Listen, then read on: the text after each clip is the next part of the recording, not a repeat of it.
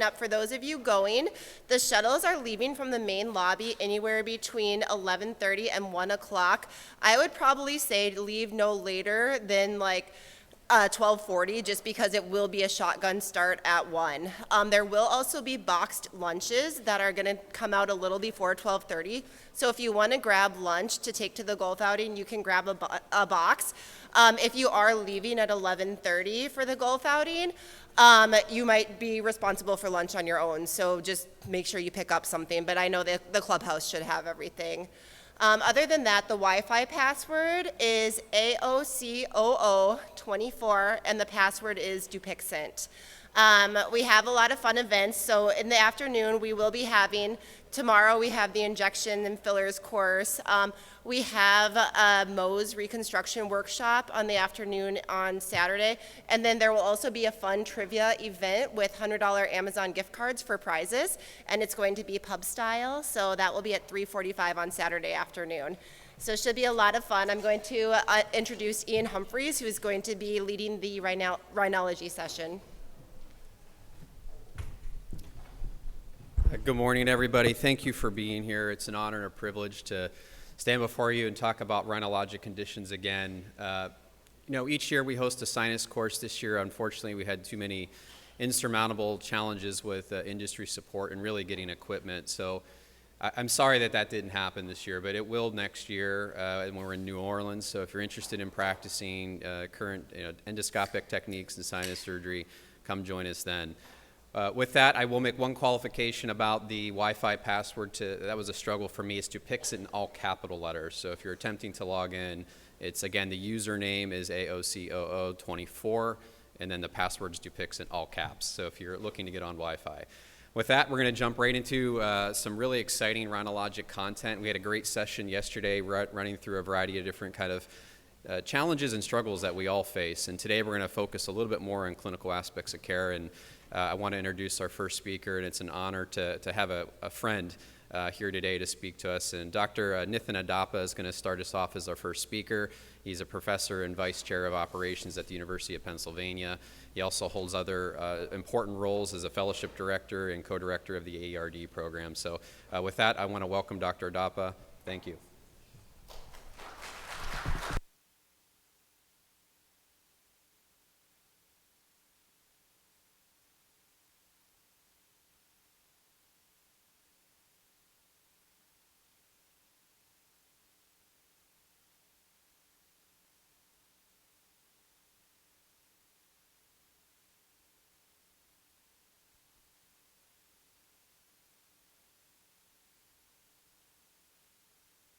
Try now? Yeah, perfect. All right, it was me. That's usually the case. So just wanted to give this talk. So this is a talk I really enjoy giving. And the impetus for creating this talk was, I've been very privileged to be at, the ivory tower where we see a lot of CSF leaks and we deal with those on a daily basis. And every now and then I get calls intraoperatively from physicians in the community discussing they may or may not have a CSF leak, and we essentially walk through kind of the steps of everything. I'm like, oh, this is actually a great idea. Let's give this talk for everybody just to get a sense of, if this, heaven forbid, happens to you, what you want to think about from my end, and for either a successful repair or what you want to do to make sure we optimize patient outcomes. So no relevant disclosures. So the key take-home points I want us to discuss today are some simple stuff for injury avoidance for skull-base injuries, what is needed for successful repair, and then do a few cases. Hopefully, again, you guys on this side can see the videos, because I do have a lot of videos to show, but cases using some of the principles I like to think about. So big picture, when you think about CSF leaks and closures, there's really like 4 big topics. So head trauma, that's like your MVAs, and then surgical trauma, I bunch into that same component. Spontaneous, so that's idiopathic intrarenal hypertension, so your spontaneous leaks. Pituitary surgery, which have very small CSF leaks, and then our big skull-base defects. Now, we're not going to spend any time talking about the big skull-base defects, but the important part for me from an education standpoint was those are what I really understood some of the bigger concepts of CSF leaks and what I'm thinking about from a standpoint of a successful closure. So first thing from a surgical trauma standpoint, just these are very basic issues and discussions, so a lot of this is also for residents as well. So just so we're all on the same page, right side is always, and this is a board question that comes up, right side is always a more common side for injuries. That's because most surgeons are right-handed, so when you go in on the patient's right side, you are actually naturally gravitating medially. And if you're on the left side, you're gravitating laterally, and we know lateral skull base is much stronger than that medial skull base. So think about that anytime you're in there. If you're on that right side, just be cognizant of that. And that the classic injury is the lateral lamella for that same condition. And then the big difference in theory, and we'll talk about this for FES injuries, is we're dealing with an infected field or potentially an infected field. So that's what we think about a prompt repair, which is a little different in some of our like our MVA traumas. And then prompt repair usually is successful. So obviously, easiest solution, avoidance. We would love avoidance. We all like avoidance. It makes sense. So there's all sorts of big preoperative CT scan checklists, and they've got all these education pieces on that. There's a few key pieces that I like to look at that are pretty basic from a preoperative CT scan review, and then thinking about that, how that correlates with what you're thinking about intraoperatively. So the first one that always comes up, and I think this is key, is the skull base asymmetry. So if you do have that skull base asymmetry, you just have to be cognizant that in this case, that right side is lower. You're gonna creep up much quicker to that skull base, and you just wanna be careful of that. The other big component I really like is a very simple thing to think about is the size of your maxillary sinuses. So the height from the nasal floor to the skull base is a fixed height. So if you have very large maxillaries, you can think about it one way, all right, this will be a chip shot. But I want you to think about it the other way is there's much less room in those ethmoid skull bases. So if you open up those maxillaries and you're going after the ethmoids, obviously totally fine, but think about you have a lot less room. Flip side, if you have small maxillaries, you have a lot more room for error. So this is essentially exactly what I'm saying. So massive maxillaries, so you're gonna be up on that skull base very quickly. This is a couple nice examples. Again, same sort of thing. Massive maxillaries, look how little room here versus you've got these small maxillaries here. You've got a lot more height there. So again, I don't think you need to do any measurements. I don't think you have to analyze it, overthink it. Just be in your mind, large maxillaries. I'm going to creep up on that skull base much quicker. And this was a nice little case example where you've got that intraoperatively. So this patient had some left maxillary atelectasis here. So essentially, if you're thinking about this case, on this side, small maxillary, large height.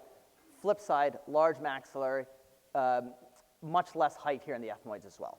And why that's important is because when you enter that posterior ethmoid, that essentially creates a fulcrum, so a point where you're looking with your endoscopic camera and you're looking up and forward, and if you have less height, there's just less room there to dissect.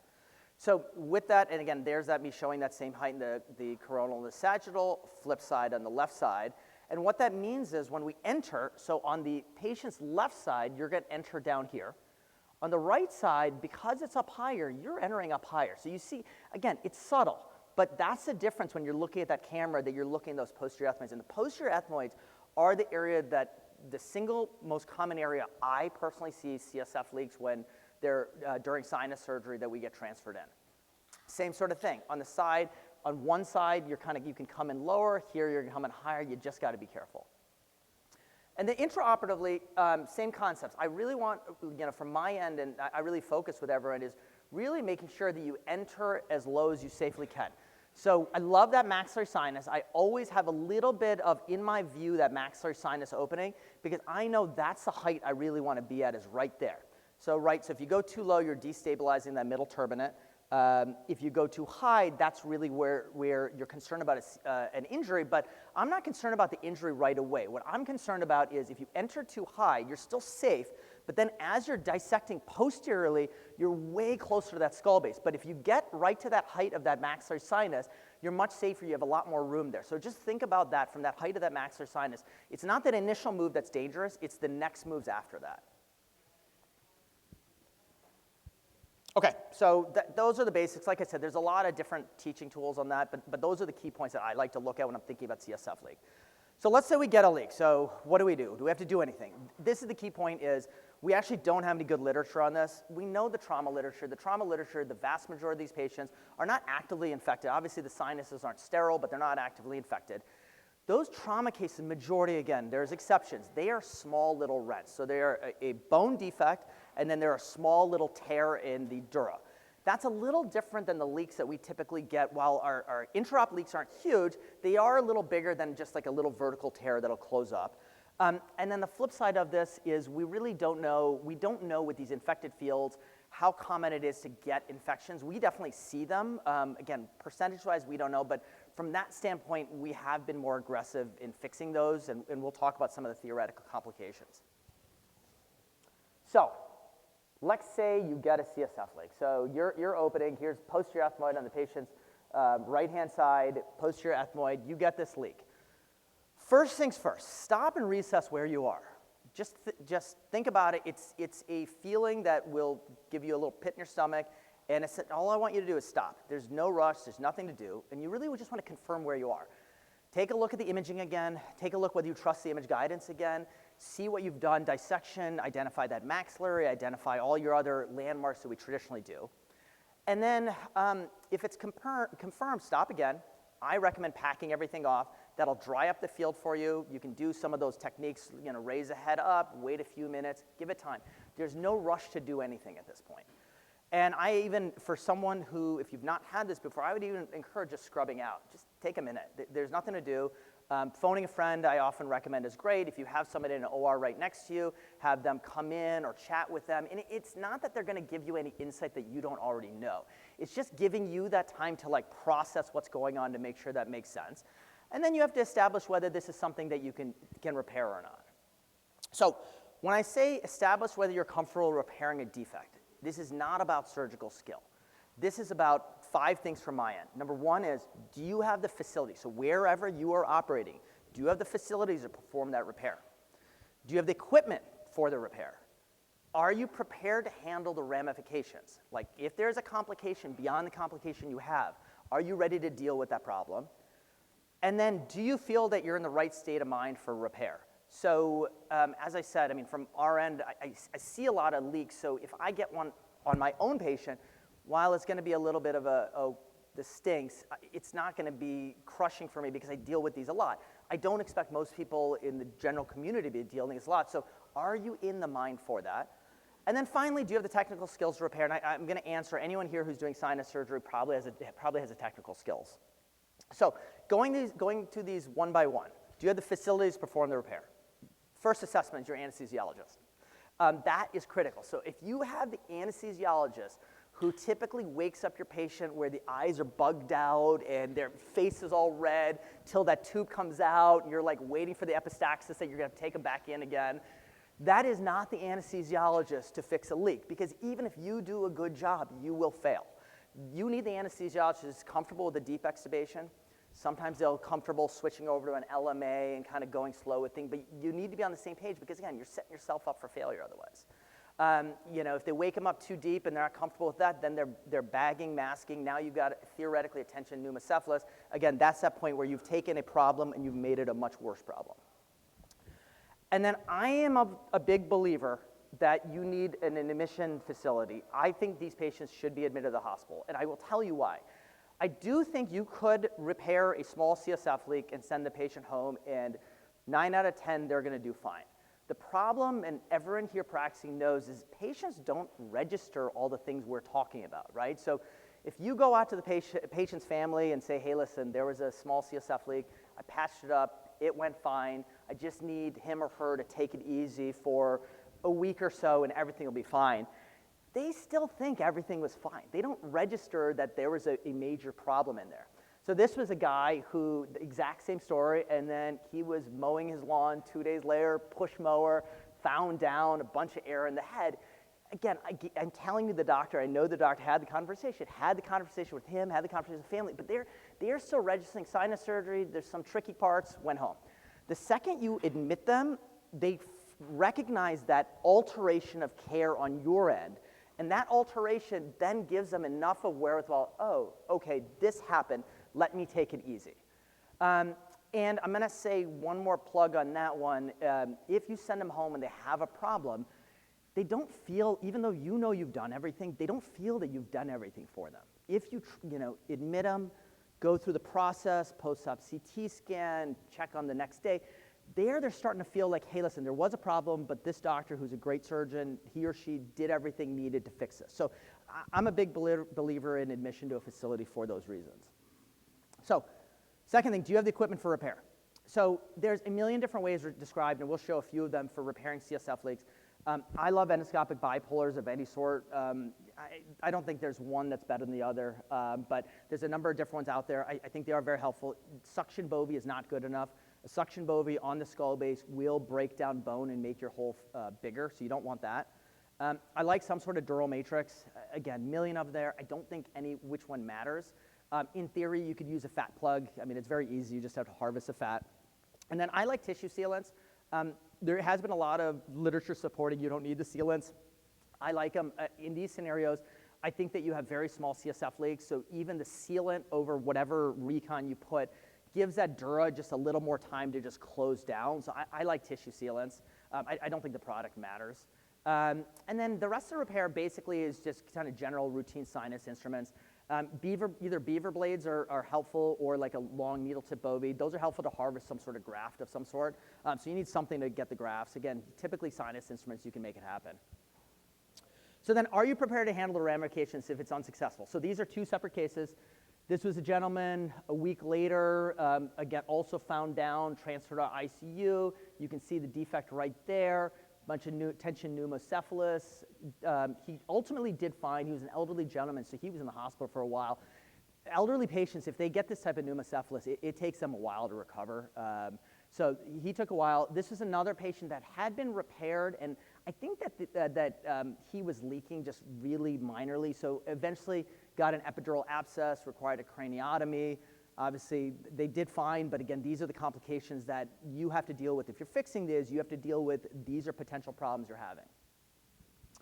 So then, do you feel like you're in the right state of mind? So this is what I like. So I love this next video, is from a standpoint of these repairs. So this is actually my partner's repair, and he's similar situation as me. You know, we do a fair amount of these. So this is a case of his. I don't know if the initial surgery is his or not, but it was a patient who had some sort of drill out, and it seems like they stenosed off. Again, some sort of inflammatory sinus case, but essentially needed a revision drill out. So you can see that very tight cavity up there. Again, the purpose of the sinuses is irrelevant, but essentially there's a significant amount of osteotic bone sitting right up in that cavity, and you're going to see this all in a second. And you can, again, there's that bone there. So 70-degree burr, you can use a diamond, you can use a cutter. The cutter works really quickly. The problem with the cutter is cutter creates big holes if you're in the wrong spot. So that's a nice rent in that dura. You can see that CSF leak. So partner sees it. He's like, that stinks. Shoves something in there and says, all right, let's finish the case, and thinking nothing of it. Meaning, it's annoying. It's a discussion with the patient, but he's been there before, so he's very comfortable just finishing off this case, not thinking twice about the leak. And then at the end of the case, once everything's nice and open, he's very happy to go ahead and go and fix that leak. And then the concept of fixing it, I think, was pretty straightforward. Basically, he used a piece of Duragen, which again is some sort of dural matrix that helps everything heal up, and then put a little bit of glue and then a free graft over it. And this is that patient 1 month later. Doing fine, looks like the sinuses are doing well. That drill out is nice and open. You can see the crusting and scabbing right where the leak was there. So did fine. Now this is your opposite.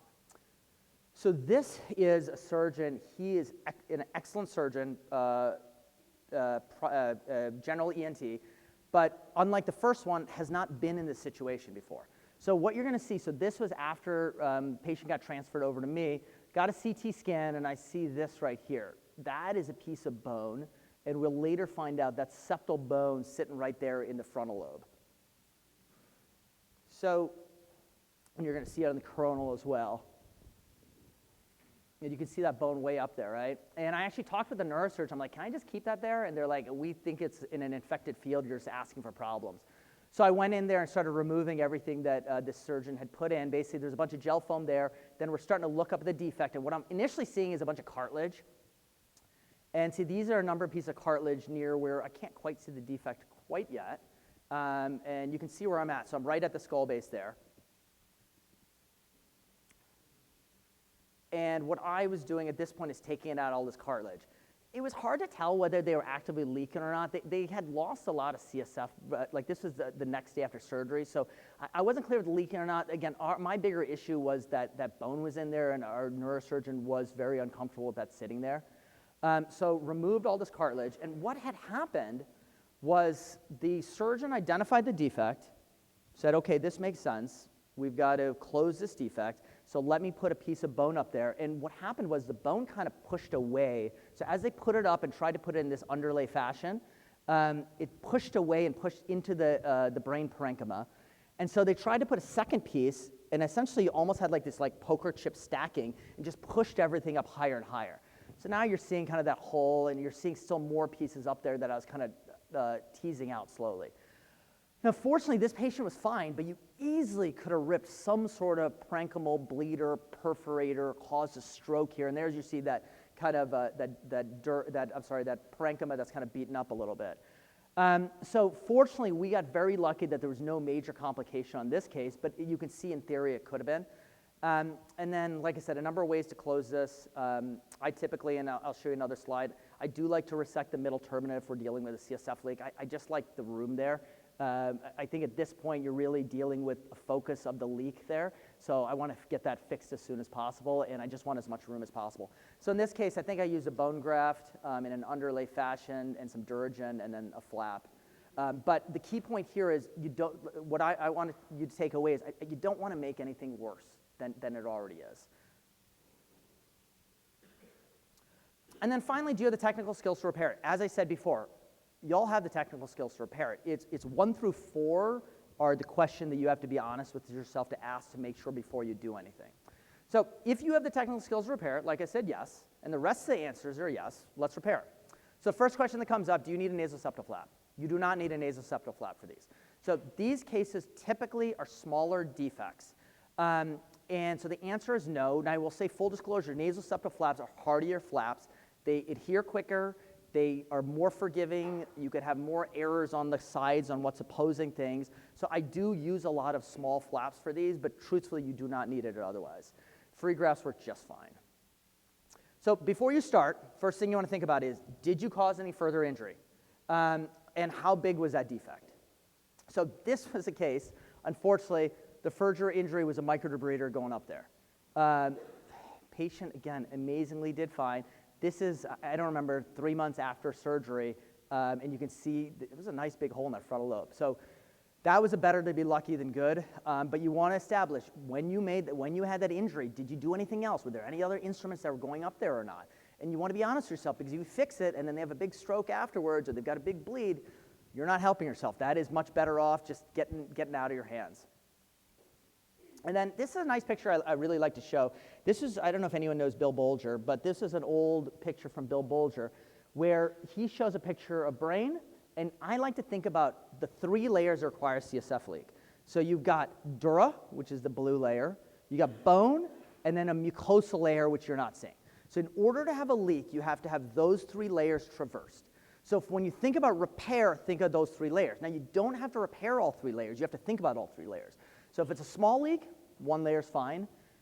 This situation, medium leak we're seeing, dura is not repaired, but bone is repaired and mucosa is repaired. So think of those 3 layers, how you're addressing 1, 2, or 3 layers. And then finally think about how big is your defect. So I want you to think of the bony defect. So in this case, this is the bony defect. So this is all dura we're looking at, but the actual dural defect is quite small. This one, the dural and the bone is about the same. So think about that. You don't necessarily have to cover all the dura watertight. But you want to think about how big these defects are. So when you think of reconstruction, like I said, the size is really dictated on the reconstruction. So very small, going back to that Bill Bolger video or picture, very small, single layer works just fine. You can decide what you want, single layer, free graft works fine.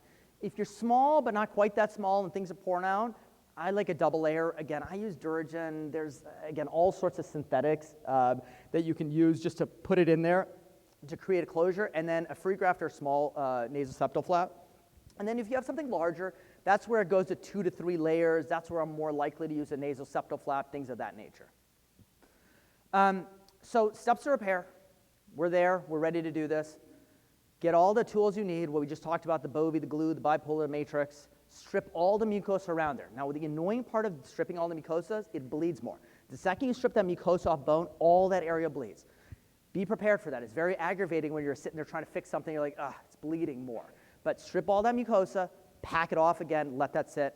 I told you before, I resect the middle turbinate in that scenario. I just want all the room I can, both for the closure and for me to watch them post-operatively and make sure everything's healing up well.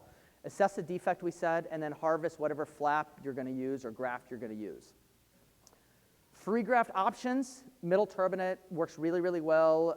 If you're taking on the scenario I've told you anyways, it's got bone in it. Septal mucosa is really easy to use. You can also get septal bone off there.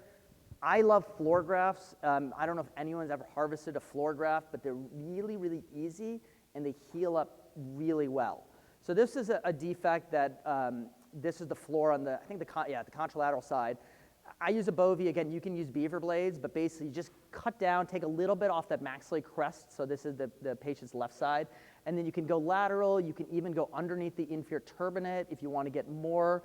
It's a nice rectangular piece. It's nice and thick. There's no donor site morbidity. If you go and look at this patient in 2 weeks, you can't even tell where you took the free graft from on the floor. I think the floor is just so well vascularized.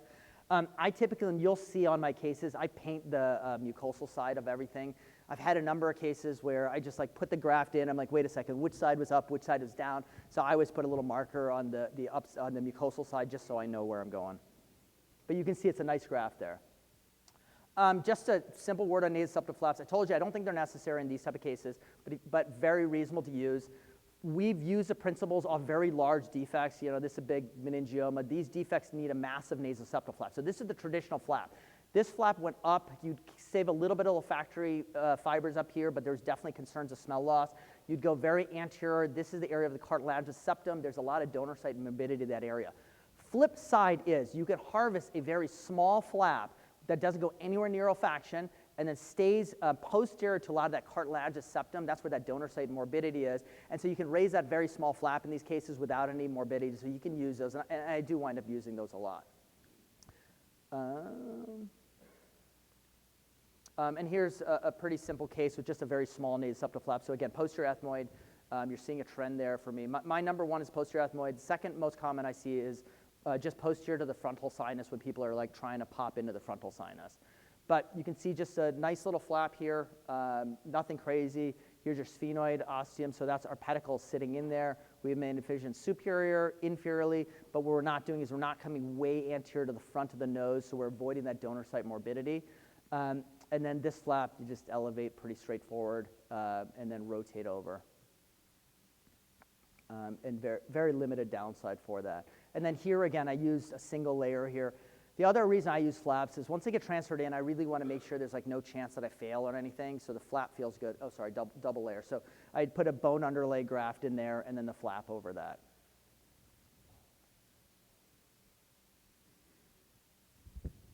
And again, you can see all the strip mucosa around. There's that bone. And then the only other thing you have to be careful about when you raise nasoseptal flaps is the pedicle comes inferior to the sphenoid. So if you open up your sphenoid, when you lay that up, you've got to be careful not to block up the sphenoid. Remember, you're here for a reason. It's to fix our sinuses from sinusitis. So the last thing you want to do is make anything worse from that standpoint. But you can see that flap kind of sits pretty nicely there, and it'll just sit up. And then this is the patient about a month later, I believe. Still a little bit of crusting and scabbing in the front where I took the graft, but it's healing up well. Sphenoid is a little narrow from that, but going to be totally fine. And then there's that flap just sitting up there. So it works out really well. And then the other big point I want to say is you need a dry field. I'm really, really a big believer in before you put your graft up, you want that field to be dry. So this is a little different case. This is a gentleman who had surgery 20 years ago. And he says he's leaking. I have no idea if he's leaking the whole time, but he had a positive beta 2 transfer. You see this, he had this big septectomy. I mean, he had all these things going on, but it was surgery from the 90s. And I did fluorescein because I wasn't sure where he was leaking from. And he actually had a tiny little encephalocele in the cribriform plate on that left-hand side. And so it was actively leaking from that site. So what was nice about that, you just take that bipolar and you just buzz it, and it's dry as a bone. So there's no more leaking. You could nicely put a single layer over that, and you feel very comfortable, no problems. Flip side, this was a case, I think it might have been the first one we showed.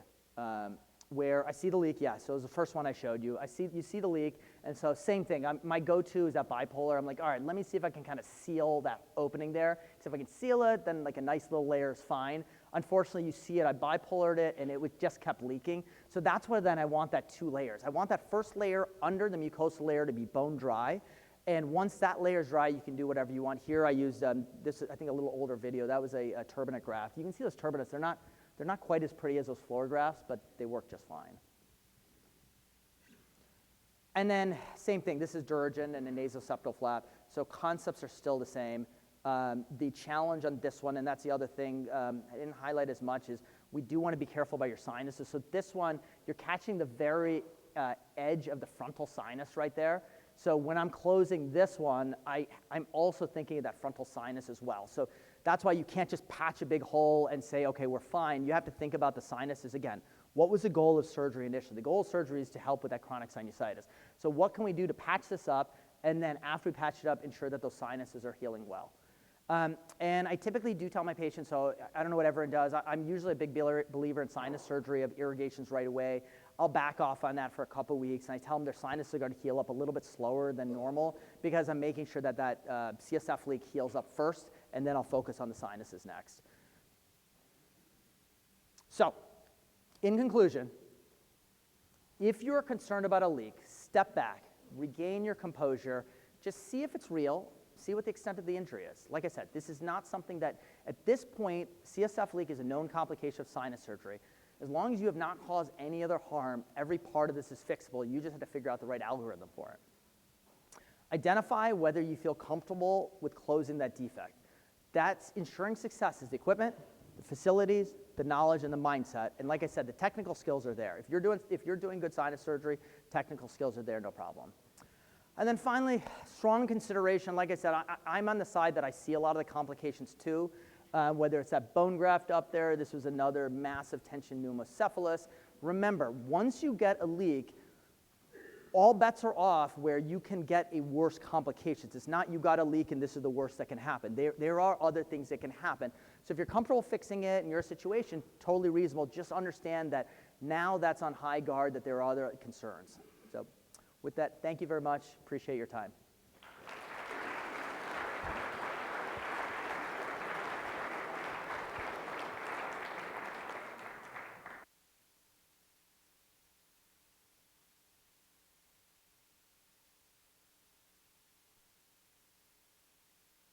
Shoot. Yep. Yeah, so it's a great question. So I still put a glue on top of it. And then after the glue, you can use, honestly, you can use anything. Nasopore, like you said, works fine. Believe it or not, I actually use some strips of Xeroform, and I kind of just like pack up against it, but anything will work on these small ones. I'll leave it in for about a week or so. And if you have like Nasopore, I just let that stuff sit. Again, you're thinking about the sinuses that you don't want them to scar up, but I let it sit. Thanks, everyone.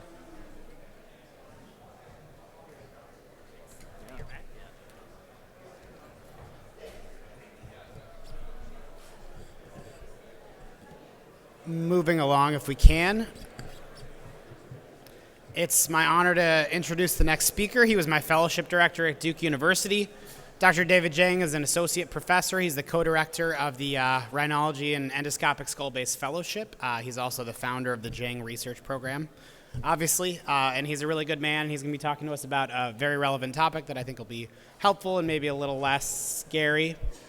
David Jang.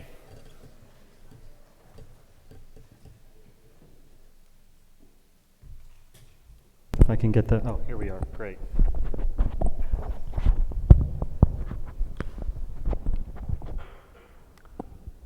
All right, it's a pleasure to be here. Really great to meet new colleagues and be here at Myrtle Beach, which is sort of my go-to beach with my family, so a lot of memories I have here. I'm going to talk to you today about sinus headaches. This is obviously a topic that we deal with all the time in the clinical setting on a daily basis, and I want to share with you some of the research that we're doing that could potentially change the way we manage patients with sinus headache. So these are my disclosures. Some of the research that I'll be presenting was funded by Amgen and Association of Migraine Disorders, which are obviously headache-related entities. And this is the outline for my talk. We'll talk about what is the way that we conceptualize sinus headache, right? What is our treatment management paradigm? The second is, why do we need to change it? And the third is how. And I think we need to start with a very fundamental question, right? Which is, how do we even diagnose sinusitis? Well, we all learned about the 4 cardinal symptoms of sinusitis: facial pain, pressure, thick discolored mucus, nasal obstruction, hyposmia. But for some reason, facial pain and pressure have sort of become pathognomonic for sinusitis. So much so that we often refer to pain anywhere in the midface as a sinus headache. And why is that, right? What about all the other symptoms? Why do we place so much emphasis on the headache part? How many of us as medical students were taught that if the patient has pain or tenderness over the maxillary sinuses, that they have an acute sinusitis and need an antibiotic? I was certainly taught that. Well, if we go back to the literature from the 1980s and 1990s, I think we find our answer there. This is a study from a family practice journal where they looked at the signs or symptoms most predictive of sinusitis versus an upper respiratory infection. And what they found was that sinus tenderness and sinus pressure were by far the most emphasized symptoms. This is another study from the same journal where they asked clinicians, what are you looking for that really makes you think sinusitis? And again, sinus tenderness on exam with facial pain. This is a study from our literature, from the otolaryngology literature, from 2 very prominent otolaryngologists. And again, we see headache, facial pain, tenderness as the first symptoms that show up. And that's fine. If you take a group of patients who have known chronic sinusitis or recurrent acute sinusitis, many of them will have facial pain or pressure, right? But it becomes a problem when you do this, this logical fallacy where you say that most patients with facial pain or pressure likely have sinusitis, because we actually know that that is not true. So let's look at some of that literature. This first study here by Aros et al. It's a landmark study. It looked at 100 patients with self or physician-diagnosed sinus headache, and they found that only 3% had sinusitis, while the vast majority met criteria for migraine. The second study looked at close to 3,000 patients, again with self-described or physician-diagnosed sinus headache, and 88% in that group had a migraine-type headache. This third study is actually from a tertiary rhinology practice in Europe, and what they found was that 25% of their patients presented with facial pain or pressure and met established guidelines, criteria for sinusitis based on symptoms. But of these, 60% had normal CT scans. And this is probably what I see in my practice now. Even with a tertiary level rhinology practice, a lot of these patients have normal scans. Now, if we look at our own Academy's guidelines on diagnosing sinusitis, I think we all know, right? A symptoms-based diagnosis just has really low specificity, right? I mean, we really should not be making a symptoms-based diagnosis. And so the recommendation is that we need some level of objective evidence, whether that's through imaging or endoscopy.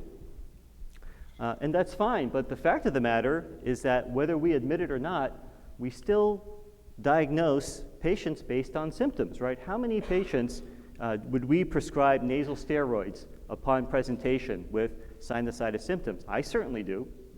How many times do we prescribe antibiotics just to see if they work because we think it might be sinusitis? I certainly do that.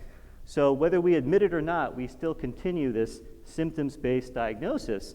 Not that we, don't plan to get a CT scan or plan to work the patient up longer, but we still do this empiric treatment.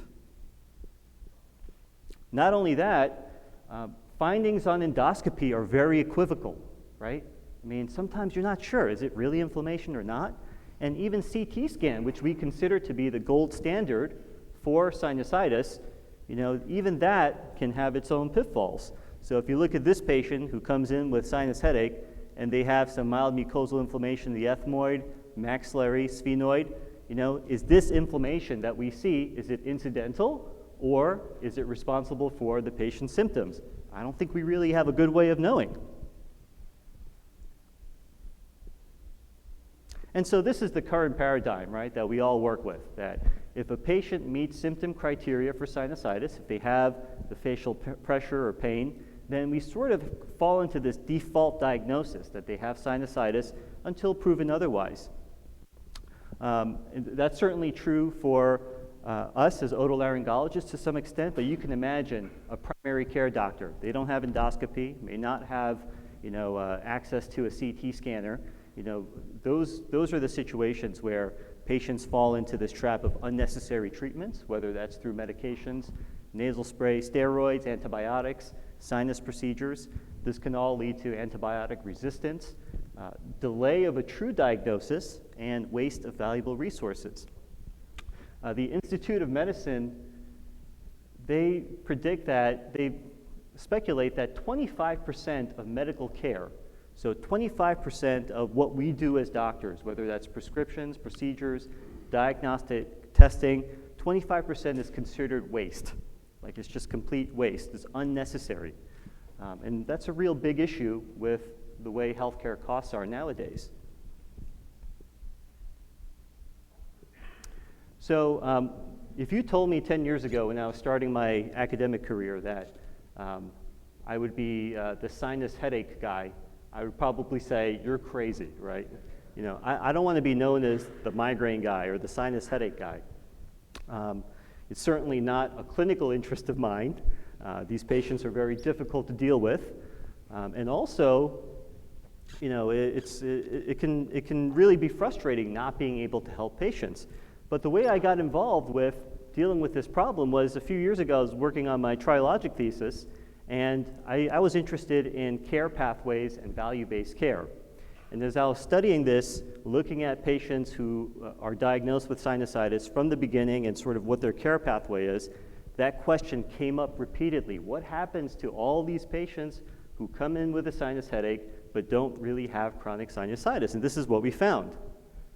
So they usually present to their primary care doctor with facial pain or pressure, and that often leads to the incorrect diagnosis of sinusitis, and they usually start antibiotics. Now the problem here is that this cycle sort of repeats itself a few times. Patients usually spin their wheels here, and what we found was that for primary care doctors, the mean time to referring to an otolaryngologist was 223 days, with about 3 courses of antibiotics in that time period. Very few of these patients actually get CT scans. Another study actually found that 81% of patients with migraine had a misdiagnosis of sinusitis with a mean delay in diagnosis of 7 years. So what they found, this can go on for 7 years.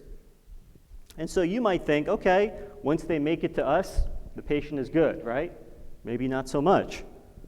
Sometimes we do find that the patient has a normal endoscopy, normal CT scan, and we diagnose them with a non-rhinogenic headache, and we can either start them on treatment or refer them to a headache specialist. But the fact of the matter is that a lot of patients will have incidental findings on CT scan, and that perpetuates this incorrect care pathway where they continue to carry a diagnosis of CRS, and that includes more treatment, often including surgery. One study we did a while back showed that there's an increased incidence of balloon dilation in patients with primary headache. This refers to these patients right here. So what's the cost of all of this? If you look at the cost literature, it's estimated that the annual direct cost of CRS in the United States is about $10 billion. If you include acute sinusitis and indirect costs on top of that, it's probably upwards of $50 billion, a very common problem. And it's important to also keep in mind that the cost is for patients who have a presumed diagnosis. Okay? These are all based on CPT codes, so we don't really know if they have CRS or not. The study we did looked at expenditures, and what we found was that out of the total cost of managing presumed CRS, the majority of that cost came from outpatient visits and medications.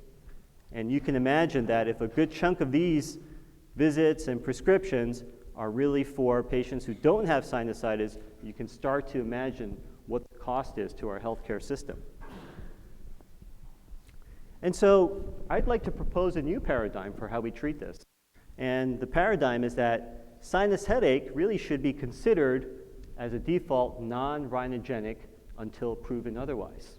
Okay? So what does that mean practically? Well, CT scanning early on, I think, is a really good way to do that. Instead of starting empiric treatment, let's scan these patients early on. A lot of us have point-of-care CT scanners. Why not use them? We also want to avoid over-interpreting the CT scan. A lot of patients will have incidental findings that we want to avoid over-interpreting. And finally, maybe we can start to initiate empiric treatment for migraine as well as for vasomotor rhinitis, which is very closely associated with migraine.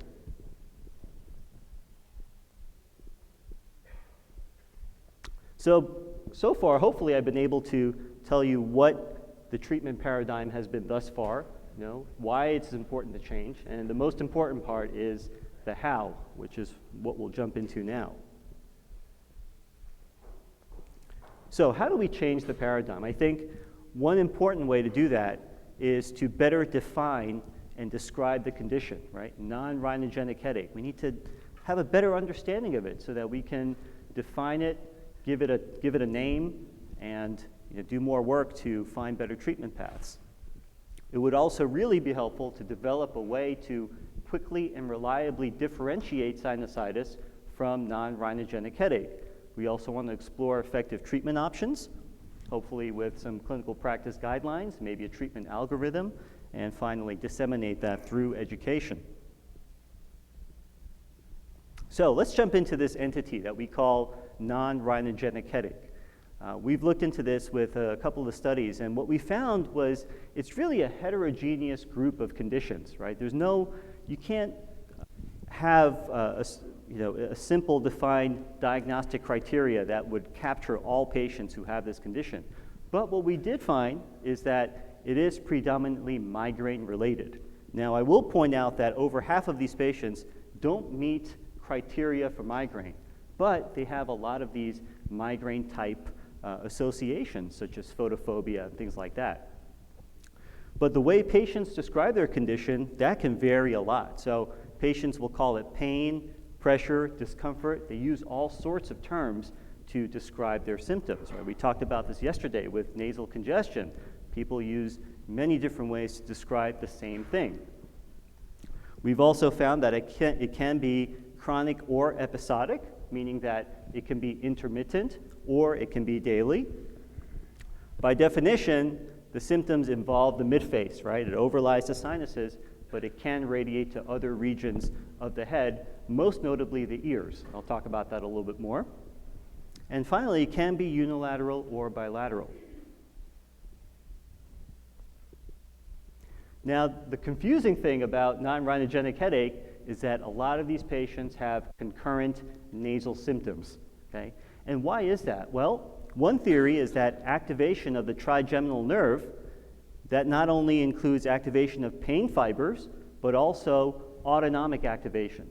And so this leads to autonomic nasal symptoms, such as rhinorrhea, congestion, lacrimation, and even some subtle facial swelling. We see this with trigeminal autonomic conditions like cluster headache. Those are very well-defined, sort of rare entities, but in reality, autonomic symptoms are much more common in the general population of headache patients. This study here found that, these two studies found that about half of migraineurs had significant nasal congestion and rhinorrhea. Also, a more recent study found a strong association between migraine and vasomotor rhinitis. And so this diagram here, I think it really captures the essence of what we're talking about. You see the trigeminal nerve fibers innervating the sinus mucosa. So you can imagine both pain and other nasal symptoms occurring as a result of nervous system overactivation. So you might say, wow, okay, a lot of these patients will present just like sinusitis. I mean, how do we really tell the difference, clinically? And I think it is definitely possible. So one important way to differentiate the two clinically, based on history, is triggers. So with non-rhinogenic headache, a lot of these patients will have triggers. So what are the common ones? We have the phobias, right? Lights, sounds, smells can trigger their symptoms.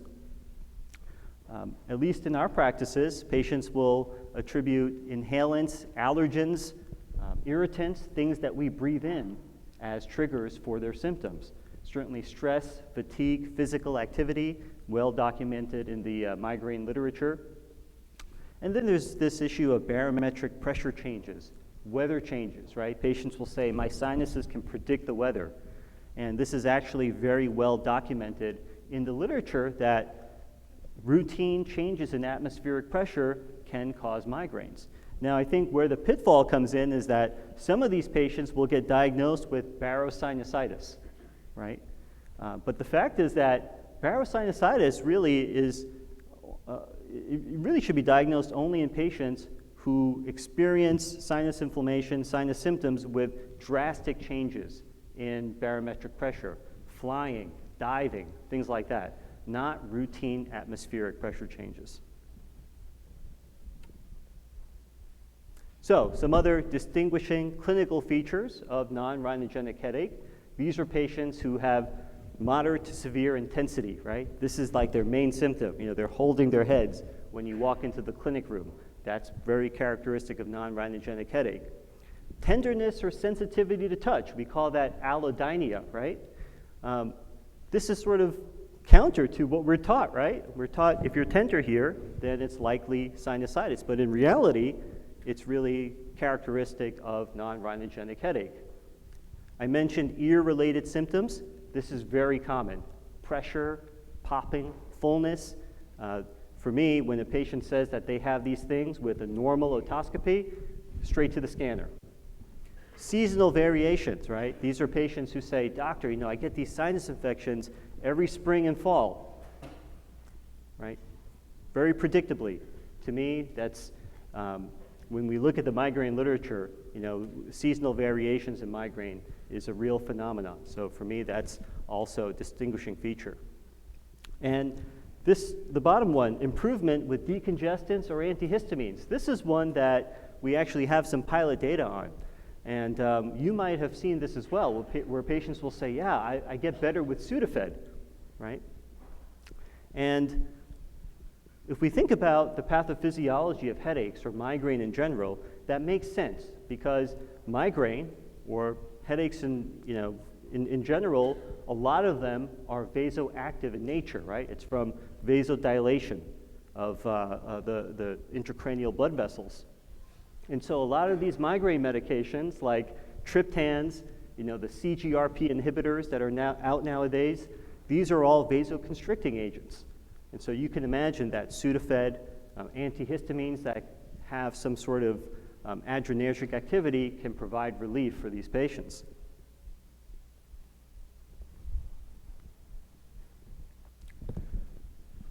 Now, one of the important things is to understand the effect of placebo. Okay, so the placebo effect is extremely relevant clinically. So to demonstrate that, I have this graph here from a recent study from the New England Journal of Medicine looking at one of the new migraine medications. And I want to point out to you that, sure, the treatment group had more improvement, but look at the placebo group. I mean, this is how much of a placebo effect you see in these patients. This is another study from our colleagues in San Antonio, a very well done study, where they looked at patients with weather-related headaches, and they randomized them to balloon dilation versus a sham dilation. Really clever, right? And what they found was really no difference at the 6-month mark in both SNOT-22 scores and the headache scores. This is our own preliminary data where we looked at a migraine medication, and again, we found that Both treatment and placebo groups had significant improvement, not only in pain and pressure, but also congestion and nasal discharge. So the placebo effect is something that we really need to take seriously when looking at these patients, but also evaluating different medications, devices that we have nowadays. So obviously patients will say, doctor, after I took antibiotics, I got better. After my sinus procedure, I got better. Well, yeah, that's not surprising because number one, you have the placebo effect. But number two, remember I mentioned that a lot of these patients will have intermittent symptoms. It's episodic, it resolves on its own. Now, I don't want to pretend like all this is black and white. We really have to consider other diagnoses when thinking about these patients, right? Obstructive sleep apnea is very common in our practices. These are patients who have facial pain and pressure, especially in the mornings. Then there's, of course, TMJ dysfunction, myofascial pain, as well as dental-related pain. And patients can have both neurogenic pain and pressure as well as sinus inflammation, right? These are two very common conditions in the general population. So patients can have both. And what I found is that patients who have true sinusitis, that will just make their underlying headaches much worse. So if it's not sinusitis, then what's the diagnosis? Here, this question points out the need for us to name this condition, right? We need to have a name that we can all use, that we all agree upon. That would really help with communication and just having a unified front in managing this condition. So what about the name I've been using this whole time, non-rhinogenic headache? Yeah, that's not really a good name, right? This tells the patient what they don't have, doesn't tell them what they actually have, right? So this is probably not good. Atypical migraine, what about that? Well, this condition is actually not atypical, right? It's very common. And besides, no patient wants to be called atypical. What about midfacial segment pain? Yeah, try explaining that to a patient, right? And so a group of us from the Association of Migraine Disorders, we got together and we sort of debated this and thought about what's a good term. And what we agreed upon was sinus migraine. Why? Well, we thought that sinus should be in there, this word sinus, because number one, it validates the patient experience, right? But not only that, we talked about how innervation to the sinuses is what causes this pain. And we thought that the word migraine should be in there as well, right? Because it really highlights the predominant pathophysiology behind these patients. And so I'll go back to this care pathway here. And what we thought was, what if we can find an easy and a reliable way to screen for these patients initially, up front, like even before they see the doctor, right? Maybe the medical assistant or the nurse can administer a quick screener. And so we're in the process of developing a screening questionnaire for non-rhinogenic headache. And the way it would be used is at the initial point of contact, whether it's to the primary care doctor or to the ENT. And if they screen positive for non-rhinogenic headache, then they can be guided towards the correct treatment pathway. CT scanning up front, initial treatment for headaches. And this screening questionnaire, we've completed the qualitative portion and currently validating the questionnaire in the clinical setting. So once you've diagnosed these patients, once you've identified them, what do? Well, I'm just going to share with you my own sort of approach to these types of patients. A lot of these patients continue to respond well to NSAIDs, Tylenol, over-the-counter pain medications. And I think as long as the condition is intermittent, they're not using it frequently, then it's perfectly fine to use these medications. For some patients, I will prescribe triptans. These tend to work well for a subgroup of patients, and this is a really nice initial treatment you can try if they don't have cardiovascular comorbidities. We talked about decongestants, so that's certainly an option too. Again, needs to be used judiciously. Now with antihistamines, someone at one of the regional meetings actually came up to me once and said, you know, I've had a lot of success with cyproheptadine. I don't know if you're familiar with that, but this is also known as periactin. It's one of the old generation antihistamines with vasoconstrictive properties. And so some of my patients have responded well to that. And then you have other over-the-counter migraine remedies, melatonin, magnesium, riboflavin. Those are things that the patient can try. And definitely lifestyle modifications are certainly important, especially avoidance of triggers. Notice that I'm not prescribing Topamax, calcium channel blockers, right? If I have a patient who really needs to be on a prophylactic migraine medication, I'm not necessarily comfortable initiating that or dosing that, right? And so I try to be very selective about who I send to the headache specialist, to the neurologist, to have a discussion regarding prophylactic medications. If you're like me, you know that a headache specialist is hard to find, right? Not every neurologist treats headaches, or they like to treat headaches. And if you find a headache specialist, the wait time is often upwards of 6 months. So it's really important to at least initiate treatment to obviously help the patient, but also to have them feel as if they're not being abandoned. Okay, so educating. Obviously, the patient needs educating. Primary care, a lot of patients will initially present to urgent cares, right? Those are pretty common these days. A lot of them are staffed by APPs, so it's really important to really disseminate this information to them. But what about us, right? Am I just like standing here preaching to the choir, right? You guys know all this?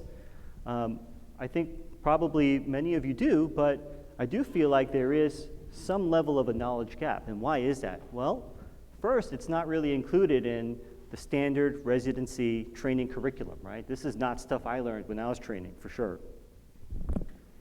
But to better assess whether otolaryngologists were knowledgeable in this area, we actually did a study. We looked at this concept of weather-related headaches. We know those are migraine in nature. It's not sinusitis. But we scoured the internet, and we looked for websites that express this incorrect information that weather-related headaches are from chronic sinusitis. And what did we find? We found that a lot of the stuff was, from media websites, but a quarter of them were from otolaryngology practice websites, right? So this was sort of mind-boggling to us that we as a specialty are largely responsible for perpetuating this myth. So this is my last slide. In conclusion, hopefully I've been able to convince you that the current paradigm that we currently use really overdiagnoses sinusitis when statistically speaking, sinus migraine is much more common. And the current paradigm is really not efficient or cost effective and really perpetuates misdiagnosis and misutilization of healthcare resources. But we can change this paradigm through better knowledge, new guidelines, education, more research. And let's face it, change is slow, right? It's generational. But I think that it's our responsibility as otolaryngologists to lead this change, because I realize that if we don't do it, no one else will. So I think we all need to take it upon ourselves to take on this initiative. So this is a plug for the Migraine and Otolaryngology Society. Membership is free. Please check out the website. I'll put in a plug for Dr. Tashido tomorrow. He's an otologist who's a board member for this organization who'll be talking about vestibular migraine. Thank you for your attention, and please feel free to reach out to me if you have any questions or comments.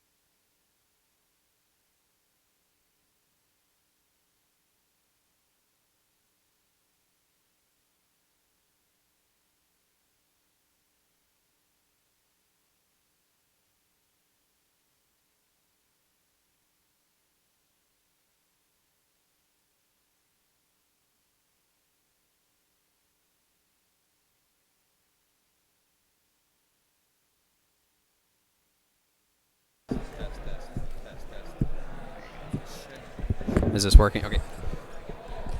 Okay, we're going to move on to the next portion of our morning so we can stay on time. So if everybody could go ahead and find a seat or take your conversations out, we're going to go ahead and begin to the next section. So our last section today is going to be a panel section. Again, everybody, we're going to go ahead and start. Please find your seats. Thank you. Please find your seats. Thank you. All right, so our next session is we're going to run a panel. I want to introduce Dr. Faria Farid. Dr. Farid is a rhinologist in Seattle at Polyclinic Optum, and she's going to lead us through a case discussion on some of the challenges we face in rhinologic care conditions. Dr. Farid, thank you. Thank you. It'll just be 1 second. He's going to be turning on my slides. All right, thank you.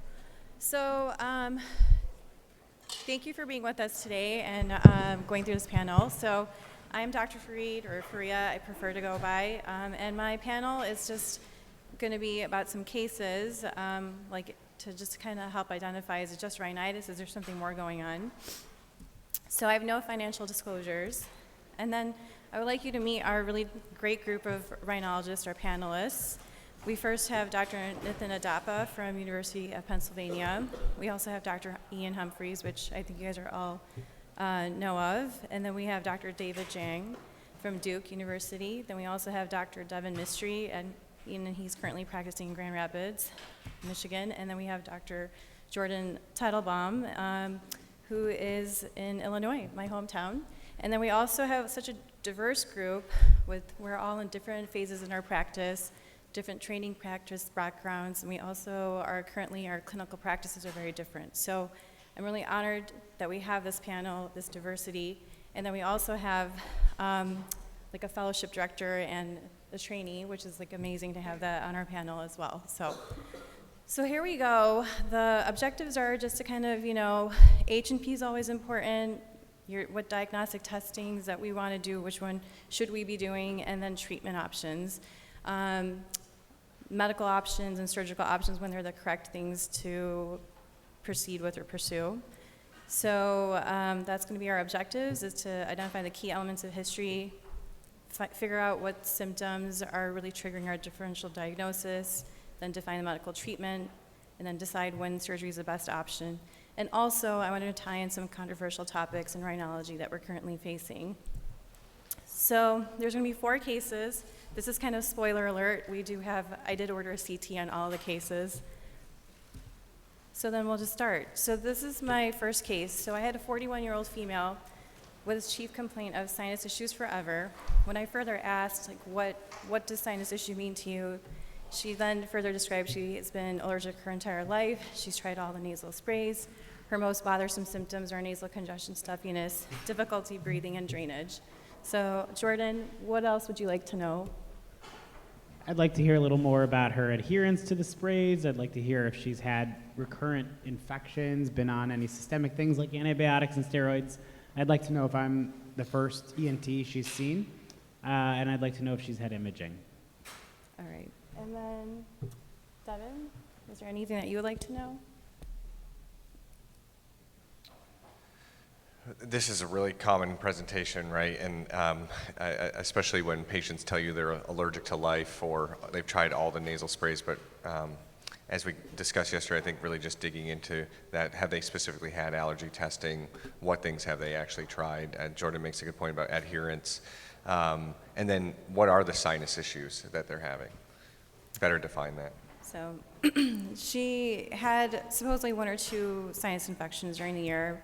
Medical history-wise, she did have allergy testing, allergic to dust mites, grass, and tree, no surgeries, has tried fluticasone and loratadine, and no other medical allergies. Then, Ian, is there anything that you would do next? Sinus migraine. No, Yes. That's fast. Yeah, That's fast. that's definitely on the differential. No, joking aside, I think those were all great points that were brought up. I'd want to understand more about the fluticasone PRN, really what does that mean, understand when and where that allergy testing. One thing I always think about is, people move a lot. Was that allergy testing performed in Florida? Yeah. And then now they're with us in Seattle. Is that relevant? Is it not? Does it need to be considered again? So I agree with all the comments, just digging a little deeper, asking those questions. I often like to ask open-ended questions in these scenarios too, of like, what haven't I asked you about that you think's important? Or what have I missed that you think's important, just to make sure we're capturing the full body of information? These are all great, excellent points. We did end up proceeding with a physical exam, pretty normal. The anterior rhinoscopy showed boggy turbinates and clear nasal secretions. Then proceeded with the nasal endoscopy to show the right and the left side. Pretty unimpressive on both sides. And then nothing very exciting going on, but David, is there anything you would like to do next? Like, would you do a CT scan at this point, or? Yeah, if the patient has truly tried all the different nasal sprays, the CT scan would be the next step for me. What about Dr. Adapa? Nathan, would you do a CT or just try more medical therapy? Because her fluticasone was just as needed. Claritin was kind of as needed. Would you consider the treatment? I mean, I would definitely consider a CT scan. Again, going back to, it was all brought up, have they seen other ENTs, how long have they been dealing with this, et cetera, et cetera. But to the points brought up of the PRN, fluticasone, I mean, I'm often a big believer. I'll take fluticasone, add a nasal antihistamine, as well as an anticholinergic agent as well, and see if we can actually try some true compliance there. If those have been tried in a true compliance fashion, I'll typically add a CT scan to take a look at things. Would any of you put this patient on Singulair or Montelukast? Jordan? Only if she had asthma. Okay. Nope. Okay. So this is actually just simple vanilla allergic rhinitis. She did have, which is an IgE-mediated inflammatory response from exposure to inhaled allergens. She was having the nasal congestion, rhinorrhea, itching, and then when I dug deeper, she's having sneezing, and her allergy testing was done in Seattle. So I did put her on dual therapy of the nasal steroid and antihistamines, but then our academy has done clinical practice guidelines about the current treatments. So for allergic rhinitis, our first line should be an intranasal steroid, oral antihistamines. Intranasal antihistamine like azolastine is optional. Oral leukotrienes are not recommended for a couple reasons. One is cost, and it really didn't show any efficacy. And then combination treatment is definitely an option. And then immunotherapy is recommended actually for this type of a patient. And we actually just released clinical practice guidelines last month. This is like hot off the press about the immunotherapy for inhalant allergies that I'm not sure if some ENTs do allergy treatment and allergy immunotherapy in their office. I currently don't offer it, but I do think it's something to really consider. They also investigated and explored acupuncture, which can be an option, but there was no recommendation for herbal therapy. So I put her on dual therapy, and then this is just also kind of summarizes allergic rhinitis, but she comes back. And now she's still miserable, but cannot breathe. Devin, would you do anything next at this point? So the primary complaint is that she can't breathe Yeah. still. Yeah, I mean, so I like to separate out the allergic symptoms from the nasal airway complaints, and if they're improving on from an allergic rhinitis standpoint in terms of postnasal drainage, the nasal itching, those symptoms, but still have symptoms related to nasal airway obstruction, then obviously, on that exam, I saw what looked like a relatively straight septum, but in enlarged turbinates, I would evaluate the nasal valve with a caudal maneuver. If that's isolated and separate from sinus complaints, I don't typically obtain a CT scan. For purely nasal airway concerns, I might offer some surgical therapy depending on the source of the obstruction. So anything from Dr. Jang or Jordan or? I think I do turbinate coblation in the office under local anesthesia, and a lot of these patients are patients with either allergic rhinitis or mixed rhinitis, and I found that that type of procedure works well as an adjunct to medical treatment in patients with rhinitis. So So, And I would also put a plug, sorry, for that, Yeah, sure. that nasal valve, checking that nasal valve. I've seen that missed so many times. Like the initial story was a little different. If they say they can't breathe, just check those valves with a caudal, take that tip of the nose, kind of push it up a little bit, see how they're breathing a little bit better. Because I've had a number of patients, we were working with this diagnosis of allergic rhinitis, and it really was some valve issues as well. So make sure we check that. So I did end up doing a CT scan, and I think Devin's already kind of touched on, she had inferior turbinate hypertrophy. Septum was pretty straight. So I did actually offer, like David was saying, turbinate reduction. So does any of the panelists have like a preference where they do their turbinate reduction? Do they do it in the office, in the operating room? Ian, do you have any preference? Yeah, I think this is another one for shared decision-making personally. I think there's pros and cons to both. Try to best understand the impacts in their life. Talk through those advantages and disadvantages, as there certainly are obvious ones in the office, of avoidance of general anesthesia, quicker recovery time, likely lower costs, may not always be. However, I do think what I've learned with turbinates is not every turbinate is the same. Some have more of a bony component, some are more of a soft tissue component, others are both. And I think one thing I've learned in my failures of turbinates is underappreciating those aspects. And so naturally, if it's a large bony component, I wouldn't anticipate, at least the techniques that I use for in-office, to deliver a sufficient satisfactory result. And then Jordan, are you doing this in the office like David, or do you offer in the operating room? I typically offer the operating room. I think the submucosal reduction with an out fracture is a pretty good long-term result, And even the- in Chicago, Yeah. where it's cold. That's exactly actually what the clinical practice guidelines recommended.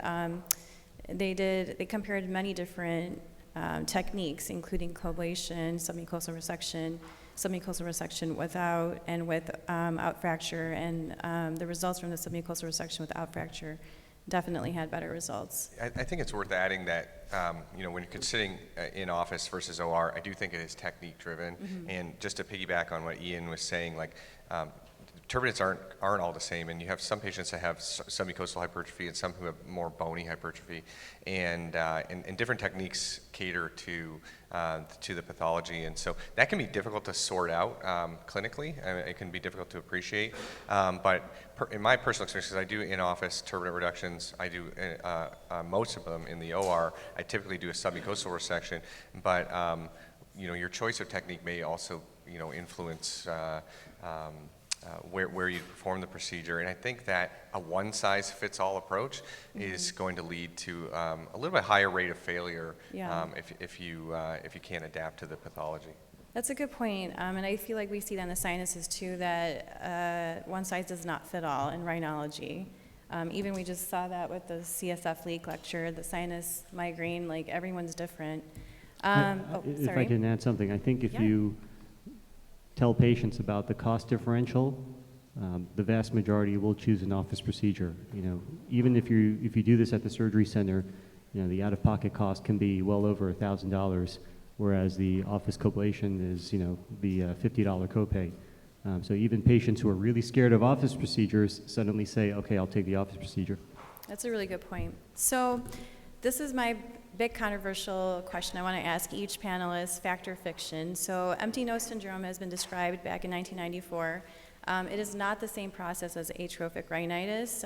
Usually empty nose syndrome is considered a complication where you end up having a paradoxical nasal obstruction after you have done a reduction. And then the CT scan, if it's done, may show some loss of turbinate tissue.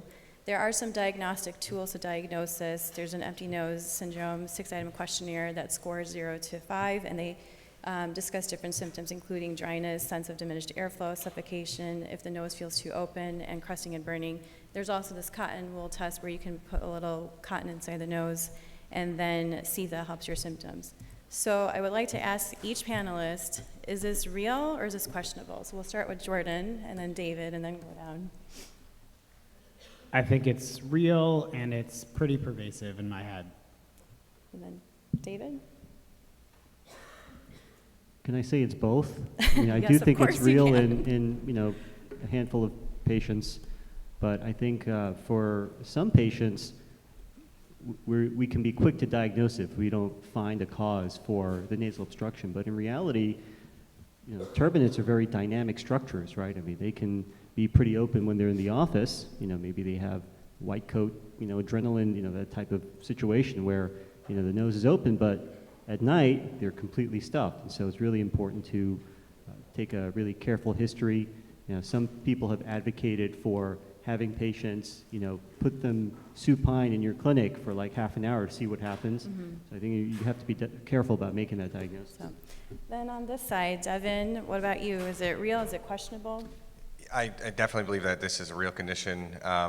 When I was a fellow, we did a lot of research on this. We had some people studying computational flow dynamics, and collaborating pretty heavily with one of Ian's fellowship directors. And I think that the prevailing dogma has always been that empty nose syndrome is secondary to inferior turbinate resection, and I don't think that's always the case.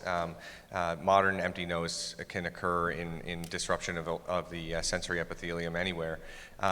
But it's also not purely anatomical, and we know that there's a huge psychiatric or psychogenic component to this disease. There are many times in tumor surgery and skull-base surgery where you exonerate the nasal cavity, and those patients don't necessarily get empty nose syndrome. So I think it's real, but I think that there are multiple factors that play a role, and you have to have a high index of suspicion, but it probably has some component of the same pathophysiology as we see in like obsessive compulsive. And then Nathan, how do you feel? Like, what is your? I'm strong fiction, not even questionable. There is a condition that's psychosomatic where a patient perceives that they cannot breathe through their nose. I feel very strongly that's real.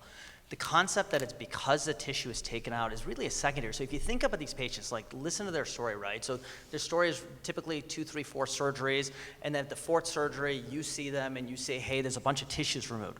So you ask them, why did you have surgery in the first place? I couldn't breathe. All right, so then you had surgery, and now you've had 4 surgeries because you couldn't breathe, and now why you can't breathe? Well, I have empty nose syndrome. And you're like, no, you could never breathe to begin with. There was no breathing. That's why you had all the surgeries that you had. So it is a psychosomatic condition that people feel. So I'm not disputing they're really sensing that problem. I don't believe it's related to this. I believe that this is then a secondary where they're looking for this answer, and they've gotten this answer finally on how I couldn't breathe, but I never explained the problem in the first place. Yeah. And then going back to what we just said with Devin is the other part of this, aside from that kind of that bias that you have, that recall bias, is everybody now is doing these massive endonasal skull-base resections. I mean, I have hundreds of patients. I have wiped out every inferior turbinate, middle turbinate, septum, radiated, chemo. Now, they get crusting, they get sinusitis because of all the mucociliary dysfunction, but if you ask every single one of those, I've never had a single one say, I can't get airflow through my nose or it feels stuffed up. I've never had one of those. So I believe it's a psychosomatic condition that we are looking for an explanation that's not there. I think the problem that we have as a field is it is hard to identify ahead of time, right? So if you could identify that 1 out of 10 patients who has this, you'd be like, well, I'm not doing your septum turbs because it's not going to help you. We don't have an identification for that until after the fact that we're like, hey, it didn't work, and then they're using that as a reason. So strong fiction. All right, and then Ian, and then this is a loaded question for you. We know who you trained with, so. This is kind of a mic drop moment from Nathan right now, right? And being end of a panel lineup is you have to try to come up with something clever after 4 other experts in front of you had given their thoughts, and not to sound repetitive. A few things. One, we call it a syndrome because we don't understand it, and I think that's what we're hearing is we're debating the what or the why, and that there's legitimate questions here surrounding this. I'd also argue that if this was a different group, if this was the AFPRS meeting, it would probably be not even a discussion. This might not even be a topic because there's a very strong sentiment within the facial plastic world that this doesn't exist for some of the reasons to what Nathan has already said. I would argue a little different perspective that it's almost immaterial. And what I train the residents on is, we still don't have all the answers. There's certainly this group of people that have this experience and a lived experience through this condition. And lawsuits have been won. There's research that's being conducted, and physicians have been murdered. So I would encourage you to think through a different perspective of there's something happening here. And we probably need to think, getting back to care pathways, what does that mean for us? Does that mean that these patients do need to see a psychologist, a psychiatrist? Is there a role for an otolaryngologist or not? And what does that role actually mean? If you do look at Jaker's work, he's publishing more and more about different nerve receptor findings in the nose and how we sense pressure, how we sense wall shear stress, how we sense movement of air. So maybe there is a organic component to this too.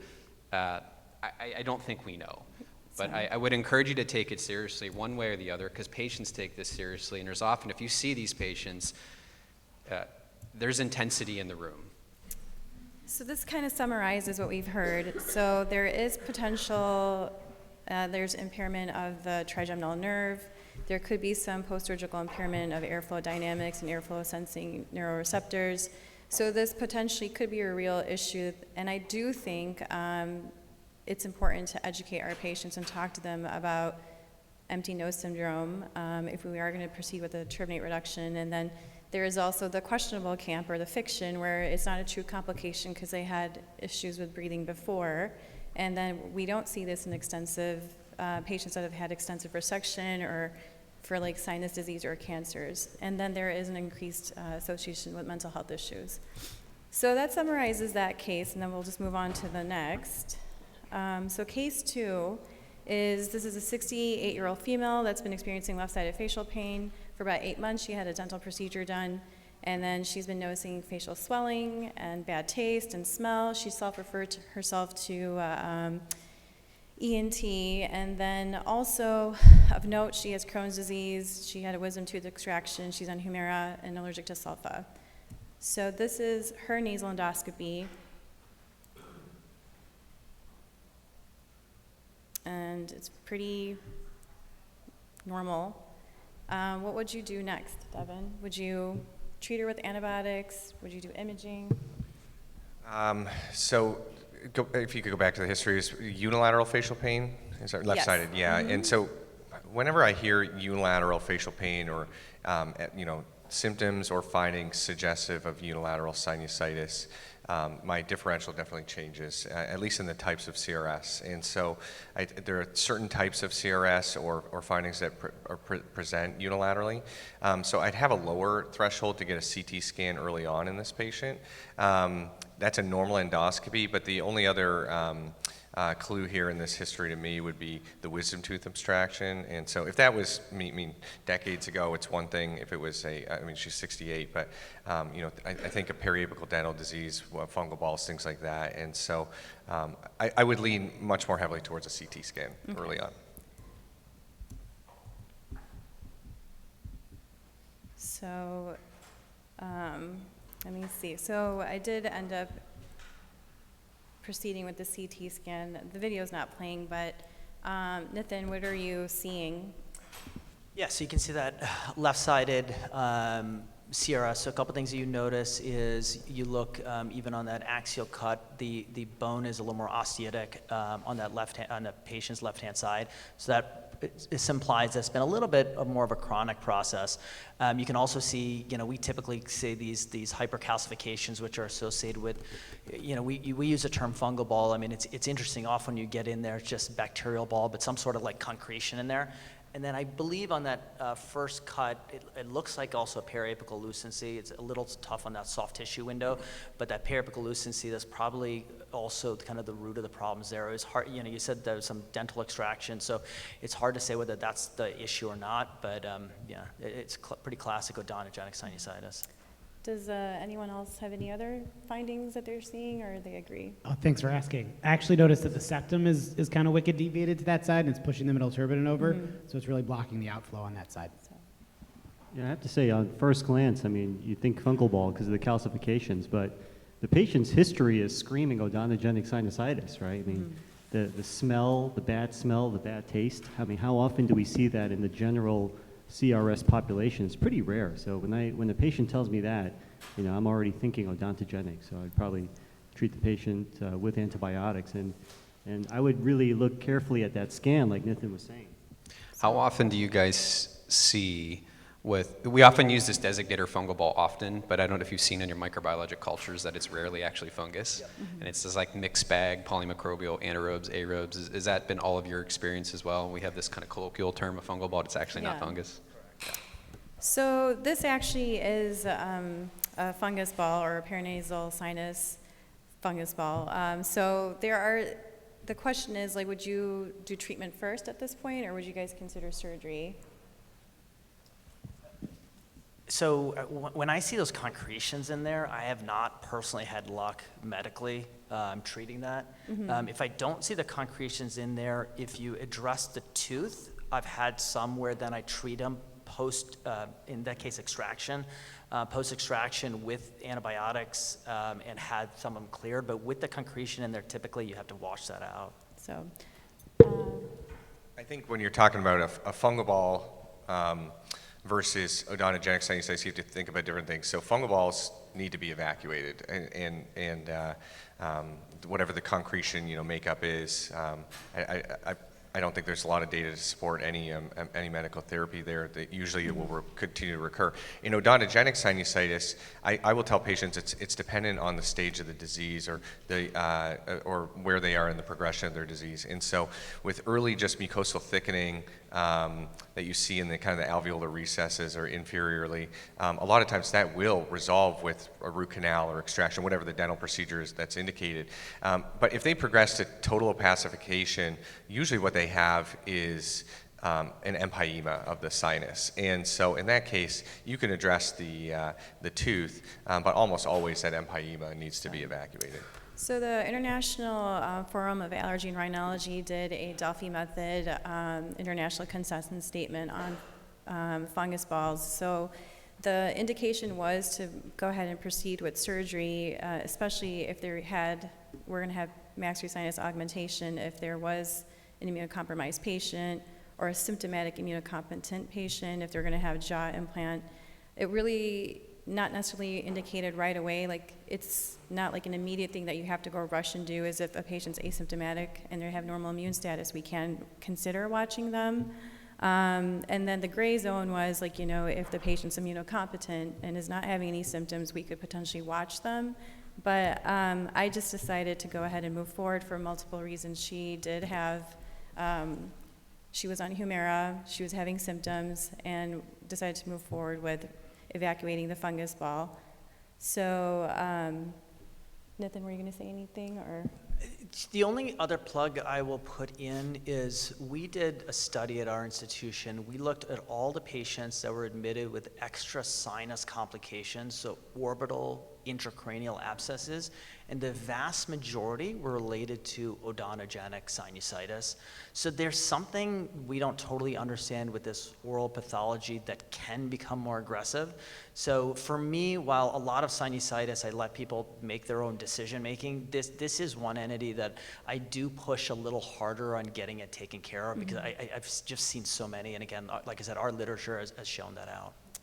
So, and the interesting thing about the statement was that the ICAR statement in IFAR was that there's not always an odontogenic cause for a fungus ball, but if it could be, there's not always. But for her story, she did have some wisdom tooth extraction 8 months ago, and then did develop this and was having symptoms.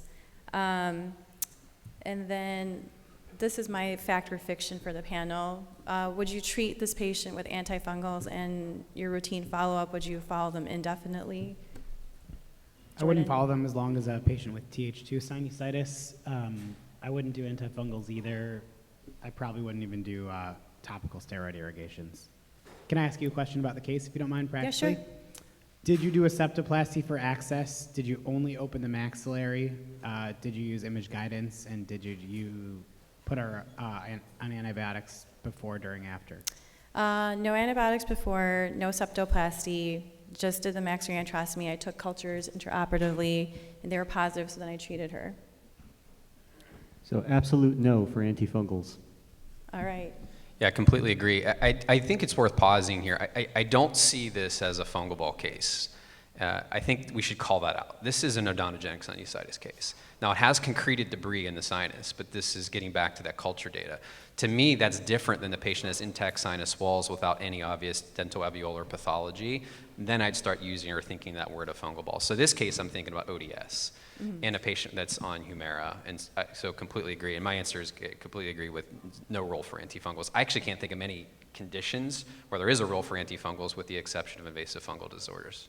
So, and then would anyone else treat with antifungals for this patient? No, these patients, as long as you take care of the odontogenic source, which is that periapical lucency we saw, Yeah. they do wonderfully with aeration and washing them out. So, so that is like antifungals are not indicated. You can do a strict follow-up for 6 to 24 months was kind of the recommendation. I just wanted to highlight the different visualization between a 30 and 70 degree scope where you can actually see the inside of the maxillary sinus a little bit better with the 70 degree versus the 30 degree. So I find a lot of utility and follow-up and whatnot with the 30 degree and 70 degree scope, but at the 70 I really appreciate. It gives me better visualization. Flexible scope is the best Yeah. for the maxillary sinus floor. What about? There's a little, with the antifungals, I think why we're talking about this is because there was this popularization of the use of antifungal therapy as a pathophysiologic mechanism for sinusitis. It really became popular. It got what the initial guideline was 2010, I think, for sinusitis from AAO, and that was part of the care pathway options then. And now we've seen, if you look at the documents you've mentioned, the ICAR document, EPOS, of recommendations against the use of antifungals. But there's a little bit of this legacy, I think, some practice patterns that still exist. I know when I was in California, there was this use of antifungals in a prolonged fashion, and patients coming back saying, I feel great, I feel better, and it may be some other mechanism of anti-inflammatory or otherwise, but these medications certainly have risks and toxicities associated with them.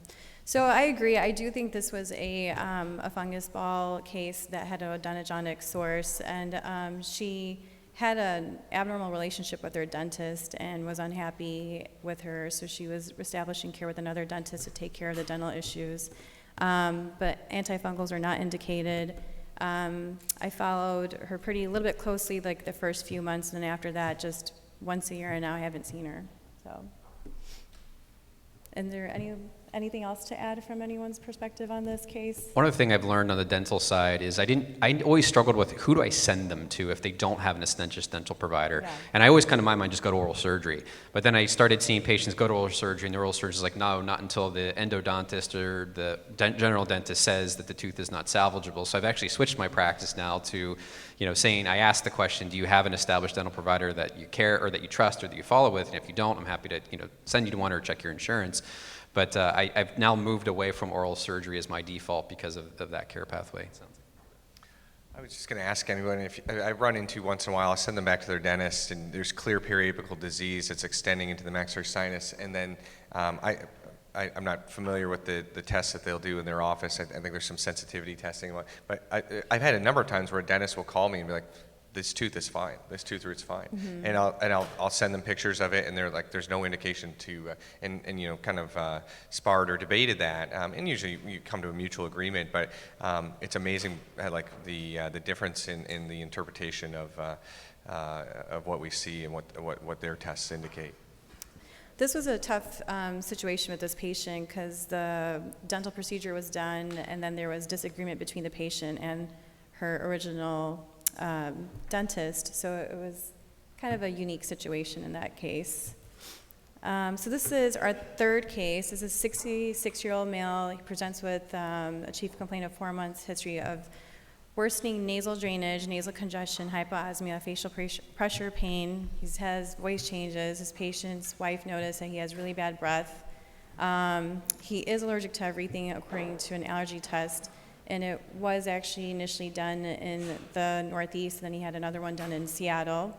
Then the PCP referred to ENT. He does have asthma, positive allergy testing, had sinus surgery 14 years ago, does normal saline irrigations with boiled and distilled water, is on fluticasone, and is taking fexofenadine, and he's allergic. And then I checked some labs. He has elevated IgE, elevated eosinophils, and then this is his nasal endoscopy.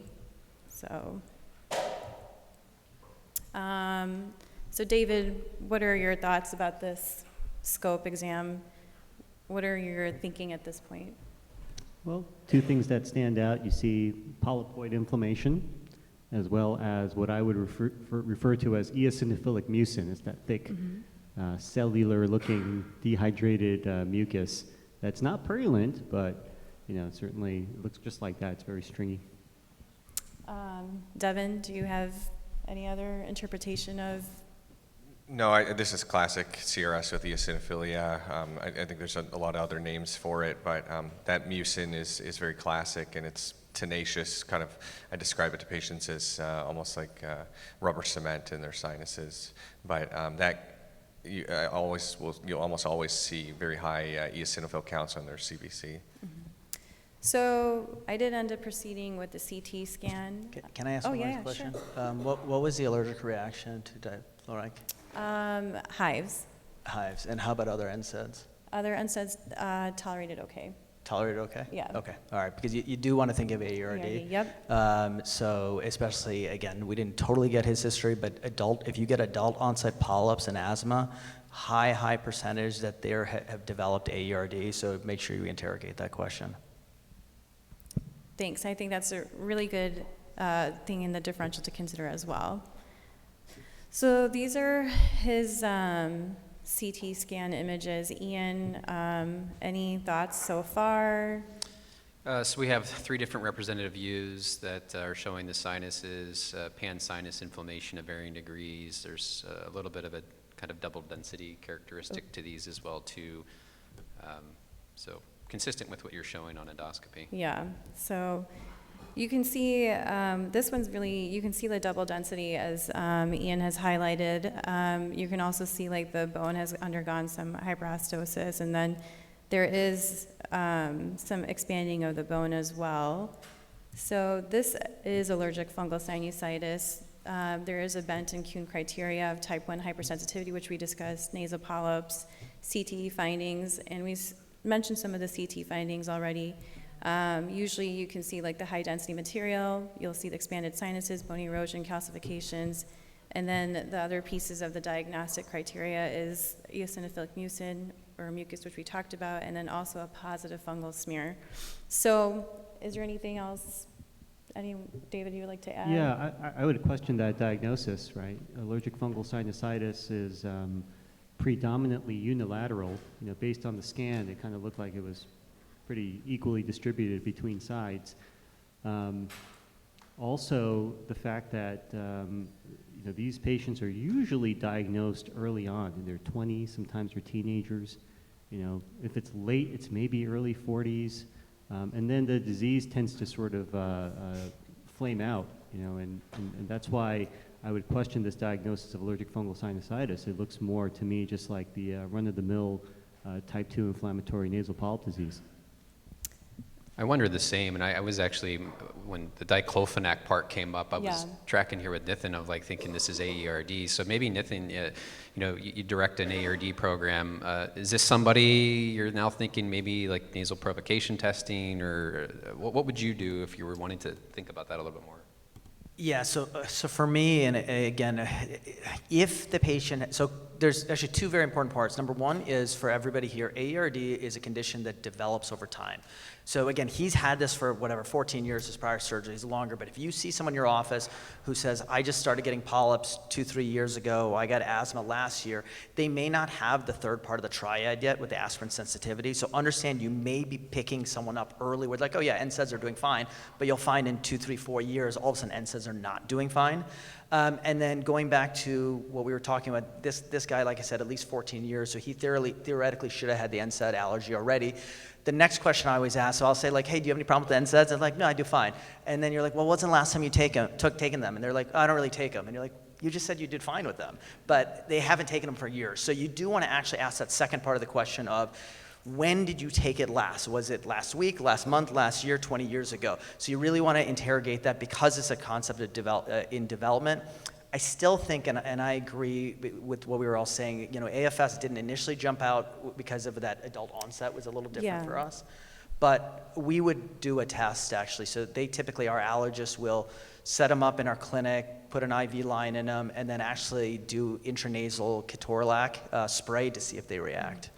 So I think this patient was kind of interesting because they didn't live in the U.S. for a good part of their life. They lived in Pakistan because of the military, and like had also lived in other parts of the world.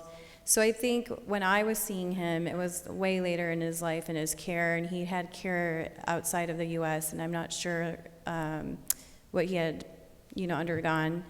The reason why we came up with allergic fungal sinusitis is because I do take cultures intraoperatively, and I do check for Charcot-Leyden crystals, fungal smears, and also eosinophil count. So when you have positive Charcot-Leyden crystals and you have positive fungal smear, which was aspergillus in this patient, then it does lean more towards allergic fungal sinusitis. However, I think this case, the CT scan, I think really highlights like how we need to be critically thinking about all these other pieces. Because one size, as Dr. Mistry said earlier, one size does not fit all. So I'm like heavily trained in allergic fungal sinusitis. Then we have the director for AERD. Then we have Dr. Jing, and we're all critically thinking from our own expertise and our point of view. But that's why it's important that nasal polyps, that inflammation, that mucin, we think in a really global way because one size does not fit all. So, Devin? I think one of the problems here is that, as we've illuminated, is that there are so many different endotypes of chronic sinusitis. And I try to explain that to patients, like even amongst, we classically break it down, CRS and CRS with polyps and without polyps, but even within CRS with polyps, there's all these different types of central compartment atopic disease and eosinophilia and AERD, and we could probably break those things down too. There's so many different phenotypic expressions of this, and we don't have diagnostic, you don't have molecular tests to differentiate it. It's mainly just the phenotypes, some laboratory studies, but mainly just the clinical findings that help us differentiate it. So, but I think that being able to help differentiate it also is what helps direct the outcomes a lot more too.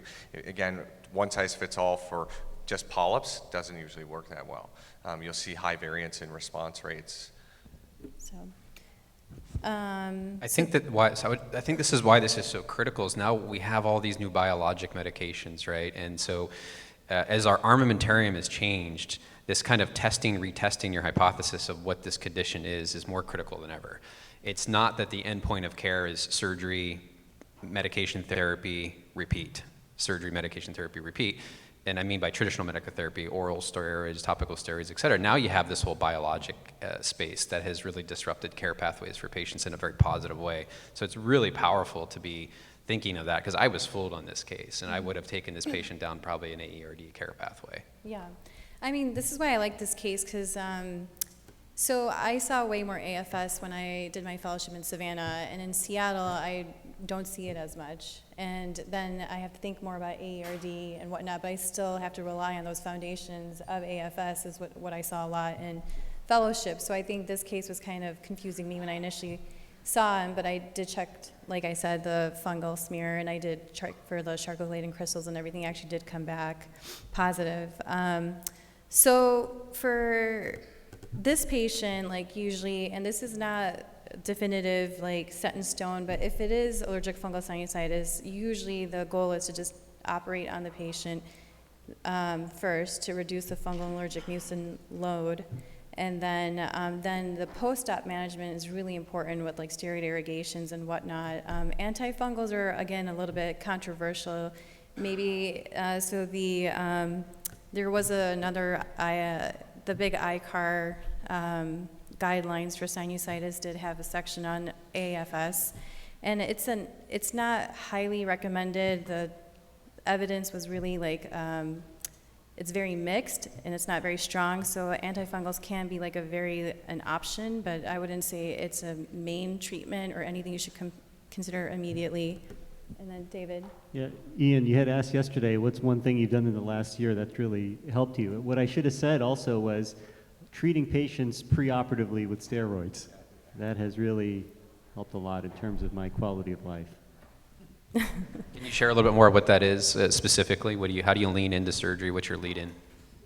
I'll have patients start a prednisone taper a week prior to surgery. And, obviously I have to be reasonably sure that this is type 2 steroid responsive inflammation. And once they're treated with the prednisone, the inflammation is much less, bleeding is a lot better, just makes the surgery go much more smoothly. So I think that, yeah, I actually never used to treat with steroids before surgery. Now I actually like it. Some rhinologists, not everybody, will feel that if you are checking the eosinophil load in the tissue, that doing preoperative steroids will impair that. So that's the only reluctance that some people have. So here's my big fact or fiction for this case, and it was more with the lens of allergic fungal sinusitis. Is there a role for anti-IgE therapy or biologics? What would you say with the panelists? We'll start with Ian.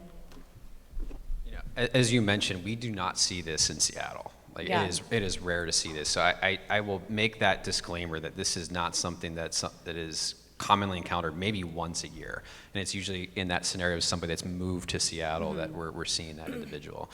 I don't go to these first by any means. I take them through surgical care pathway, topical steroid therapy, budesonide, mometasone, make sure they have a good connected allergy care pathway, and pursuing all of those as well too. Sometimes, depending on the severity of illness, I will consider a longer duration of prednisone post-operatively in these individuals to give them time to reset. And I think that actually was maybe some data maybe you guys did research on, or maybe I'm confusing that. But I don't go to these initially. I don't have much experience with the use of these medications for this indicated diagnosis. Nathan? So again, surgery, first line, no question. We have an allergist in our division whose literally office is right in the same office space that we're working with. So he's much more of an expert on this than I am. But he's typically putting the patients on immunotherapy post-operatively. If they are highly allergic, he'll actually go to Xolair afterwards. It's hard to tell. I mean, our patients are doing well. As everyone knows, this is a medical condition. We're aerating the sinuses, clearing out the mucin, putting them on topical steroids. But obviously, there is some systemic component to that that's also being dealt with. So they seem to be doing well. I can't totally tell whether it's always immunotherapy versus Xolair, but it's definitely in our practice wheelhouse.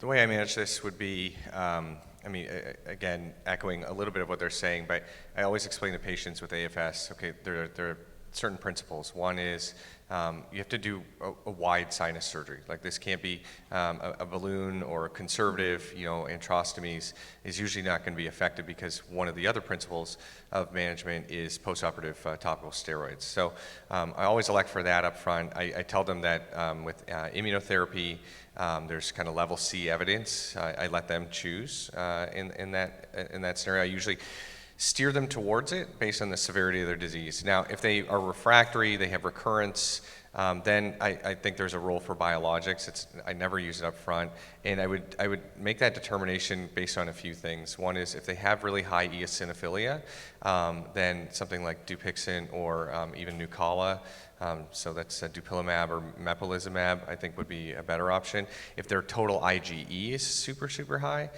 then Xolair might be a better option for them.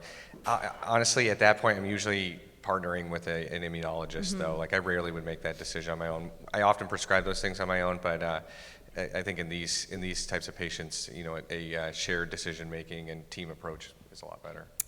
David?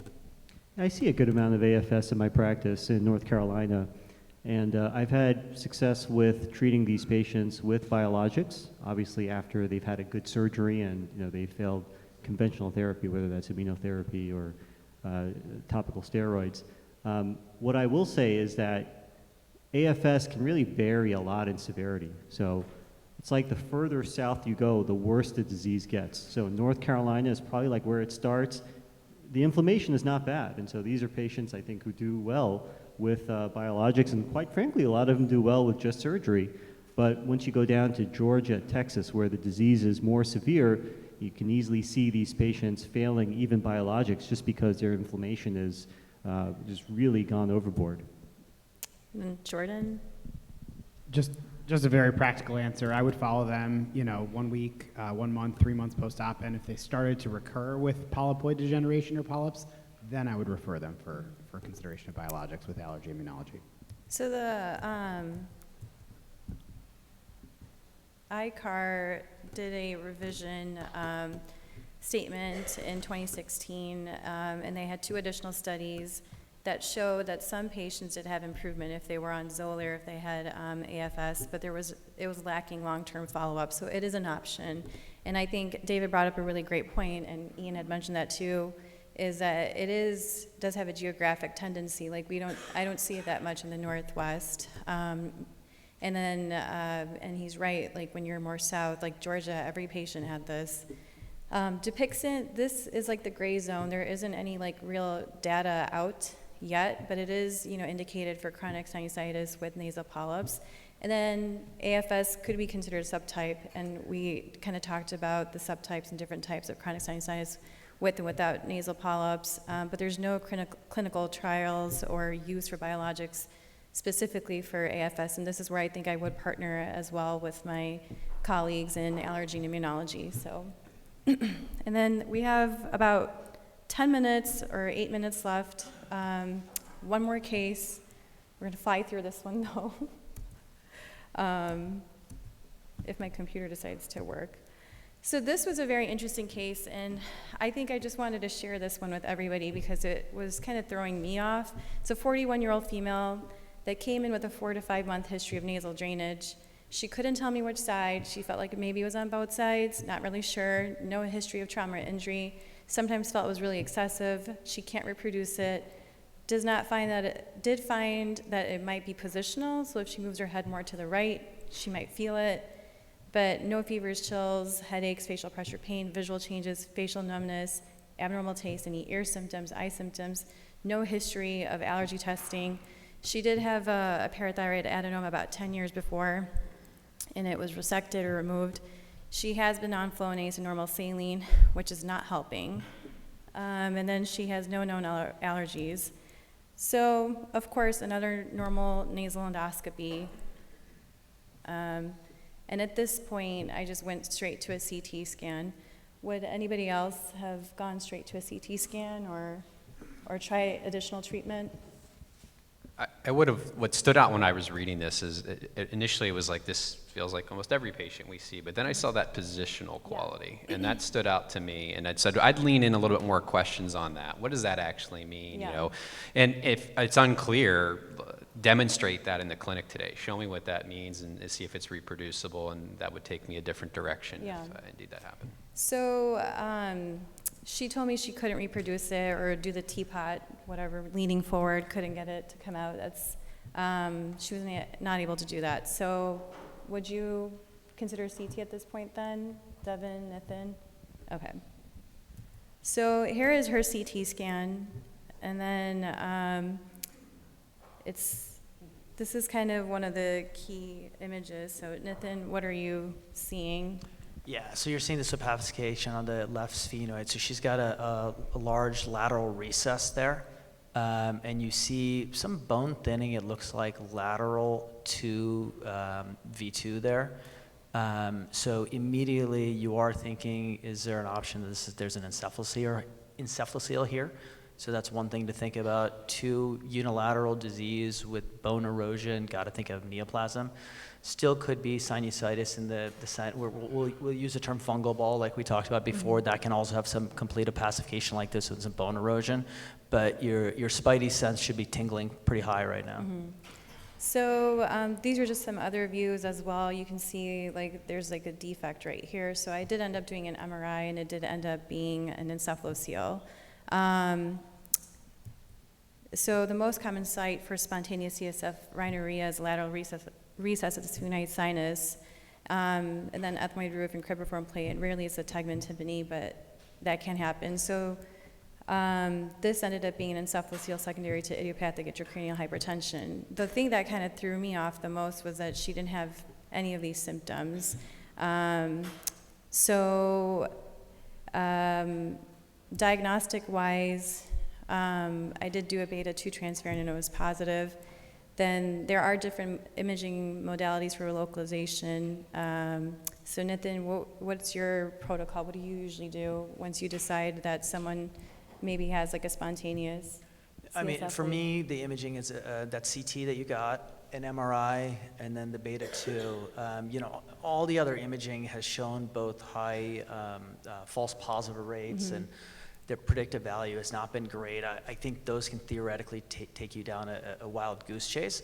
So the only other thing I would consider is, again, not in this case, but intrathecal fluorescein I'll sometimes use if I'm concerned, but I don't do any of those other tests.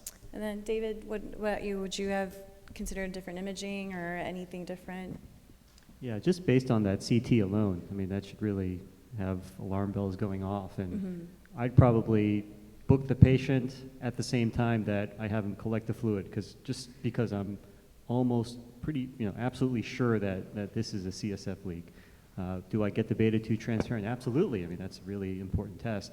But just based on that CT alone, I'm already thinking encephalocele. And I think the important thing is to not assume that it's sinusitis and go in there and you're in a bad situation. A little pearl on the imaging that I've learned from the neurosurgeons and neuroradiologists is I think Dithan's point was really poignant about there's almost little role for MRI cysternography, CT cysternography, or nuclear medicine studies anymore. MRI is really good, and specifically there's a sequence called BFFE or CISS. It's amazing. If you haven't seen that sequence, request it on the next time you suspect this. Just talk to your radiologist about obtaining it. It's within the capacity of all of the scanners to do it. It's really great. It's showing very obviously CSF and what's not CSF. It's absolutely amazing. So BFFE and CISS is the sequence. And then I just wanted to mention one thing about the intrathecal fluorescein. It is not FDA approved use, so there are potential complications of seizure, meningeal irritation, and it could really have like a really adverse side effect. So you really want to be comfortable using it. If not, I would highly discourage or use it with the neurosurgeons or whatnot. So I wouldn't just go use this willy-nilly at all. So the ICAR consensus, statement for a spontaneous was to close a defect as soon as possible, what David had mentioned. Watchful waiting and medical treatment options are not a substitute for repair, so this is a patient that we want to go ahead and repair. There's an increased risk of developing meningitis, encephalitis, and a brain abscess. So this case was an encephalocele. I just did a posterior nasal septal flap, and then this is my factor fiction for this case. What's the role of vaccines and antibiotic prophylaxis between diagnosis and surgery? So we'll start off with Jordan. No antibiotic prophylaxis, and then I think they should have an updated Pneumovax. I'll ask my fellowship director. Let's see if you can phone a friend. Yeah, I would agree with the vaccine. I do think that antibiotics are probably not necessary. A lot of these patients walk around with a leak maybe for years, even decades, without meningitis. But honestly, I don't know if that would stand in a court of law if the patient gets meningitis. So I would probably put the patient on antibiotics while we wait for their surgery. So, Devin? Yeah, I agree about vaccines. I always recommend it to the patient. We don't administer vaccines. Which one do you recommend? Just Pneumovax. Pneumovax, And I okay. talked to them about meningococcal, but I think I don't even know if there's a recommendation for that. But for antibiotic prophylaxis for spontaneous leaks, I don't ever put them on preoperative antibiotics. I educate them on signs and symptoms, and I'm actually really curious about from the other panel what your timing for surgery is, because my neurosurgical partner and I will see these patients urgently, and then, in fact, I can think of one coming in this week. But usually for spontaneous leaks, we'll tell a patient we want to coordinate surgery within the next couple of weeks. I treat these a little bit differently than like a trauma or a post-operative leak where I try to operate later that day or the next day. So, but I don't know if you guys have a little bit different. So vaccines, I have no idea. I don't think I've ever asked so many questions about the vaccines, so we dodged that one. Antibiotic prophylaxis. So what I do is, just like Devin said, so I really do educate the patients. These are the signs and symptoms of meningitis. And then the second thing I do is obviously tell them, if you get this, you go to the local ER and you let them know that you're getting evaluated for a CSF leak. So you're literally giving that ER doctor like every clue possible of what's going on. So I like to set that up for them. And then I also will give them my card, and if anything like that were to happen, typically we'll just transfer over to Penn and go from there. From an antibiotic prophylaxis standpoint, I will give that. So what we know is Levaquin crosses the blood-brain barrier. We know Augmentin crosses if there's dural inflammation.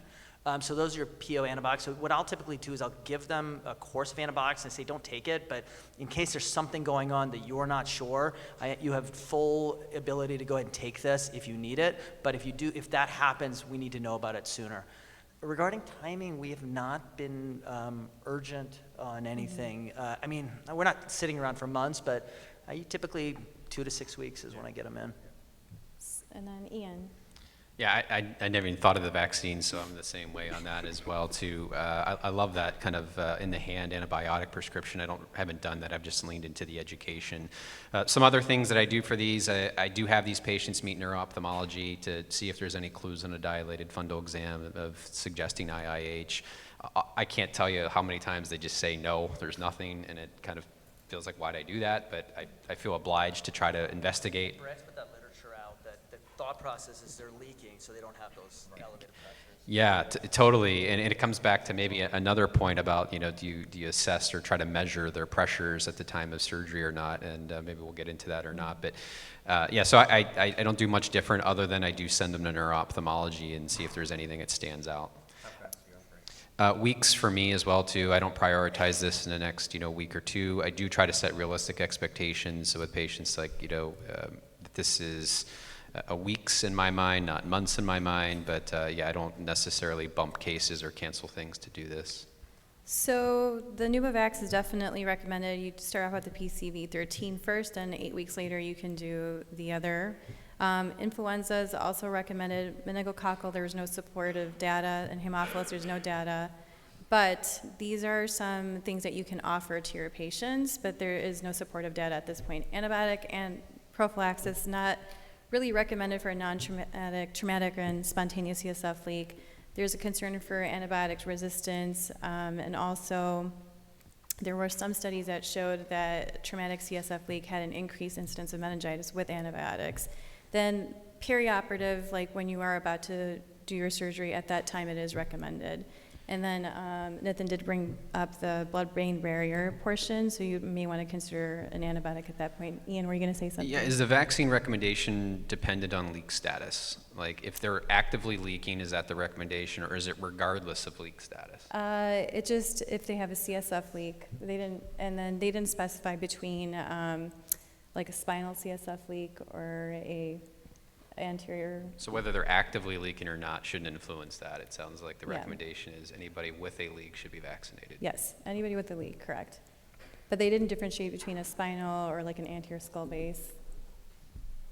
So we don't have enough time for my last thing, but if you have one little thing that you want to just say really quickly, because we have a minute left, what is the most important part of the H&P for you?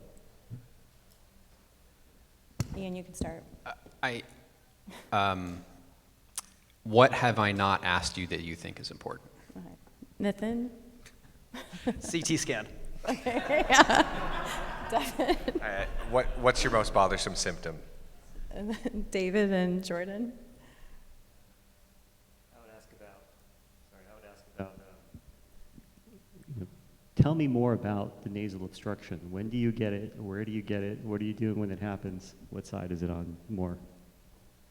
I really like what Ian said, and I would ask what has helped in the past to know if they're like steroid responsive. All right, well, thank you. That wraps that up. Thank you so much. I appreciate it. I appreciate all the panelists. I saw a few sentinel lymph node biopsies when I was over in Grand Rapids, and just wanted to give a general overview of how we as ENTs manage melanoma. So in general, melanoma is increasing more rapidly than any other malignancy in men. and the same in women other than lung cancer. In general, if these are caught early, the prognosis is actually fairly good. Early meaning primary tumors 1 millimeter or less in thickness, which is T1 tumors, and their 5-year survival is about 90%. And as we all know, melanoma can present looking many different ways. And so one thing that I had with seeing these patients in the office was how do we appropriately biopsy these patients?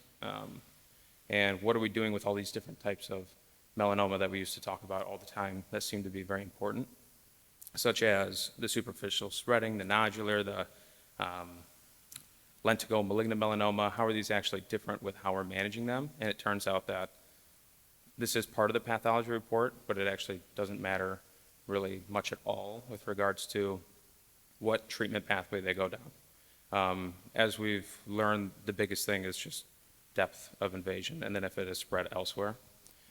So with regards to the biopsy, how do we do this? And the recommendation is to do a narrow margin excisional biopsy, which is exactly what it sounds like, is truly an excisional biopsy. So you're taking the entire lesion and you're doing it with as narrow margins as possible. The reason we'd like to do it this way opposed to doing a punch, an incisional biopsy, or a deep shave is because we really only care about the deepest part of the tumor. And if you're taking just a punch biopsy of the edge of it or a border, you're not going to be getting a representative sample. I can imagine it being hard to do that in cases like the bottom left picture. But in cases where you do feel like it is a early tumor or it's fairly small, doing a true excisional biopsy is the best. So then after we do this biopsy, it's nice doing it this way because you can come back for accurate, wider margins. There's limited interference with reconstruction when you're doing it like this. We get the depth of the lesion as well as ulceration, which, just a reminder, ulceration is a pathologic diagnosis. And then you do not interfere with your sentinel lymph node biopsy when doing it this way as well. Just a reminder, different ways to help with the diagnosis. You're looking at S100, MART1, Melon A, HMB45, and then for molecular diagnosis, this is important for treatment pathways. It's doing your BRAF V600E. This is one of the more interesting parts about melanoma is when do we get imaging for these? You'd think that if you have a T3B or a T4A tumor, I'm certainly going to want to get a PET scan or image them everywhere, get an MRI of the brain. The true recommendations are that if you are a stage 2 tumor, which includes T4B tumors, as long as there's no lymph node metastasis, no regional or distant metastasis, you do not need to get imaging at all. You really just need to start doing that if there's clinically evident metastatic disease. And if there is, that's when you start getting your normal workup in addition to MRI of the brain, which is not typical for other head and neck things that we deal with. So how do we excise these? Mohs, excision is usually not something that we do. Slow Mohs is something that's interesting. I don't know if anyone's seen it. I've only seen it like twice. And it looked exactly like this. And what I didn't know until making this presentation is that slow Mohs can only be done with carcinoma in situ. And so what the Mohs surgeon will do is he'll map out a border with the appropriate margin, just like you see on the picture here, and he'll take a sliver of tissue, about 1 millimeter or so, and then they will close it up, and then they'll look at it under the microscope, and it will take, obviously, it's not just doing frozen section, it's not instant. He will then see if there's any melanoma in situ at any of these margins, and then if it's not, they'll come back and they'll say, okay, that's an adequate border, and you can go ahead and resect that whole thing at a later date. And so you come back in a week and you literally can just open those incisions and just resect that entire wedge of tissue. So slow Mohs is the name they gave it. But the true standard of care is going to be wide local excision. And the wide local excision for melanoma is very large, especially when you're dealing with mid-face or the nose or something. So if you're looking at 1 millimeter or less, it's a 1 centimeter margin, basically minimum. And then if you get up to 2 millimeters, some people, they're recommending a 2 centimeter margin circumferentially around it, which can be a big defect for a small lesion. The only thing I wanted to mention here was the kind of how they break up the T staging, and as a reminder, they break it down with and without ulceration. But T1B is basically either less than 0.8 millimeters depth of invasion with ulceration, or it's the 0.8 to 1 millimeter. And the T1B is important because this is where we start thinking about sentinel lymph node biopsies. And so if you have a T1B and above, you're going to be doing a sentinel lymph node biopsy for that patient as long as there's no evidence of metastatic disease to the neck or elsewhere. You can also offer a sentinel lymph node biopsy for patients that are T1A if on your biopsy there's evidence of perineural invasion or lymphovascular invasion, or if it's a recurrent lesion.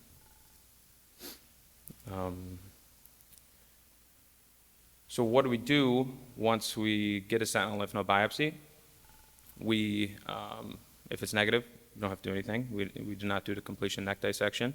If it's positive, it gets a little bit more interesting, and I think because melanoma is so, the incidence is so high that we have so much data on it that's why melanoma is confusing, is because we have all these different treatment pathways because we have so much research going on melanoma. And so even if the sentinel lymph node is positive, the recommendation isn't always to go ahead and do a completion neck dissection, which is interesting, but there's many different pathways, including immunotherapy and clinical trials, neoadjuvant versus adjuvant immunotherapy, and directed therapy. So if you are going to do a neck dissection, I would say in most of our hands, in most situations, if you do have a sentinel lymph node biopsy that's positive, you're going to go ahead and you're going to do a neck dissection. You're going to bring them back and do that. Some institutions have the ability to do a frozen sectioning of that sentinel lymph node so that you can do all in one case, but you have to be kind of a high-end institution with a good pathology department to be able to do that.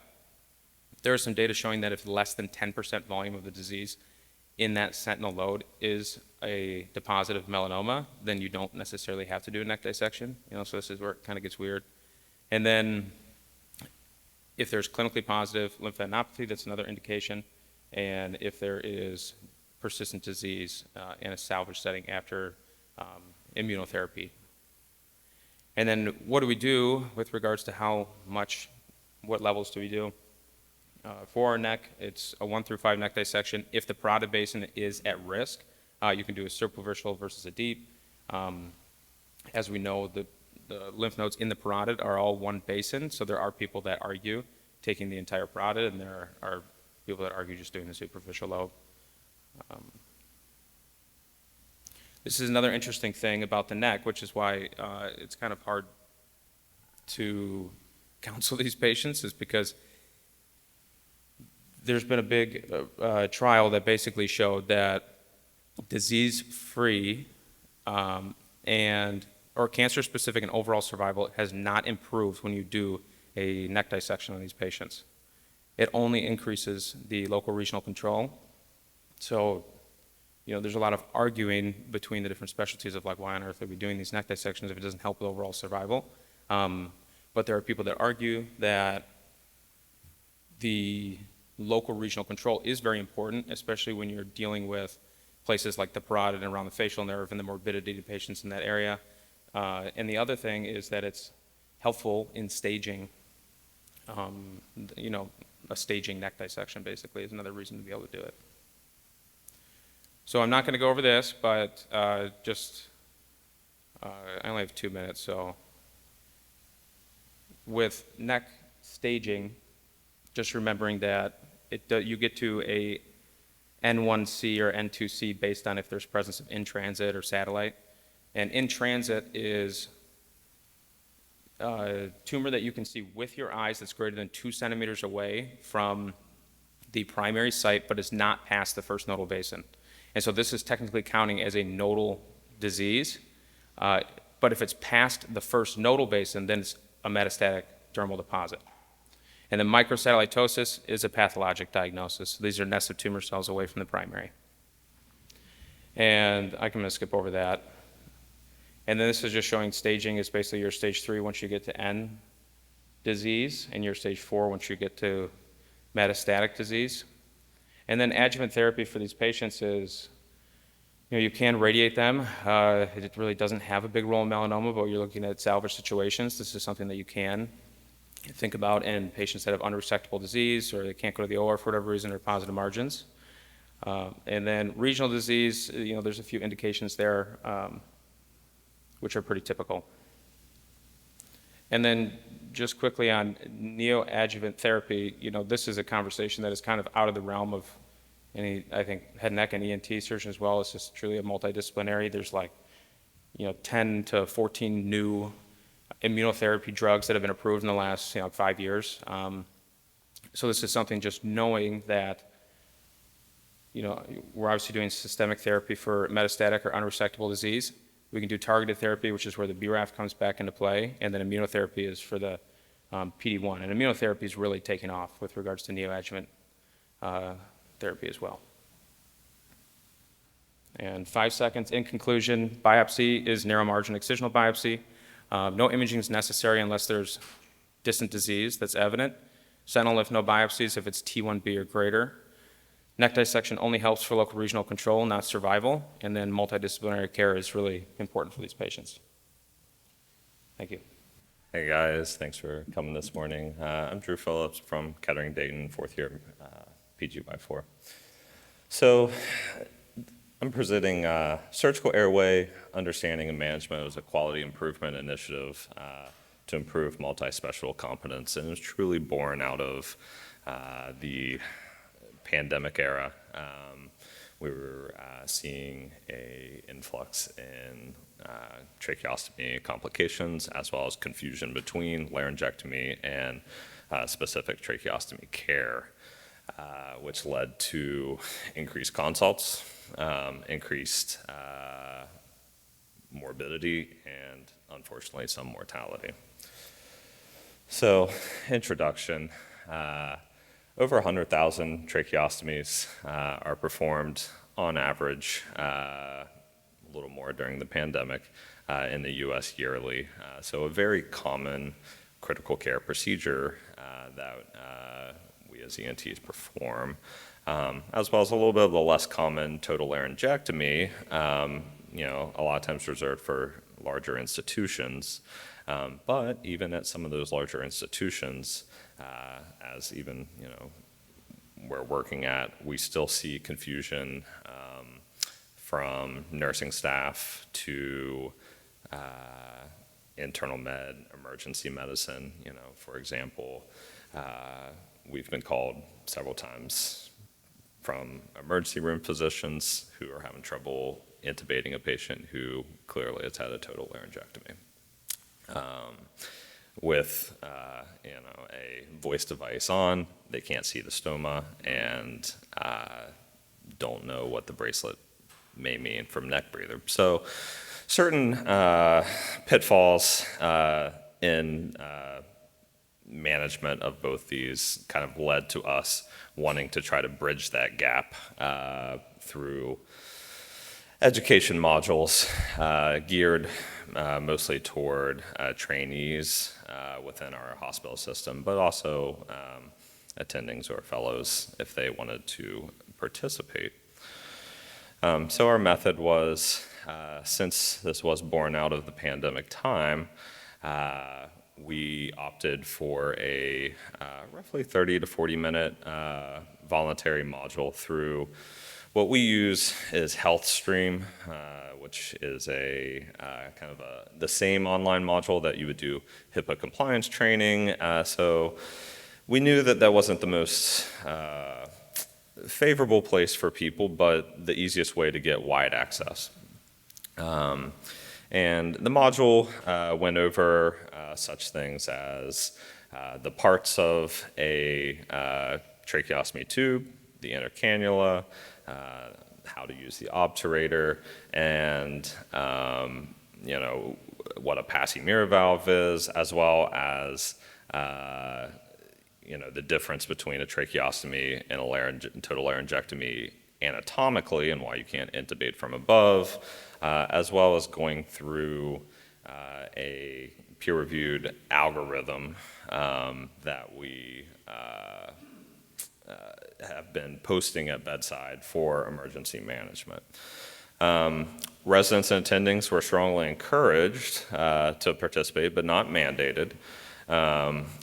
We started with a 5-question demographic survey just to kind of gauge what year of your education you're in, what specialty you're in, as well as then a pre-test that would take 5 to 10 minutes, 4 survey questions with examples of how confident are you with management of a surgical airway, and similar questions. And then 11 multiple choice questions. And then the identical 15-question post-test was given immediately after the module, which each correlated with something that was specifically taught within the module. So, and like I said, with the module content, we were trying to keep it very basic, but hit high points of common things that we saw were asked during emergency, things that we were debriefing after emergencies that we had to respond to on the floors with some of our post-op patients, including trach bleeds as well. So these are what we laminate and post at bedside, as well as so we post 2 things. One, the algorithm corresponding to whether they have a total laryngectomy or a tracheostomy, as well as a sheet that says what size trach they have, whether that's a trach, whether it's a laryngectomy tube. Just that way, if somebody who's never met the patient, whether it's the code team or whatnot, can immediately come in and say, oh, this is a total laryngectomy patient, and go down the algorithm from there. Some of the example survey questions, like I said, how comfortable are you identifying the different components? How comfortable are you with understanding anatomy? And our basic idea was that a lot of people were not comfortable, and that's kind of what we saw with our results from the beginning, but we were hoping for at least an uptick at the end of the module that they completed. And then an example question out there, what is the function of the object pictured to the right? And of course, it is an obturator to facilitate the insertion of a trach tube. So our hypothesis with this was we were pretty optimistic that the confidence levels would all increase and that the scores of all 11 multiple choice questions would increase from pre to post test. However, what we saw with our results, we allowed a 3-month open access. People could do this at home on their own time. We actually got way more people than we thought. 87 providers, mostly residents, breakdowns below there, within our system completed this, with all 87 doing the post-test. Strangely, only 81 did the pre-test, so we excluded those people. But mostly junior residents, some senior level residents, and this included family medicine. We send it to every resident in our system. And then a couple non-ENT attendings. What we saw was a significant uptrend in our pre and post survey confidence level questions, but only an improvement from pre to post test in 8 out of 11 questions. But even more concerning with that was, this was kind of our breakdown of our 11 questions, percentage up the y-axis of who got it correct. There wasn't a extremely large change in pre and post test. So we know that people open the module, use the module, but then this kind of led to a change in what we were thinking with this QI project. For first it was intended to get information out about surgical airways, but kind of led to what our next iteration of this project is, more of an education project, because what we're kind of seeing and what we kind of deducted from our results were that maybe virtual health stream modules for important objects like this, or what we deem important, aren't the best avenue for teaching for trainees. That we're inundated with a lot of health stream modules just for compliance within our hospital systems. So if we're trying to get full engagement, we should probably look at more live education training, which is something that we're putting together for this summer. And then our plan is to compare these results to the same pre and post tests with a live education module. So that's where we're headed with that. And with that, I want to say thanks to Nick, Megan Scott-Nicky, people who have had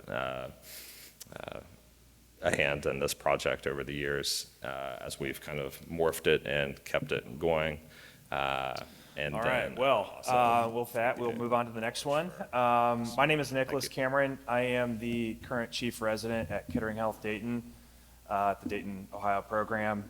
And so I have the privilege to talk to you this morning about a project that I did pretty recently with Dr. Dion down at the University of Cincinnati. With his lab, we were looking at, with his lab in particular, he looks at 3D printing, and specifically in the field of laryngology. And so we asked the question, what is the current state of science in 3D printing as it pertains to laryngology? And so that's kind of what we'll talk about today. So a little bit of background for this project. Like I said, 3D printing is something that, similar to artificial intelligence in a different light, is something that's been not only ongoing in terms of its development over the years, but it's been something that's been incorporating more and more into medicine, and especially in other areas of ENT. But what we found, or what we hypothesized, that it's not very useful, or has not been very useful so far in the field of laryngology. And so within the field of laryngology, we do use this actually in a number of places, one of which is for teaching purposes. And so at a number of institutions, 3D printed models, whether it's the sinuses or whether it's head and neck stuff, or the ear for otology purposes, we use it for teaching and for resident education. But also we use it clinically as well. Actually, most notably, at least in our program, we definitely use it in head and neck reconstruction for mandible plates, things like that, where you're doing planning sessions with reps and they're actually building a 3D printed plate for you to be able to use, and 3D models of the tumor as well, so you can kind of pre-plan your surgery before you go in. So they're used clinically as well. But our objective was to describe what is the state of 3D printing clinically, not just from a teaching standpoint, but also just actual patients who have been implanted with something that's 3D printed in the field of laryngology particularly. So what we did is we did a scoping review. We kind of realized that there's not a ton of data on this, and so a systematic review or something larger was not something that we would be able to accomplish, not yet. So we did a scoping review, which is really just, again, just trying to describe what the state of the science currently says about this right now. So just looking at all PubMed reviews from 66 on and Web of Science from 1900 on. And then we had some exclusion criteria, as you can see here. We really wanted to focus on clinical human implantations of something that's been 3D printed, nothing that's in vitro, no animal studies, bench work, basic science stuff. And certainly there's a lot of research out there on 3D printing, and we had thousands and thousands of results just by looking through, just PubMed in general. But we did do a lot of exclusion, and I'll show you the Prisma diagram here, which will help you kind of better understand how we navigated through all of these articles that we found.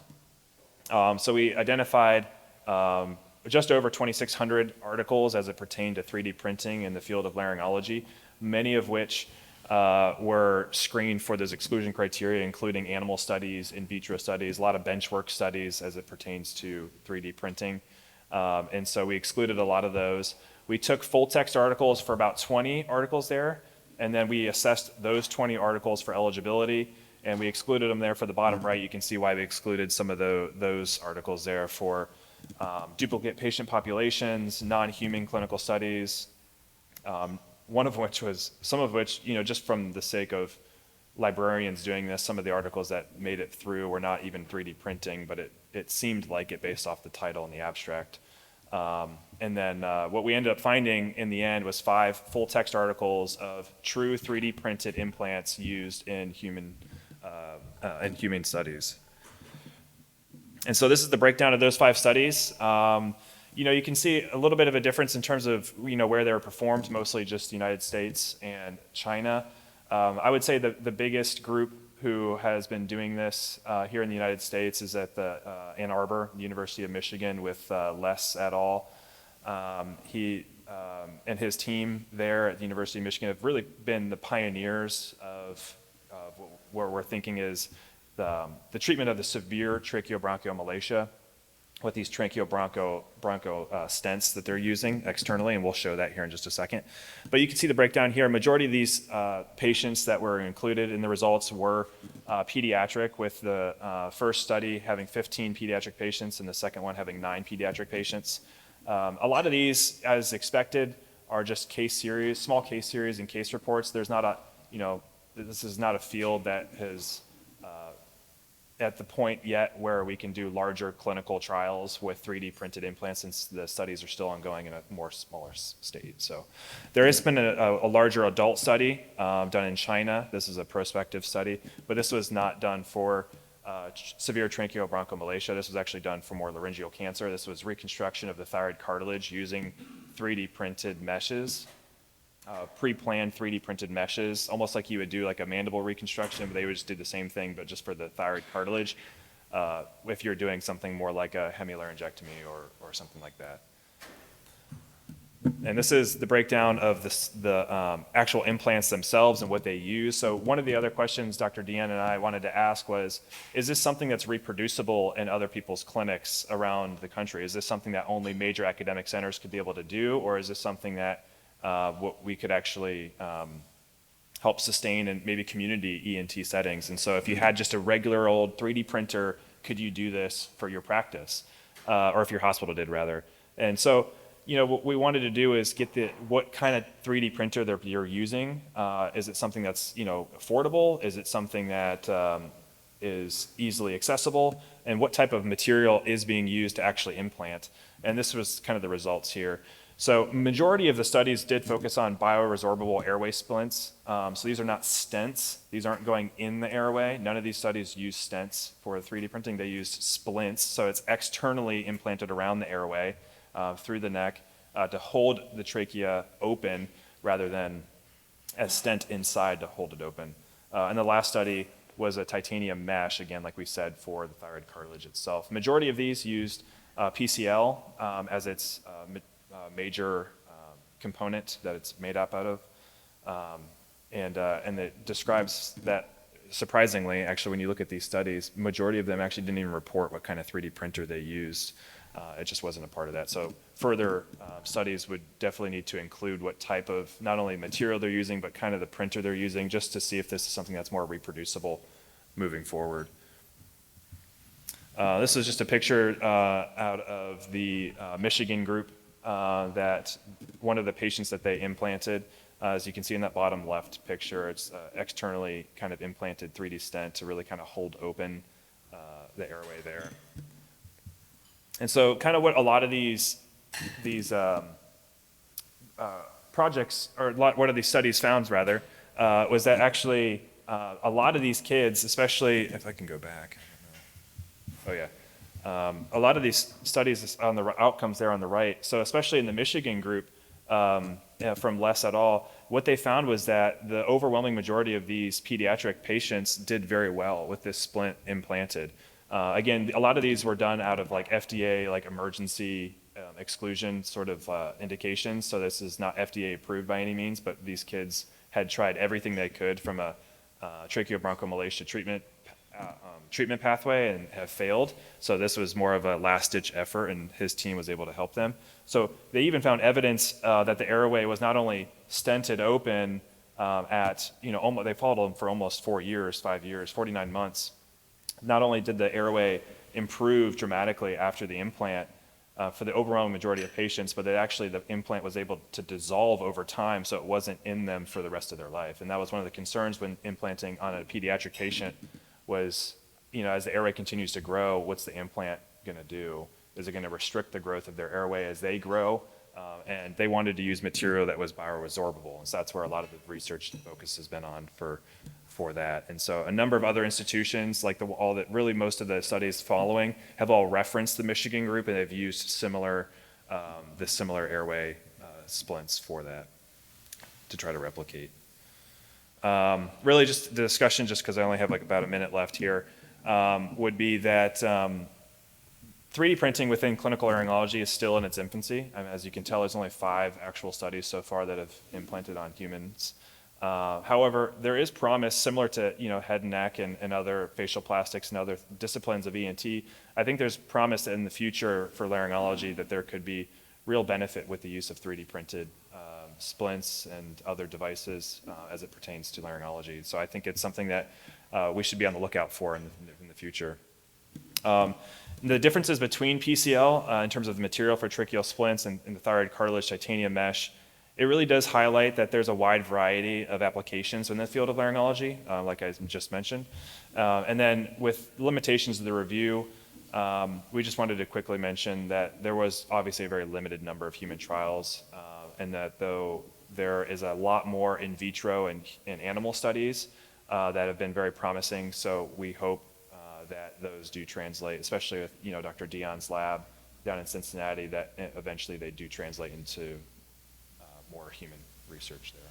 So, but that's it. Thank you.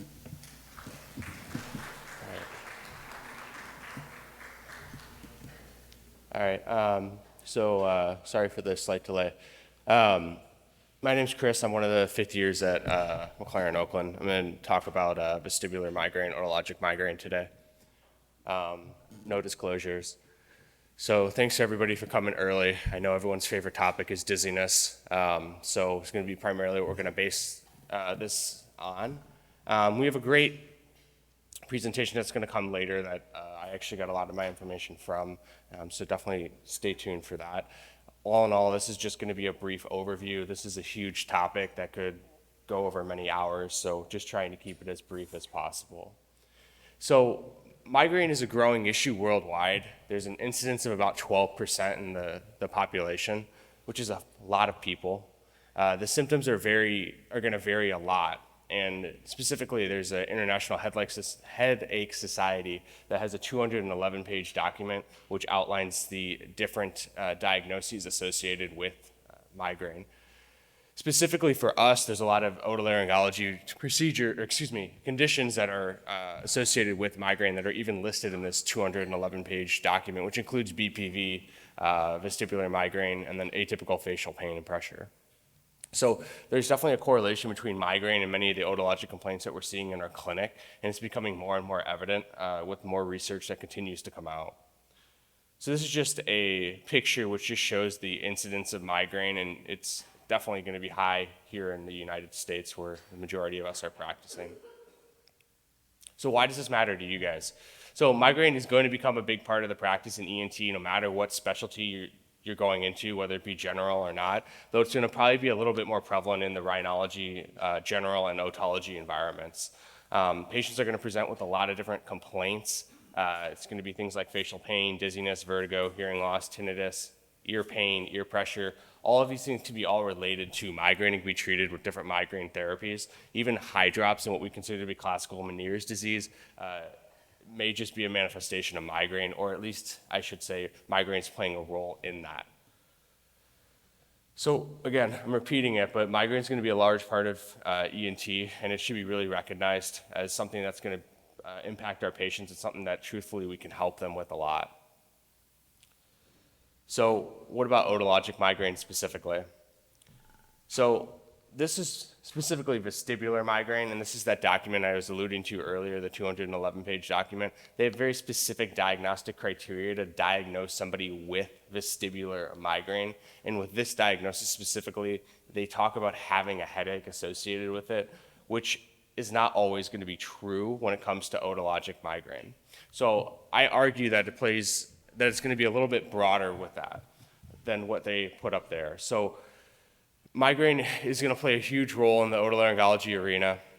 And the thing about that makes these patients so difficult is that they don't read the textbook. They don't follow something very close like this. It's very hard to get a patient that's going to have everything that's listed up here for a diagnosis, but I think a lot of patients are going to benefit from migraine management, migraine therapies that may not directly fit this bill. And as I said earlier, that the association between migraine and BPV and Meniere's disease and even sudden hearing loss are all becoming more and more evident. So again, we got to keep this on our radar. So I think the first steps for recognizing, the first step for helping these patients is going to be recognizing, again, that migraine plays a big role in these patients. And I think for us as physicians, it's important to know that we're trying to help these patients feel better. And ultimately, as surgeons as well, we don't want to operate on these patients. Remember, first is do no harm.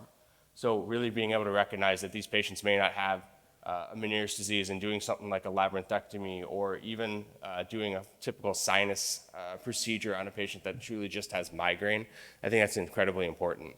I also think that it's going to be important for you to develop a relationship with a neurologist, and you can't just say, oh, any neurologist. You really do need a migraine or a headache neurologist that frankly has to also buy into the fact that otologic migraine and these symptoms are coming from migraine as well.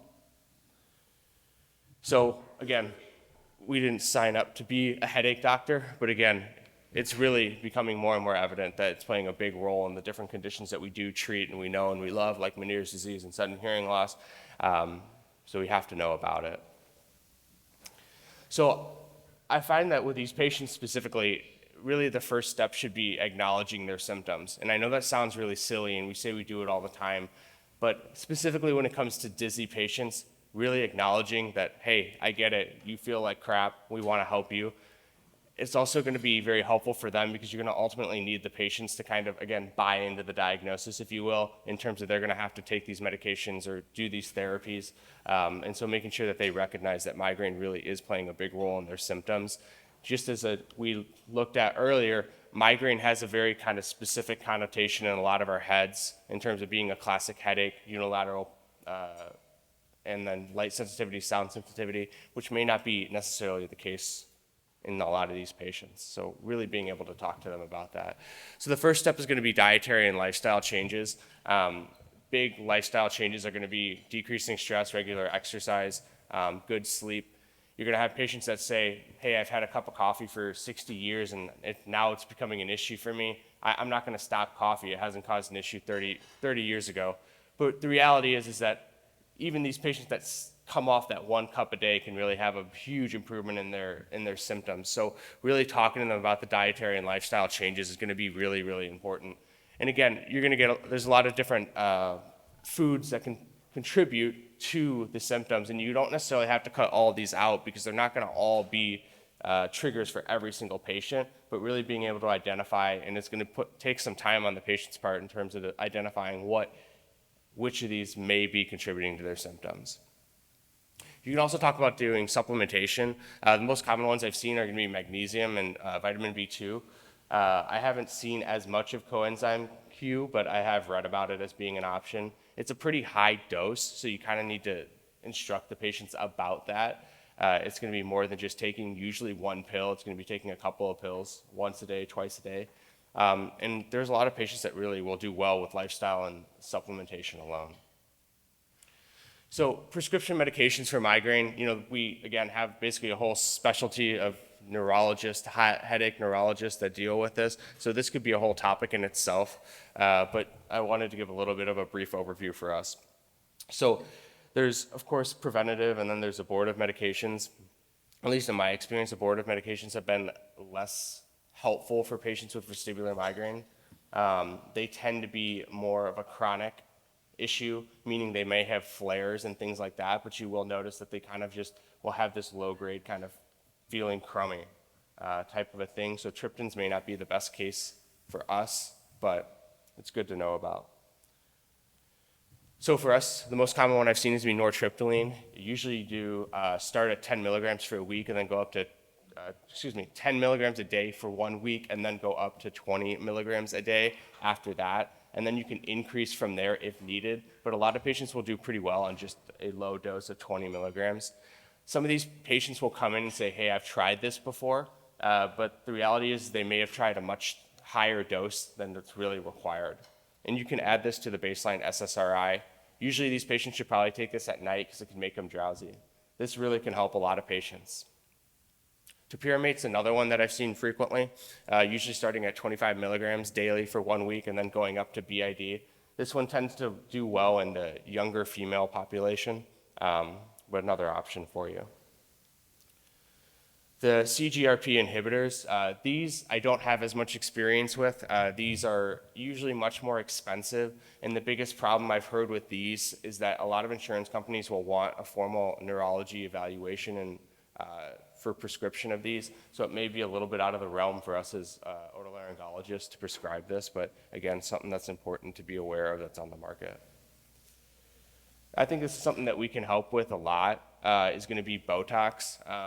A lot of neurologists will not really do Botox, so it's something that we're familiar with from the cosmetic world that can really help these patients. Specifically, this is going to be good for patients that notice that they have migraine or symptoms with a lot of muscle tension.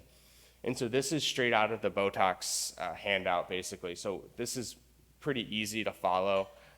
The biggest thing is actually for the frontalis, because you actually want to go much higher than you do cosmetically. Usually you go up into the hairline so that you don't accidentally drop someone's brow or anything like that. It's a lot of Botox in terms of usually you get a 200 unit bottle and there's about 45 left over, which you have to document as waste, but insurance will cover this. So again, thank you guys for your time, but I really want to emphasize that I think migraine is playing a really big part in a lot of the patients that we see, and I think it's important to recognize that migraine is playing a role. And as one of my mentors said, the topic isn't hard at all, you just have to recognize everyone has it. It's my references. Thanks, guys. Morning. I'll be taking a step back more into the basic sciences. I'm a second-year medical student. My name is Brenton Stuckey, and I'm at the University of North Texas Health Science Center down at TCOM. And today I'll just be going over our lab's research on the visualization and implications of developmental variations in the inner ears of osteogenesis imperfecta murine models. So,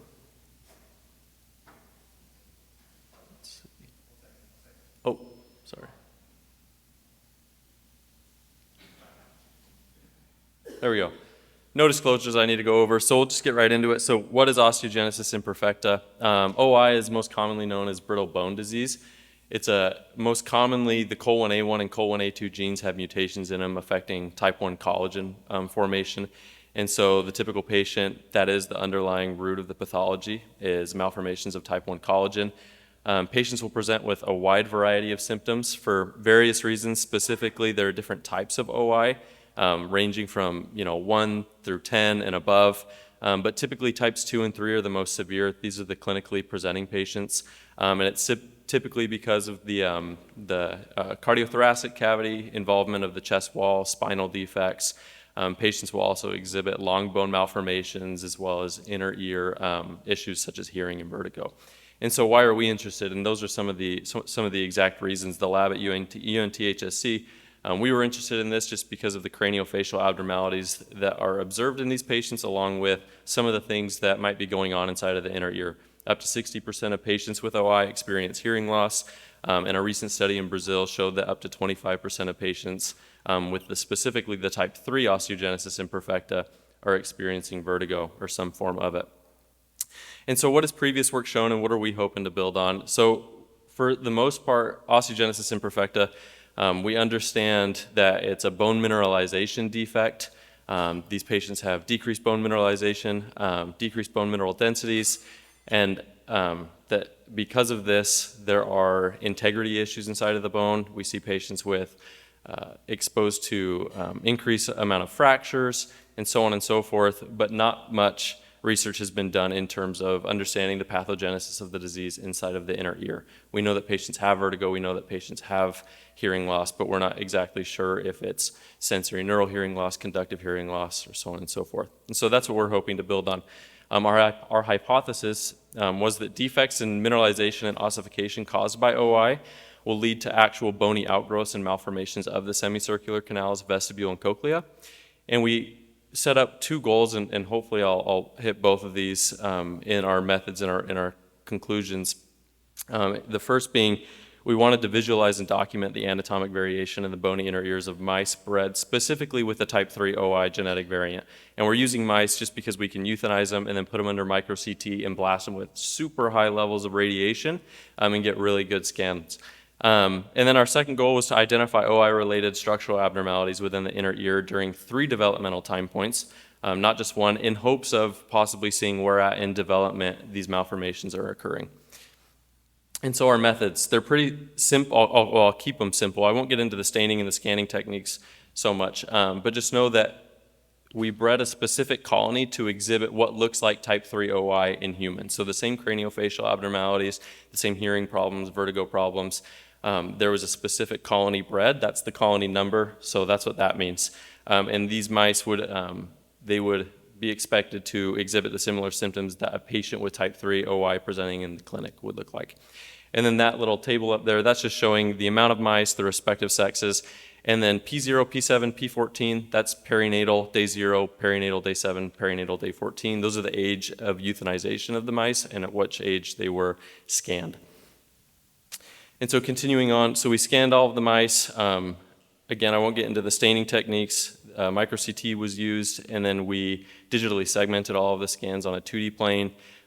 Did all of those for the 50 plus mice, stacked all of the scans, 3D reconstructed the inner ears, put those into rendering software so that we could get better visualization of the inner ears, and so we could better appreciate some of the gross anatomic differences that we were hoping to see, as well as this software was going to allow us to calculate inner ear volumes and compare those.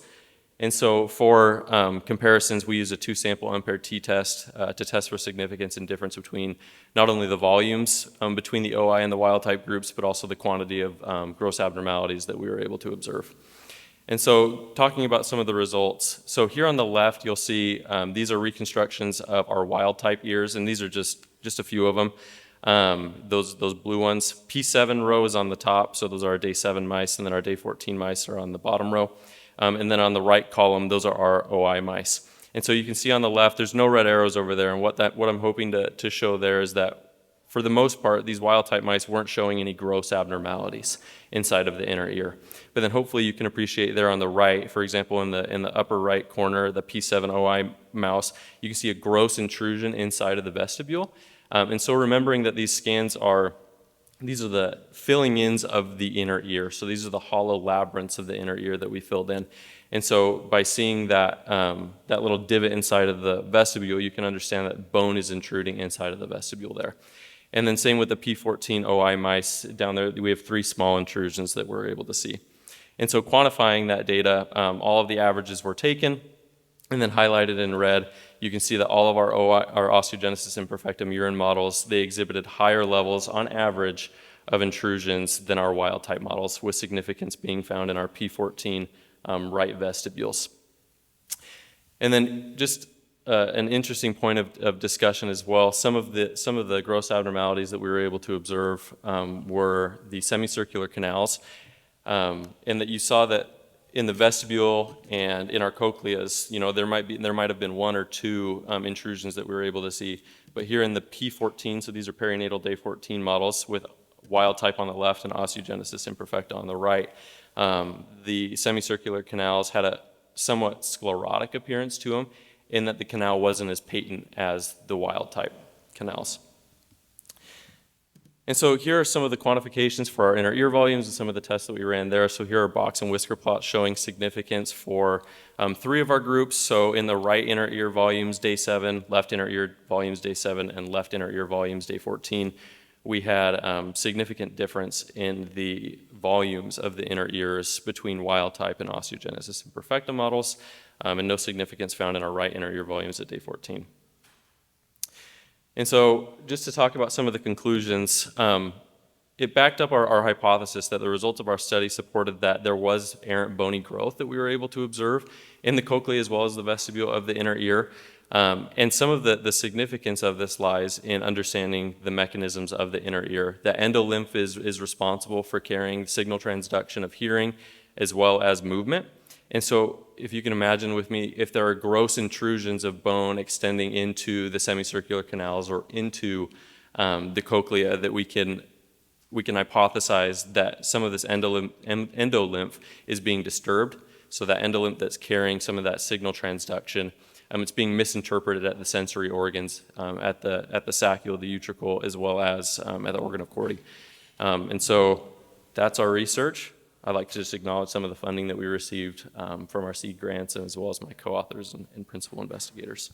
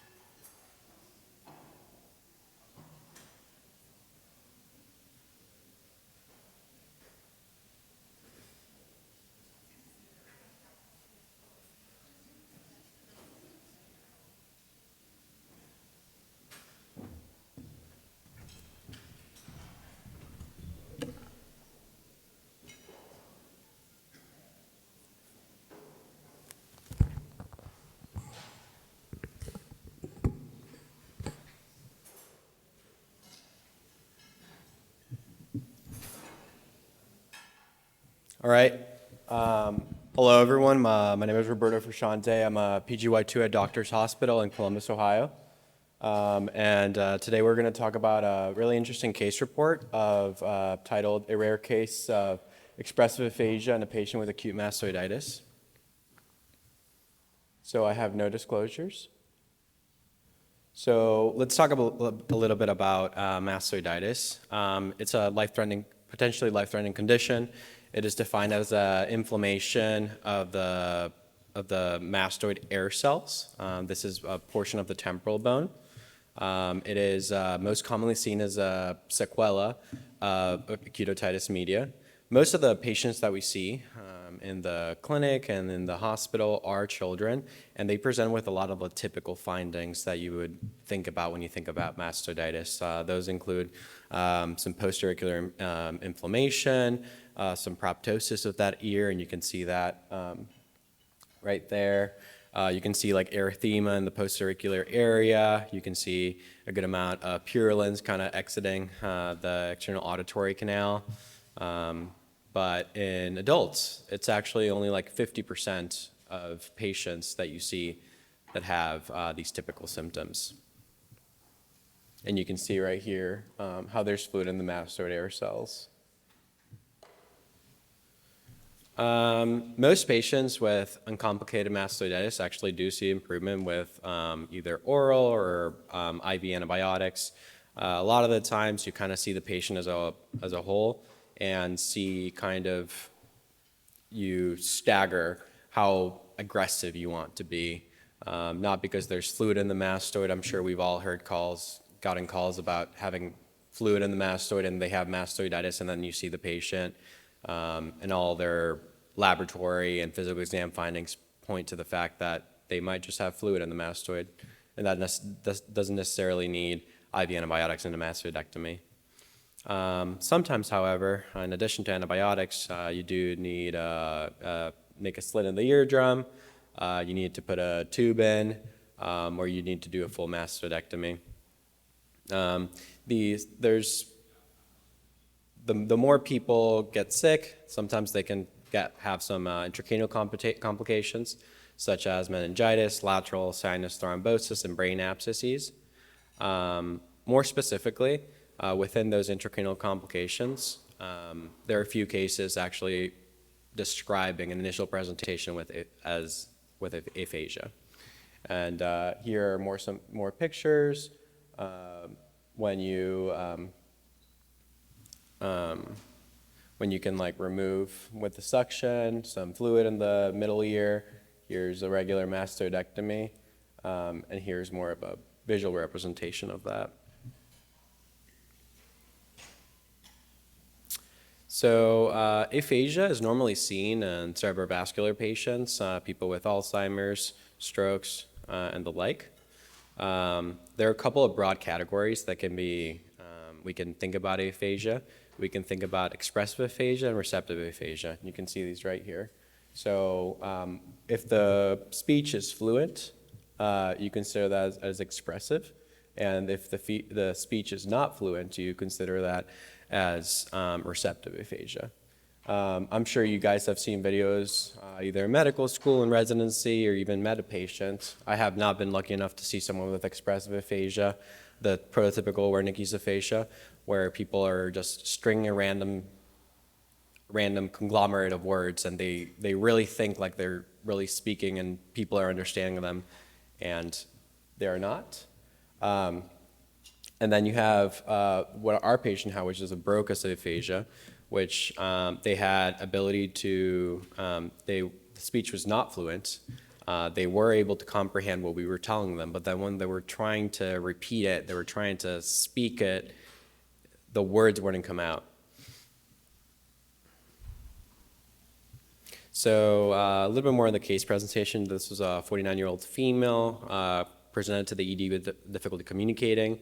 She had some left-sided postauricular tenderness. She did not have any erythema or proptosis. She did have some purulent drainage from here. Laboratory values were suggestive of acute mastoiditis. The white count was like 14, so it wasn't. All her laboratory markers were like more like pointing towards infection, but they weren't like out of the charts kind of thing.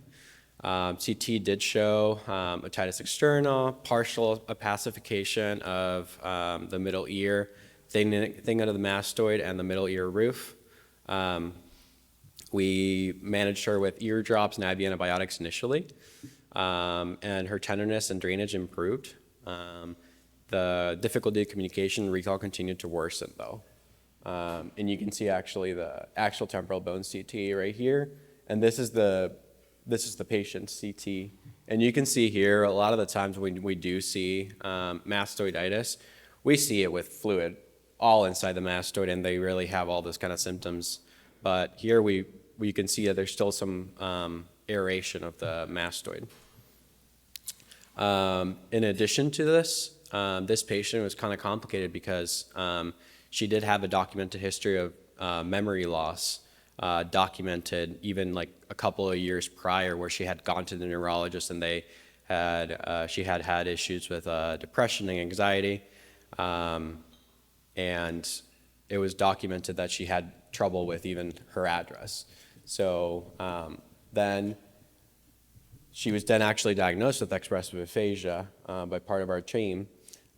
We were unsure as to whether or not she would have other intracranial complications, so we got a CT venogram, an MRI, and EEG. The CT venogram showed a partially occluded transverse sinus, and then the MRI showed temporal and parietal lobe edema, and the EEG showed intermittent temporal lobe and focal delta slowing. And here you have the coronal T1 MRI, and you see some leptomeningeal enhancing right here. So then we actually took this patient to the operating room to perform the mastoidectomy. When we got there, there was some thick granulation and purulence in the mastoid air cells. It was really sticky, almost like gum-like appearance and texture. The pathology described it as being necrotizing acute fibrinoinflammatory debris. We gave her more IV antibiotics over the following days, and her mental status, her recall, her communication improved significantly. She was given a PICC line. She was sent home on IV antibiotics, and then we saw her a couple of weeks later at the clinic. Dr. Robbins and I, and she was doing much, much better. In addition to that, she actually also had some delusions that she admitted to that she was having when she was having this condition. So it was pretty interesting to see how affected she actually was. And she wasn't able to communicate these delusions, so they were all in her head. So I personally think this is a pretty interesting case. In addition to being interesting, it's actually the only one that we've seen in the literature presented in the middle-aged adult that has kind of come in with these symptoms. Establishing diagnosis for acute mastitis is essential to properly manage and treat the infection prior to the appearance of worse complications. And I think that I grabbed the next couple of images just from online and everything. And I do know that they talk about some intracranial complications right here. But I think that we should kind of change the paradigm of when we assess clinically these patients and as to whether we should be routinely screening for aphasias and not just like thinking about whether or not it might be just difficulty communicating or memory issues. So just like actually having it in your mind.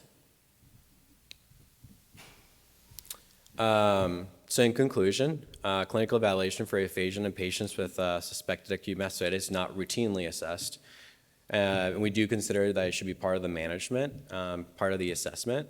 And it really highlights the importance of getting other people involved from your team to really be able to get to the bottom of this. We had neurology involved, and that was extremely helpful. And also, as a reminder to everyone, just to make sure to really go over the radiology findings, because we did actually have to call the radiologist to highlight some findings that we saw, and they actually ended up agreeing with us. And these are my references. Does anyone have any questions?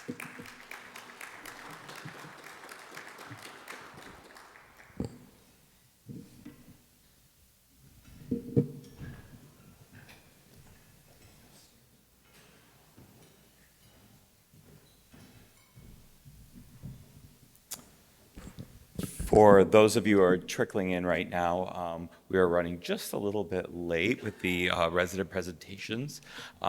So we are going to start our head, neck, and laryngology portions of the conference. My name is Sean Korkegian.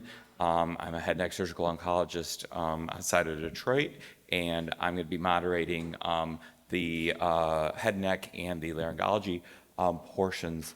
We're going to start off with a couple head and neck lectures, and then we're going to move on to a joint laryngology and head and neck panel. We'll have a break, and then we'll have a couple laryngology lectures that I think you guys will very much enjoy. I'd like to make sure that everybody visits our vendors outside. There's some really interesting booths out there, and we really thank them for the support, continued support of our conference.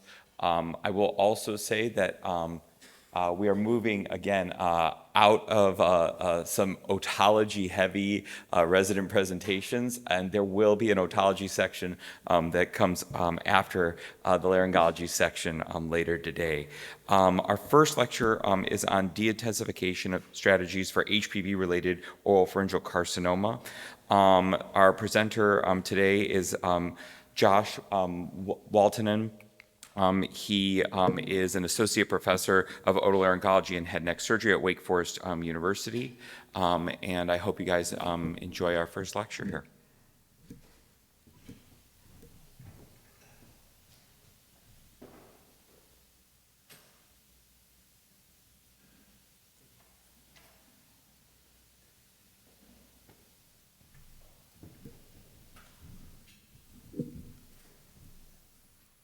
Good morning. I'm Josh Waltonen from Wake Forest. Thank you for the invitation to speak. I have no disclosures. So this talk will be about oropharynx cancer. I'm sure those of you who have this as a part of your practice have seen this grow rapidly in the last decade or more.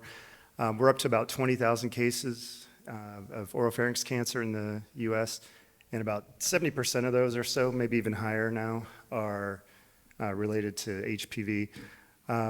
This is, whoops, excuse me. So this is a trend. I don't know if you can see that. This is male cases and female. You notice how much more the male cases have expanded over the years recently. This is so much so that even 15 years ago, this was recognized as an epidemic that was coming, and indeed that has proven to be true. While other sites of cancer, such as oral cavity and pharynx cancers, have decreased, oropharynx cancer is rising, like we showed earlier, and predictions are by the end of the decade, about half of the cancers that we treat will be oropharynx in nature. These are sort of clinical characteristics of tobacco-related versus HPV-related cancers. For smoking-related cancers, typically in older patients, they often have comorbidities related to the tobacco use. They often get second primary tumors due to the field cancerization by the smoke. And then usually, not always, but usually, tobacco-related cancers present with a sore throat or a tongue lesion or other symptoms from the primary tumor.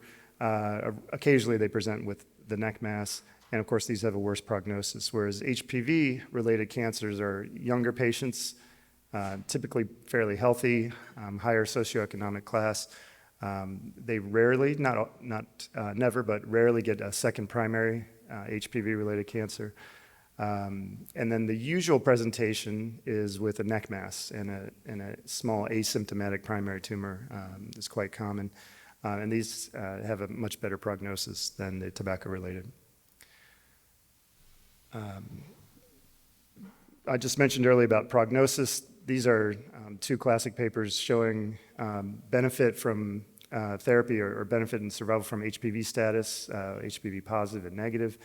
When treated with chemoradiation, when treated with surgery and radiation, same benefit from HPV-related tumors, much better survival. So we have a younger group of patients that are being treated. They're likely to survive. They're going to live a long time, and we can expect decades of survivorship. So part of treatment planning in decision-making is what are the long-term toxicities of the treatment that we're offering these patients. Okay, and this is where the term de-intensification or de-escalation, you've probably heard these words. They've been sort of the buzzwords in our field over the last decade or so. And basically what this is referring to is taking the excellent results of standard head and neck cancer therapy, but reducing the intensity of the treatment to diminish the long-term toxicity. And so how I divided this talk up was to say, these are the standard therapies. Patients fall into two buckets, either the surgery group with or without adjuvant therapy after, or they fall into radiation as a definitive treatment with or without chemotherapy.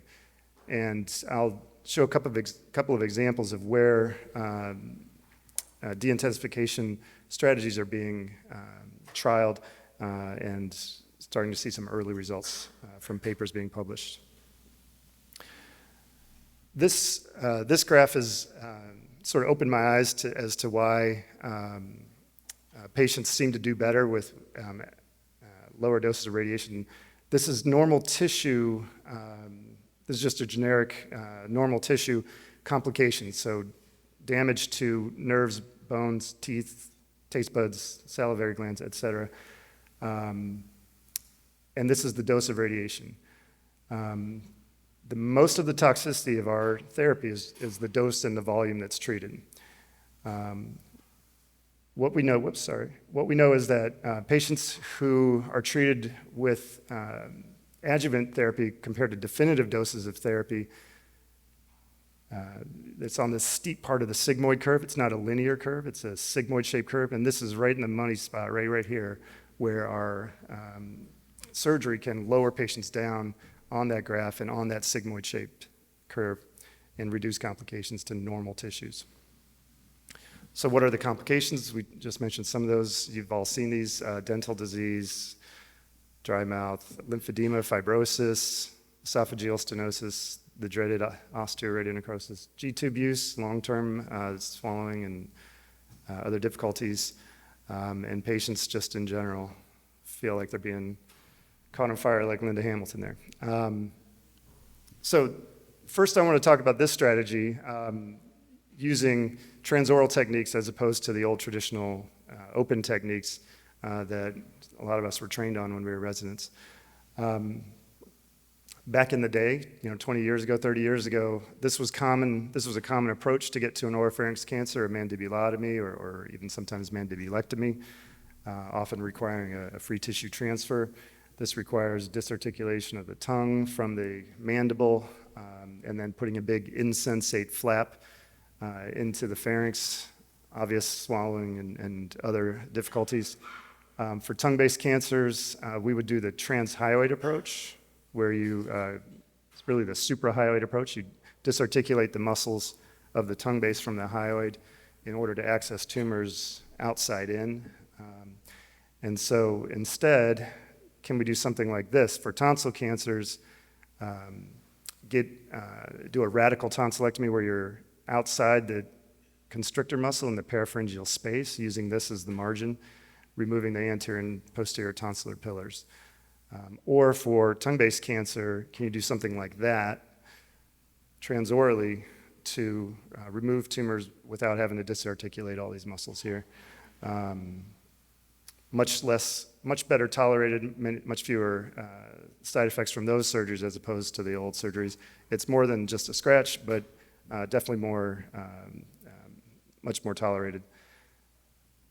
So with transoral techniques, we use the robot. I use a Bovian headlight and loops sometimes. I use a laser sometimes. It doesn't really matter the technique of removing it. It's the strategy of using those transoral techniques to get it out, not necessarily which device you're using. And so who are candidates for de-escalation using surgery? So typical transoral candidates are those that have a small primary tumor like these. Even if they're larger tumors like this one, it's exophytic. It does not invade into the deep tongue-based musculature. And then in tonsil cancers, you can see there's a plane preserved in the parapharyngeal space and pterygoid area.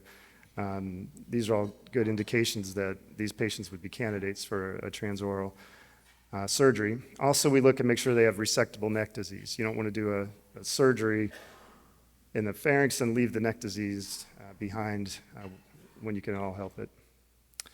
One thing we look at deciding on treatment strategy for folks is really we want to try to avoid triple modality therapy. So what do I mean by that? That's when they have surgery plus radiation plus chemotherapy. This group tends to do worse than the group that has dual modality therapy, such as surgery plus radiation or radiation plus chemotherapy. And so things that you might see ahead of time to predict that this patient's a poor candidate for surgery because they might end up getting chemotherapy would be inability to remove the tumor without positive margins. So a patient looks like that, might be difficult exposing, especially if they have sleep apnea and a large tongue, may not be able to fully visualize the whole tumor and may end up getting a positive margin. Likewise, tumors that are deeply invasive into the tongue base, that's very hard to get instruments that anteriorly. Someone like that is not well served with transoral techniques and probably would benefit from the transhyoid technique that I showed earlier. Patient like this with a large tumor that crosses midline, deeply invasive, if it's HPV positive, this person will probably respond well to chemoradiation, and if you were to do a surgery, you'd have a likelihood of having the triple modality. And then finally, and most commonly, one of the harder things to predict is extranodal extension. Sometimes, like on this patient, you can see it invading into the sternocleidomastoid on the CT scan preoperatively.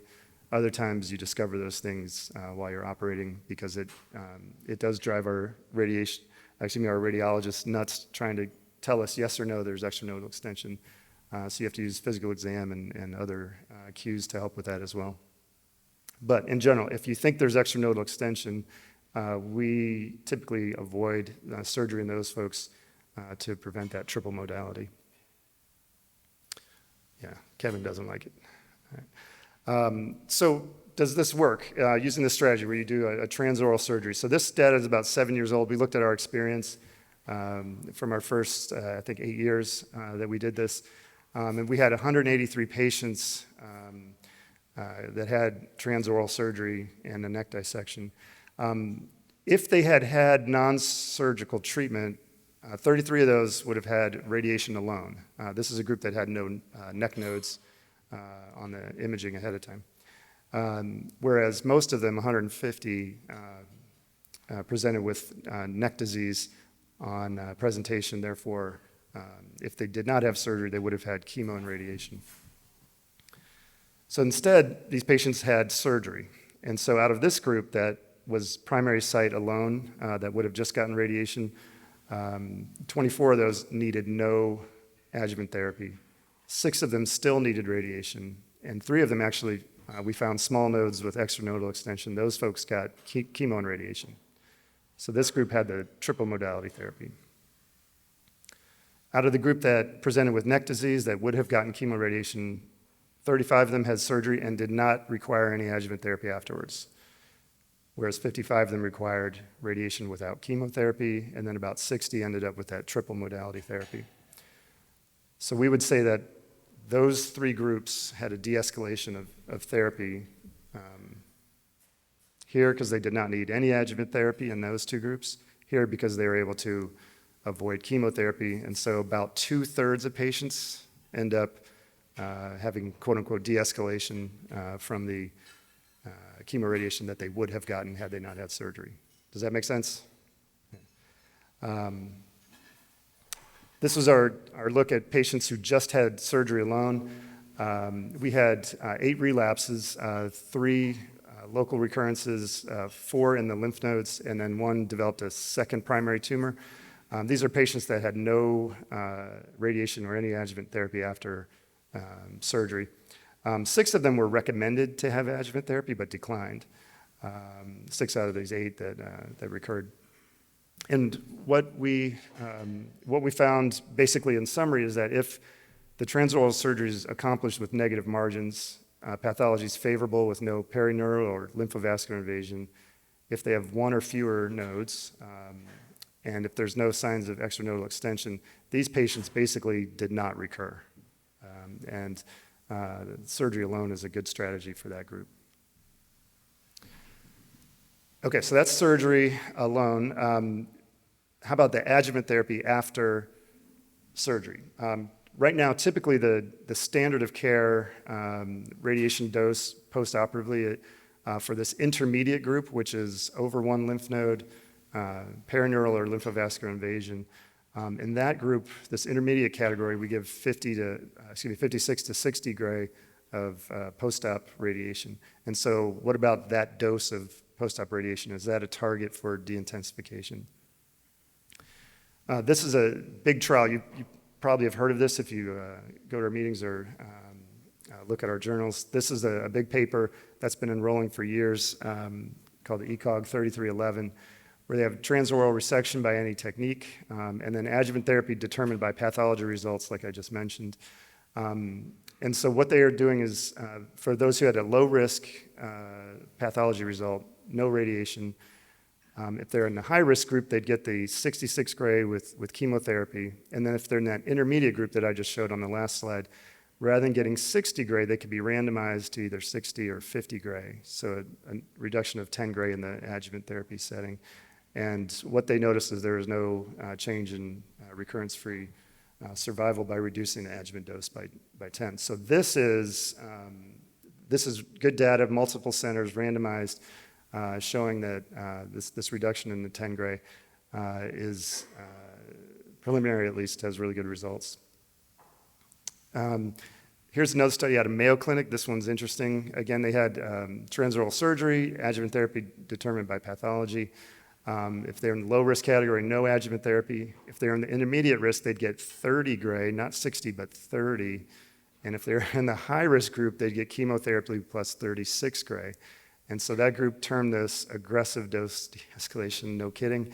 What are their results? Again, compared to their historical controls, very similar. Very similar results. Did not see, this is the third group down here. There is a reduction in survival compared to the intermediate group, but that's expected. And compared to their historical controls with standard of care therapy, no real difference. So that's really aggressive dose reduction. Something that strikes me as promising, we know that the dose of radiation received by the constrictor muscles in particular really affects swallowing function afterwards. Could we eliminate the pharynx from the radiation fields? In other words, concentrate all the radiation on the neck where they're more likely to recur. So if you have a transoral surgery, there's negative margins, there's no other features like perineural or lymphovascular invasion. Can you eliminate the pharynx from the radiation field? So these are 3 separate papers. We noticed that group of 40, group of 60, and a group of 59, there was only one local failure in that entire group of 3 papers there. The pharynx does get a little bit of drive-by effect from the radiation, but it doesn't get that huge dose. So this may be coming your way as another strategy to de-intensify the therapy after surgery. Okay, that was the intermediate group. How about the high-risk group where there's positive margins or extranodal extension? Well, some work has been published recently about the presence or absence or extent of extranodal extension. And so a few papers have shown that this is survival in a group that was HPV positive versus negative, where there were extranodal extension did not make any difference in survival in the folks who had HPV positive disease. Here's another group that had what was called macroscopic versus microscopic extranodal extension. And so what do they mean by that? Macroscopic is over 1 millimeter of extranodal extension versus under 1 millimeter. And there was no difference in the microscopic E&E group compared to the no E&E group. So a lot of the studies like ECOG 3311 and others that are enrolling patients into de-escalation trials are eliminating chemotherapy when there's this microscopic E&E. We have asked our pathologists on these patients to start including this measurement of the extent of E&E on our pathology reports. And if you're doing surgery and neck dissection in your practice, please make sure your pathologist is including this and using that data at tumor boards to help make adjuvant treatment decisions. Finally, I went to this bucket. This, again, is the group of patients that are getting non-surgical therapy, where currently the standard most popular design is cisplatin as the chemotherapy and using 70 gray as the definitive treatment dose.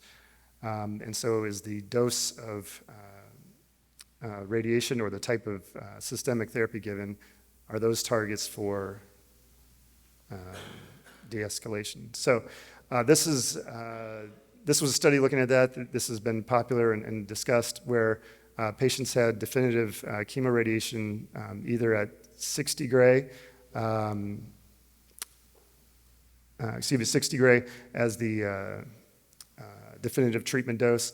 And they noticed that with chemotherapy, there was a much better survival rate than without chemotherapy, but this was comparable to historical studies as well that use 70 gray.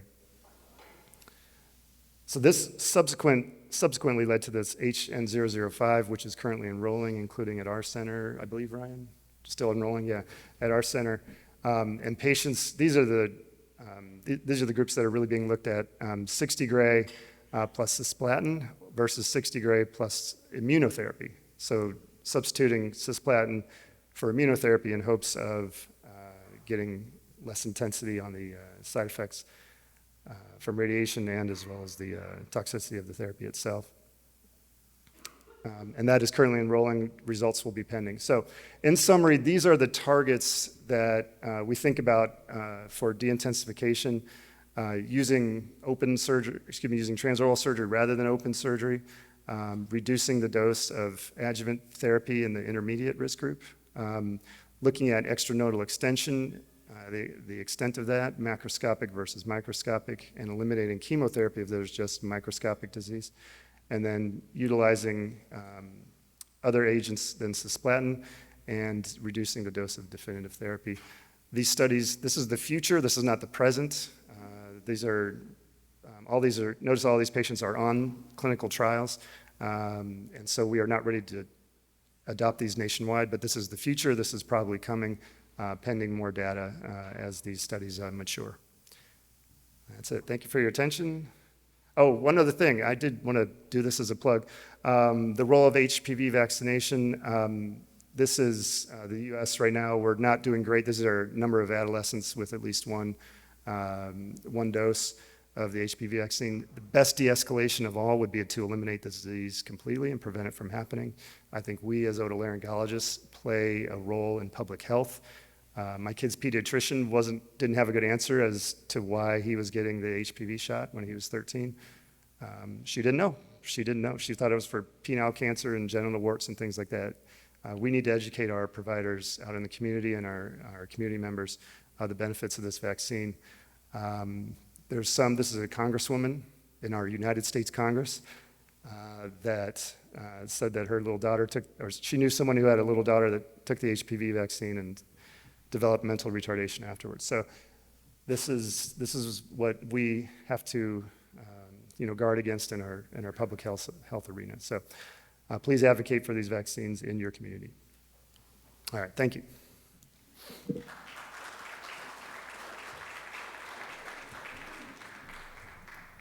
Does anybody have any questions? So we have a microphone right there, if you could go to that microphone.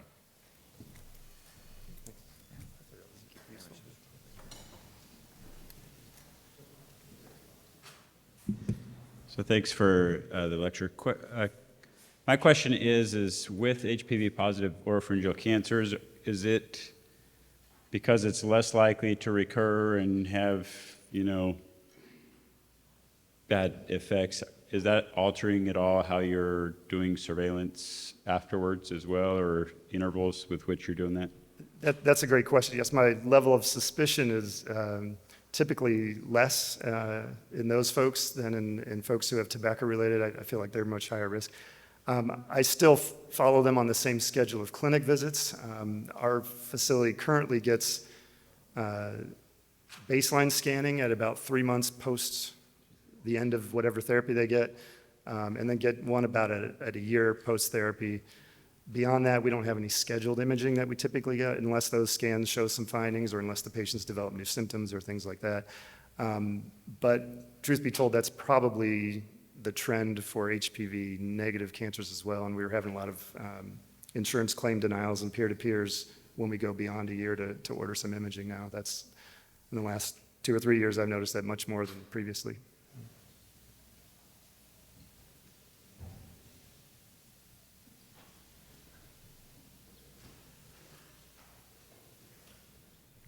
All right, thank you.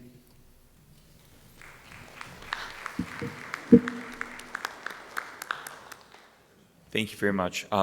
So the next lecture is radiotherapy management of early glottic laryngeal cancer, and it will be given by Ryan Hughes, who is an assistant professor in the Department of Radiation Oncology, again at Wake Forest School of Medicine, and he's also the director of head and neck and hematologic radiotherapy services at Atrium Health Wake Forest Baptist. Without any further ado, Ryan. Morning, everybody. I appreciate the opportunity to speak. So I'm Josh's partner that sets all of our patients on fire. So I'll be talking today about radiotherapeutic management of early glottic larynx cancer. I don't have any disclosures aside from my employer. And understanding my audience, hopefully this lecture will be geared towards some useful information that y'all can put towards your clinical management of patients with early glottic larynx cancer. So some learning objectives for today will be to describe the treatment decision-making and the current role for radiation therapy for patients with early glottic larynx cancer. We'll review some expected cancer control and toxicity outcomes after radiation, and we'll discuss some novel and upcoming therapy techniques that are primarily IMRT based that are coming down the pipeline for these folks. Generally speaking, the topic outline will be, I'll review some of our treatment current modalities, which include the sort of conventional radiation therapy that's been used for glottic larynx cancer for some time now. I'll discuss a few IMRT techniques and what IMRT is, if that's not been explained to y'all in the past, and then we'll talk about some novel techniques that IMRT allows, including carotid sparing, larynx radiation, single cord treatment, partial larynx. And I won't touch on stereotactic body radiation therapy, but the techniques are very similar. And so, as many of y'all know, early stage glottic larynx cancer is a large proportion of incident laryngeal cancers in this country, primarily squamous cell carcinoma histology, and expected survival is good. Primarily that's related to the early stage of disease and the limited extent of recurrence in the neck and distantly, but also that's related to the multiple treatment modalities that are available to patients both upfront and in the recurrence setting. And so in my mind, when I see these patients, especially at brand new diagnosis, I sort of think of the two branch points of treatment being surgery versus radiation. When I say surgery, I'm primarily meaning some sort of limited excision, like a laser excision or some sort of partial larynx procedure. Not going to be discussing total laryngectomy in the setting of this talk, but and that the decision making is really related to multiple factors, as y'all know: size of tumor, location, what the expected function is, what the expected control is with either of the treatments. And so I'll give you a few of my thoughts on patient selection from a radiation oncologist standpoint, and hopefully that'll set some or give some background for the data that I'll show later. And so when you're thinking about treatment options for these folks, obviously from an oncologist standpoint, oncologic outcomes are important. Everybody cares about that. But also, I think equally important are functional outcomes for these folks who, again, have high survival rates.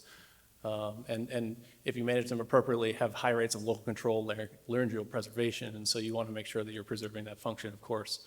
And that can be related to the extent of surgery, what the expectations of radiation would be, and certainly obviously more important for radiation, what the impacts on swallowing function would be.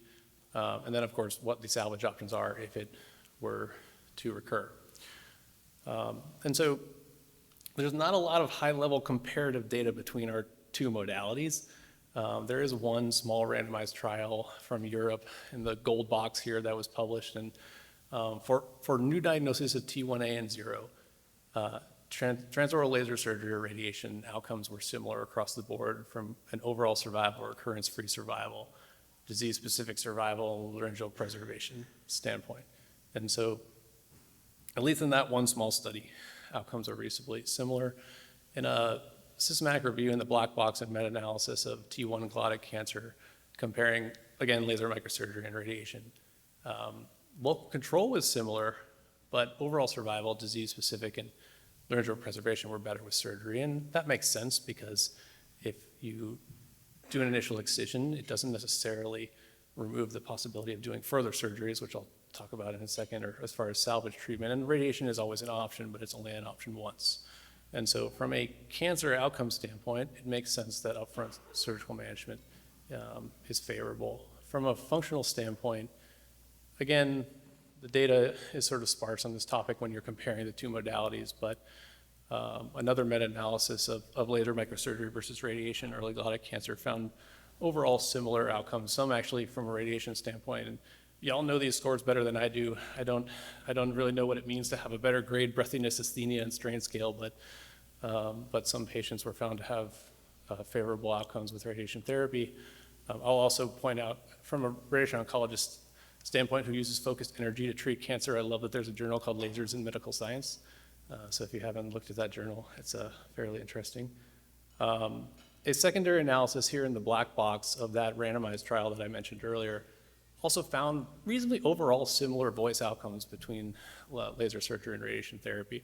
there are some scores that are better with one than the other, but at least in my opinion, on the whole, they're reasonably similar, and that depends on the extent of surgery and how much radiation you're doing and that sort of thing. Of course, it varies by patient, but if you look at all patients, I think we have equipoise at least, depending on the situation.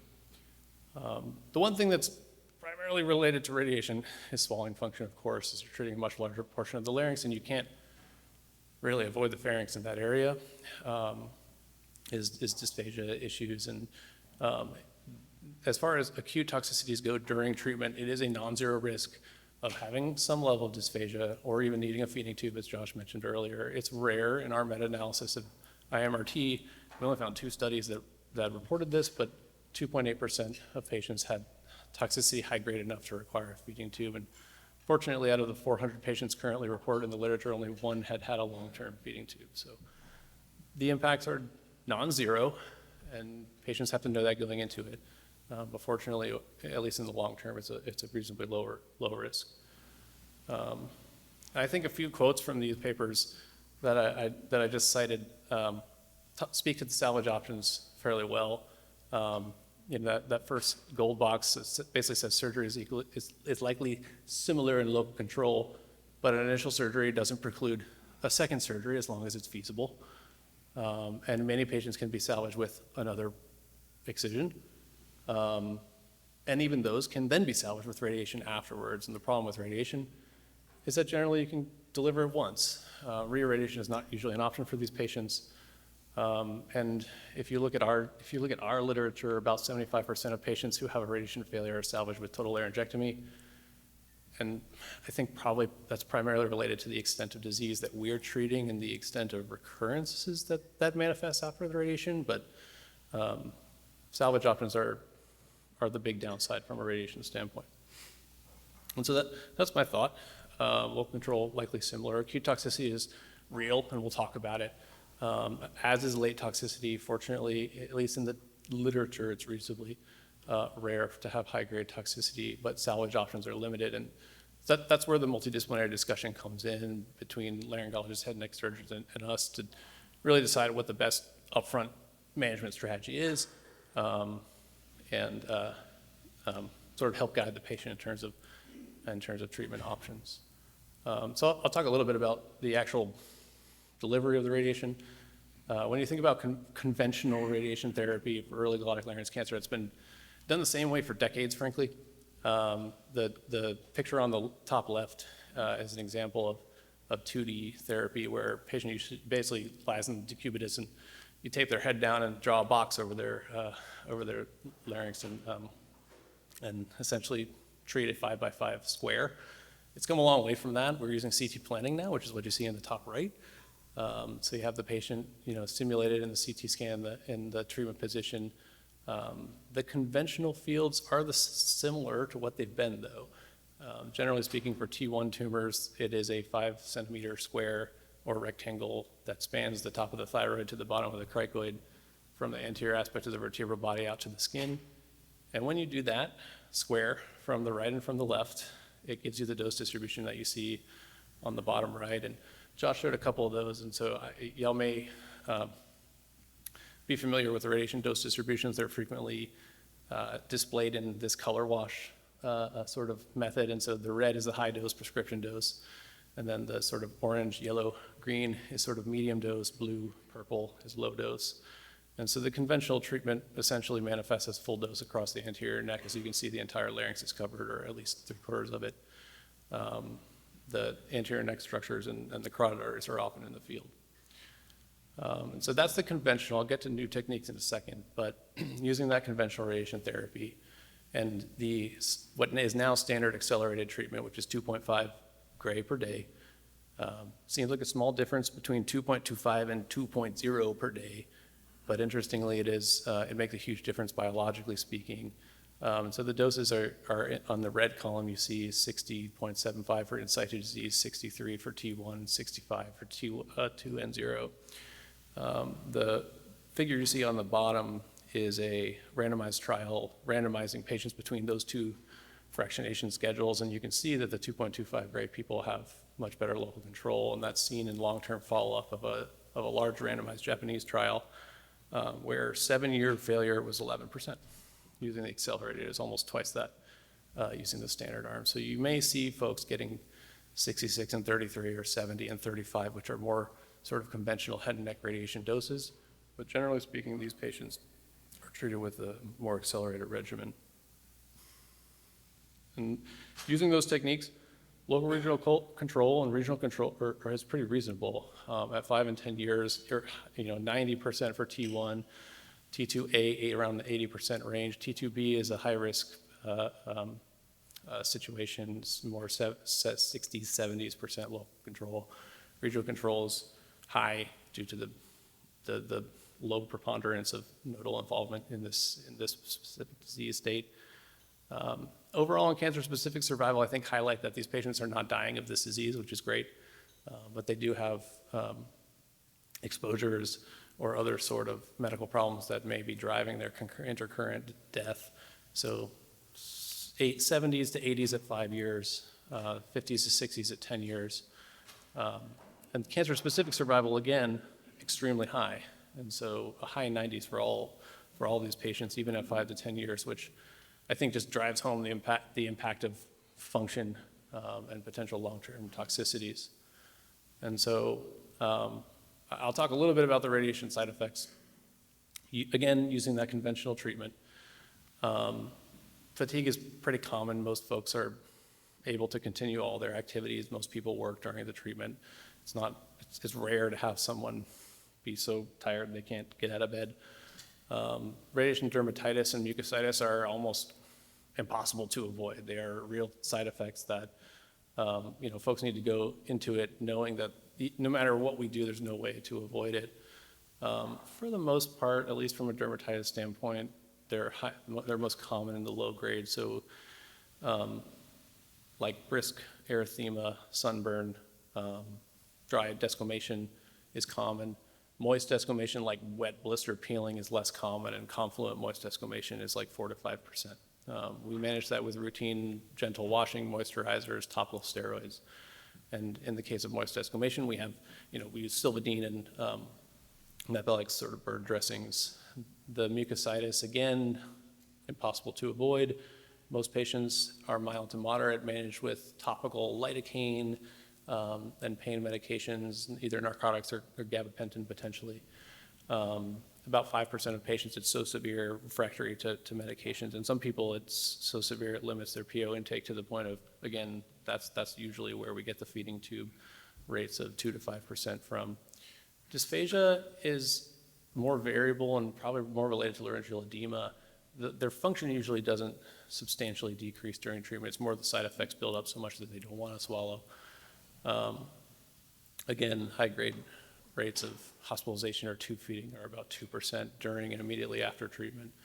We're aiming at the larynx, so voice changes is almost invariable. Most patients will have this pattern where if tumor was causing dysphonia, it'll get better as tumor regresses during, sort of halfway through treatment. And as the inflammation and edema sort of build up the second half of treatment, it gets worse again.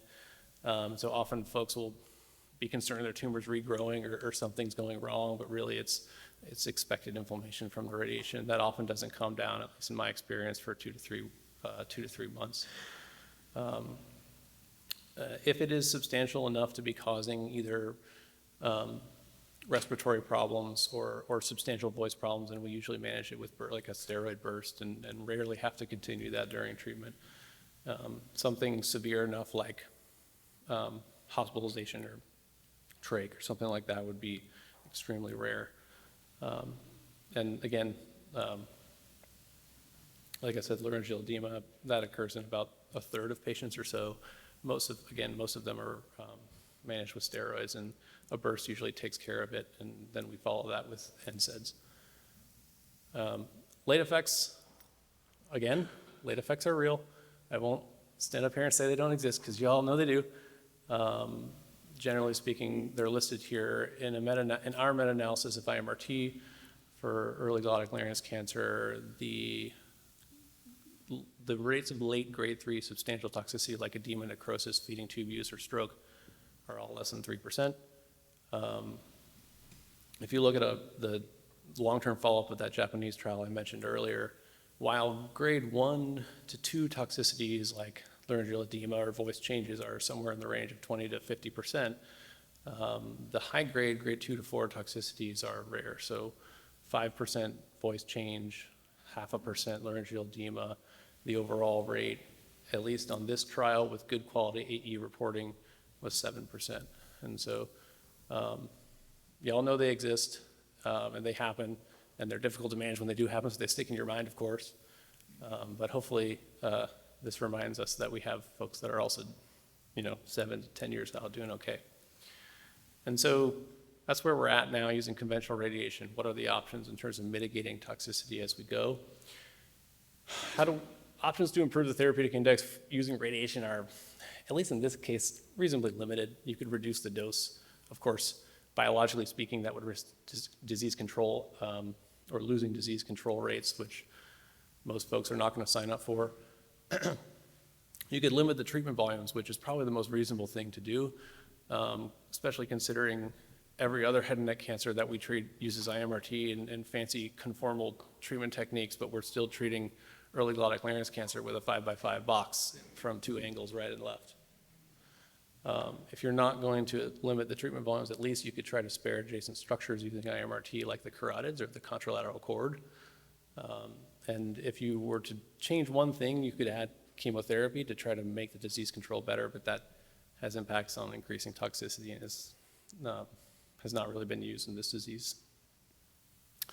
And so I'll talk about each one of these in detail, but just across the board, these are the most common ways that radiation oncologists are approaching early glottic larynx cancer with IMRT. So if you compare the left box, which is conventional 3D radiation using this box treated from the right and the left, one of the most common methods is carotid sparing, acknowledging that stroke risk is non-zero in these patients, and that radiation therapy likely contributes to the advanced atherosclerosis that contributes to that. And so that is exactly what you would think it would be. The dose is sculpted to treat the larynx as you would using conventional radiation. You just avoid the carotid arteries to high doses. Other options include single vocal cord, which pretty self-explanatory, and partial larynx, which is primarily used for more advanced tumors where you essentially treat the tumor in a margin with a full dose, and you're still approximating the conventional radiation by treating the standard borders of the larynx that you would treat otherwise, but you're doing so to a lower dose to account for microscopic disease. But if you do so to a lower dose, perhaps that would reduce late toxicities. So it occurs to me that when I say IMRT, folks may not know exactly what I mean when I say that, and so hopefully this works. So if you compare the conventional radiation, which is the box on the top right, this is an example of a nasopharynx patient being treated with IMRT. On the right, you can see the machine is rotating 360 degrees around the patient, and the little yellow area that's moving on the patient's 3D render is the field where the radiation is coming through. The thing on the left is a beam's eye view of actually where the radiation is going. So everything that's shaded is being blocked. Everything that's not shaded is where the radiation is passing through. And you can see essentially the shape, size, and distribution of the field moves as the machine rotates around the patient. And this allows us, this is done by the radiation oncologist in the treatment planning system, but this is done to allow us to sculpt dose around areas that we want to avoid while still hitting what we want to hit. And so that when I say IMRT, this is one of the ways that we deliver it. It's one of the most common ways that we at our site deliver it. And so just a couple examples. This one's carotid sparing IMRT, where a patient was treated with 63 gray and 28 fractions for a T1A larynx cancer. So that's pretty standard dosing. The planning is the top right box, and so you can see the involved cord is considered gross tumor, the green. The blue is the larynx as it would be targeted otherwise using conventional radiation. The red is essentially a safety margin that we place on it to account for setup variability. That results in the distribution that you see in the bottom, where the whole larynx is treated with the full dose, but the carotids are spared the high dose. For reference, the blue in this image is 35 gray, so there is lower dose going outside of these areas to the remainder of the neck to 5, 10, 20 gray, although that is we thought to be less impactful from any sort of toxicity standpoint. But that's the trade-off that you get when you look at conventional radiation. There's no dose going to the posterior structures of the neck. With this technique, because it rotates all the way around and treats through different angles, there is, but the trade-off is you can spare things immediately adjacent to your target. Single cord radiation planning would look like this. So the top, this is again another patient with a T1A tumor treated with 63 and 28 standard dosing. The treatment planning on the top right is essentially the involved cord. The inside red line is the target, the larger red line is the safety margin. And the contralateral cord is outlined in orange and is specifically spared by the treatment planning system. So if you look at the dose distribution on the bottom right there, you have full dose to the cord itself. Low, sort of medium dose green, yellow to the immediately surrounding structures, and the contralateral cord in this case is we usually try to spare it to less than 30 gray. So it does get some, but substantially less than the target is getting, which is 63. Again, partial larynx IMRT is primarily used for more advanced tumors where treating a more conformal volume may risk marginal failure. And again, in folks who don't have much salvage options after radiation, we take local marginal failures pretty seriously. This is a T2B patient who was treated with 65.25 gray and 29 fractions, which is a pretty standard T2 fractionation. The red at the top right, the red is the involved site with a margin. The blue is the remainder of the quote unquote elective larynx target to account for what would otherwise be treated with a conventional 3D radiation. And that's delivered to a lower dose. The blue is targeted to somewhere in the range of 50 gray. And that results in the dose distribution you see on the bottom right, which is the tumor is treated with the full dose and the remainder of the larynx gets a lower dose. From a carotid sparing standpoint, this is important because, again, we are now learning more and more about the impacts of radiation on stroke risk and carotid stenosis. And in multiple studies where we have evaluated the ability to actually spare the carotids, it's pretty straightforward with that we can. The full dose goes to the arteries during conventional radiation in almost all cases. Using carotid sparing techniques, you can get the dose down to 19 or 20 gray, at least in this example. When I do this, usually for young patients or patients with risk factors or those who are expected to have a life expectancy long enough that it would be worth avoiding a 10 to 15 year risk, I try to keep our mean carotid artery dose less than 30 gray, which currently in our field is thought to be the limit at which you start to see those risks accumulating, although, again, with these late toxicities, it's very difficult to study that. The graphs on the bottom right are from a recent retrospective analysis from Duke that actually has an ultrasound screening program. And asymptomatic stenosis was seen in almost 50% of patients at 15 years, and symptomatic, either stroke or TIA, was about 15% at 15 years. And so this is a real thing that we'll be seeing, I think, as folks are living longer, which is a good problem to have. But this sort of IMRT technique may be useful in reducing those risks in the future. The problem with using these techniques is that, unlike conventional radiation, which we have 10, 15, 20-year control rates, IMRT for this disease is reasonably new, and we don't have a ton of data that shows from a local control standpoint it's safe. We think it's safer from a toxicity standpoint, but how much really does it impact it? Because again, you saw the distributions were not as conformal as a CO2 laser. And so if you look at the local control figure from our meta-analysis, the studies highlighted in yellow are carotid sparing studies, green single vocal cord, and the purple one is partial larynx. And while most of them are sort of in the local failure ranges from 2%, 3%, 10%, a couple of the carotid sparing and partial larynx studies are in the 20% range. And so we need to know more about the safety and control rates of these techniques before we start doing it for everyone. But again, in the long-term, from a long-term toxicity standpoint, using IMRT results in low rates of high-grade toxicity. Although I'll point out that the number of studies we found that actually report these are very small. We know that thousands of patients are being diagnosed with this disease every year, and radiation is a pretty common treatment for it. And we found 2, 3, 4 studies with just a few hundred patients reporting it. So we need to know more about this, especially from a long-term side effect standpoint. So in summary, radiation therapy for early stage glottic larynx cancer associated with high rates of low control, reasonable rates of toxicity, understanding they're expected, and they do exist. And when high grade, especially late toxicities do occur, they can be very difficult to manage, which is why careful multidisciplinary decision making is needed, to select these folks who will optimally benefit from radiation from a local control standpoint, larynx preservation. And these new novel IMRT-based techniques that we discussed today hopefully will allow us to spare adjacent tissues. Again, but we can't avoid the low medium dose exposure. Thanks for your attention.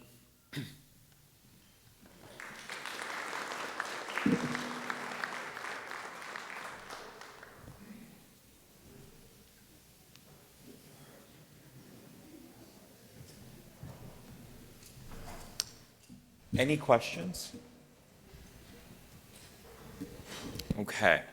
The next part of this section is going to be the head and neck and laryngology panel on early glottic cancer.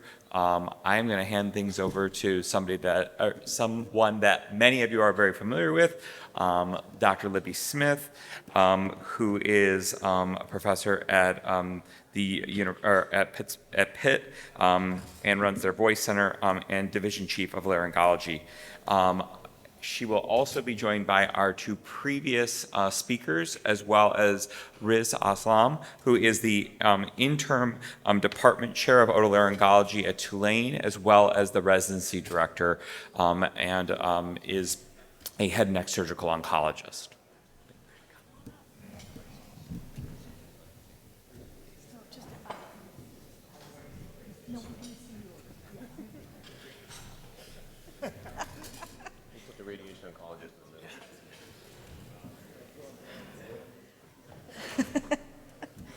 All right.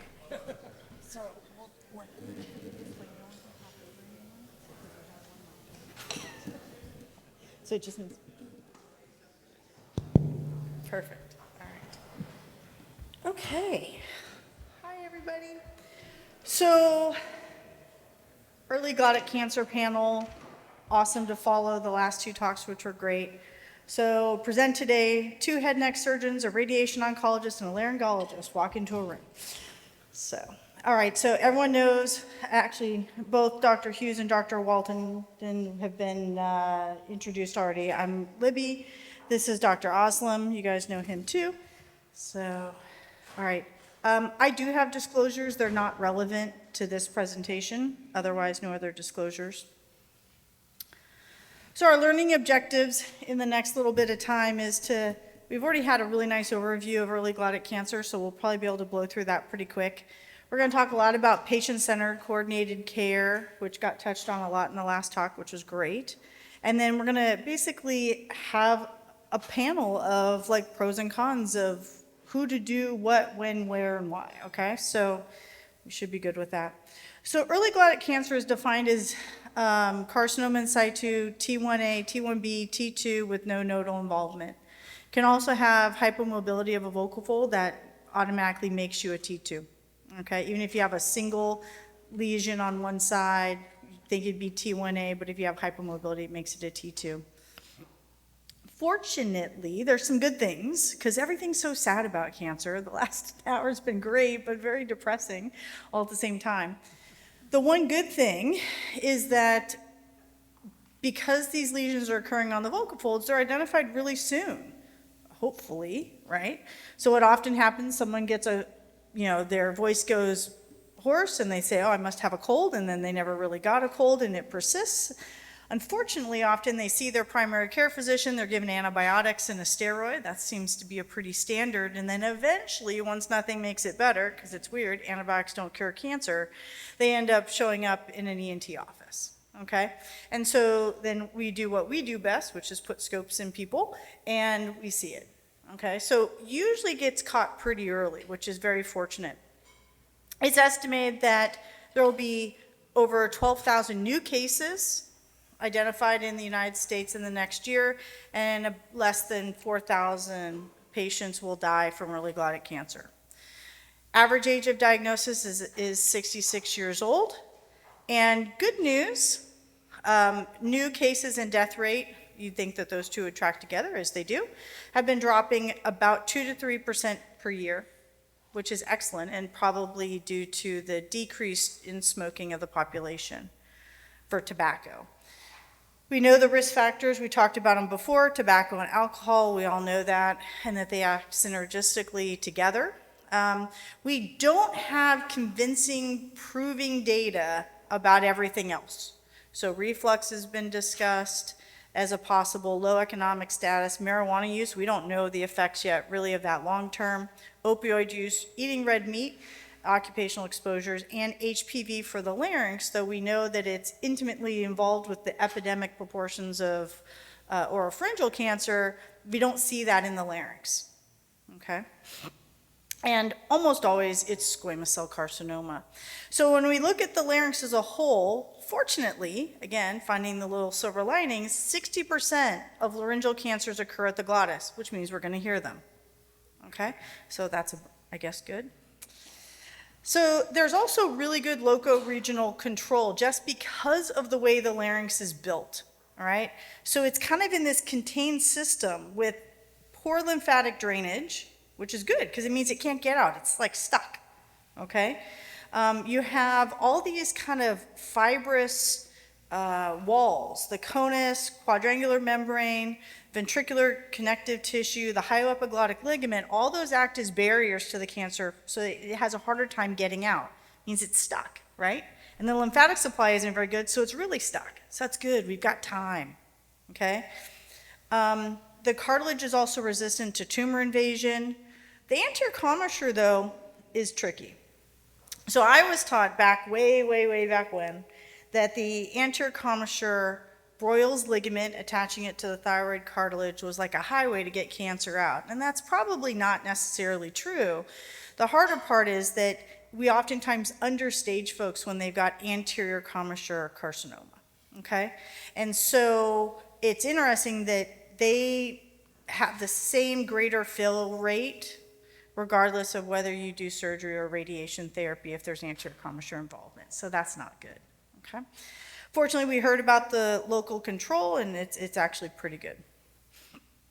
So when we see these people come into the office, obviously laryngoscopy is a big part of it. Is there anything in the panelists' office that you're doing with the laryngoscopy? Are you using any sort of, are you just looking? Like, what are you doing? Do you want to go ahead? Just looking. Just looking. All right, that's a good thing. Just looking. Well, I think listening.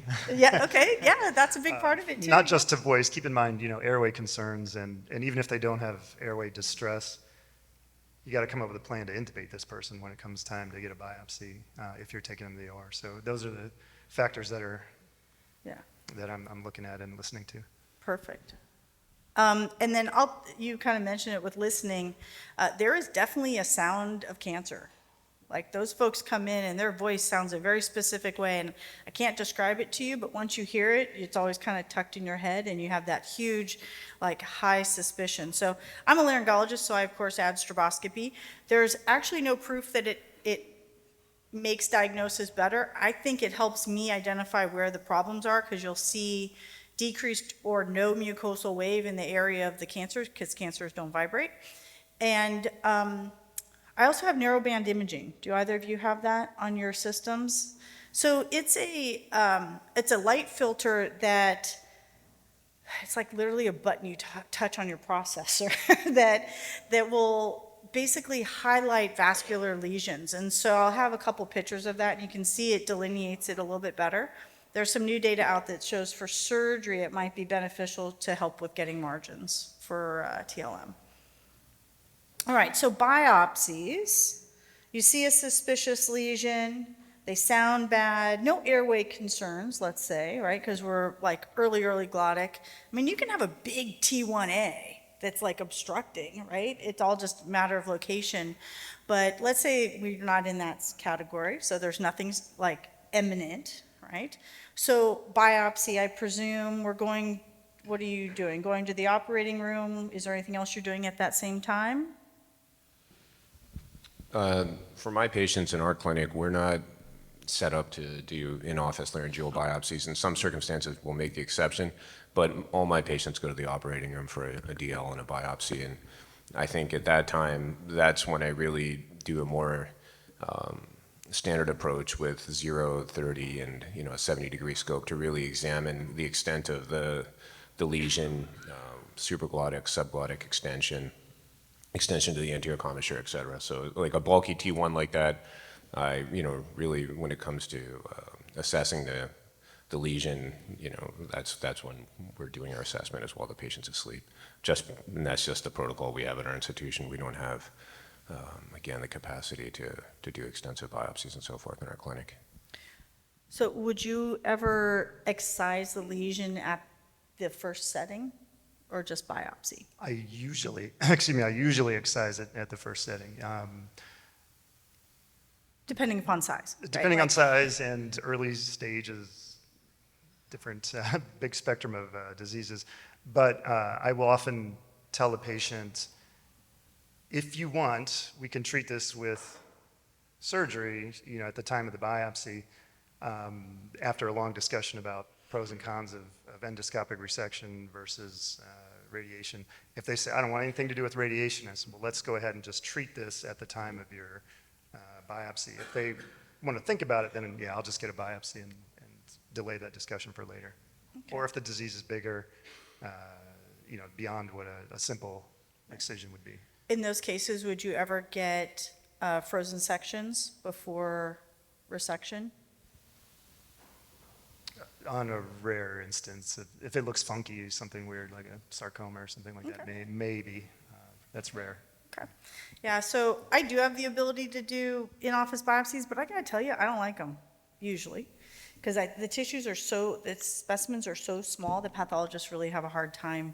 It's always like, I don't know, there might be at least carcinoma in situ. There might be some dysplasia, but we can't really tell. And you're like, well, that was super useless. So in-office biopsies, though they sound really cool, at least in my hands, it's like half the time they don't give you the information you want. Unless you have someone where it's like super obvious, it's this big, huge lesion, and they just don't want to take them to surgery and get them set up for Dr. Hughes and the med-onc folks.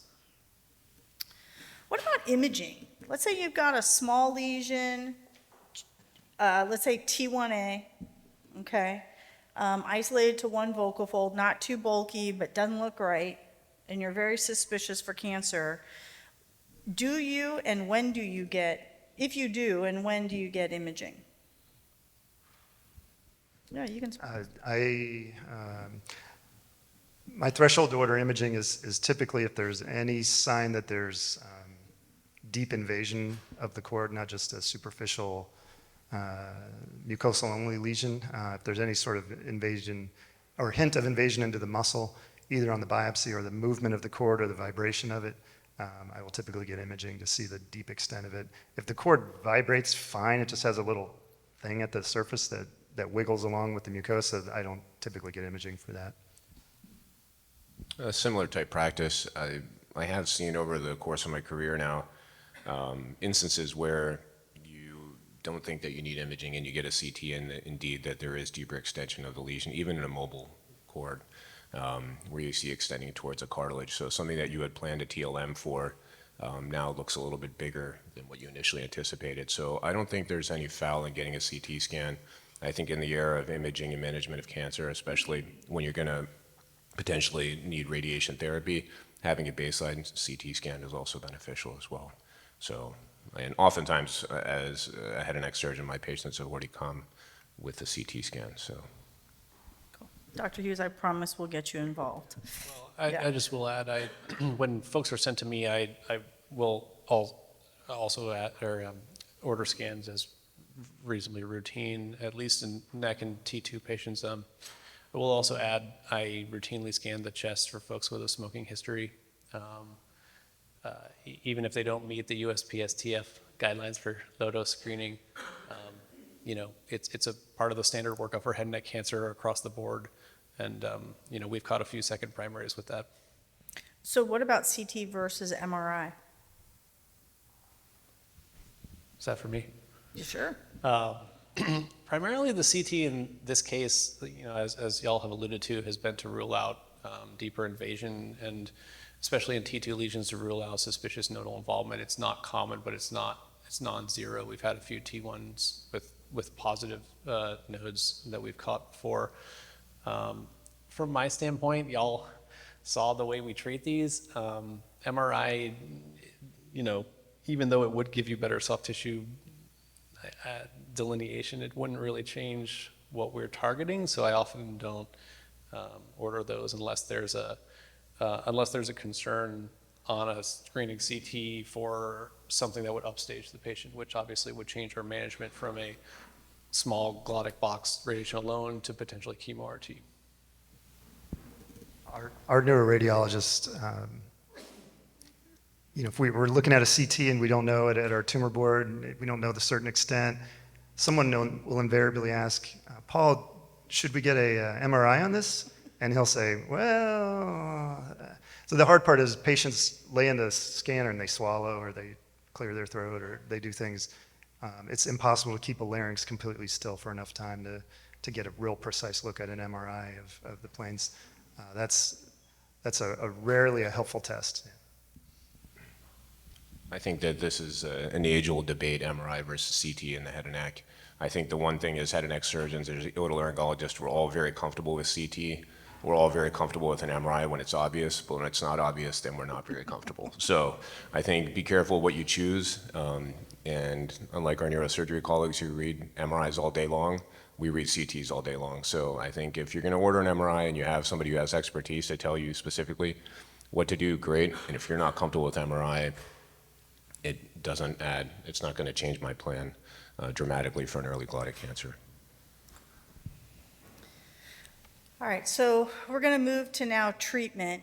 And this morning's kind of been set up for this, not battle, but really synergy between resection and radiation, right? And so even though, I mean, it seems like everyone who has radiation who comes to me has had like horrible outcomes, but you're right, you have to remember that that's that like 2%. That the other 90+%, they did awesome, right? But we don't see them. So we have this idea that radiation is always horrible, but it's not. It's just horrible for a very small group of people, okay? So there you go, I'm trying to help you out.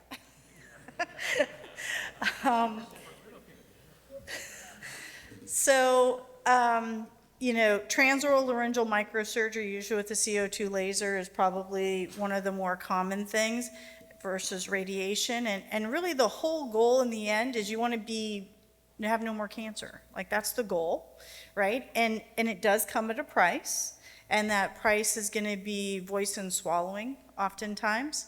Obviously voice, maybe even more so with excision, and swallowing more so with radiation.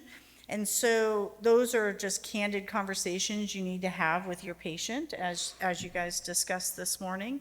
And you know, when patients first show up, they're just scared because you said the big C word. That's all they heard is that they have cancer, and then everything shuts down. All right, and they're thinking of their grandkids, and are they going to see their grandkids get married, and it goes to places that you can't go. So even though we oftentimes, hopefully, always tell them all these things, they come back, and it's like as if you never said it. So that's a challenge, right? So every time they come back, like I just keep sprinkling it throughout. Every time they come back, that's what we talk about. And that's okay, because they can't process it the first time.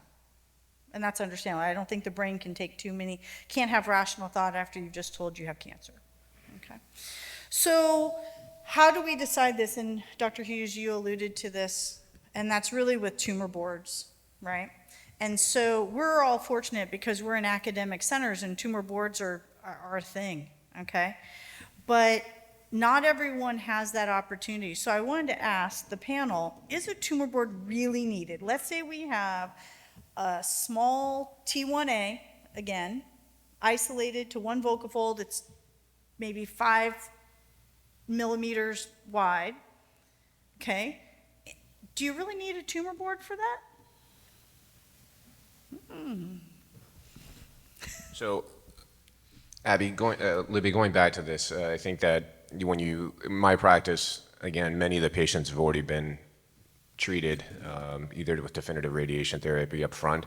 So an overwhelming majority of the patients that we tend to see early glottic cancers are treated in the community and are treated really well. So being from a position of academic medicine, you always say, yes, a tumor board's needed, but the reality is it's sufficient to have early glottic cancer treated. I know many people won't like that answer, but that's the reality, and I don't think that a full tumor board is not available ubiquitously across the country, so it may be hard for a lot of these early glottic cancers to get presented at a tumor board. I often do not present patients at tumor board if they have early stage and there's nothing controversial or difficult about the decision making. I can talk to them about pros and cons of radiation, and if they want radiation rather than surgery, I'll just refer them without tumor board discussion over to Ryan. Yeah, I have a similar experience, and I get a lot of referrals from our laryngologists that don't go through tumor board. It's mostly a personal discussion between us about what the expected function is and likelihood of local control. And I mean, I'm lucky. I trust my laryngologists with patient selection, and they do a great job. And so, as a radiation oncologist, of course, tumor board discussions are important for more complicated cases. The ones that I bring to tumor board are folks that I have a little not that it's unreasonable, but that I have pause about radiation. 38-year-old that I'd rather not irradiate if I can avoid it. Things like that, more advanced tumors. I bring maybe 5% of the folks we see, I think, to our tumor board just to talk about other options. But I don't think it's entirely necessary if you have a great line of communication between, your radiation oncologist and again, hopefully y'all have this experience, but I also feel like it's useful to have an opinion from both sides. Hopefully they won't just try to take the patient, just treat them, which may or may not be the case, but I appreciate at least having the conversation and saying, look, I think surgery is a great option for you, but just so you know, if you ever need me, here's what it would be like. And so that could just be a referral. It doesn't necessarily need to be a tumor board discussion. Yeah, I mean, really the value of tumor boards are to get the input of everyone at the table, right? And so the med-onc folks, they're not really going to be useful in this conversation. So it's really going to be the otolaryngologist and the radiation oncologist mostly, right? And we need to put in not only the tumor factors, but also patient factors. Are they going to be able to get to radiation every day? Do they have supported home? So there's different things that need to be considered in care of the whole patient to eventually do whatever treatment is best for them. So surveillance, you kind of almost touched on it, right? You said it didn't, Dr. Walton, you said it didn't change if you de-escalated therapy based upon the question. But overall, for these early glottic cancers, do you have a certain time frame you see folks? The early recognition of recurrences typically by the patient and their voice, their voice decline, rather than by anything necessarily on exam. If they had a bad voice, got treated with whatever method and have a baseline new voice, and then that takes a turn for the worse, that's something they can recognize and bring to my attention. So I'll often stretch them out to 6-month surveillance scopes pretty quickly within a year or so. Much more so than supraglottic cancer where a recurrence can develop. You have to detect that because they may not have symptoms from that. Yeah, I'll add that we often will alternate follow-up a lot, and so if you follow the NCCN guidelines that say to do every 3-month every 3 to 4 month visits for 2 years. Then often, once we establish NAD status, we'll sort of alternate, and that's each of us every 6 months, and that way the patient's being seen every 3 months for as long as you feel like it's necessary, but it's not, burdensome from a clinic standpoint. We do that a lot because my clinic is pretty busy, and I appreciate folks sharing the follow-up. I follow pretty consistently along with the NCCN guidelines. It's very easy. Patient comes in, they feel reassured. I think this is two-thirds of all head and neck cancers are caught, unfortunately, at a later stage, and this is one that you're catching at an earlier stage. So I often find the patients, many of them, they're already, week 6 to 8, they're in my office knocking at the door, ready to get their scope and make sure that everything's fine. So I think part of it is a patient reassurance, but I also just adhere to the NCCN guidelines and move along with that. Any subtle changes, I'm getting my laryngologist involved to detect any early recurrence.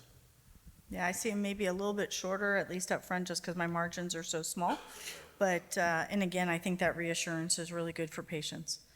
So real quick, I have 2 quick cases, and then we're going to move on to the other cases from the panel. So this is an 87-year-old healthy male. He actually was like on, aspirin. he was super healthy.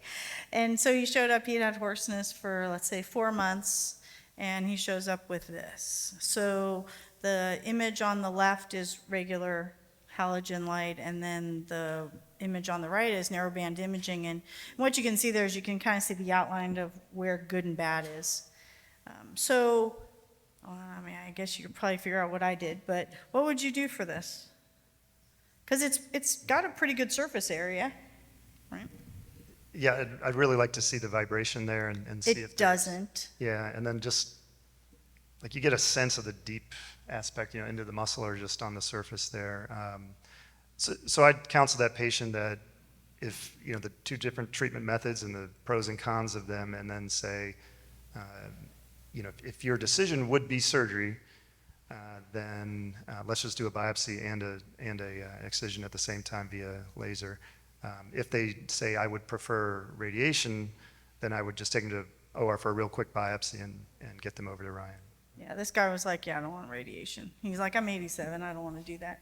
So this was his resection, and it was pretty big, and he had this kind of rim of like normal, but it doesn't look normal. So I ended up taking that off also. So sorry, I don't have a picture of that. But it was a pretty good resection all the way down into muscle. And up to anterior commissure, all the margins were negative. So what I typically do is I'll cut it out usually with about like a millimeter or 2 margin, and then I'll take margins outside of that. So if those margins are all clear, then I feel like I'm pretty good. So amazingly, even though you had that big hole, it actually heals up great. It's amazing. Vocal folds are really good at filling potholes, and so the scar that he had dropped in after the resection, he actually did great. He had no voice issues at all, and he ended up passing away because he was 87, just last year actually, and he was 95, I think, so not from his cancer, obviously. So I think if you're going to do this kind of work, you have to understand, you have to be willing to go places you don't necessarily really want to go, and so as a laryngologist, it hurts me to take off big chunks of vocal folds, but it's not serving him well. So these are the ELS guidelines for chordotomy, endoscopic chordotomy. And so he was an ELS type 3, where you're actually removing part of the muscle. This is an interesting one really quick. 68-year-old gentleman had a biopsy back in 2000 at an outside hospital for a left vocal fold mass, showed moderate dysplasia on the path report. A couple years later, he had gradual dysphonia, didn't go away. Of course, he was treated with antibiotics and steroids. He had odonophagia, interestingly, on the opposite side. He then showed up in my office, and I saw this, and I'll tell you again, it doesn't vibrate. And he just had this red vocal fold, but the mucosa doesn't look that bad, right? But the redness concerned me, and the adynamic nature concerned. So just to kind of cut to the chase, took him to surgery because I was like, I don't know what's going on with your vocal fold. Wasn't really thinking cancer. Well, there was a little scab. I took off the scab and peeled off, and all of a sudden this little thing of cancer popped out. And so he had submucosal squamous cell carcinoma. So, the other ENT just couldn't see it and didn't have maybe the concern that there was something else going on. So I basically brought him back and took it out, and he's actually doing great. So I've only got 8-month follow-up, but with that kind of a hole, you can see this was his exam from actually this week. And he says his voice is like 80% normal. So obviously too soon to tell. So interestingly, we talked about voice. He's got a little bit of a voice hit. He asked about augmentation. I personally said no, because if you recur, you're going to recur probably inside like you did before, and I won't be able to see if you have augmentation. So I said not until we get out. All right. Okay. So, Dr. Hughes, this is your case. Do you want to? Yeah, sure. So I too have a cohort of octo and nonogenarians that I've treated, and their heads didn't fall off. So this guy is 81. He had a ton of comorbidities.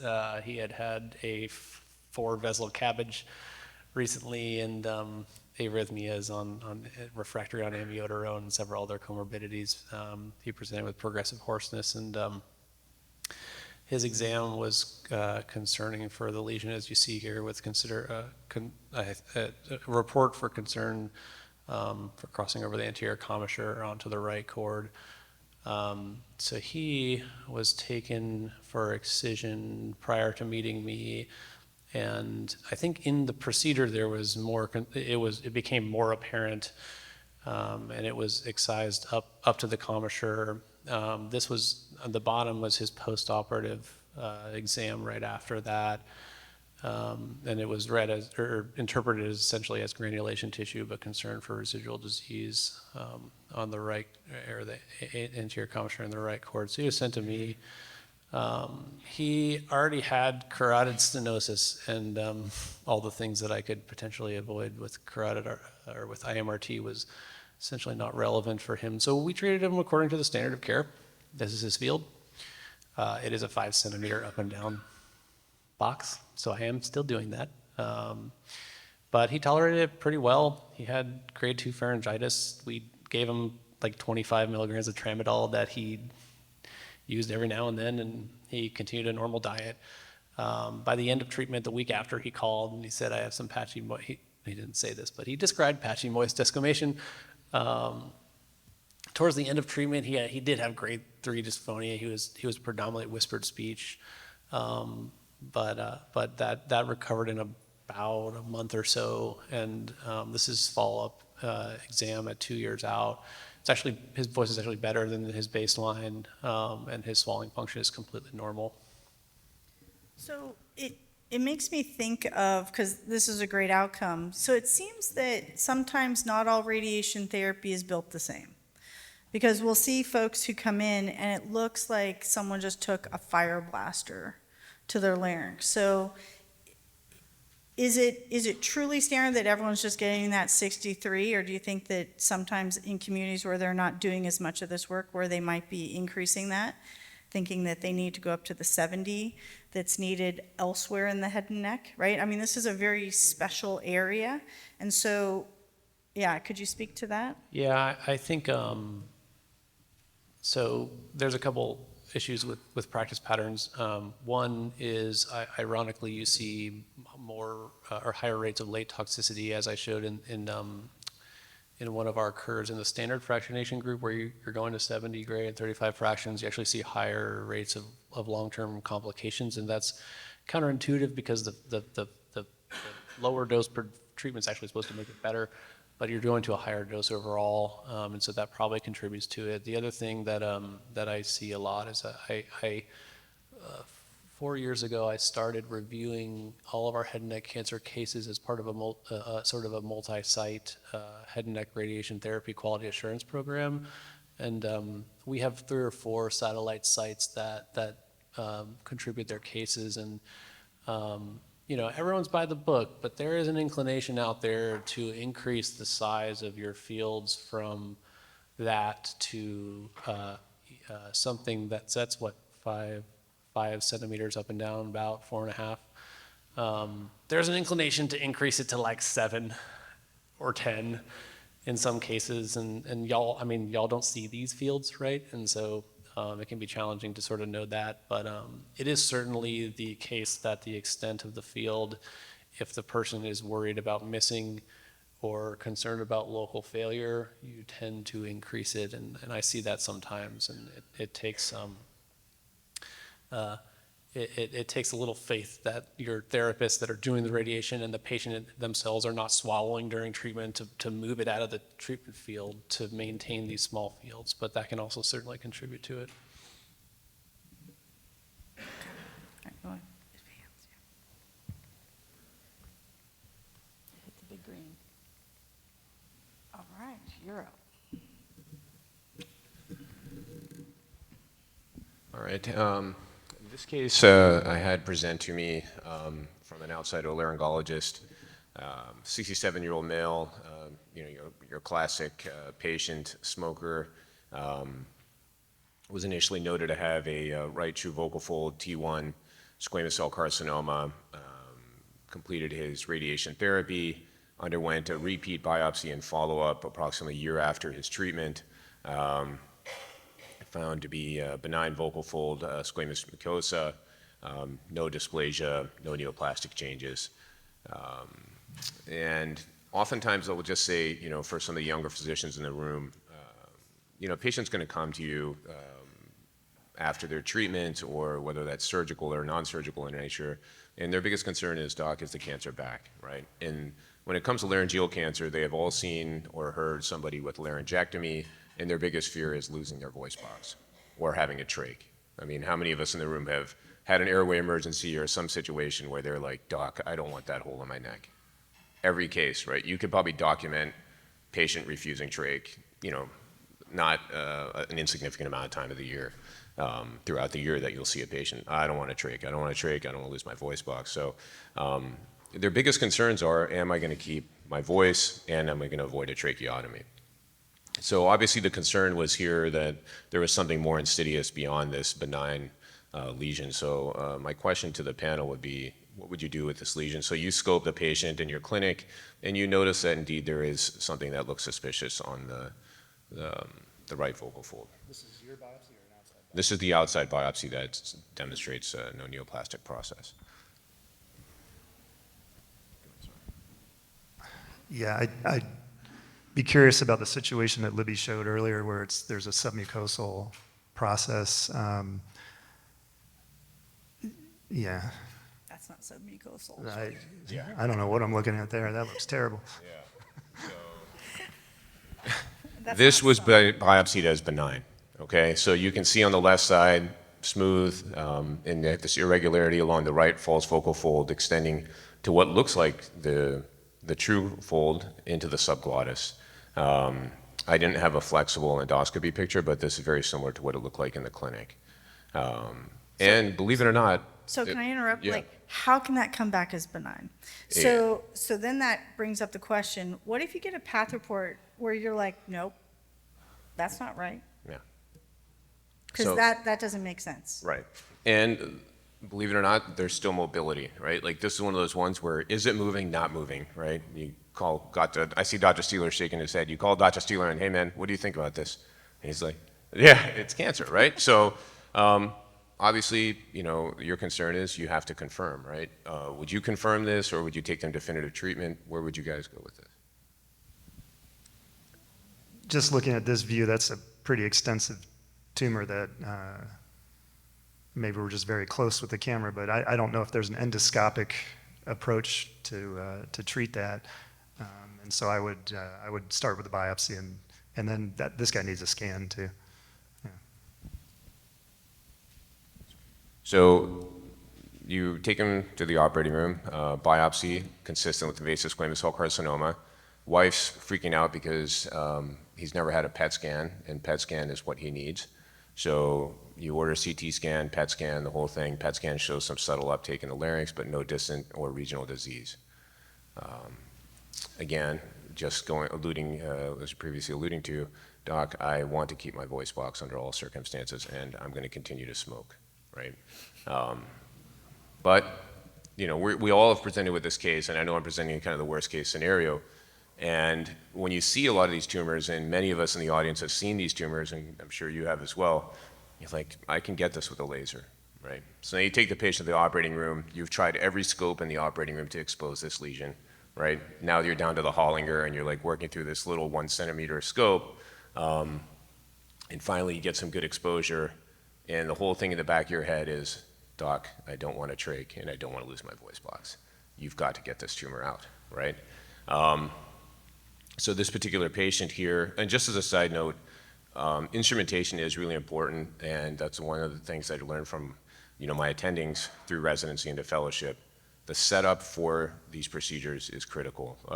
We have a very nice Steiner set. It's a little bit older, but it works well. It has suction capacity, and I love those stethoscopes for these procedures.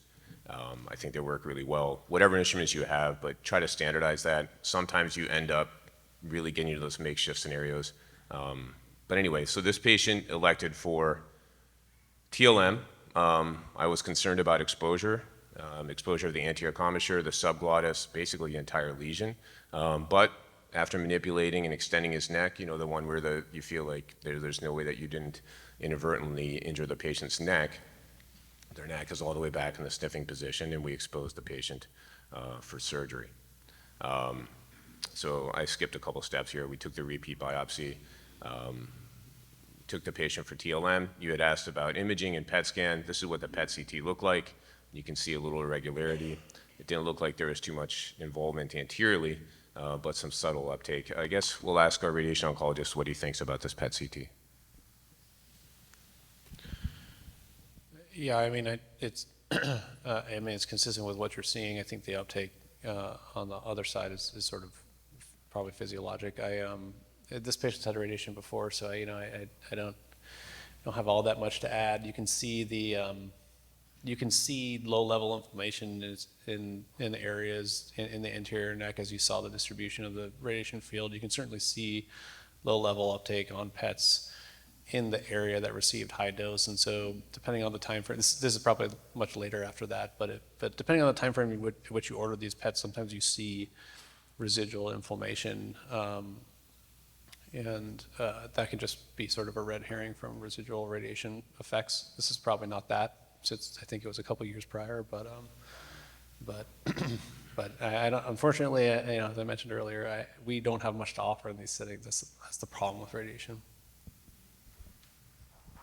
Just as a comment, I have struggled with post-radiation endoscopic resections because the border between tumor and fibrotic but non-tumor tissue is harder to delineate. You have to be real cautious about the frozen section margins, et cetera, much more so than in a patient that has a virgin larynx without prior radiation. I often have seen perineural invasion on these salvage cases, which even when you get negative margins, portends a pretty bad prognosis that they will most likely have a recurrence in the larynx after an endoscopic resection. So this is a challenging case. I don't envy you for having done it. And, again, I think one of the questions we're always looking is the anterior commissure. You're looking for decalcification. Is there any erosion of the cartilage? And sometimes it's very subtle. You can't tell, and you can convince yourself oftentimes on CT even that there may be involvement. But we didn't appreciate that. So we went to the operating room, and you can see the lesion again, a little bit pulled back. And, my concern with this, and I explained this extensively to the patient, that, at the end of the day, we always have a total laryngectomy as our ultimate salvage. The lesion itself, fairly bulky, but again, the conundrum we had was you had a functional vocal fold. I guess my question to my colleague here is, would you consider an open procedure versus a TLM procedure in this instead of a total laryngectomy? Yes, definitely. Stay tuned the next 5 minutes or so. But it looks better on your bottom right picture. That looks like there's a lot of muscle preserved. So I think that's, I had the impression it was a lot deeper under the muscle than what I guess it actually truthfully turned out to be. So that looks like a good surgery with a good resection. Has to be monitored very closely for recurrence. Yeah, sometimes what you see on the outside doesn't give you an indication of what you're going to find on the inside. And so in this particular circumstance, one of the ways that I try to get maximal visualization is I'll just laser ablate the false focal fold, try to reduce that so I can try to get exposure of the ventricle and then, work my way towards the perichondrium down. The problem is a lot of times, like you said, in the salvage situation, there's fibrosis and the planes aren't as nice as they are prior to radiation therapy. No disrespect to my radiation oncologist, but thank you. But it is technically a little bit harder, and the concern here was also the subglottic extension, which puts this patient at even a little bit more significant risk. So you do the surgery, and what I do is I'll resect the tumor en bloc, and like Libby stated previously, I'll sample a couple areas depending on the high-risk areas, and kind of map this out, and the margins were negative intraoperatively. This is what the patient looks like approximately 6 weeks post-op. You can kind of see the small area of granulation tissue. His voice is extremely breathy, but he's happy. He's tolerating a PO diet. Question is, where would you go from a surveillance perspective with this patient? How often do you do second looks? Do you take him to the operating room no matter what, every 4 to 6 weeks for a biopsy, a look? Or are you comfortable observing these patients in the clinic? Where would you go with that? I think you get more useful information from a scope. I think the scan's going to be abnormal over there and inflamed for quite a while. And I think you have a great look at the mucosa in the office if it's as good as what this looks. So I think office endoscopy should be good. Libby, any other thoughts? Yeah, I usually will take them back for a second look in the OR if any of the margins came back positive, obviously, and then you re-resect. But if all the margins were negative, I just follow them in the office, but have a really short leash to take them back. So, okay, let's move on. So one thought, if folks are managing patients, especially undergoing surgery after radiation, if you have issues with healing,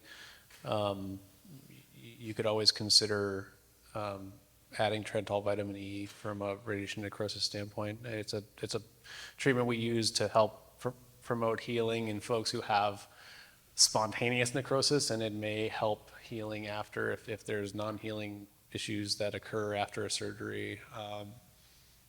There's not great data for it, but it's one of those situations where if you're managing someone who has a complication that the radiation contributed to or caused, then you could consider that. And so there's a couple standard dosings for it, so it's just something to think about.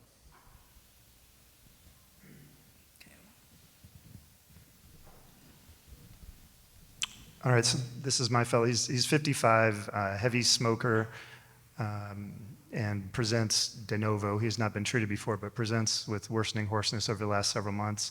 Otherwise asymptomatic. He's got a couple comorbidities, but his lung function is excellent. He's an electrician and climbs ladders. And my functional status question of choice is, can you go up 2 flights of stairs without having to stop? And if they say yes, then that's a modified pulmonary function test there. So he easily can do that. And then pretty asymptomatic fella, thin guy, normal neck without any lymphadenopathy. And then looking in the mirror exam, you can tell there's a little abnormality around the false chord area, but difficult to exactly see. And so you scope him, and you see this sort of a transglottic tumor there involving the false and true chords. Extends just across midline at the level of the true and false chords there, basically to the petiole. The mobility of the arytenoids is preserved. And so I'll put it to the panel. What is the next step in workup / treatment? What would you think about doing next for this gentleman?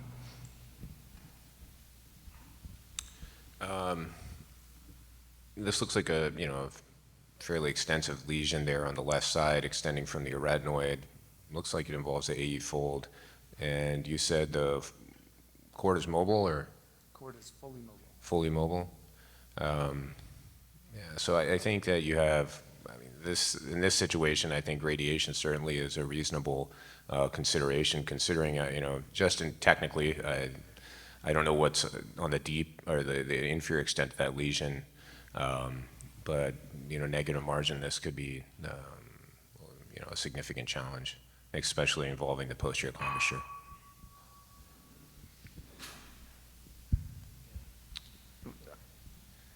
Well, let me show the scan just to show a couple of things. So this gentleman had, you can see the crossing midline at the anterior commissure, extends back to about the vocal process, and then the sagittal view shows some pre-epiglottic extension into that fat a little bit there.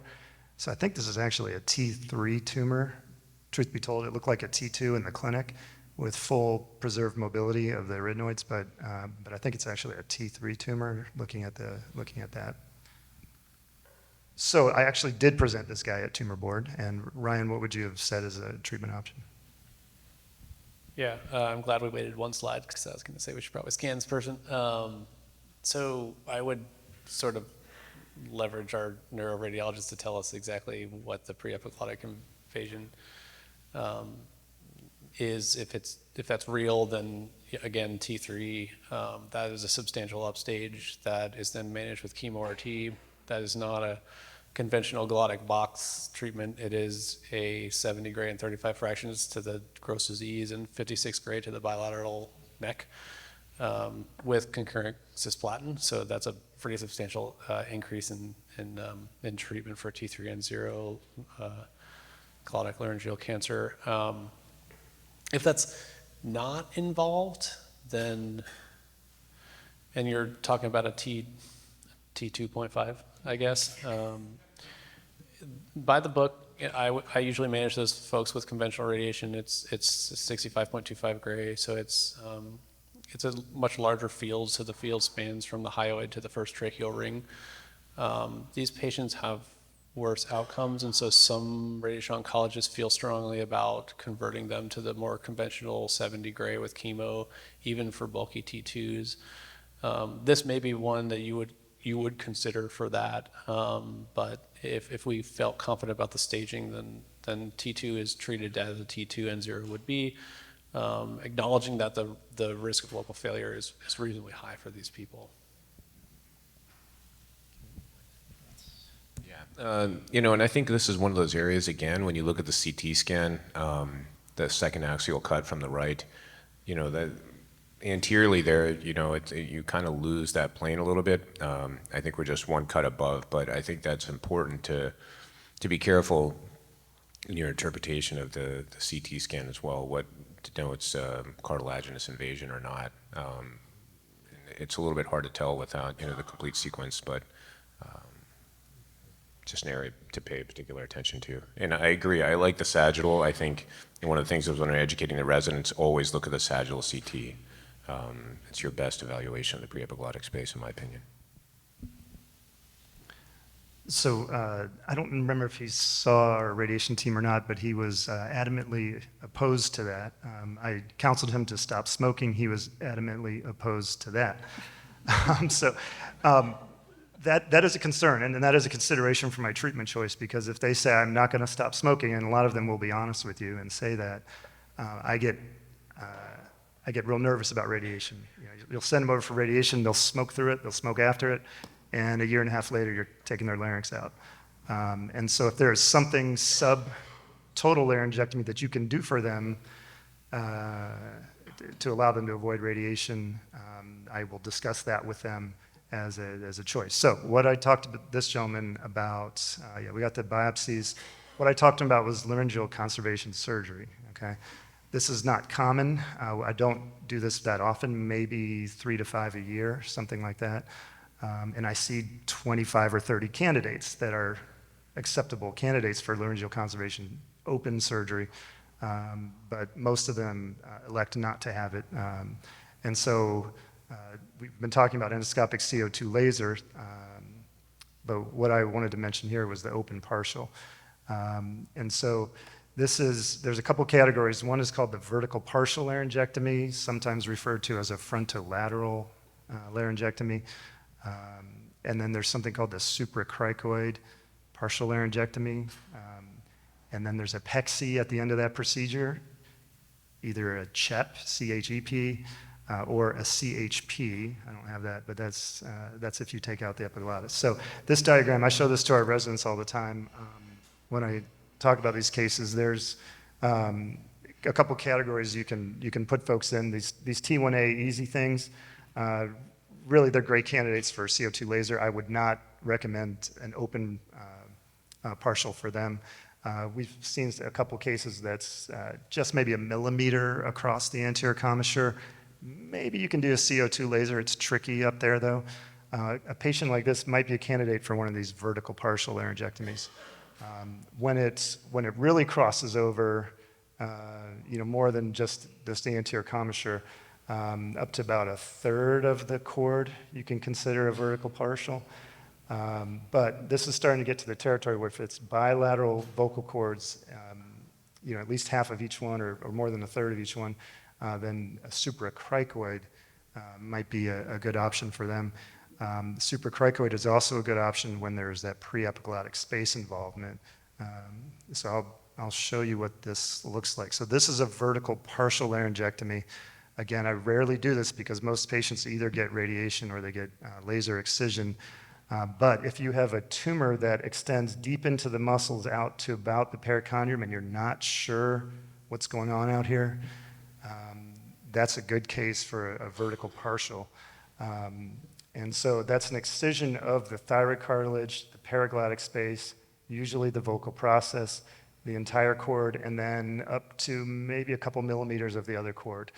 And so this is what it looks like when you're doing the surgery. These patients need a trach for a few weeks. They need a feeding tube for 5 to 7 days. They actually swallow great afterwards. They don't have too much trouble. But voice is, and I imitate a voice for them, it sounds like this, and this is probably how they're going to be permanently.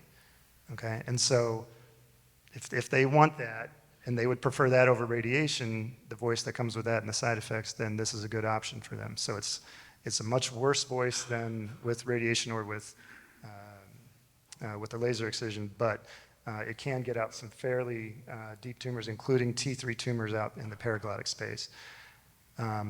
This is what a candidate for that looks like. He had a deeply invasive tumor close to the cartilage, and it actually, we had to take his arytenoid, so that's why that's missing there. And this is, when he phonates, it looks like that. We put a muscle flap in there. I take omohyoid and can suture that into the defect to the where the arytenoid is. But there's a significant glottic gap there. So he's NED, but voice is about what I imitated. Here's a better outcome as far as voice goes because we did not have to take out the arytenoid. And you notice that the cord, this muscle flap that we put in there gets foreshortened and the larynx gets a little twisted.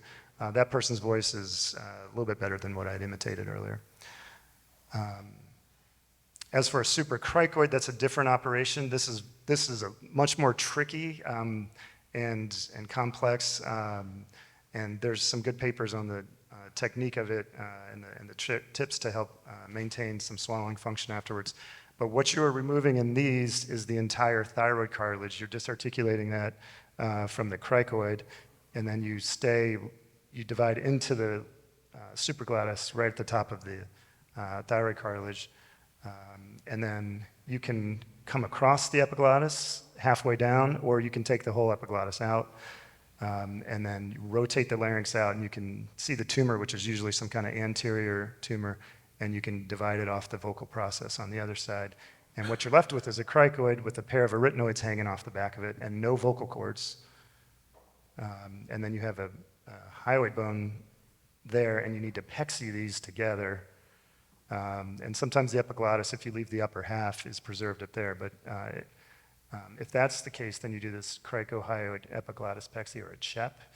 And if the epiglottis is removed, like what we see in these two diagrams, then you call it a CHP, which is a cricohyoid pexy, okay? So you'll see those terms, that's what they mean. And the outcomes from that, so here's a gentleman who has an epiglottis, or the upper half of his epiglottis. He has no vocal cords, he has two arytenoids, and they vibrate together against the epiglottis and create a voice. It's deep and gravelly like this. It's not so whispery, it's deep and gravelly. So it's a noticeable change from pre-op. And then this person has no epiglottis. They have two arytenoids floating on the cricoid, and then no vocal cords, and these arytenoids vibrate against the tongue base, and that voice is even worse. But they can voice, they lose their trach. Everyone that has these procedures aspirates, undoubtedly, and inevitably they will aspirate, and you have to assess their pulmonary function because they are going to aspirate. It's the question is, can their lungs handle that level of insult without putting them in the ICU on a ventilator because of aspiration pneumonia? And so that's where that functional status question comes in. So again, these are rare. It's unlikely that too many of you in the audience will be doing these in the future, but to know that they're out there for these kind of candidates, if patients are adamant about preserving their voice to some degree, these are modestly good operations to maintain some kind of voice.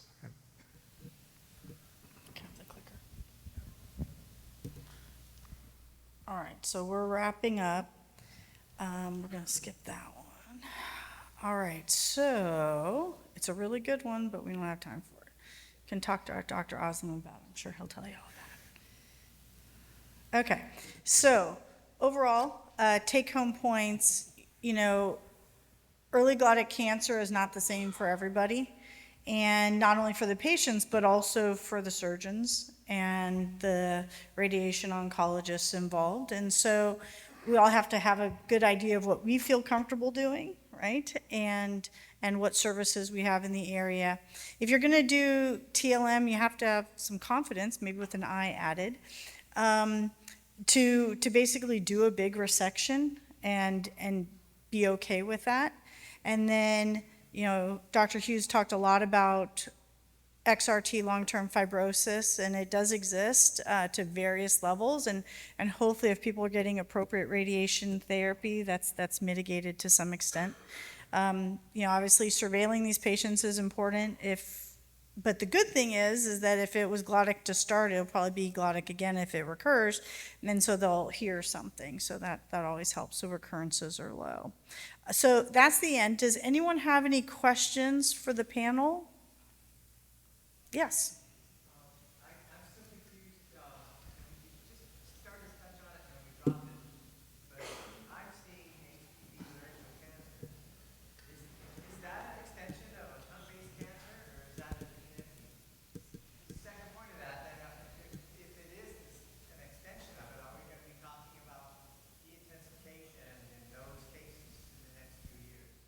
So the question is about HPV laryngeal cancer. Is it an extension of oropharyngeal cancer? I will let the author of a paper on this subject discuss that. Yeah, we published on that.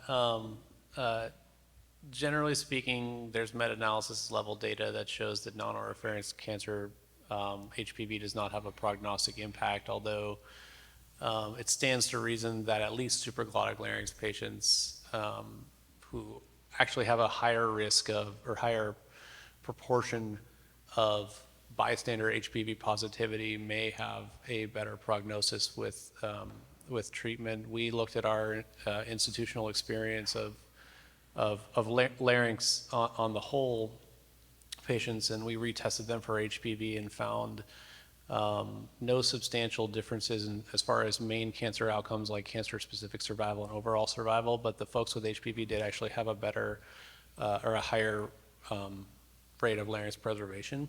And so from my standpoint, it does not change what I do at this point. It's very possible that in the future we understand more that it does actually impact treatment outcomes. I wouldn't change your management on it yet, but when I see patients who inadvertently, again, standard is not to test it either, so you kind of have to have a high level of suspicion and ask pathology to test it. But for folks who have it tested and positive, if I'm treating them, then I do mention it's possible you may have an improved outcome in the future, and we're still trying to figure out de-intensification for oropharynx, and so, but yes, I think that is very possible that we could see that in the next several years. Great. Thank you. In the, yeah.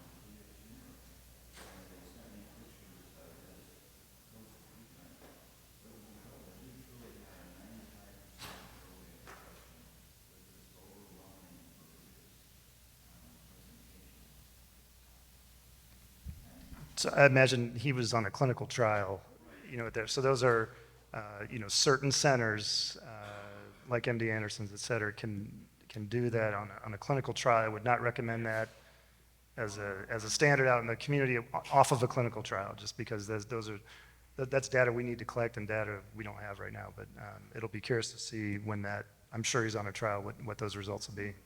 Yeah, it's an exciting opportunity. So in the essence of time, we'll cut off there. We'll all be kind of around if anyone has any questions. I wanted to thank our panelists for participating.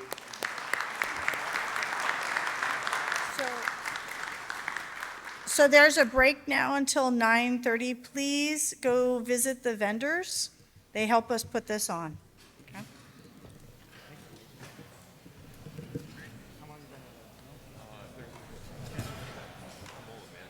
Take the mic. Thanks.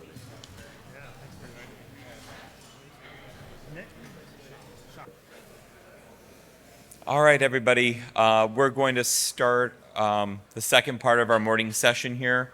The first hour of the morning session is composed of two laryngeal lectures. The first is given by probably my new associate, Eitan Kedar, who just finished his fellowship at the University of Miami in laryngology and voice medicine. And we are going to have a lecture on airway surgery for the general ENT.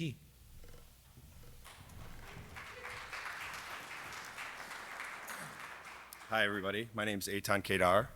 I'm my first year out in laryngology, so still a lot to learn. But I thought I'd give a lecture on airway surgery for the general ENT. I have no financial disclosures. The purpose of the lecture is to kind of remind and encourage you that with the skill set that we have from ENT residency, there is a lot of airway surgery that we can do and not make it too complicated. And I think a lot of airway surgery in general is definitely in our wheelhouse as a general ENT. Specifically, we're going to talk about jet ventilation, awake fiber optic intubation, and awake trach. So first off, anatomy. Preoperative evaluation of the patient's anatomy is really important. This patient is a lot less intimidating than this patient. The things that make a patient have a difficult airway are an enlarged tongue, small mouth opening, retrognathic, poor neck mobility, and a short fat neck, especially if you're considering an awake trach. The stenosis that I'm going to focus on today are glottic stenosis and subglottic stenosis. The purpose I'm not going to go over this entire difficult airway algorithm. I think some of us are familiar with it, but the only reason I bring this up is because this was essentially created by anesthesiologists, and the algorithm does not take into account our ENT skills and our techniques that we use. So although this is very thorough and it's helpful, there are things that we can make available to the anesthesia team in a difficult airway situation.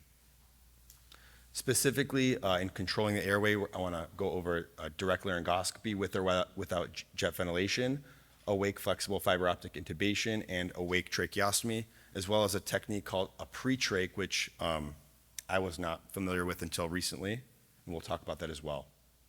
So I saw this at a fall voice conference, which I enjoy. But whenever you're making an airway plan, it's always important to have a good relationship with the anesthesia team. At many centers, especially small community hospitals, they might not be familiar with airway surgery or comfortable, so being on the same page with anesthesia is really important. I'm starting off, I'm meeting a lot of new people. Some anesthesiologists are very resistant to change and not open to kind of expanding how things are done. It's the way it's done because that's how it's done. But a lot of them are very open, and I've had a lot of good feedback from them. We kind of went over patient anatomy. In terms of the anesthetic agent, this is one that is a big consideration, whether to paralyze a patient or not. And it also makes anesthesiologists very nervous.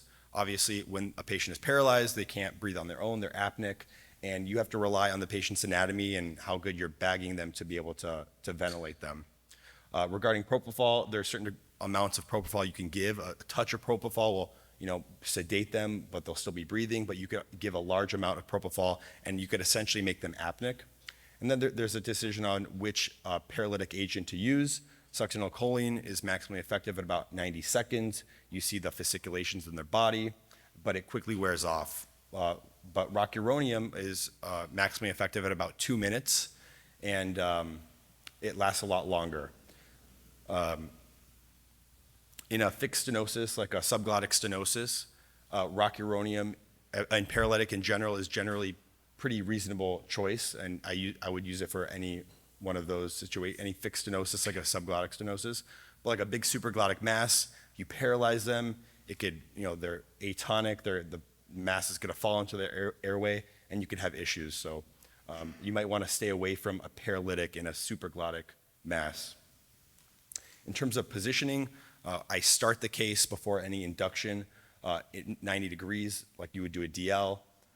Before you even start, no induction, no sedative. You're setting up the entire case. They're prepped. There's the Storrs tower is up. You have all your equipment ready. Everything's hooked up. There's a lot of equipment that you should have available for you in airway surgery. Obviously, we have oral airways. I start 90 degrees. I do the mask ventilation, so having the appropriate oral airway available is important. I have a microlaryngeal tube, which is essentially a regular ET tube, except longer. And these are not always available at every hospital. You might be asked if you want a micro-cuff laryngeal tube, which is essentially a tube with the cuff. When it's deflated, it does not add any diameter to the tube, which is really helpful in theory, but it's mainly for pediatric patients. So if you put that cuff in an adult trachea, it might not be enough to create a seal. And I typically have a 5.0 tube available. There's a monsoon jet ventilator, which is a pretty sophisticated piece of equipment. And there's multiple ways you could change the oxygen flow. It monitors PEEP pressure. And you could connect that to a Hunsaker catheter, which is essentially like a super small ET tube. And you could essentially intubate with that and then suspend, get exposure, do the whole case like that. Most places are not going to have this several $1,000 piece of equipment, and you'll find some variation of this jet ventilation system at your hospital. If you haven't seen it, you should talk to an anesthesia tech or an anesthesiologist. They have to find it in the back of the anesthesia storeroom, blow the dust off of it, but it works great. And I've used it in different ones in multiple hospitals, and it's Old Faithful. It'll work really nicely. This end attaches directly to 100% oxygen. We have this device here, which you have to hand crank to blow the jet. And then this knob right here is going to monitor the flow. You can increase the pressure, so you can increase and decrease the pressure and titrate to chest rise or end-tidal oxygen. This is another Venturi catheter that you can attach to the side of your scope and ventilate through. And then this is kind of the new style of laser DIDO where with a built-in suction port. What I had a lot of good success with is just hooking a suction tube up to the end of this. This is a lure lock, but I just put a suction tube over this and connect it directly to the suction port and ventilate through the suction port of the DIDO or whatever scope I'm using. In terms of awake fiber optic equipment for an intubation, this piece of plastic is called an Ova Sapien.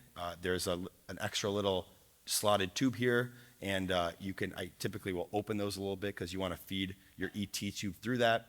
I will use lidocaine jelly on the bottom side of this and stick it as far in their mouth as they can. And over the next 5 minutes, I kind of advance it and add more lidocaine jelly until it's essentially, the tip of this is essentially like in the vallecula all the way in.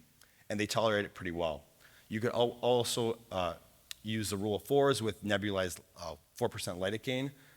The way I remember it is 4 mLs of 4% lidocaine for 4 minutes, and essentially their entire airway is all numb.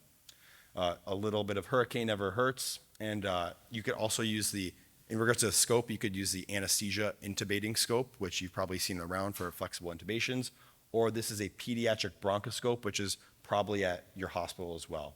And there's a suction port, and you could drip lidocaine through that as well. I think it's important to be familiar with all the different scopes that are available. You know, some of the places that I'm starting at, there's just this big bucket of scopes, and you know, they all look super old, but doesn't mean they're bad. This scope goes over the different measurements and the styles and the names of different scopes that you'll see. We have the Hollinger scope, which is a little oval here. And then we have the Ossoff Pilling scopes, and they're marketed as a female, which is a square, and a male, which is a little bit more rectangular shape. Then the DIDO, which is the house, which we're all familiar with as well. In general, these three right here, the Hollinger and the Ossoff Pillings, are going to have the same distal end. They're considered anterior commissure scopes or a rescue scope. If you have a difficult airway, I would start with one of these two scopes right here. They're very narrow, so a 5.0 ET tube, well lubed, is essentially all you'll be able to get through the scope, but it could get you out of a lot of sticky situations. The DIDO is longer, it's thicker, and it's not necessarily the best for a rescue scope. We all did DLs in residency, and getting a difficult airway is really no different. You just have to get to the vocal cords. And in terms of laryngotracheal stenosis, that's a broad term for any narrowing of from the supraglottis to essentially the trachea. Most commonly, it's going to be due to prolonged intubation, trauma, inhalational injury, autoimmune diseases, and we're seeing a lot of idiopathic subglottic stenosis, which is a progressive disease most commonly in middle-aged white females, and we suspect a possible hormonal component to that. Laryngotracheal stenosis is a pretty broad term, so before you have an airway plan, you really want to decide what airway plan is best for which type of stenosis you have. In general, we have found with a lot of posterior glottic and subglottic stenosis, patients with high comorbidities like diabetes, obesity, in general are going to do really worse, and it's going to be very, very difficult to decannulate these patients. We've learned about the phases of wound healing on our skin. The same goes for the airway. So this is basically a DLs in various airways in different stages of the wound healing process. Normal vocal cords here. There's a inflammation stage, fibrin clots, neoangiogenesis, type 4 collagen, or type 3 collagen, and type 1 depositing over time. And depending on where you catch a patient is kind of going to dictate what their outcome is going to be. Here, this is a pretty scar. This is a mature scar here, tethering the posterior vocal cords together. If you can catch someone earlier, they're going to do better.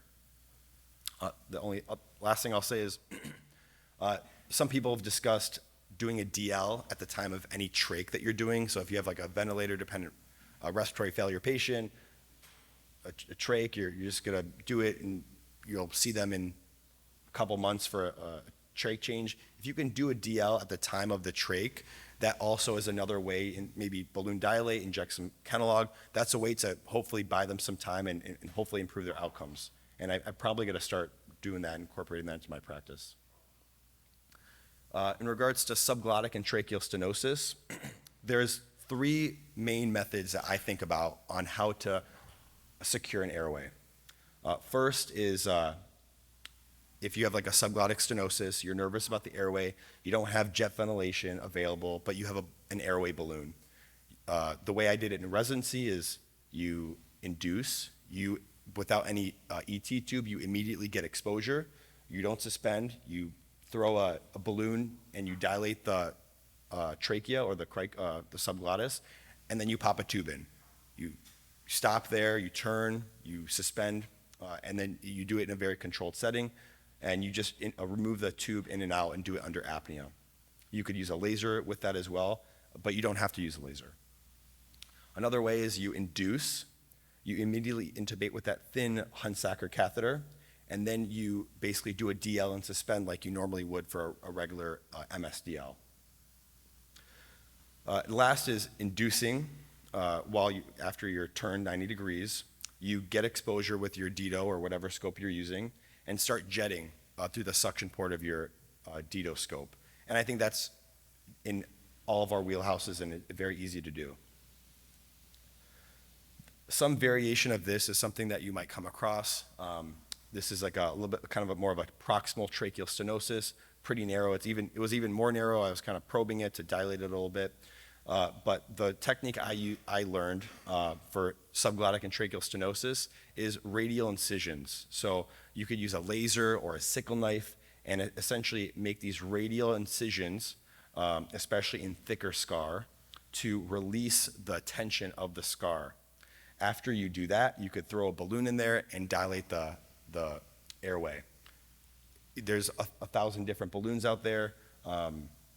In general, the rule that I was kind of taught is 18 millimeters for an adult male and 16 millimeters for an adult female. And obviously that changes with height, but the reason why is because if you're dilating 18 millimeters in a small cricoid, you could fracture the cricoid, which is bad, and pneumothorax and all that stuff, pneumomediastinum. So as a general rule, 16 and 18 are pretty safe bets. This radial incision balloon dilation technique has been around for a while. Again, the purpose of the radial incisions is not to ablate the stenosis, it's to make releasing incisions in really tough, thick scar. So you make your releasing incisions, you throw a balloon in there, and even if you don't make releasing incisions, you're probably going to improve their airway. I'm not personally familiar with this technique, but the CO2 wedge resection has been championed by Dr. Ekbom, and his technique is basically creating a plane and excising scar between the actual stenosis and essentially up until the perichondrium of the airway and just removing it. He leaves little ridges here, and that's thought to help promote normal mucosal healing. The idea is you don't want to make a totally circumferential scar because that could restenose the airway, but he has very good results, at least in the literature. He claims to have decreased recurrence and increased decannulation from it. He has a really nice paper that kind of explains how he does it, which I encourage you to take a look at. Again, he's actually excising the scar rather than balloon dilating the scar.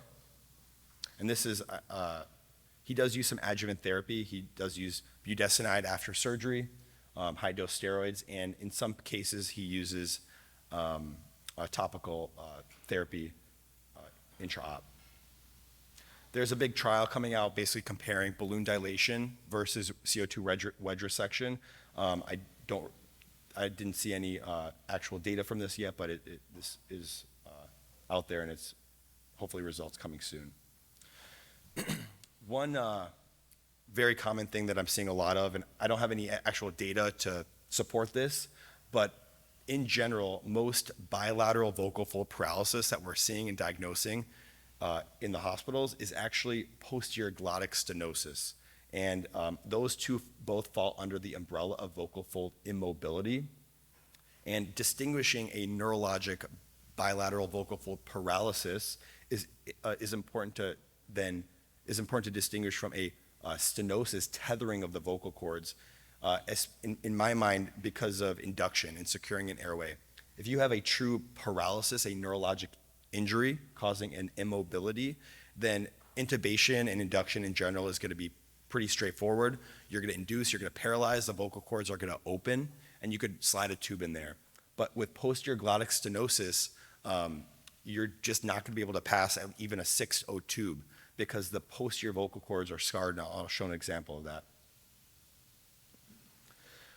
So this is a grading system for posterior glottic stenosis. It's very difficult to see and appreciate even on fiber optic laryngoscopy. You really need to be in the OR and palpate the glottis to know the difference. If you can get patients at this point where there's a intercordal vocal process scar with a little posterior gap, I think that's going to give you the best results. But most of the time, you're going to be seeing people in one of these areas here where it's just a cluster of scar and everything looks pretty terrible. But while you're in there and you're able to get exposure, if you could take your suction, you could palpate the vocal process, see if you get movement. That's going to help clue you in if you're dealing with posterior glottic stenosis or bilateral vocal fold paralysis. So this is an example of posterior glottic stenosis. We are jet ventilating through the suction port of the scope. We have a vocal process intercordal scar here, a very thick bridge with a nice opening posteriorly. This is a look under, I'm sorry, we were using a trach, so the pressure was off for this case. The subglottis was totally open. Here's an up-close look at that scar, really, really thick, hard scar. It almost feels like bone.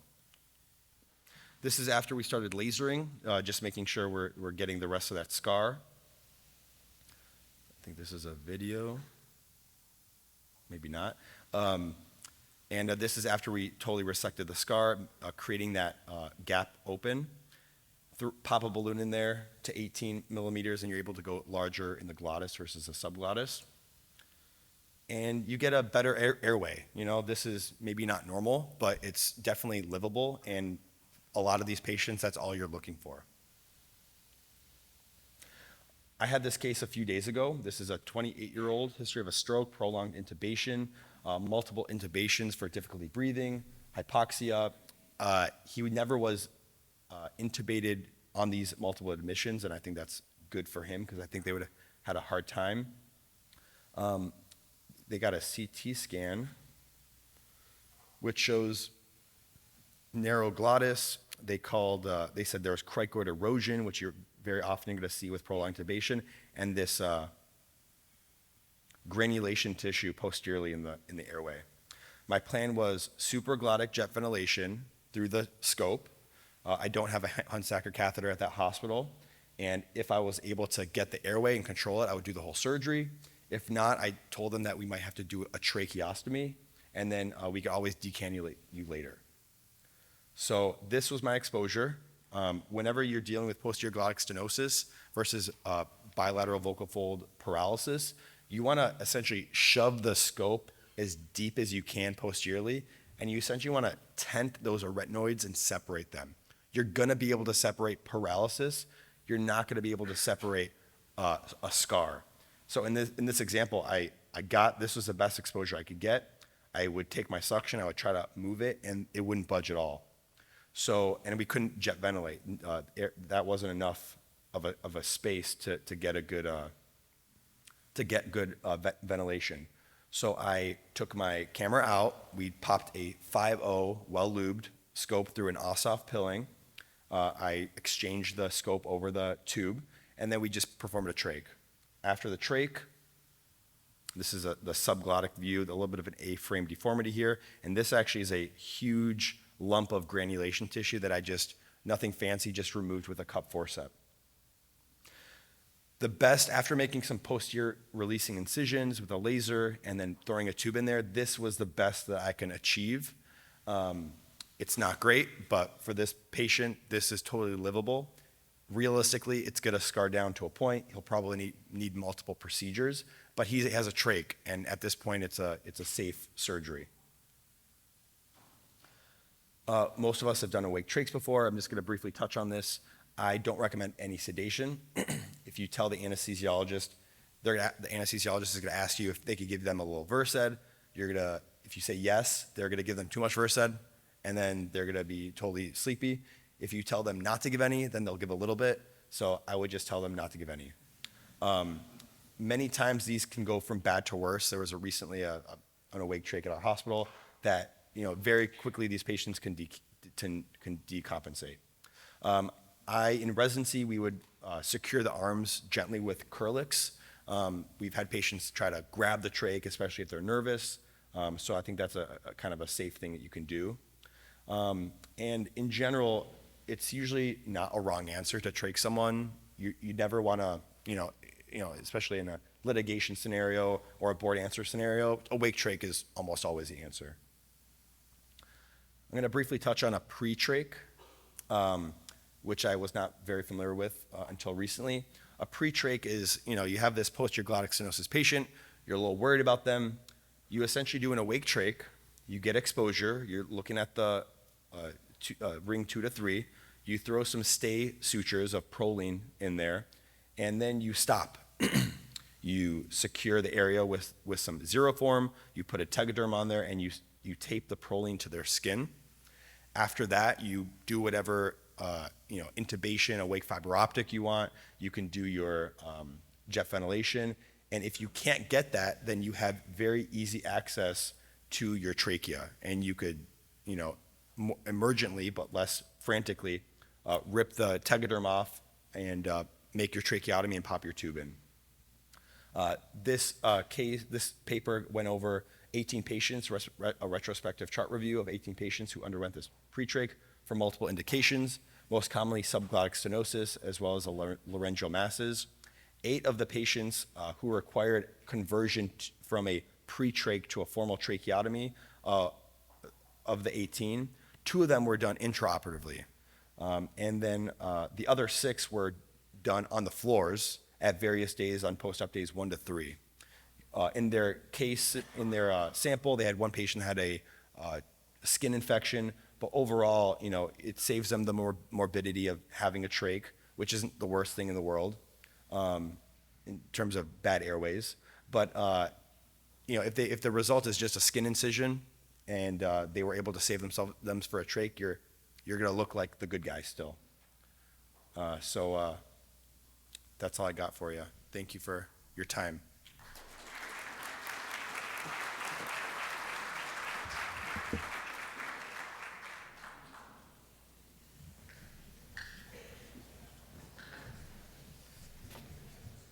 Any questions?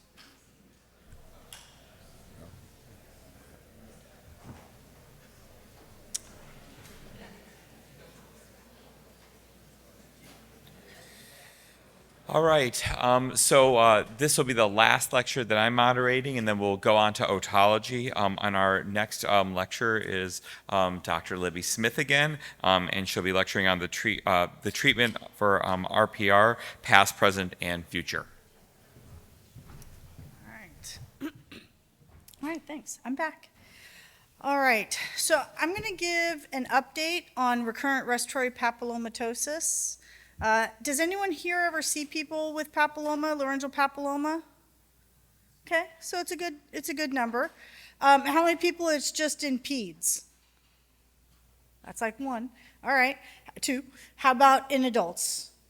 Yeah, okay. So that's what we're actually seeing now, that the pediatric numbers are definitely dropping, but the adult numbers seem to be increasing. So, all right, so I do have a couple disclosures that are relevant to this talk. So I am on, excuse me, the advisory board for Novio Pharmaceuticals. We will be talking about one of their products.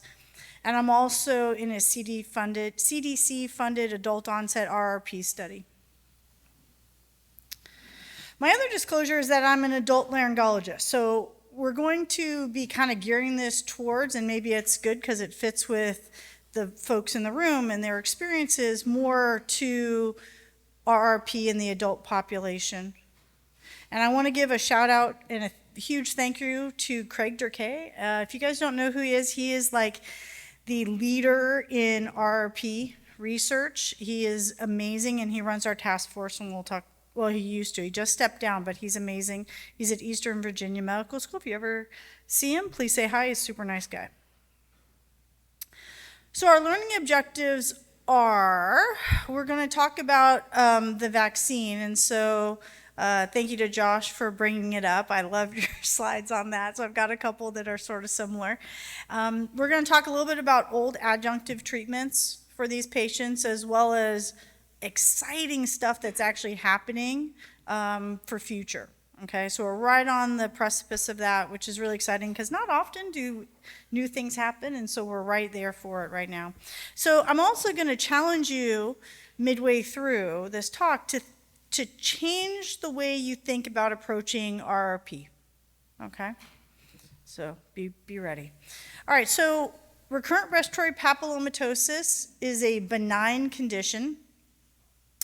Involves HPV subtype 6 and 11. That's always a good board question. The malignant ones are 16 and 18 and a couple others, but those are the big ones.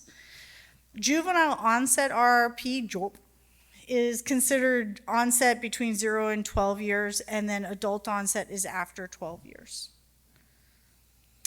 We used to think that there was a bimodal distribution, but actually now there's a trimodal distribution. So there's a little bump at 7 years, another really big bump around 35, and then a smaller one again at 64.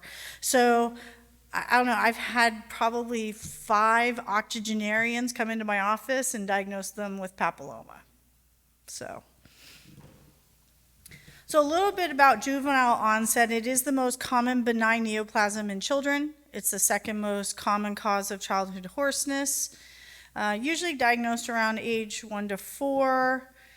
The juvenile onset triad, firstborn, vaginal delivery, and young mother, those still all hold true.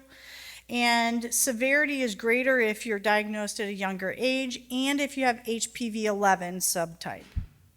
So it's interesting when we look at the adult 6 and 11 and aggressiveness, it doesn't play out, but in pediatric cases it does. Fortunately, the prevalence is dropping. It's now only about 0.2 for every 100,000. Previously, it was at 4, and that's thanks to the vaccine. All right. So fortunately, since HPV 11 is the more aggressive subtype, it's by far the less common of the two when a patient has RRP. So really, the game changer has been the vaccine. Okay, so the Gardasil vaccine is a 9-valent vaccine. There was a 4-valent previously. The recommendations are if someone had the 4-valent, you don't need to revaccinate them with the 9. They at least have the 4, so that's good. It hits the big 4. It's recommended for boys and girls ages 9 to 26, and then following up after that, adults all the way up to 45. So pretty much you got from 9 to 45. Okay, and so every couple of years they seem to like eke it out a little bit further, but that's where it's been for the last couple of years. If they're under the age of 2, or if they're between 9 and 14 years old, they get 2 doses. If they're older than that, they get 3. Really, the whole key is you want to get them vaccinated before they become sexually active. And I am the mother of a 13-year-old, and that is a very frightening thought. But it's really important to get this on board before. So this is just shows that it does actually matter when they're vaccinated. The serologic positivity is much higher if they get vaccinated around at 15 years old than 12. Okay, so timing does matter. So with the advent of the Gardasil vaccine, there was a precipitous drop in juvenile onset respiratory papillomatosis, which is awesome, right? However, the vaccination rate for Gardasil still lags behind, though it's increasing, lags a lot behind the traditional vaccines, okay? So when people are getting their Tdaps, they're not getting their HPVs, okay? So a lot of this comes down to state by state. If you happen to live in Rhode Island, They do an amazing job getting their kids vaccinated, and it's all oftentimes driven towards, like, you can't enroll in school unless you're vaccinated, just like with the other vaccines. Whereas if you're in Mississippi, that doesn't hold true, so they've got a really low vaccination rate. A lot of this comes down to it's state by state and becomes really controversial between civil libertarians, the anti-vaccine movements, and then a concern for increased sexual activity in our kids. However, no data has shown that that exists. So if they get the HPV vaccine, it does not mean that they engage in anything different than they would have otherwise. Okay.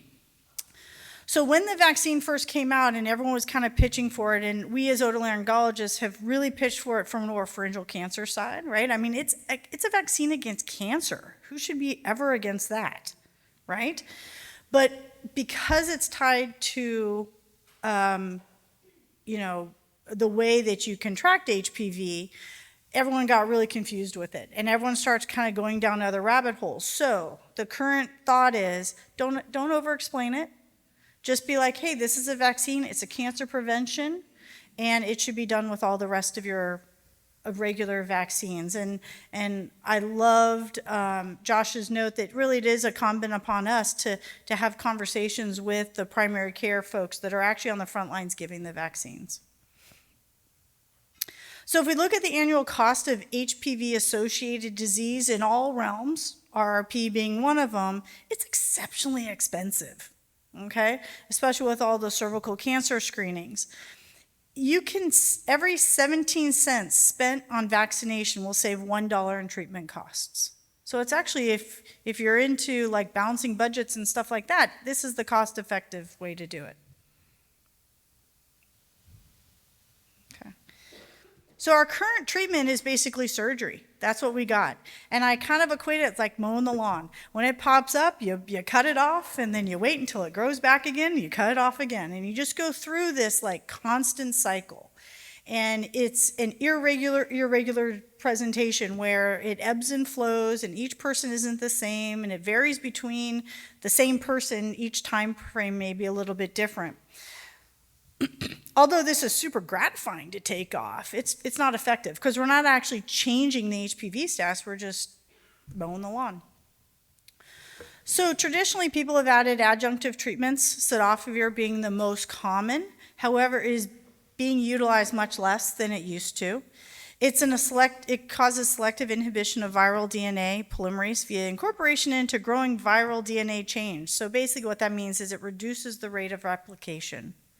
It is an off-label use, so if you do use it, you have to note that in your chart and counsel the patient as such. The most common dose is about 7.5 milligrams per ml, and it's weight-based, okay? So most studies show that there might be some increased surgical interval and maybe some vocal function, but all those concerns about nephrotoxicity and malignant transformation really actually haven't panned out, which is good. Another more recent one that's really been catching steam is Avastin, bevacizumab. And it basically inhibits angiogenesis, and it is actually, its original patent is expired, so it's available as biosimilars, which is great because then it's going to be cheaper. So basically, you're then attacking the blood supply to the papilloma, and so then it just can't grow, which is great.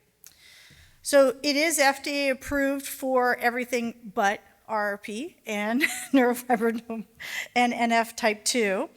In the RRP literature as an off-label use, it does show to increase the intersurgical interval, which is really the only thing that we talk about with RRP because that's the metric, right? How many times do we have to go to surgery? Most people are partial responders. That's been my experience. I haven't had anyone who's been in that complete responder group.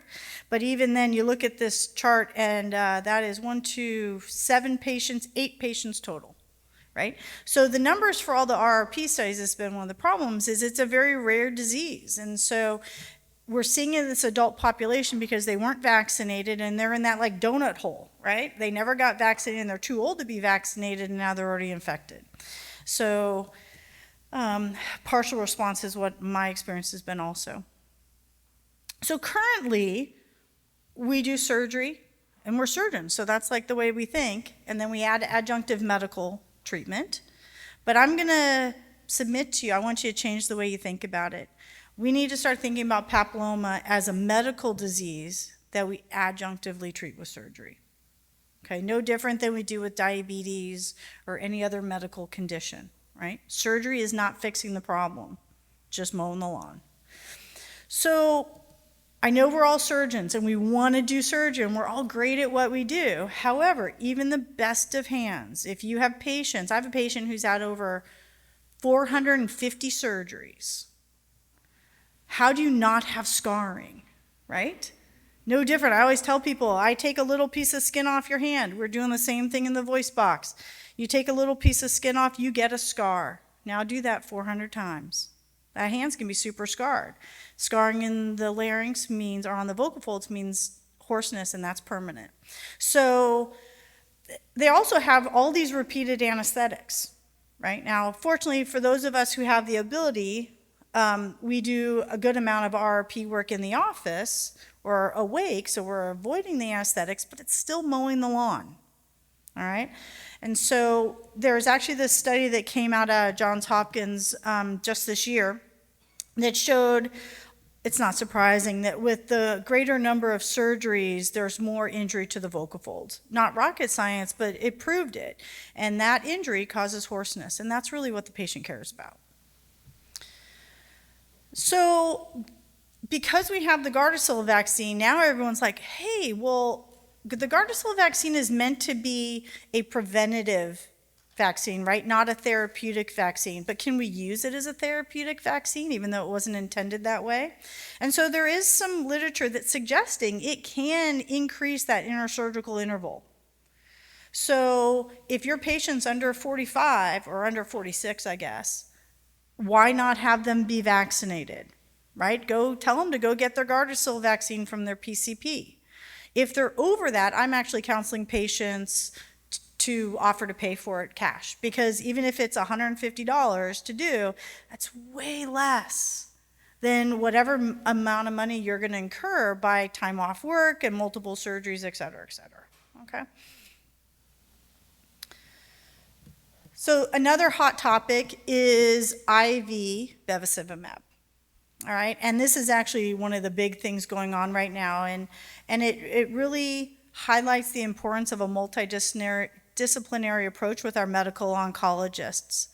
And what they found is that systemic Avastin shows promise in decreasing the complication profile in aggressive RRP. And so where it's been typically used is if you've got someone who's got not just a little blip on their vocal folds, but they've got now tracheal disease or bronchial disease or pulmonary disease. That's far more aggressive. Or let's say they have glottic disease, but it comes back with a vengeance within weeks. You treat them with IV bevacizumab and they actually do much better, okay? Require less surgeries.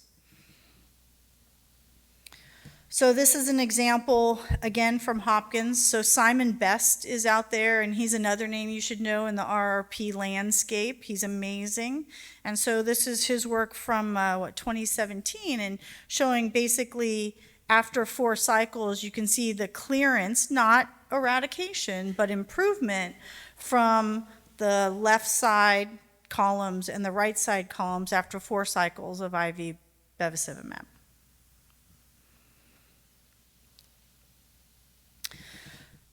So we've talked about cidofovir that blocks the replication or may block the replication of the HPV, but does not clear the virus. We've talked about Avastin, which can block the blood supply to papilloma, but does not clear the virus. So what can we do to clear the virus? And that's where the excitement is right now. And so the question is, can we activate HPV immunity to clear the virus and maybe cure the infection? So there's been 2 studies that are currently ongoing regarding immune checkpoint blockade. One that was out of Mass Sinai, she's now up in Yale, that's Dr. Pai, and then Dr. Clint Allen, who's at the NIH. And they each have their own studies, and what they show is that they get overall, about half the patients have some improvement, but it's not overwhelming. It's better than nothing, but it's not like a slam dunk. All right, and so those studies still continue because they're increasing the numbers. I have a patient who was in the Dr. Pai study, and she was one of the very minimally responders, but it did increase her surgical interval from every 8 weeks to every 12. Okay, so that's a less surgery every year, which is good. Now, the big excitement are therapeutic DNA vaccines, and there are 2 that are currently being tested. There's Precigen, the PRGN 2012 vaccine, and the INO 3107 vaccine.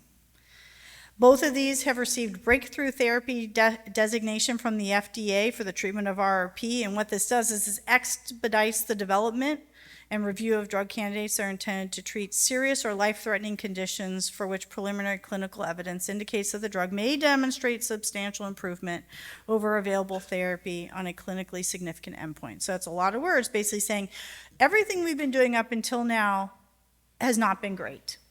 And with a change of how we think about RRP and thinking of it as a medical disease, how do we treat this medically to eradicate it?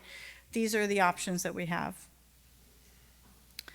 So Precigen is basically a gorilla adenovirus encoding HPV DNA. It's a sub-Q injection. Phase 1 is completed and was very promising, so they're on to phase 2, which is equally promising. What they found out of their cohort of 12 patients was that half of them were surgery-free after 12 months, which is great, right? So in order to be in these studies, you have to have pretty aggressive disease to begin with, and if you can have, obviously lengthening, it was only a year out, so you don't know what happened in year 2, but if you can increase that intersurgical interval, we're therefore not incurring as much damage to the larynx, right? So that's awesome. Now, unfortunately, half of the people didn't really respond, didn't have at least 50% reduction, and so they're working on that. The other one is Inovio 3107. I am on the advisory board. That was part of the disclosures. This is a DNA plasmid vaccine encoding viral proteins. It's an IM injection with electroporation, which is basically this thing that forces the medicine into your cells so it gets incorporated. And what they found on their first study was that 76% of patients had fewer surgeries per year. They just had to have one less. You had to have at least 2 to be part of the study. You had to have at least 1 less to be in that positive group. And they are starting a phase 3 multi-center trial this summer. So it's really exciting, right? Like this flips it on its end, right? So it's kind of sad because as a surgeon, I won't have to do as much, but that's good because it's in the betterment for our patients. So the Gardasil vaccine has been an absolute game changer, right? Like hopefully the goal is, long after I'm gone, HPV, oropharyngeal cancer, cervical cancer, RRP will not exist. And we know that in countries who have really high vaccination rates where it is required, like Australia, you talk to pediatric ENTs in Australia and they're like, I don't even know what RRP is, because they legit do not see it. Unless someone comes in from another country, moves to Australia and they weren't vaccinated, then yes, they bring it in. But people who are there and vaccinated, they don't see it anymore. How exciting is that, right? Unfortunately, no one made the Gardasil vaccine for RRP because it's such a small population, but fortunately the subtypes 6 and 11 are included in the vaccine. As physicians, we are the most trusted source of info about health decisions, and patients believe us. So we need to have candid discussions about vaccination, not only of your patient sitting in front of you, but that's your opportunity to talk about, hey, your kids, your grandkids, that type of thing, so that no one has to deal with this, because it is a huge burden on these patients, and for several, and not a large number, but for some, it's deadly. There's really compelling safety data on all the things we talked about. The IV bevacizumab, the initial safety profiles for Precigen and the Inovio product have all been very promising. So this is a really exciting time. So as I was putting this together, I thought about it. I go, you know what? This is actually pretty osteopathic in the fact that we're really trying to treat the whole patient. We're going from just taking off lesions to, okay, how can we actually help them as a whole, right?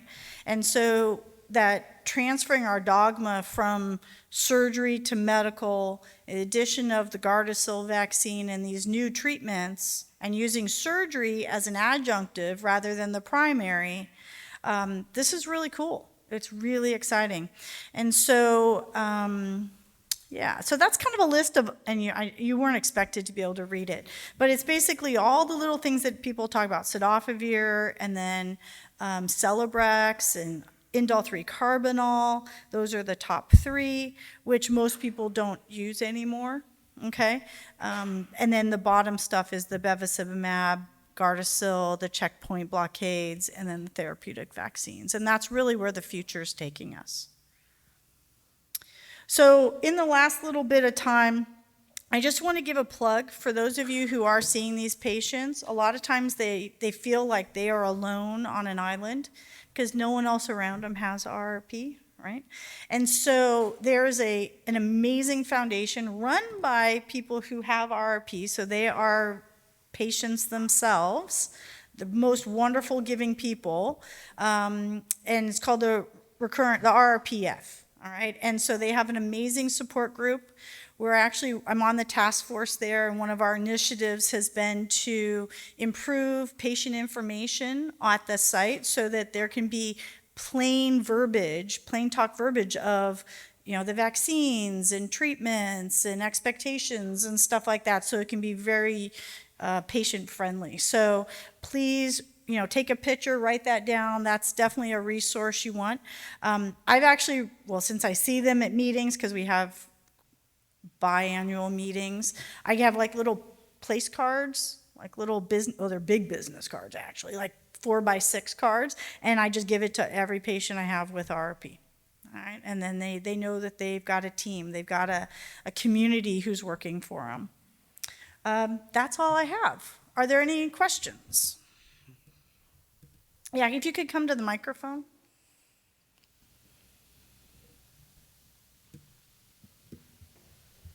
Thank you very much for the really informative lecture and certainly the shift in paradigm for how we're treating these patients. So quick question for patients that maybe don't have as aggressive disease, tracheal or pulmonary manifestations for their disease, but they have it in a bad spot. So anterior commissure, anterior third vocal folds, high vocal demand, they present symptomatically. How often are you taking them back? Or I have a patient like this, that's why I asked this. So I've taken them a number of times and try to stage it so we're not webbing them. Are you doing repeat just injections of Avastin either in the clinic or in the OR, and what are those separated by if you are? So I've been using intralesional Avastin kind of sparingly, honestly. In the pediatric literature, they talk more, just like cidofovir, these very set time intervals. For intralesional injection in adults, it's a little bit different because in peds, there's so little space. A little bit of papilloma often returns to the operating room. In adults, they can sit around having papilloma for a really long time and not need anything. So the tricky part, I think, for what you're saying is when it's at the anterior commissure. So a couple things. When I see a patient and we already know they have papilloma, because I always obviously biopsy it the first time in the OR, I ask for viral typing. My hospital won't give me 6, 11, et cetera. They'll go high risk, low risk. So low risk being the 6 and 11. That once we have that diagnosis, I actually don't treat them unless they're symptomatic. Right? So I've got people who I'm just staring at their papilloma, it's sitting on the superior surface of their vocal fold, not causing them any issue. I go, that's awesome. We're just gonna sit there and watch it. I don't need to treat it because I'm not gonna cure you of it with surgery, right? But for those anterior commissure lesions, you're right, you need to stage it. Another thing that I do is I'll use like cold knife or microdebrider on one side, and then I'll laser the other side. And I won't laser aggressively, but leave it like a biologic dressing. like a biologic Band-Aid. And so when it sloughs off, the other side's already healed up, and that should decrease your risk of anterior glottic webbing. But I've had people where I've tried that and it didn't work, and so then I break up the scar in the office. For those people who were at my talk yesterday, that's one of the things that I'll do that for. But it's really hard. I don't have a set time frame that I always do IV or intralesional. It's kind of like whenever I take them back has been my mode. Do you have a different experience? No, that's what I was kind of doing as well too, but just wondering if you prophylactically take them back or do some kind of intralesional I have a hard time justifying that they need to go back to the operating room with another anesthetic for me to inject something, right? And I don't do it in the office just because of all the chemotherapy precautions you need to take. My office, I think, would have a conniption. So I don't do. I used to do cidofovir in the office, and it was way too much of a hassle. It might have been back when Dr. Madden was with us, and I gave up on it because my staff was just, and so it's not worth the hassle. And so I just wait till I have to take them back to the operating room. Awesome. Thank you. Sure. Thank you, Libby. Great talk. How do you address the question, is this contagious? Can I transmit it to my significant other through coughing or saliva? As I cough. Yes. Yeah, no, that's a really good question. So what I tell folks is that, I mean, if they're not vaccinated, right, that, yeah, you've actually probably already been exposed. And a lot of times the question is, well, can I infect my spouse? I'm like, well, I'm guessing that there's already been relations somewhere here. And if they were able to fight it off. So I don't have couples that come both with papilloma. I don't know if anyone else has, but I have a whole bunch of papilloma patients, and the spouse or significant other does not have it. And so if you think about it, there was a really neat study, I think it was out of the Netherlands or something like that, where they basically looked at the number of, or the percentage of four-year college females who had been exposed to HPV, and it was like 99%. So, which means all the guys also 99%, I'm sure. And so I tell them, like, well, you've already been exposed. And fortunately, your immune system, our thought is your immune system was strong enough to like either package it up and throw it away or package it up and just keep it there. Versus your spouse, patient, who got exposed, wasn't able to fight it off, and let it take up shop and can't hold it back. Right? Thank you. Sure. Any other? I'm just happen to wonder right now, the pediatric RRP patients, is there a percentage that end up with oropharyngeal cancer as adults? So that's a really good question, because that's oftentimes people's, whether they're pediatric or adult onset, is, well, I hear all this bad stuff about oropharyngeal cancer, and is this going to turn into that, basically? And I tell them, actually, no, because the subtypes are different, right? So you have 6 and 11 very much predominantly for papilloma, and 16 and 18 for oropharyngeal. So I use the analogy of it's like apples and oranges. They're all fruit, but an apple will never become an orange will never become an apple. So they're completely different diseases. They just unfortunately all have the HPV at the start of the name. So I tell them no. Any other questions? Now, if you're with, I don't want to get into the oropharyngeal HPV stuff, so that has a little bit more to do with your practices outside of work that can lead to increased risk, but for RRP it doesn't. So, any other questions? Awesome. All right, thank you.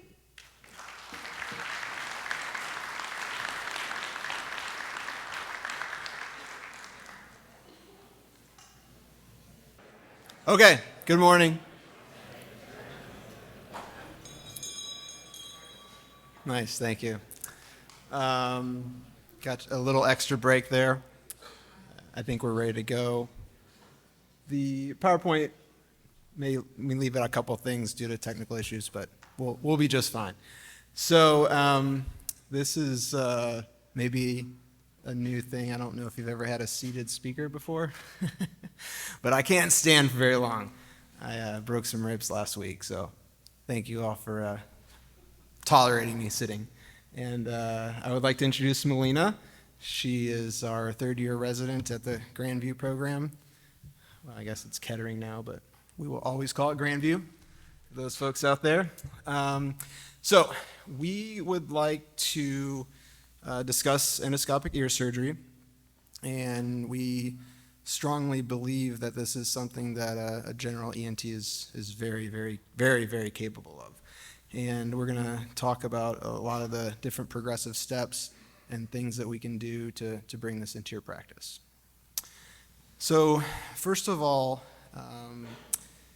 the endoscope, as you know from a sinus standpoint, it's beautiful. The image clarity is great, the visualization is amazing, and the endoscope gives you the ability to do much more than you could do with a microscope. The visualization is related to the position of the light itself, right? So when you use an endoscope, the light is where you need it to be, and it's also much more adjustable and movable than a microscope. So you can get into all the different angles and evaluate the different components of the ear. So from an exposure standpoint, it's tremendous. And as you can see with the visualization, the endoscope gives you a broad view. It gives you a nice, detailed, beautiful view, and it's displayed on the screen. So what you're looking at is the exact same view that everybody else is looking at in your room. Can you play this video, please? So we're obviously going to talk about the components of lifting a tympanomeatal flap, but the visualization with an endoscope, as I've already said, is beautiful. And this is a really, really great opportunity to become more familiar with your anatomy. And Melina can speak to this, that I personally believe that their comfort level of the anatomy has improved tremendously with the utilization of the endoscope. When I was a resident, I was always watching things on the side screen. You don't have to worry about that video. Just the middle of your anatomy one's fine. But what I wanted to show on that video, and I don't know if you can appreciate it up on the screen, but you can actually see the red blood cells flowing through the blood vessels on the cochlear promontory. But anyway, so make some comments if you don't mind about the anatomy. Yeah, I was going to say, it's definitely, I don't know, as students, when you're first learning your anatomy, it can be very challenging. So I think, the first time I saw an actual lateral canal, I was like, oh, this is amazing. Like, I can finally see it because they let me poke my little eye into the microscope. But this is a great tool for students because you're seeing, like you said, exactly what the surgeon is seeing. And it's relatively easy to set up and to learn how to use. So it's something that is really beneficial for learners and students and residents. Yeah, so in this video, I thought it was really cool to be able to see those blood vessels moving, but the high definition anatomy, let's see if I got my pointer here. So incus, stapes, oval window, round window niche, cochlear promontory, tensor tympani here. The flap is elevated here. You can see the edge of the malleus. With the endoscope, it's really beautiful to be able to see the sinus tympani and the different variations there. And then, of course, this is facial nerve. And then once you get into the epitympanic space here, you can use angled scopes to go back and look into the antrum. So obviously, cholesteatoma cases are something that are a little bit more advanced, but we can do really, really nice cholesteatoma work as long as it doesn't extend past the lateral canal. And so it's really nice to save the patients a post-auricular incision and really have even better visualization than with the microscope with sinus tympani disease and things like that. But we won't get into that. So I think that with endoscopic ear lectures, it's not emphasized enough that this is challenging and it's going to take time. And we go through a 5-year residency program, and maybe we don't recognize all the building blocks that have occurred through that time, and that we will continue learning past residency.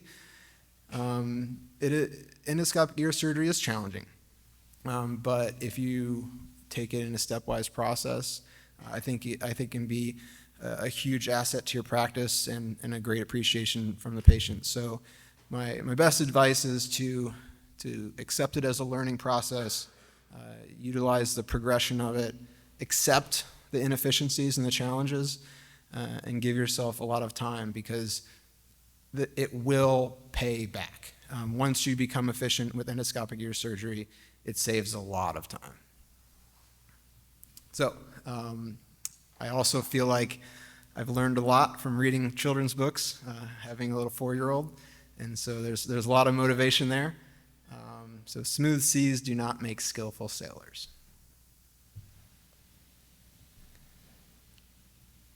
So to begin endoscopic ear surgery, you have to start. So to begin.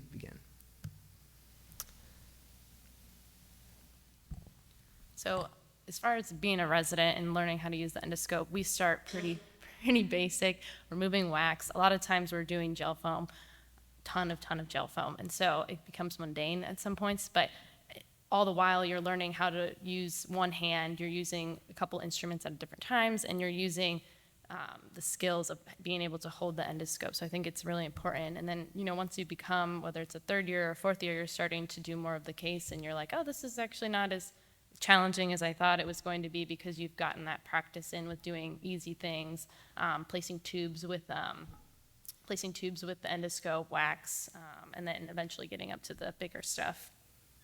Yeah, and so I think it's very reasonable to accept the fact that this could take 1, 2, or 3 years before you're doing a tympanomeatal flap, and there's nothing wrong with that. And so I think that it's very reasonable to just start with office examinations. Get an endoscope for the office. It very well could be the exact same endoscope that you're using for sinus examinations. And so just being able to show patients what their clinical presentation looks like, an acute infected ear, checking on a tube. Sometimes somebody has an anterior bulge you might not be able to see very well. This is a canal wall down mastoid, and so it gives you a great opportunity to kind of look around those corners. Sometimes patients have a poor meatoplasty and you can't get the exposure that you need to see. So whether it's for a debridement or just for an examination, the endoscope is extremely helpful. Just looking at infected cases, an external fungus infection. Obviously, this is a more advanced case, not necessarily saying this could be one of your first surgical patients, but at least in examinations to show the patient, what's happening with their ear. More cholesteatoma and a significant retraction. Another significant posterior retraction with possible incus erosion. This is a glomus tumor. Now this is, a large perforation, total perforation. This is not something that I would recommend as your first case, but with practice, this is definitely an obtainable case. With perforations like this, I really don't see either the historical benefit of doing a lateral graft tympanoplasty. I think the endoscope has really changed the game significantly with that. The lateral graft technique is certainly helpful because you're drilling the canal, you're placing graft and things like that. But with the endoscope, you have that visualization. So I think as advanced endoscopic techniques become more popular, the lateral graft technique may kind of fall out of favor. But I'm sure the house guys disagree. So this is just another examination of a flaccid tympanic membrane. This could potentially be a reasonable first case. Yes, the TM's intact. There's some significant atelectasis. This might be just a simple cartilage graft. And so, again, emphasizing that if we don't do things that are challenging. We miss great opportunities and opportunities to help our patients. So opportunities missed by most people because it comes dressed in overalls and looks like work. So this is a very reasonable inferior perforation, some anterior component, but again, with that endoscope, you can get great visualization. So when you have a good case, I think it's worth it to go for it. So one of these cases that we're going to look at is a posterior perforation. Excellent exposure, pretty reasonable attempt in your early stages.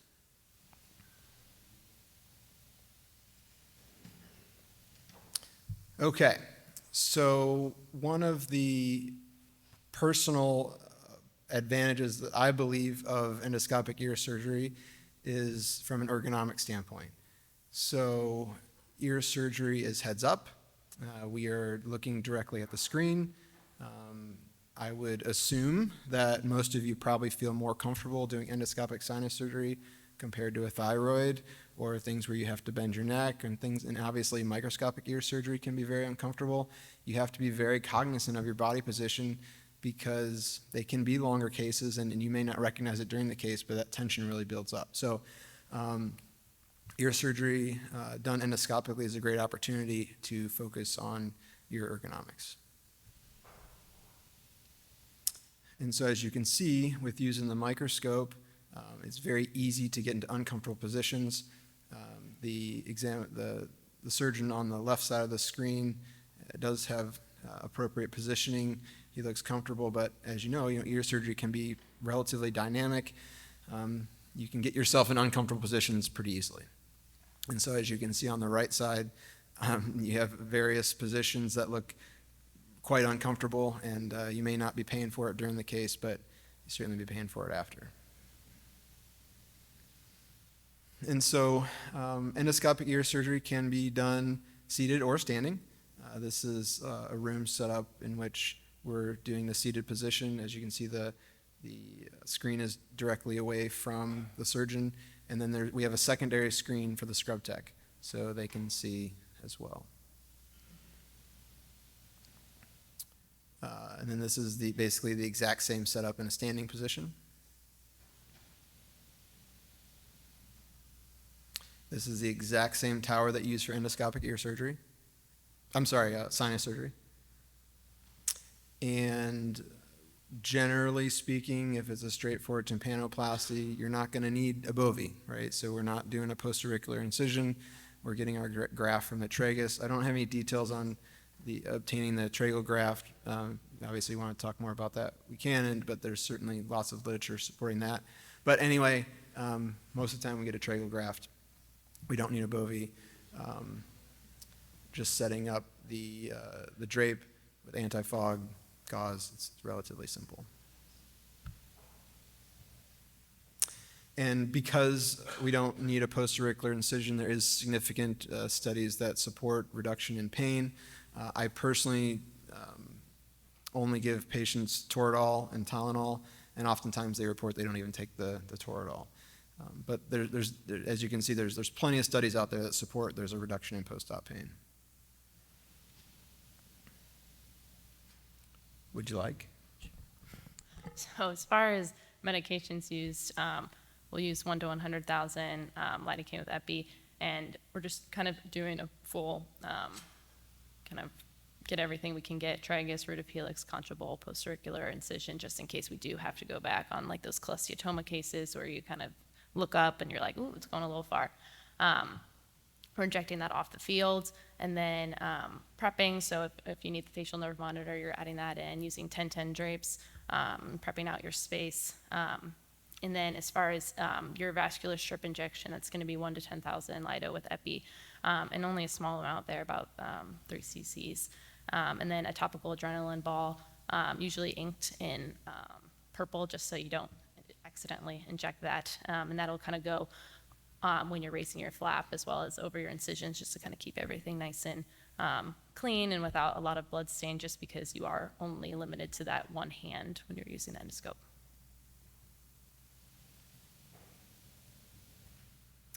And like we said about the equipment setup, you're using your ENT chair. Dr. Pruder likes to stand. We'll stand as well. Your high definition camera, your scopes. So we'll use a 0 and a 30-degree scope. Like we said, the anti-fog, and then lights down, and then you can have your surgical lights on to obtain your graft. And all of it's pretty, we do it kind of the same way every time, so it's pretty quick and efficient, and that really benefits the patient and yourself as far as getting out of the room faster and getting more cases in. And then obviously the patient's under anesthesia for a less amount of time. And then just another mention on the endoscopes. I've tried to use less than 3 millimeter scopes, but I feel like you lose a lot of the visualization and the digital enhancement. So the 3 and 3.1 seem to do pretty well. The sinuscopes certainly going to give you great picture, but surprisingly that 1 millimeter is going to be challenging. Not that it can't be done, but you obviously have 2 instruments in the ear canal, so you kind of want all the space that you can get. The length is really important though. So I've tried to use pediatric sinus scopes before, but it's a little bit awkward, and it's amazing that just a couple centimeters makes that difference. And maybe it's something you could get used to, if you wanted to be efficient or just save some money. But the smaller and the shorter scope really is the most comfortable. As far as instrumentation goes, there really isn't a whole lot that you need from a traditional otologic set. So obviously, a gimmick, a pick, maybe a standard round knife. You don't really need anything special, except for, I would strongly recommend some sort of suction dissector. There are multiple variables. I personally like the number 2. It's a little bit bigger than the 1. It has a nice broad base, and it works very, very well. So from a beginner standpoint, in addition to the traditional otologic instruments, this is really the only special instrument that you need to do a tympanoplasty. Obviously for cholesteatoma and things like that gets more involved, but this is really all you need. And this is from Grace Medical.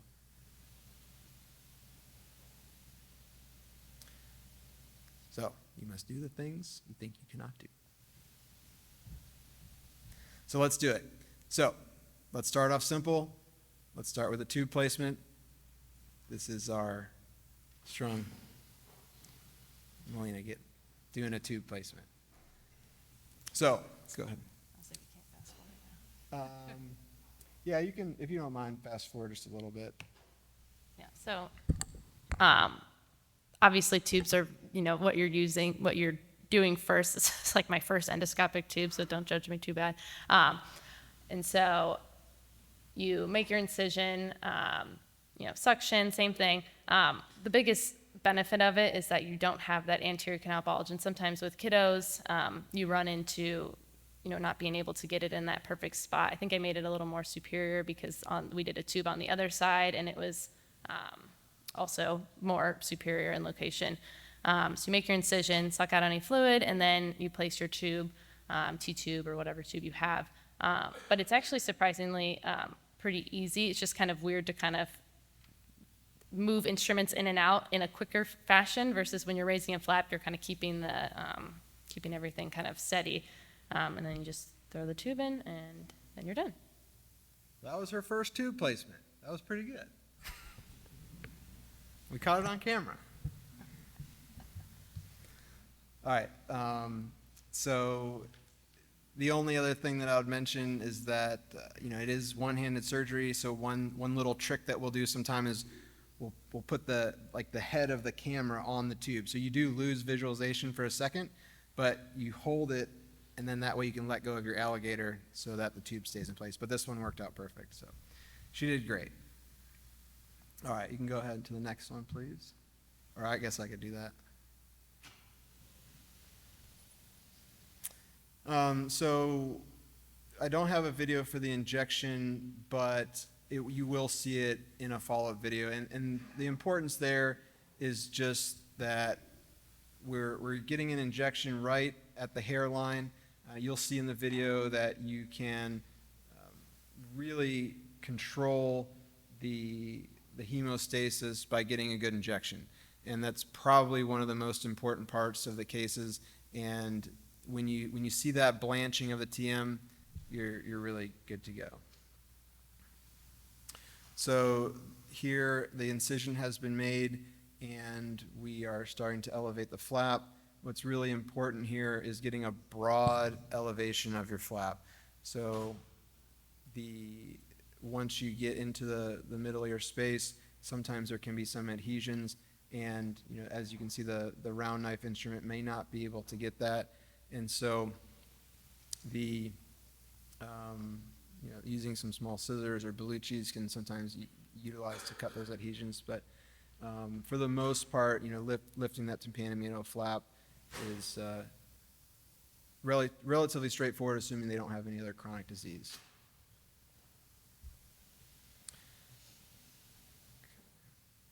So here's another example of Melina's work. Yeah, so that's the epi ball that's sitting there, and it kind of helps to add a little hemostasis while you're making these initial cuts, and especially when you're on that suture line too, it can be a little sticky, so it's nice to kind of have a little pressure on the flap while you're raising it. And so one of the beautiful things about endoscopic ear surgery is that you can be recorded. And so I like to think of this as like reviewing game tape, right? So all the residents will have a thumb drive, and they bring it to surgery, and I expect them to record their cases and then go home and watch them, because what's a better way to learn and what's a better way to practice than reviewing what you've done. And so so this is kind of what we're doing now today. So we have Melina elevating a flap. As you can see, she's done a nice job of going superiorly to inferiorly. However, we're skiving a little bit, so it's always important to see how kind of like lifting up a little bit into the flap, and it's more that like beginner's like awkwardness, because in using the microscope, you kind of have your finger on the speculum or something to kind of help keep you from lifting. So it's really making sure that you're doing that downward pressure, and making sure you're kind of hugging the bone until you get to annulus. Obviously, I'm going nice and slow here so that I don't tear it. But this, to me, is another one of the beauties of endoscopic surgery. If you were doing this with a microscope, you would not have that view. I mean, the ability to see your instrument in perfect detail and your anatomy, and there's absolutely no guessing. You can feel, you can see, and you can really appreciate the different planes that you'd be dissecting in. So now you can see she finally got underneath the annulus. She's getting into that middle ear mucosa and elevating that flap. Yeah, and I think too, like when you first start elevating into cutting the middle ear mucosa was always scary for me, or I guess still is. But you just kind of have to do it, and you have to trust that you're under the annulus. And I think with the endoscopic ear surgery, you feel a lot more comfortable that you are, because you can see so far superior and inferior all at the same time without having to rotate the microscope. And then you can kind of right up against the chorda tympani and kind of lift even further up there. And so what she does really well here is using the side of that round knife to follow that bony annulus superiorly, and she got to the point where she needed to be. The only subtle criticism that I would have for this is that superiorly there was a little bit more attachment, so she could have taken that. We always want to use our incision, right? So she made the incision, but didn't necessarily elevate all that superior soft tissue. So that doesn't really limit things here, but it would have given it just a little bit better exposure. So that's nice to be able to see that these cases, have their challenges. And I think that, a lot of the endoscopic ear videos that we see online and other lectures and things like that, they all seem to be perfect. And so I just wanted to show that, there are different things that we can do to make these cases a lot easier. It is a stepwise approach. And once you fine tune these details, it can be very, very efficient. So this video kind of puts everything together. So let's just do it, and we'll take kind of step by step. So as you can see, the canal injection right there on the hairline, fall in that vascular strip. You'll see the blanching of the tympanic membrane. And this injection is, to me, is probably one of the most important parts. And then while that injection is soaking, you can trim some ear hairs. And this is really important. You'd be surprised if you catch a hair on your endoscope, it really smudges it. So keeping the ear canal clean is going to make your surgery much, much more efficient. So just as any other tympanoplasty, just rimming the edges of the perforation to improve the blood flow to your graft. When you're making the canal incision, generally speaking, it's about 1 to 2 widths of your round knife, which is about 3 millimeters. And so, your flap kind of depends on what you're doing, right? So in this circumstance, I don't necessarily need to have a robust flap because I'll be putting in the trail cartilage graft, which is going to have the perichondrium. And this is another nice example of how this case doesn't go perfectly, right? So that posterior canal skin kind of tore when we were elevating. But as long as you focus on keeping that round knife underneath the annulus, you'll be able to lift that annulus intact. Again, if that annulus were to tear, it's not the end of the world. A lot of people purposely split the annulus. And so it's great to get this exposure, get the visualization, elevate the flap. And then, of course, this is an otherwise healthy patient, doesn't have any other middle ear disease, but you can examine the middle ear space, examine the ossicles, palpate them, obviously do everything you can that you would do with traditional microscopic ear surgery, but in much, much more detail. And then with the placement of the graft, which was obtained from the tragus, again, no post-auricular incision, you don't have to deal with any jaw pain or things like that people get from a temporalis graft, and you can get a really large graft from the tragus if you need to. And again, additional instrumentation, just a simple pick, something that should be easy to obtain. We have things like this in our tympanostomy trays anyway. But nothing really too special here. Placement of the graft, medial to tympanic membrane, get good closure of the perforation, and then laying the flap back down. There are certainly different thoughts about packing. In this circumstance, we just use some ointment. As Melina mentioned, the gel foam is a great opportunity for practice for the residents. It gives them that repetition coming in and out of the ear canal. And as far as healing goes, I think anything from gel foam to ointment or other kind of materials, just to help stabilize that. But it definitely doesn't have to be overly packed or secured and have any non-dissolvable packing and whatnot. So that's pretty much it. And let's see. Any other comments? Okay. How about some questions? Thanks a lot for that. I just wanted to forgive the anecdote.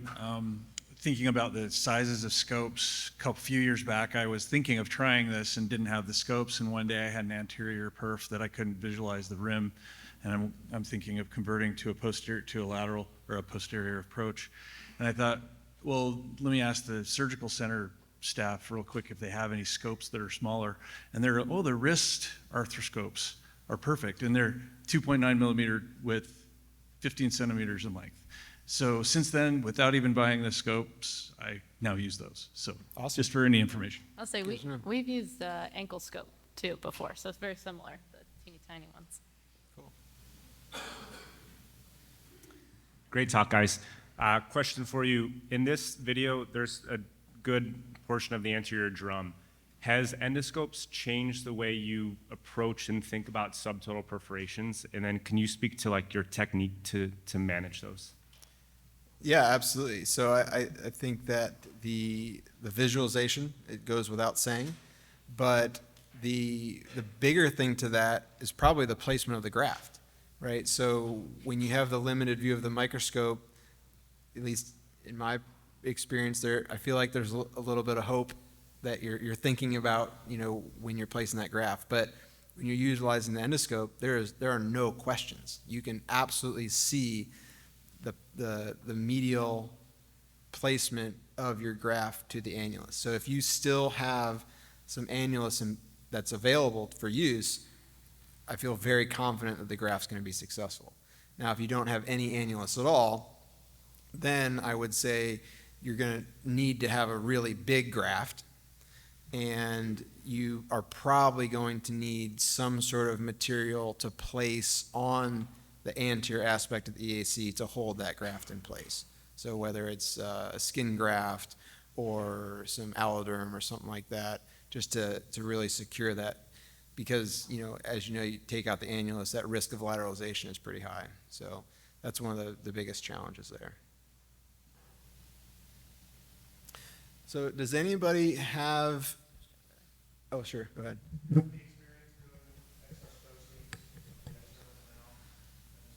I've tried it and I didn't like it.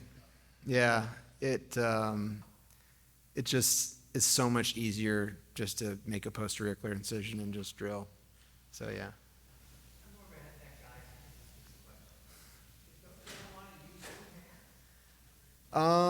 No. No, it's just, yeah, to me it's just, yeah.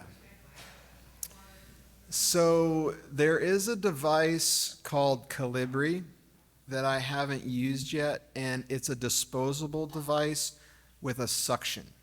So it's obviously quite expensive, and it has a thumb-driven suction on the camera. So that's the best two-handed option you're going to get. And, certainly in the early stages, that's definitely something that's part of the challenge. But we learned it with endoscopic sinus surgery. So, nobody does two-handed sinus surgery unless you're doing transsphenoidal or something like that.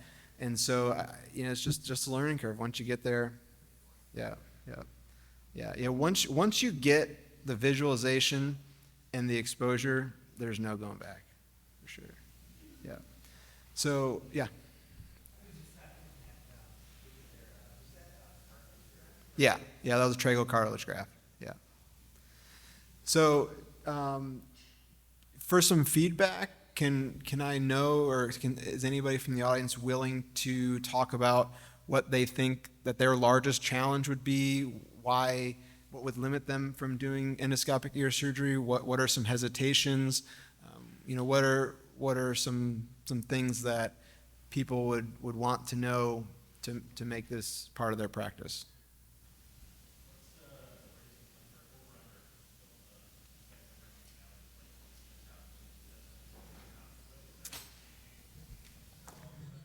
So I'm assuming you're talking about an anterior perf? Yeah, so the question was the placement of the graft for an anterior perforation. And this is advanced, right? This is not one of the cases that you'd want to start with.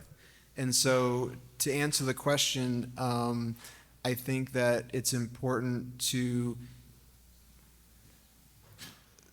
so the way that I would do that would be to get the tympanic membrane off of the malleus. And so you can either extend your incision superiorly so that you can pull the flap inferiorly, and then you plus or minus disconnect it from the umbo. And when you have the tympanic membrane detached from the malleus, it exposes everything. It makes your placement of your graft 1,000 times easier. So for me, it's about getting more exposure. And I think in this circumstance, I'm not necessarily saying that the endoscope would change that, but with the addition of the exposure and the elevation of the flap, you're going to be able to get the best placement of the graft.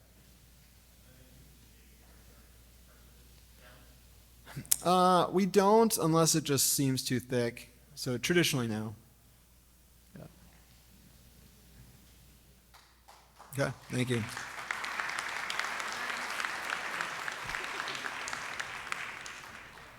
Are you staying up here? Okay.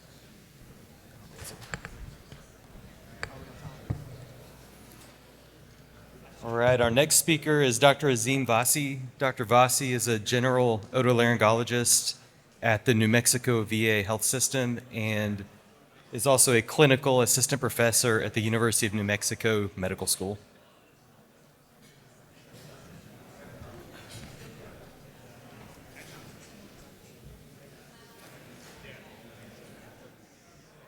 As we wait for the PowerPoint to get on, I feel like people are going to be tempted to leave because they don't want to do cochlear implants.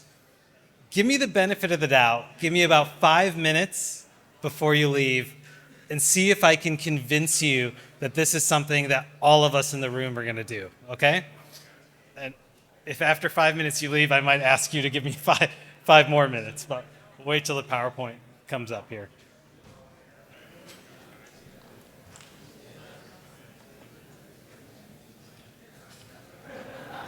So while my PowerPoint's going up, I'm just going to start. As Cody said, my name is Azim Vasi. I'm an otolaryngologist at the New Mexico VA. So I want to talk about cochlear implantation for the comprehensive otolaryngologist, the general ENT. And I have no disclosures. Of course, this learning objective slide, usually I gloss right over this, but you're going to start to see this presentation and you're going to say, he's going way off the course of cochlear implant. Because I want to talk about why doing something different is going to matter so much in your practice that you're going to want to push yourself into doing something. What is that something? That something is going to be a cochlear implant. We're going to go over the benefits, current barriers to cochlear implantation, describe the key surgical steps, specifically anatomy, and to formulate steps for starting a program. I was the worst ear surgeon in my residency, and most of that was because I didn't actually understand the anatomy. And so I want to show you that the barriers you think you have to doing a cochlear implant are going to start from your confidence with the anatomy. This is the New Mexico VA. If you haven't been to New Mexico, you should come out. It's a beautiful state. So we're going all the way back to where you're sitting right now. When I come to these conferences, I go to the academy meeting, I go anywhere where I can get continuing medical education, I get re-energized about my practice, I get re-energized about being an otolaryngologist, I love what we do, and then I go back to the real world, and I don't actually remember how re-energized I was about 2 days ago. The reason for that is because at your job, we have specific limitations. And those limitations could be things like how long it takes to see a patient, what our schedules are like, what the upper management do to micromanage, who's telling us to get an MRI, can you get the MRI covered? One of the issues is that all leads to burnout. So we talk about burnout, and we talk about burnout, and we talk about burnout. But what are the causes of burnout? It's not on us. Doing yoga and meditation is great. But if somebody tells you you need to get rid of your burnout by doing more yoga and more meditation, they're putting the onus of getting rid of our burnout back on us, which leads to more burnout, okay? So I want to talk about something a little different for a few slides, which is self-efficacy. Self-efficacy is different than self-esteem, and it's different than self-confidence. Self-esteem is that you value yourself. Self-confidence is that you feel like when you go home, you can take care of the grass and you can do general things. Self-efficacy is different. The psychologists say, how confident do you feel that you can get the job done with the barriers in front of you? When you talk to our colleagues who've been doing this a long time, they felt more comfortable they could take care of a patient 15 years ago than they do now. Because now they don't know if they can get a scan. They don't know if they can get it covered. They don't know if they can get the EMR to work for them. So how confident do you feel? Why does it matter how confident you feel? Because the research shows that self-efficacy directly relates to burnout. If you have low self-efficacy, you walk into your clinic, you're not really sure you can help this patient for things outside of your control, your burnout goes up. We have other studies that show increased burnout leads to decreased engagement. The studies that talk about decreased engagement show us that if you are a physician and a surgeon with decreased engagement, your patient outcomes go down. So if I ask you for the bottom line, I say, Cody Buchanan, what is the bottom line? I want my patients to have good outcomes. You better get your self-efficacy higher. What can you do? There's 3 prongs to this stool: purpose, mastery, and autonomy. Let's go through it a little quickly. Purpose, you should already have a purpose, and that can keep getting better, but your purpose is, as a physician, you know why you went into this, tap back into it. Mastery, that's what we're doing right now. The nature of our business is that mastery comes in every day. You do a sinus case, it didn't go very well, you're gonna try to think back. You're gonna keep updating this skill, mastery. The problem for us is in autonomy.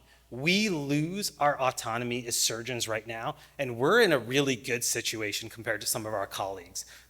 Family medicine colleagues, you say they're referring everything out. It's because they've lost their autonomy.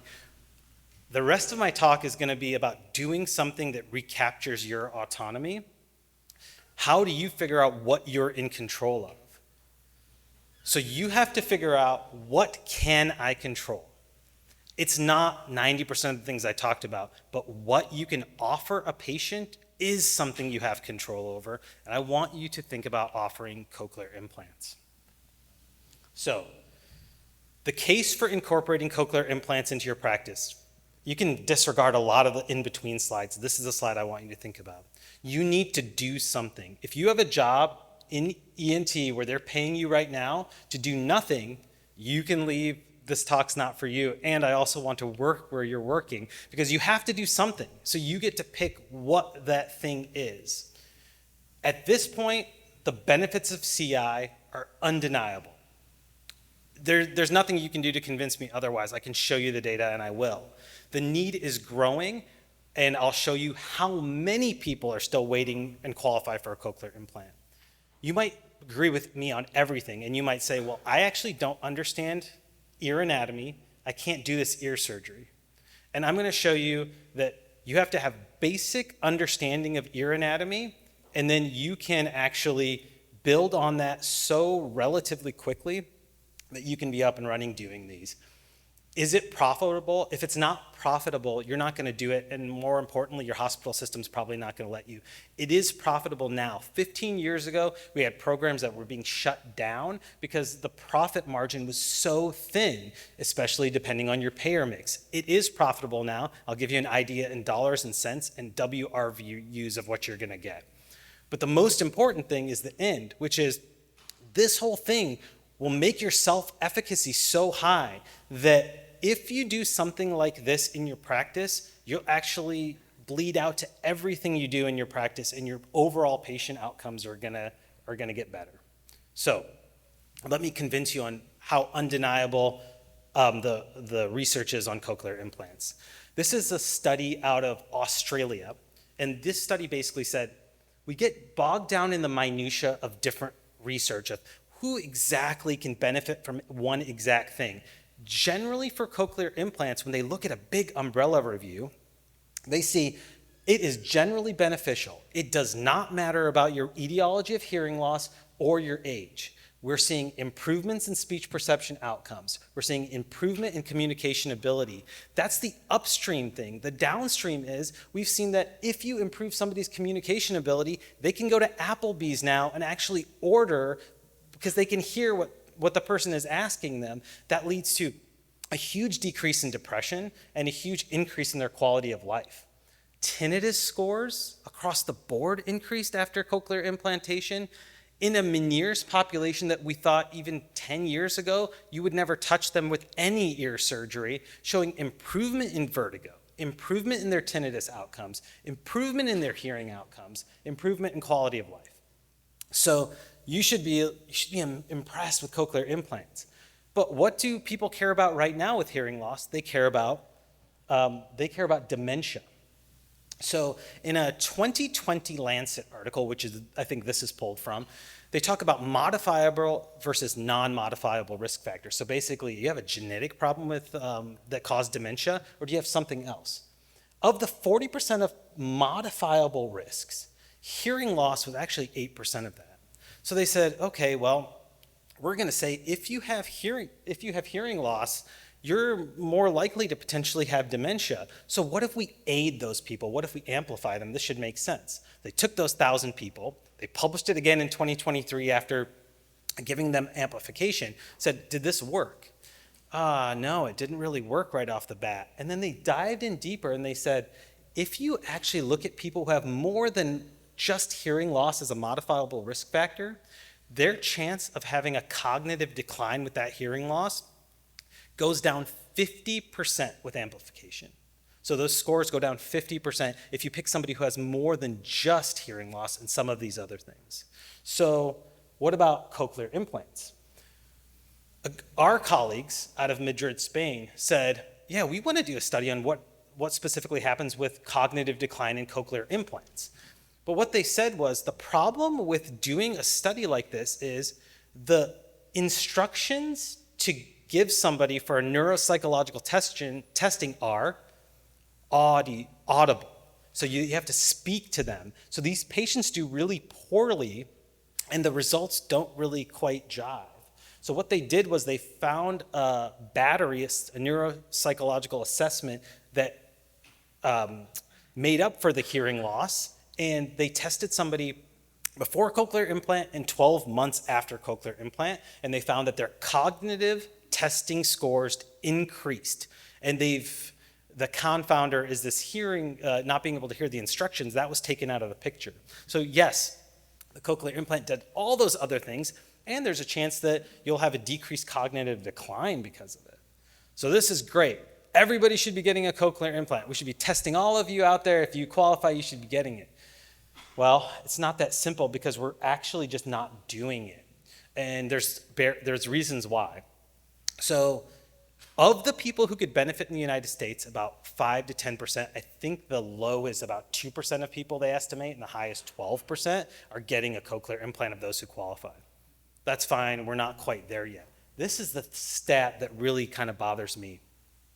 From the time that you actually qualify from a cochlear implant, that you can get your cochlear implant, they say it takes 10 to 12 years right now.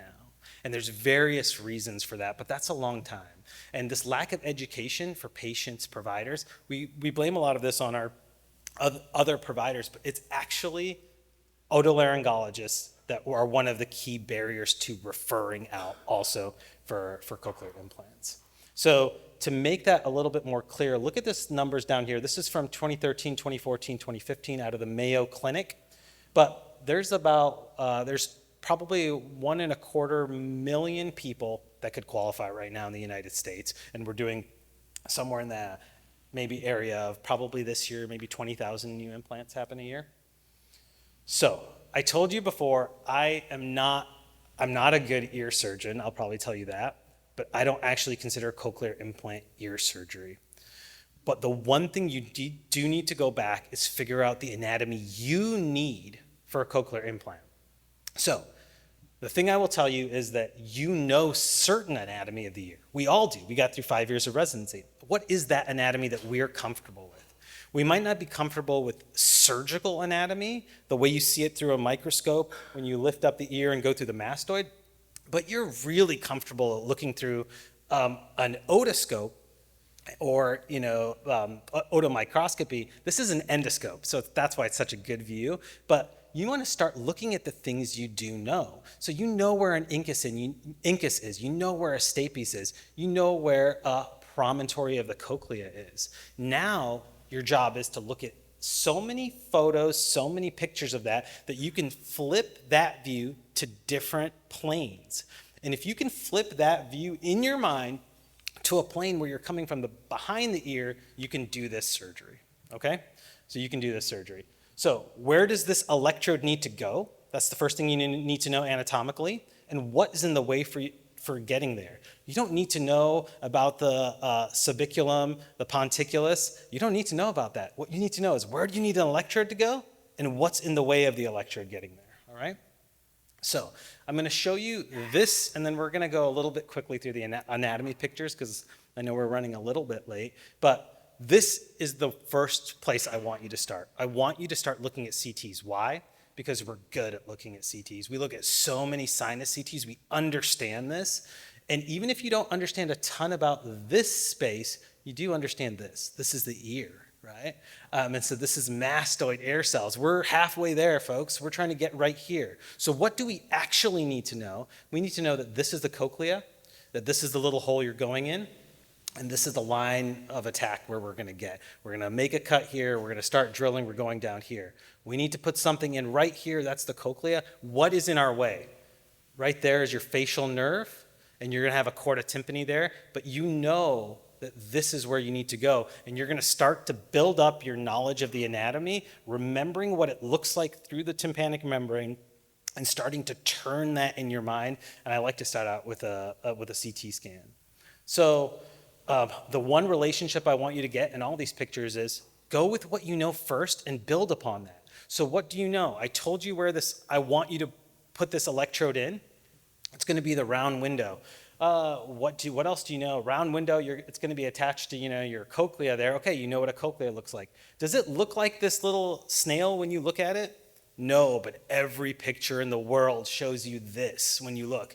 No wonder our interns have no idea where the cochlea is, because this is not what it looks like. They're looking for a snail in the middle ear. They're not going to find that snail. That's the problem. And this was me until my 5th year of residency. I'm like, oh, I think they put it in the cochlea.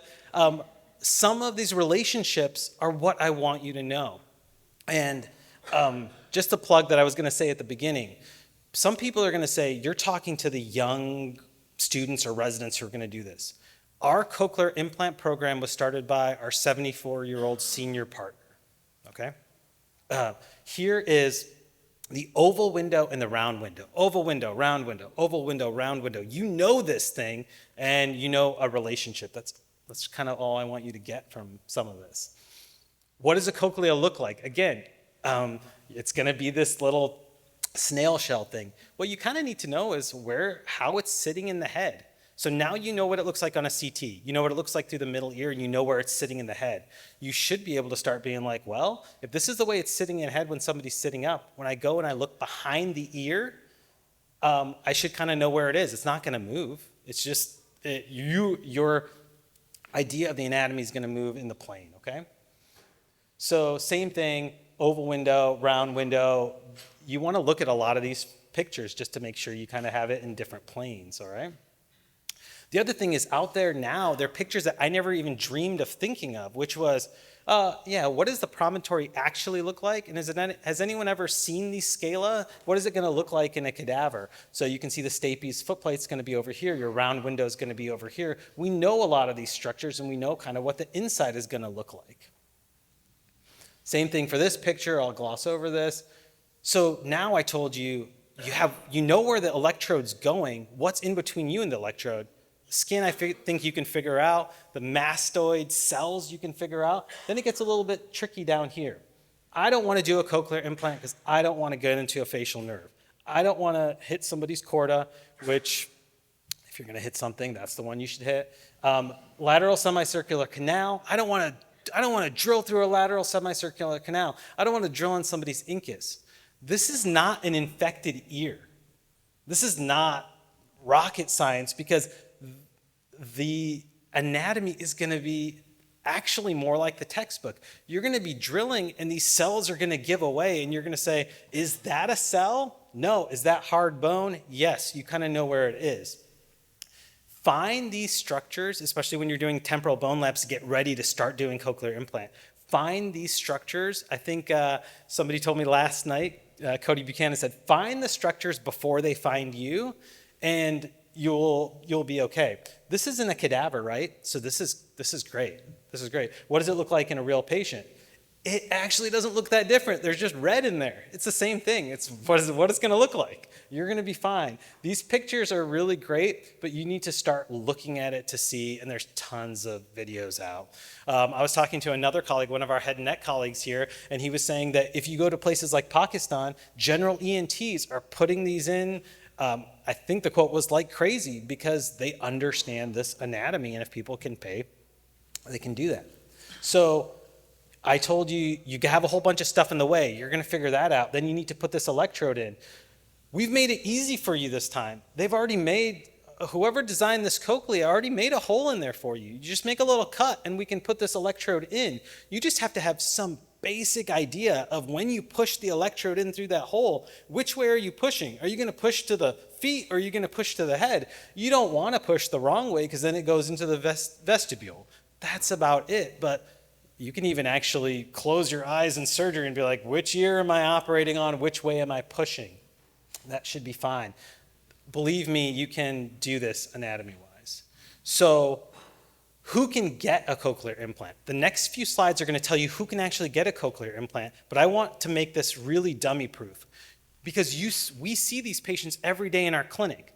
When you have a patient who comes in who has hearing aids, who you can't get past the first 2 questions with them, you should have a high suspicion that person could go for a cochlear implant evaluation. When they say they struggle to hear on the phone, they have difficulty understanding unfamiliar speakers, that's you. If they have difficulty understanding you, you are the unfamiliar speaker. If they tell you they've withdrawn from social events, those are all tips that they might be needing to go for a cochlear implant evaluation. So this rule of 60s, greater than or equal to 60 dB in the better ear, this is pure tone averages, less than or equal to 60% word recognition score are big if you have that information, but even the first ones are big tip-offs. And again, that's the same, this is actually the same thing, but this is the big part here is just this will capture about 95% of people who qualify when you actually send them out for testing, okay? I'll leave these slides in there in case anybody wants my slides. These were borrowed from a colleague as well. These are more specific indications. So billing and coding wise, I want to show you that this is the Centers for Medicare and Medicaid. A cochlear implant's going to give you about 17, close to 18 work RVUs. All right, that might not seem a lot, but when you get up and running with these, this is an hour-and-a-half surgery about, okay? And yes, Medicaid is a state and federal program. So if you have all Medicaid patients, your pay is going to be different, but most people will have a mix of payers, okay? Training. So how do you actually go about doing this? People go to a temporal bone course, and then they get caught up in doing ear surgery that they don't understand the anatomy for, and they're not an otologist. That's awesome, you can do that. But when we went and we got our quote-unquote training to get our program started up, we went to 5-day temporal bone courses, 5 temporal bones, at least at University of Michigan. When I went, I think the same at Emory for my colleague. And we told them before we got there, hey, is there going to be a cochlear implant representative there? We want to work on this. You do 5 mastoids, you do 5 facial recesses, you put 5 electrodes in over those days. Then you talk to the industry-sponsored manufacturers. For us, it was Cochlear, Medel, Advanced Bionics. They all have wonderful labs. They are more than eager to get you trained to do it. It is their livelihood to get you trained to put in more cochlear implants. You can go as many times as you want. I think I went 3 or 4 times before I did my first implant, even with proctors, okay? How do you find a CI audiologist to send to? This is Googling. You can Google this, American Cochlear Implant Alliance. They'll be able to tell you where one is maybe they're even in your hospital and you don't know about it, or you can find an audiologist, okay? And then this is one thing, I know this goes by pretty quick, but you might say, I've done all that, I want to do all that. I don't think I can get privileges to do it. If you're interested and you're thinking about going through this process, ask about your privileges first. They're all over the board. When I looked at privileges from University of California, San Francisco, it basically said if you were not fellowship trained, they're not going to privilege you for this. But the fine print is that you can get these privileging criteria changed. And a lot of that is based on being proctored. There are a whole bunch of otologists at our college, neurootologists at our college, who would be willing to proctor you. Our proctor was out of the house clinic, and he was willing to come proctor us and wash the first, I think, 3 or 4 cases with us, okay? All right, so this is my conclusion slide. You have to do something. And if you can bring your self-efficacy up, it's gonna change potentially your whole practice and potentially your life. If you have to do something, I really want to encourage you to think about doing cochlear implants. All right, thank you.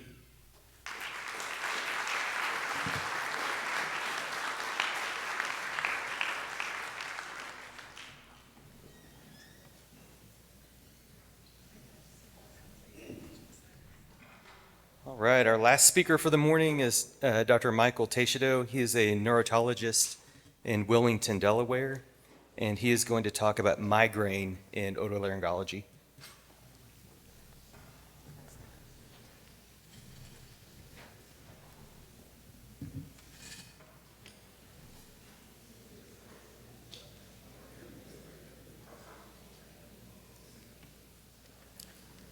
All right, slides when you have them. Hi, it's a pleasure for me to be here and talk to you about this, and a challenge here at the end of a long morning. This is a 1-hour presentation, but I promise you to keep the energy up because I have about an hour and 40 minutes of material. I am so enthusiastic about the possibility of enrolling you in the possibility of treating patients who have migraine and learning to recognize them in our clinics.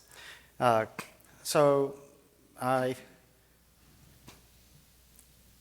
we getting that presentation up?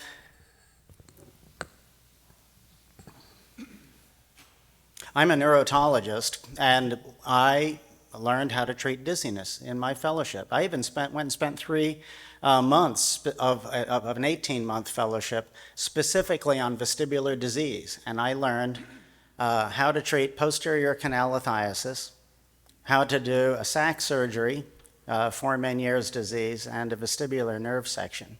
And I discovered when I got out into private practice and I was responsible for all dizzy patients in my community that I could help almost no one. There was clearly something missing. I just didn't feel comfortable with that very, very basic toolkit that I was going to be able to improve the lives of my patients. And what was missing was a recognition that migraine is the most common cause of vertigo. And the more I dug into migraine, I realized that I couldn't get my neurology colleagues to treat it.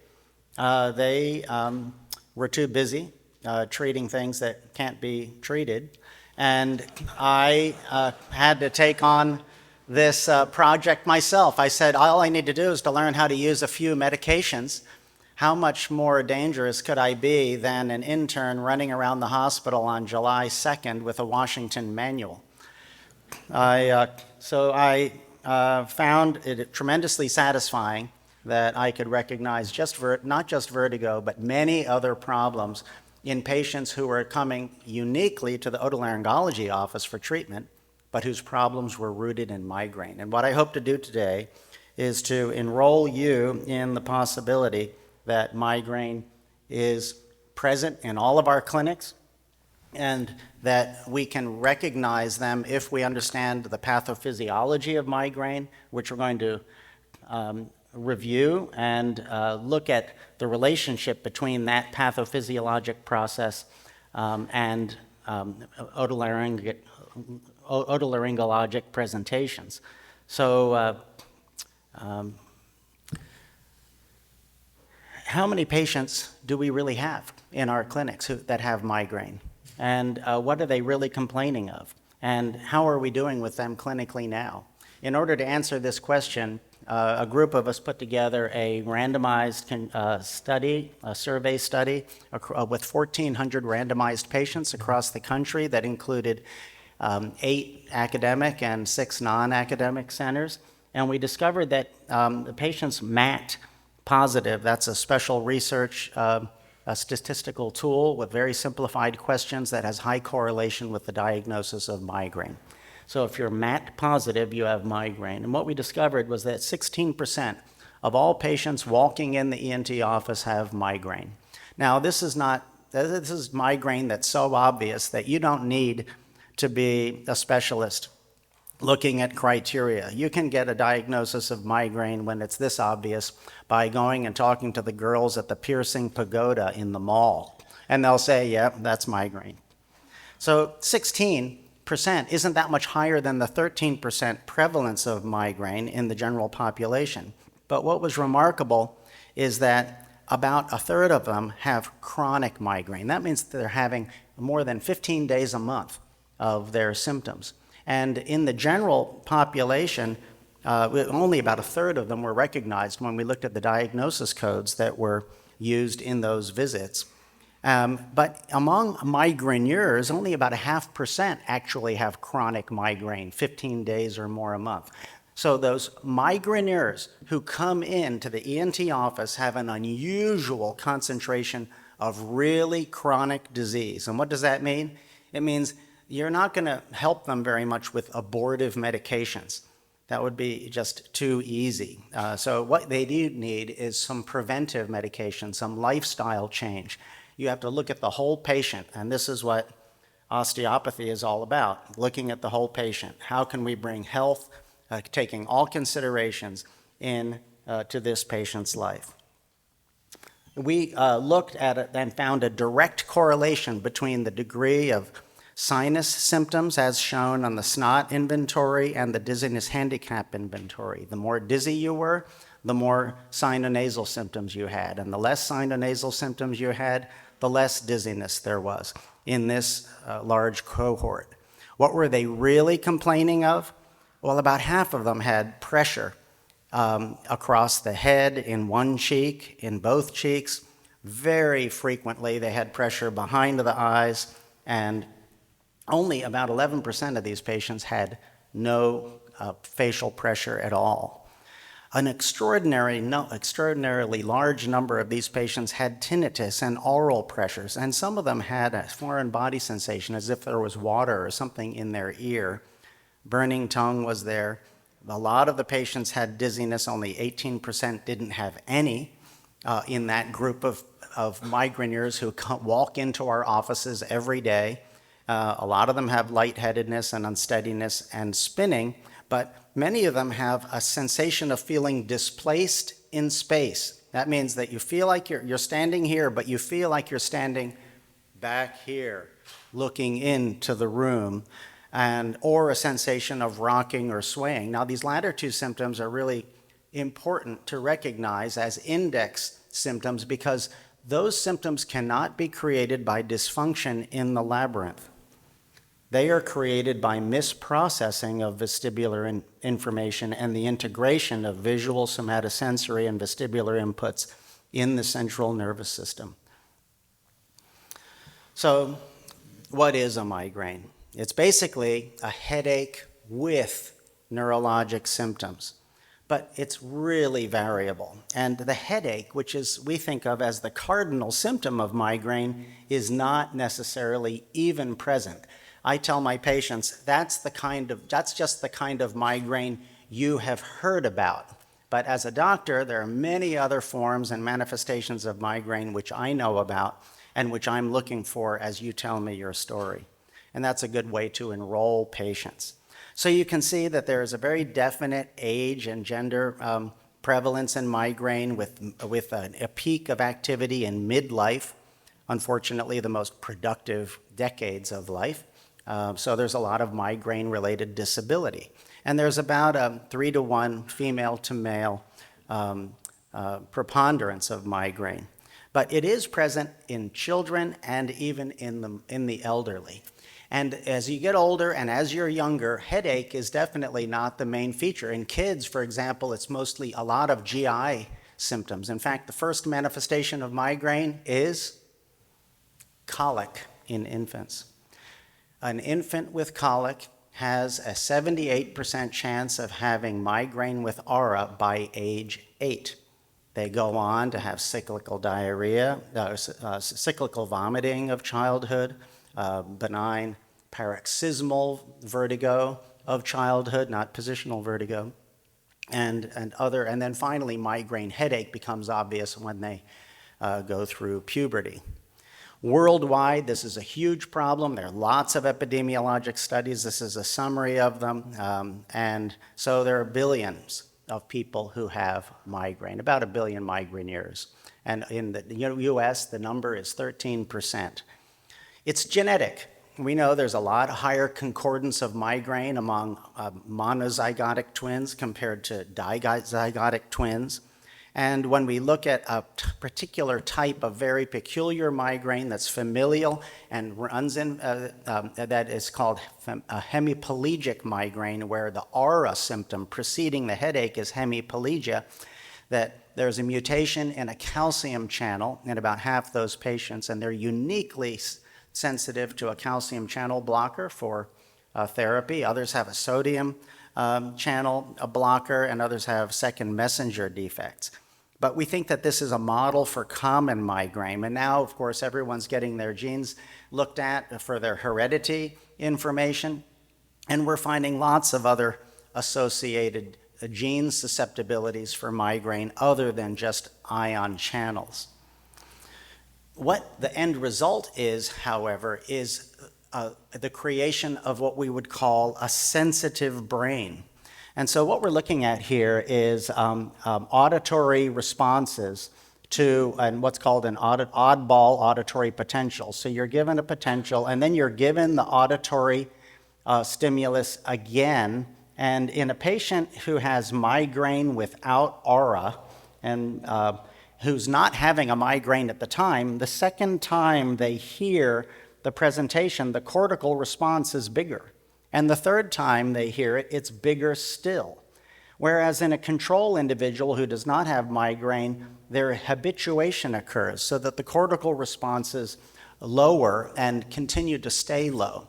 Now, this lack of habituation or faulty habituation leads to an increase of stimulus and eventually triggering of migraine. And so we have to think about, once a migraine is triggered, it's like tipping over the first domino of a physiologic cascade, which is then going to run its course. So this is a pattern triggering that we're looking for, listening for when your patients tell you their story. Attacks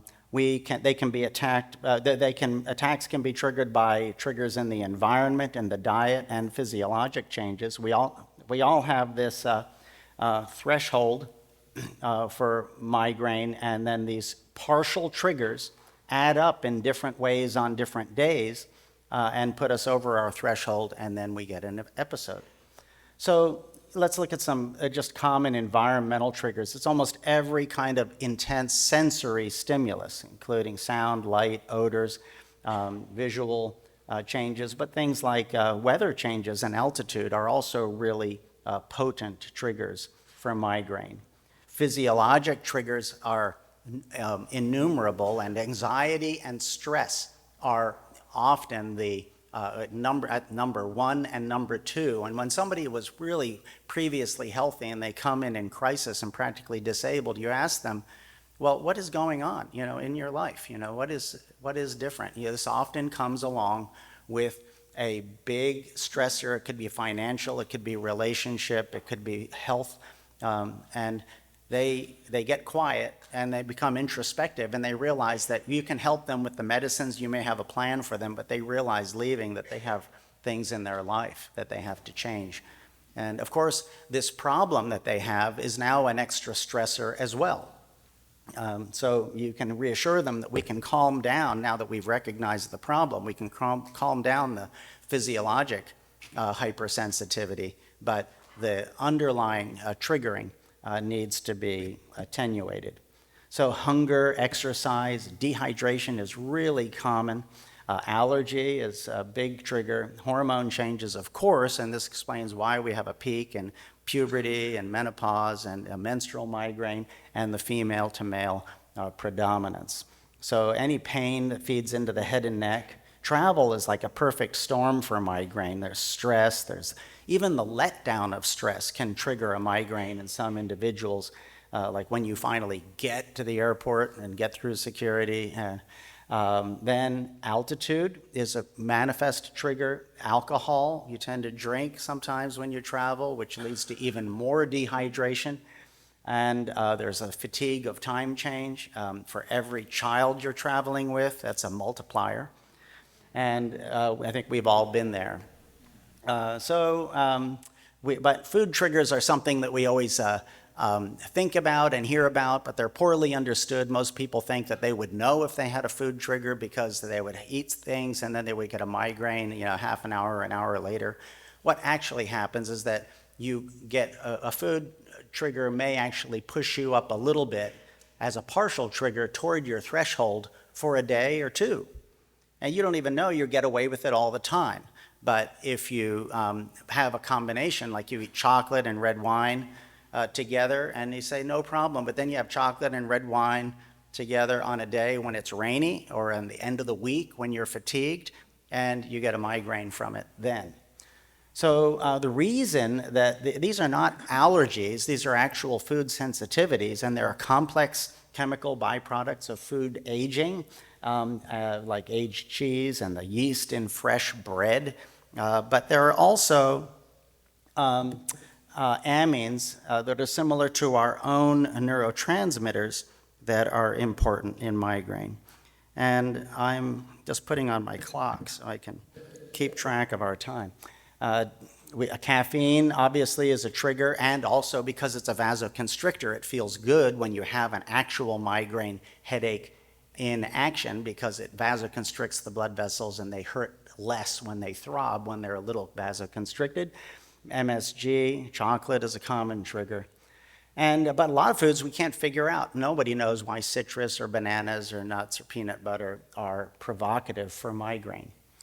So the gray represents your genetic substrate and your threshold, but we have dietary, physiologic, and environmental triggers. And they, as I mentioned, they add up in different ways on different days. I have this chart up on the wall in every one of my exam rooms, so I can give a 1-minute talk and explain this trigger concept to my patients. Now, we were all taught that, that this is a vascular problem. Can you hit the advance and see if you get that to play? That this is a vascular, okay, we'll just go there. That's fine. I'm gonna go back and see if it'll play the second time. No, it doesn't. So that this is a vascular problem. We were all taught that in medical school. I was taught, well, migraine is a vascular headache. Well, it's partly true, but it's really just like anything. We learn in black and white, the world is gray, and that does not really explain everything. As you can see, there are rather compelling cerebral blood flow changes in a migraine episode, and the aura does tend to happen during this period of vasoconstriction, and the headache does tend to happen during this period of maximal vasodilation. But it doesn't explain, you'd have to really just ignore completely that the pain starts during the vasoconstriction phase, and that the pain ends while vasodilation is maximal. So it's really just not the vascular changes are incidental to the migraine process. The migraine process starts even before the aura symptoms begin. So what is happening? What is happening is that all of the blood vessels in the intracranial space are innervated by unmyelinated branches of the trigeminal nerve, C fibers. And those are loaded with inflammatory peptides, which are very potent, like substance P, CGRP, VIP, and neuropeptide Y. If you want to know what meningitis is like, just ask a person who has migraine headache. They have chemical meningitis every time they have a bad migraine headache. But it's not just the intracranial space, it's all the vessels in the head and neck. And so in the nasal and sinus mucosa, you get congestion and weeping of clear fluid and pressure. And in the inner ear, you get vascular changes as well, which can be very, very profound for a very sensitive organ like the labyrinth. So this shows the plume of inflammatory neuropeptides around the vessels. We know that this causes sensitization, and this may be a cause of hearing loss and vertigo in the labyrinth that happens during migraine. Now we know that from live patient experiments that when we stimulate intracranial structures, nothing has any sensation except the blood vessels. So if you touch blood vessels in the supratentorial regions, you get this referred pain outside of the head into this fronto-orbitotemporal region, which is very characteristic of where people feel their migraine. It includes one eye, temple, and parietal area. And then if in the infratentorial area, it can be a whole helmet-like distribution, or it can run down the back of the neck. This is the ear pressure that comes from the posterior fossa referred pain that patients experience. But there are other places. So we know that the blood vessels do cause some pain, and that's where the throbbing character of pain comes in a migraine episode. But there are other changes that happen in the cortex that are really important, and also changes in the brainstem nuclear structures, which are variable for everyone. So a migraine aura, who here has experienced a migraine aura? Yay. It's really wonderful when you're out trying to do something, or you're driving, or you're on your vacation, and then this thing happens around your vision, and over about the next 20 minutes, you're distracted because these zigzag lines are expanding away from the fovea in an upward and outward direction. And what's really happening is that there are waves of excitation and inhibition that are moving at about 4 to 6 millimeters a minute across the occipital cortex. In other words, nothing's happening in the eye, it's all happening in the cortex for vision in the brain.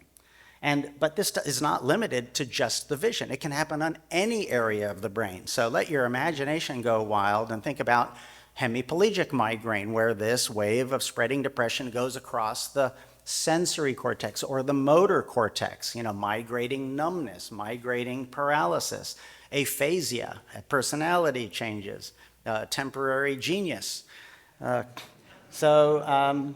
there are also other, now in functional MRI, these days we can look for where the increased metabolic activity is during a migraine episode, and we can predict very clearly which side a migraine is happening on because of increased metabolic activity in the dorsolateral pons, which is the site of the trigeminal nucleus. And so, and when this gets sensitized, your pain thresholds go down so far that you can have hypersensitivity. So a patient who is having a migraine might say, God, my scalp is so sensitive I can't comb my hair. Normal touch is patient. So that is allodynia. But what if the vestibular nuclei happen to be in your pattern of brainstem hyperactivity, as it is for some individuals? Then all of the information coming from what may be perfectly normally functioning vestibular organs in both ears, 5 in each side, become distorted. So there's no motion. Head motion just becomes a phantasmagoria of horrible sensation. It leads to disequilibrium, complete head motion intolerance. You can't tolerate motion of the visual surround. You can get frank vertigo, but you can get other problems like disorientation in space. And there are lots of other places where vestibular processing happens, like in the thalamus and other things. You can get weird distortions like Alice in Wonderland syndrome, where you feel like you're shrunken down, or that the world, it doesn't feel right, like the ground under your feet feels like you're walking in a bouncy house, or that it's tilted to one side, even though, of course, it's not. And rocking, and a lot of patients will tell you, I feel like I'm moving back and forth, rocking. Well, the inner ear doesn't do that. This is a problem in the brain. How about the auditory nuclei? What if that happens? Well, then if incoming sound gets amplified erroneously, you get hyperacusis, tinnitus, and these which are, at least those are recognized as cardinal symptoms of migraine. Now, remember we talked about the superior salivatory nucleus. This is very important because that is the source of parasympathetic outflow for not just the head and neck, for the whole body. You get increased parasympathetic outflow in kids, and that causes all these GI symptoms in migraine. It's the reason that you get nausea when you get a migraine headache. Well, as otolaryngologists, increased parasympathetic outflow leads to rhinorrhea, to nasal congestion, to soft tissue swelling, to lacrimation. If you have a migraine patient in front of you who's having a migraine, you say, don't tell me which side you have your headache on. And you look at them for a minute, and you look at the side that has the nasal congestion is the side of the migraine. The side that has subtle edema, little brow ptosis perhaps, filling of the of wrinkles with edema in the soft tissues of the face, that's the side that the migraine pain is currently active. GI symptoms, even cardiac symptoms, and you can tell because of changes in the QR interval that the parasympathetic has been turned up slightly during the migraine episode, and then it normalizes again. This is the reason a lot of patients with migraine also, their blood pressure is really low, and they have POTS, and they faint.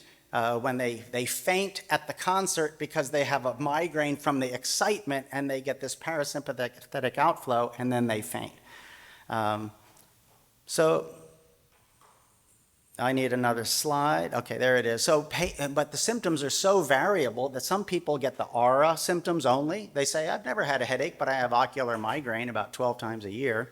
Other people have pain. Other people have only brainstem symptoms. Other people have a predominant dysautonomia. But what is interesting is that it follows the pattern of migraine, of triggerability, that they that they can predict that when they go to sleep, and sleep seems to be a cure, and they wake up and then their system has reset again. So we call these non-headache variations of migraine equivalents. Now, we have criteria for migraine with and without aura.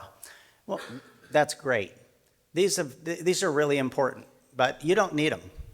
Why don't you need them? Well, raise your hand if you're doing a clinical efficacy study for a medication for migraine. Okay, raise your hand if you're doing an epidemiologic study, counting the incidence of migraine in a population. Well, that's what these criteria are for. But because we learn them and memorize them and are tested on them, we have a tendency to use them as exclusion criteria for treating patients, which is absolutely horrible. That's why I tell you these people who meet the criteria, they are so obvious, and they're just the top of the iceberg. There are so many people who have migraine disease and who manifest clinically, but who don't meet these criteria, that they're also going to benefit from treatment. And those patients are walking into our offices and deserve our help. Now, unfortunately, neurologists who are overworked, they have a tendency to use these criteria, especially in vestibular migraine, as exclusion criteria. It's almost as if they say, well, you know, if only it lasted for, you said 3.5 hours, it has to last 4 hours, but if it was 4 hours, then I could give you this very special medicine.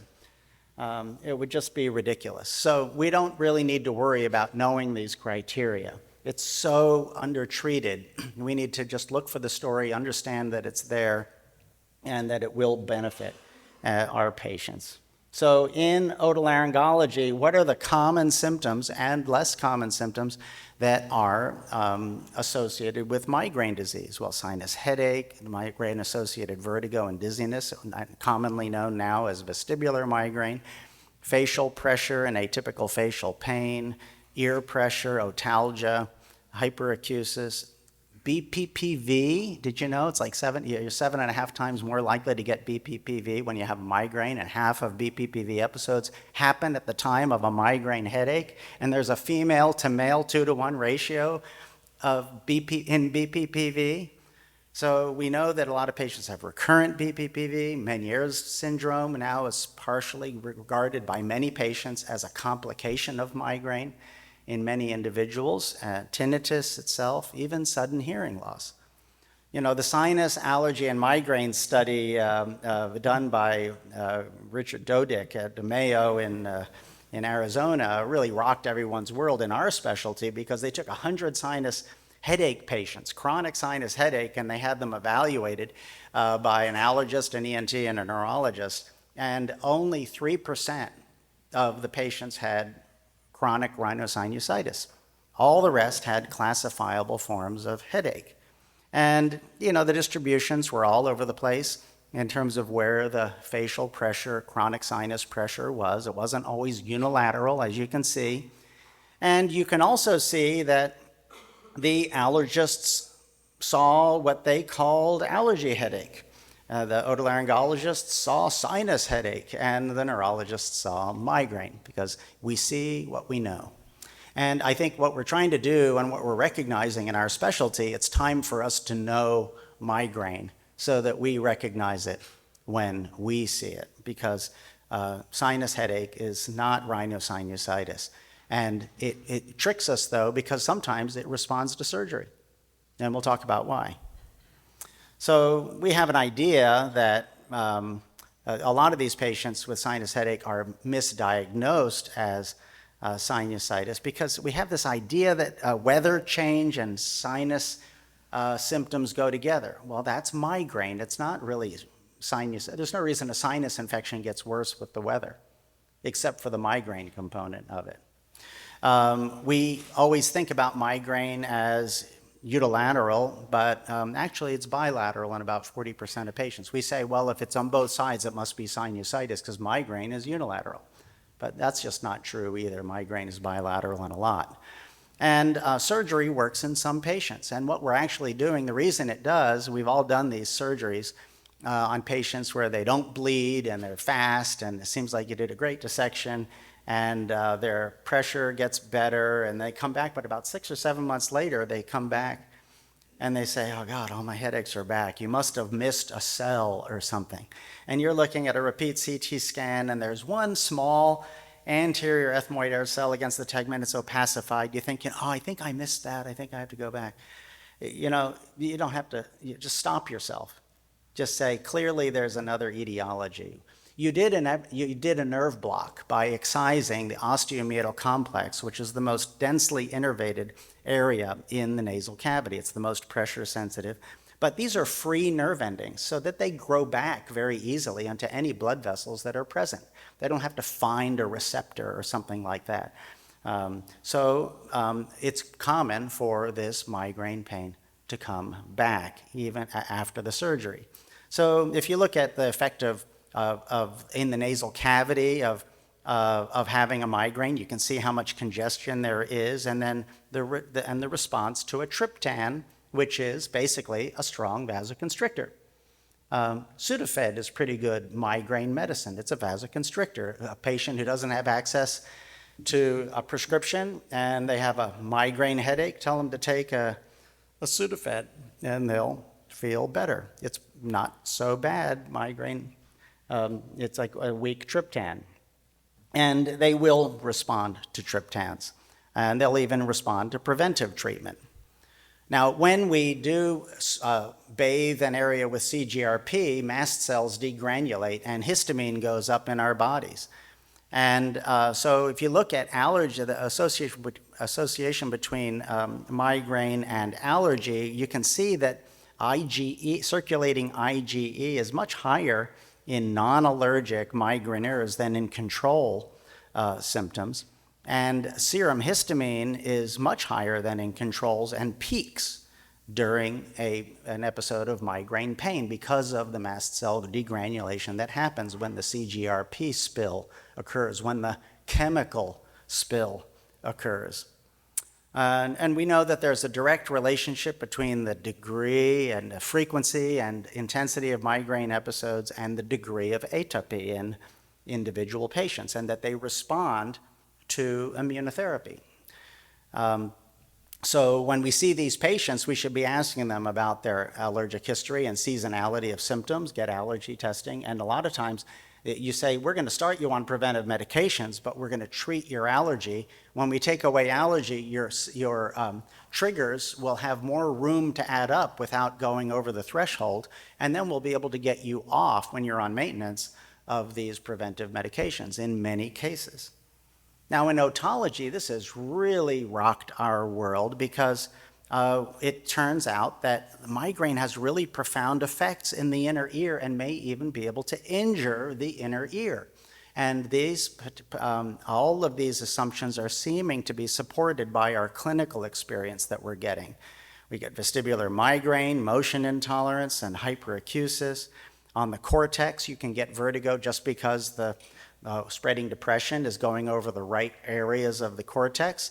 We get referred pain to the ear that presents as otalgia, and then the inner ear can get injured, causing BPPV, Meniere's disease, and even episodes of acute vestibulopathy that look like a vestibular neuronitis. And you could even imagine, if anything that is innervated by these blood vessels that are subject to CGRP secretion, like the vestibular nerve itself or the cochlear nerve itself, could have its own clinical presentations. So vanilloid receptors in man and woman, these are receptors that are on all these free nerve endings. And they're sensitive to heat, to acid, and they're sensitive to mechanical deformation. So when you squeeze or heat or if you inflame the tissues that they're in, then they release all of these inflammatory mediators. And the inflammatory mediators cause more stimulation of the vanilloid receptors. This is a TRVP1 species of receptors. And you can actually burn out the nerve ending. In fact, that's the basis of capsaicin therapy in chronic pain. Capsaicin directly stimulates these nerve endings and burns them out so that you can't have as much pain. Of course, then it takes more and more capsaicin to get the effect, and this is the reason that when you like hot food and you keep cooking it for yourself, that in about 3 weeks, none of your friends can eat your hot food with you because they haven't climbed that ladder of denervation with you. But this is what goes on in our mouths when we eat hot food. We know that these are present in the inner ear, and they help to regulate cochlear blood flow. And when we stimulate those vanilloid receptors, that you get a threshold elevation of about 10 decibels across all frequencies. That's probably related to blunting of a tuning curve, which means there's an outer hair cell effect. Zoltán Vaz at Oregon Health Sciences University, who's now returned to Hungary, is demonstrated that you could stimulate V1, which innervates the inner ear, and get such profound effects that you get transmural extravasation of plasma proteins, as seen down here, compared to no extravasation in the controls. So these are really profound changes that happen in the inner ear. The question is, can this process go on and be going on in the inner ear with inflammatory secretion, vasoconstriction, followed by vasodilation, and maybe even eye drops? Who knows? It's possible that Meniere's disease then is a complication of migraine in certain individuals. There seems to be some evidence that the inner ear can be affected by, and specifically peripheral vertigo can be caused by these mechanisms. If you stimulate the supraorbital nerve, you get vertigo from the same ear, and we know it's from the ear and not central because the slow phase is linear rather than logarithmic, which it would be logarithmic if it were a central effect. And there's a little latency of about 25 seconds, which is the time it takes for the inflammatory mediators to be secreted and then have their effect on the peripheral end organs. So it's really compelling. Think about Meniere's disease and migraine. Now remember that the prevalence of Meniere's disease, of migraine in the general population is 13%. If this were a room full of patients with Meniere's disease, the prevalence of migraine, IHS migraine, that really obvious migraine that meets criteria, would be 56%. And if you had bilateral Meniere's disease, it's 85%. So it's really hard to ignore. But anyway, in migraine, in Meniere's disease, we say avoid salt. In migraine, we say avoid dehydration. Sort of the same thing. Caffeine, we avoid caffeine and chocolate with Meniere's disease. Just as we tell for a lot of patients, caffeine and chocolate are two of the three, along with red wine, of the strongest food triggers known for migraine. Alcohol is something that we avoid in Meniere's disease. Well, we know that fermentation and dehydration, are important triggers for migraine. There's weather sensitivity in both Meniere's disease and in migraine. And stress and anxiety aggravate both. Allergy aggravates both. There's an excitatory followed by inhibitory nystagmus in Meniere's disease, which is exactly what happens with spreading depression in the cortex. And eventually, Meniere's disease burns out. And guess what? So does migraine. The intensity of the pain tends to get less severe over time. And you get these. And so what brings them to the doctor are the secondary symptoms, the atypical symptoms. So it's really hard to ignore this female to male ratio in addition. And we know that Meniere's finally burns out, and there are less nerve C fibers in hydropic ears, 70% fewer, and that is evidence of burnout. So in vestibular migraine, super common. Most of I'm just going to speed up and say that our textbooks focused for decades on Meniere's disease as the predominant cause of vertigo, and then BPPV came along. It was always there, but then we got focused on that, and that was the most common cause. And now we know from epidemiologic studies from around the world that we should be seeing between 15 and 20 vestibular migraine patients for every one Meniere's disease patient. 15 to 20 to 1. And if you're not, then you haven't learned how to recognize vestibular migraine, and you're not going to be able to help those patients. So we know that a lot of patients with Meniere's disease, they actually have migraine symptoms. And in vestibular migraine, what is really going on? Well, there are some of them that have this extraordinary sensitivity to tilt. You can see here that Richard Lewis did this study in Harvard, and he showed that between normal patients and migraineurs, sensitivity was not any different. But in patients with vestibular migraine, there was an exquisite sensitivity to roll tilt, a combination of tilting and rolling, which stimulates a stimulus that stimulates the otolith organs and the semicircular canals at the same time. It's a complex stimulus. It's really hard to do, but it tells you that there's something wrong with the way the canal and otolith inputs are integrated in the central nervous system. And we think that that's really where the problem is, in the brainstem integration with the cerebellum in a lot of these patients. Those patients come in, they tend to be, they can be younger or about any age, but they tell us about rocking, disorientation in space, lightheadedness. Their symptoms can be the time course of symptoms, which we rely on to identify vestibular neuronitis, or the randomness of Meniere's disease, or the positioning symptoms in BPPV is not always there. In fact, they can have continuous symptoms that last for months, or they can have just instantaneous symptoms that happen again and again throughout the day, and every variation in between. Head motion intolerance is very often present. And now in the criteria for vestibular migraine, you need to have a headache happening at the same time as the episodes of vertigo. But as we talked about, we're not studying these patients' response to medications. We're not doing epidemiologic studies. They don't have Meniere's disease to treat. They don't have vestibular neuritis that's going to get better with physical therapy. They don't have otolith disease that's going to be repositioned. They have migraine that needs to be managed, and it's our job to do it. So so we have to recognize them. We might get a VNG hoping that it's going to show us the diagnosis, but the most common thing we find out is they come back and they say two things. Number one, I couldn't finish all 4 calorics.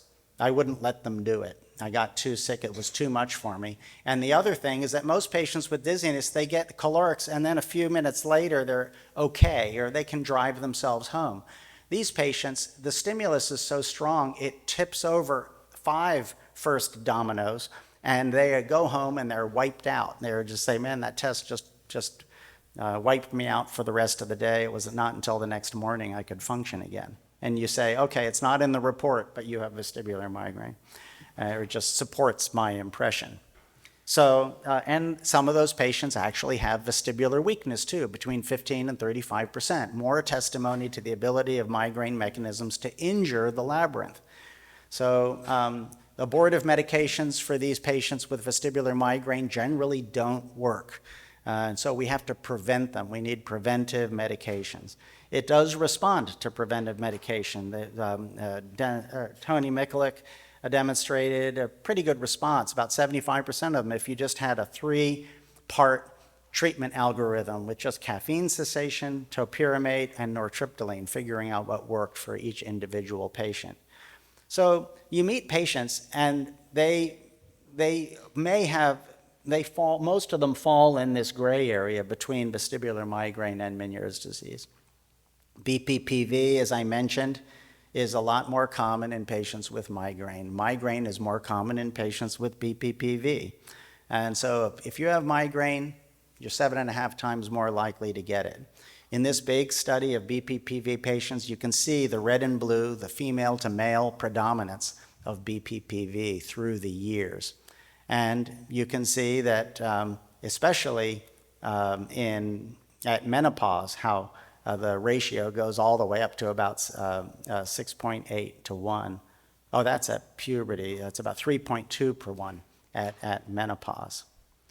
And these are my numbers. This is just 500 patients of my own with vestibular migraine on the upper left and BPPV. And you can see that the prevalence of BPPV is really high in the vestibular migraine patients. The prevalence of migraine among the BPPV patients is really high as well. So even I had 47 patients with otalgia. They had been up and down, seen many doctors. The average duration of symptoms was 5 years. They had been scanned and scoped and tubed and treated in many ways. And 92% of them responded to migraine treatment. Now, this is not just one migraine treatment because you don't know. Migraine treatment means that you go through and try all of the classes of migraine medication until you find the class that they respond to. Remember how I said how the hemiplegic migraineurs respond uniquely to calcium channel blockers? Well, that was because calcium channel defect is their genetic susceptibility to migraine. Well, every family has its own unique genetic susceptibility. So if I ask a patient if they have any migraine sufferers in their family, or any of them, I ask if any of them are taking preventive medication that's working for them, I start with that medication.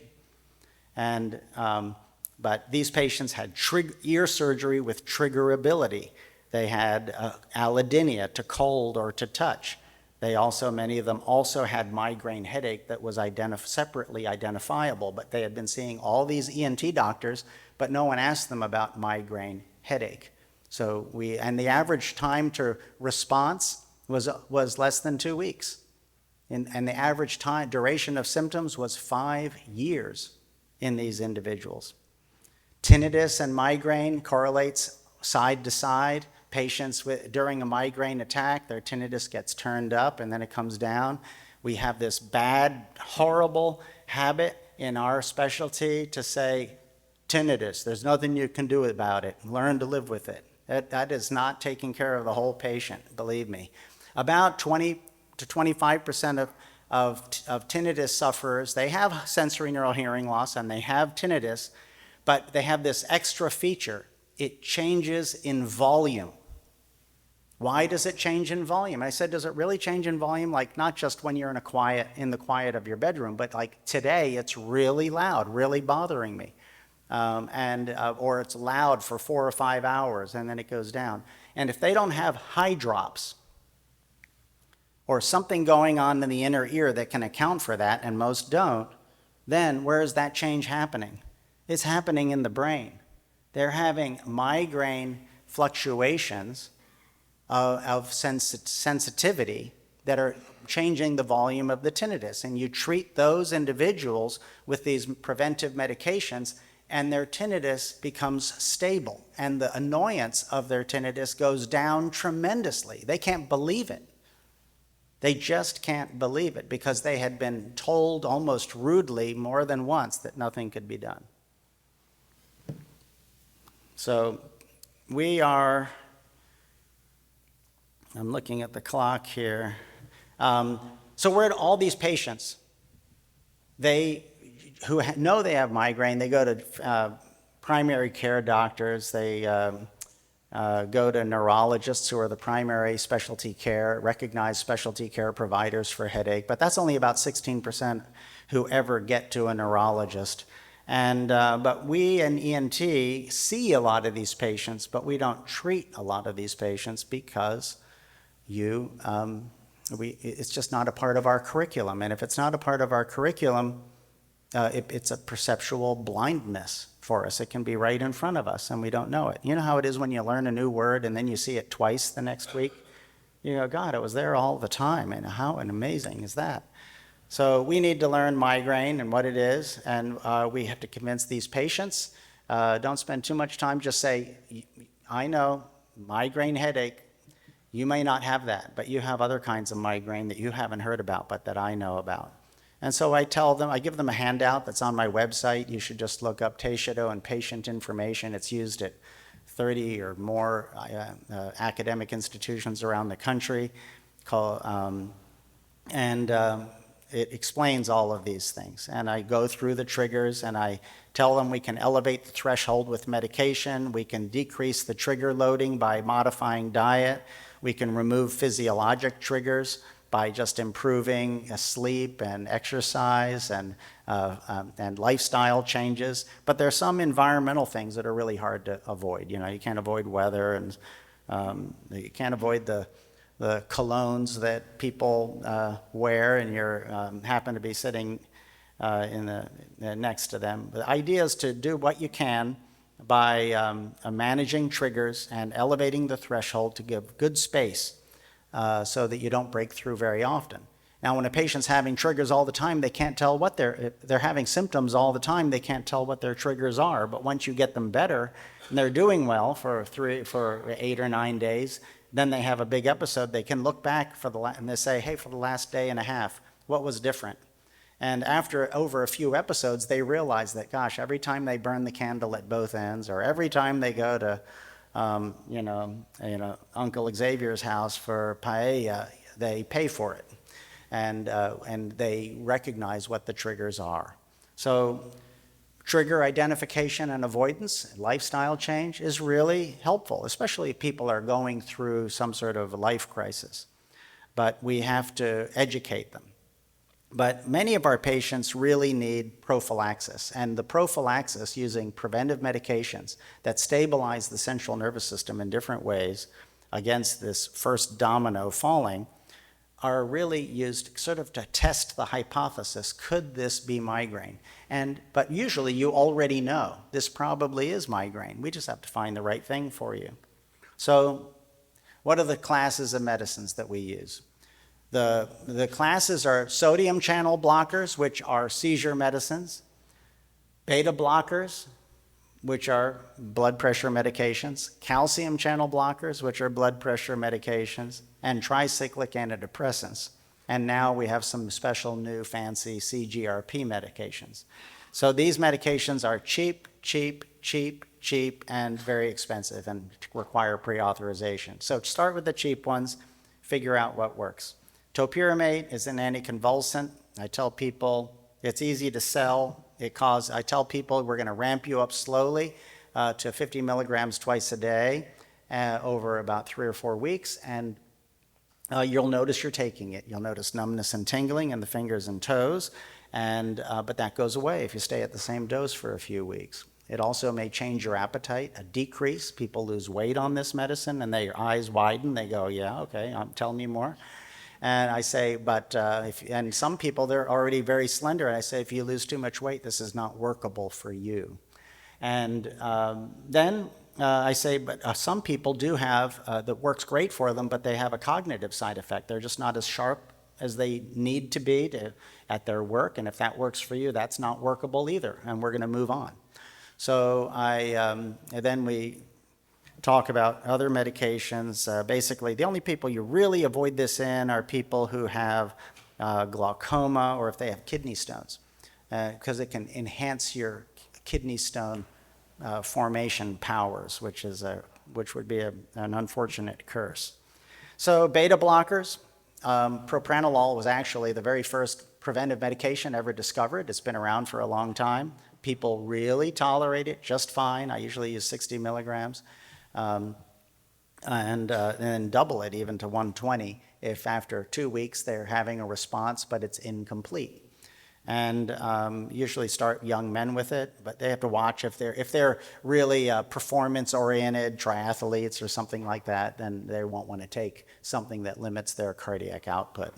But this is, I tell people that we're going to try it, and at least we'll learn if it works. All side effects are reversible. If they have asthma, then it's not really a good fit if they have unstable asthma and require inhalers. Now, this is, if you're going to take a picture of any slide, then this is it. Nortriptyline is something that probably it needs to be in the migraine water supply. It is a tricyclic antidepressant. These are old antidepressants. They were terrible. They were terrible. In the 60s, we didn't have other options, however. The reason they are so terrible is that they work in a lot of different ways. They are medium, they're tricyclics, and they're serotonin and norepinephrine uptake inhibitors. They are medium potency sodium channel blockers. They're medium potency calcium channel blockers. They are antihistamines. They actually are made from antihistamine, an antihistamine base, and retain some of their antihistamine effect.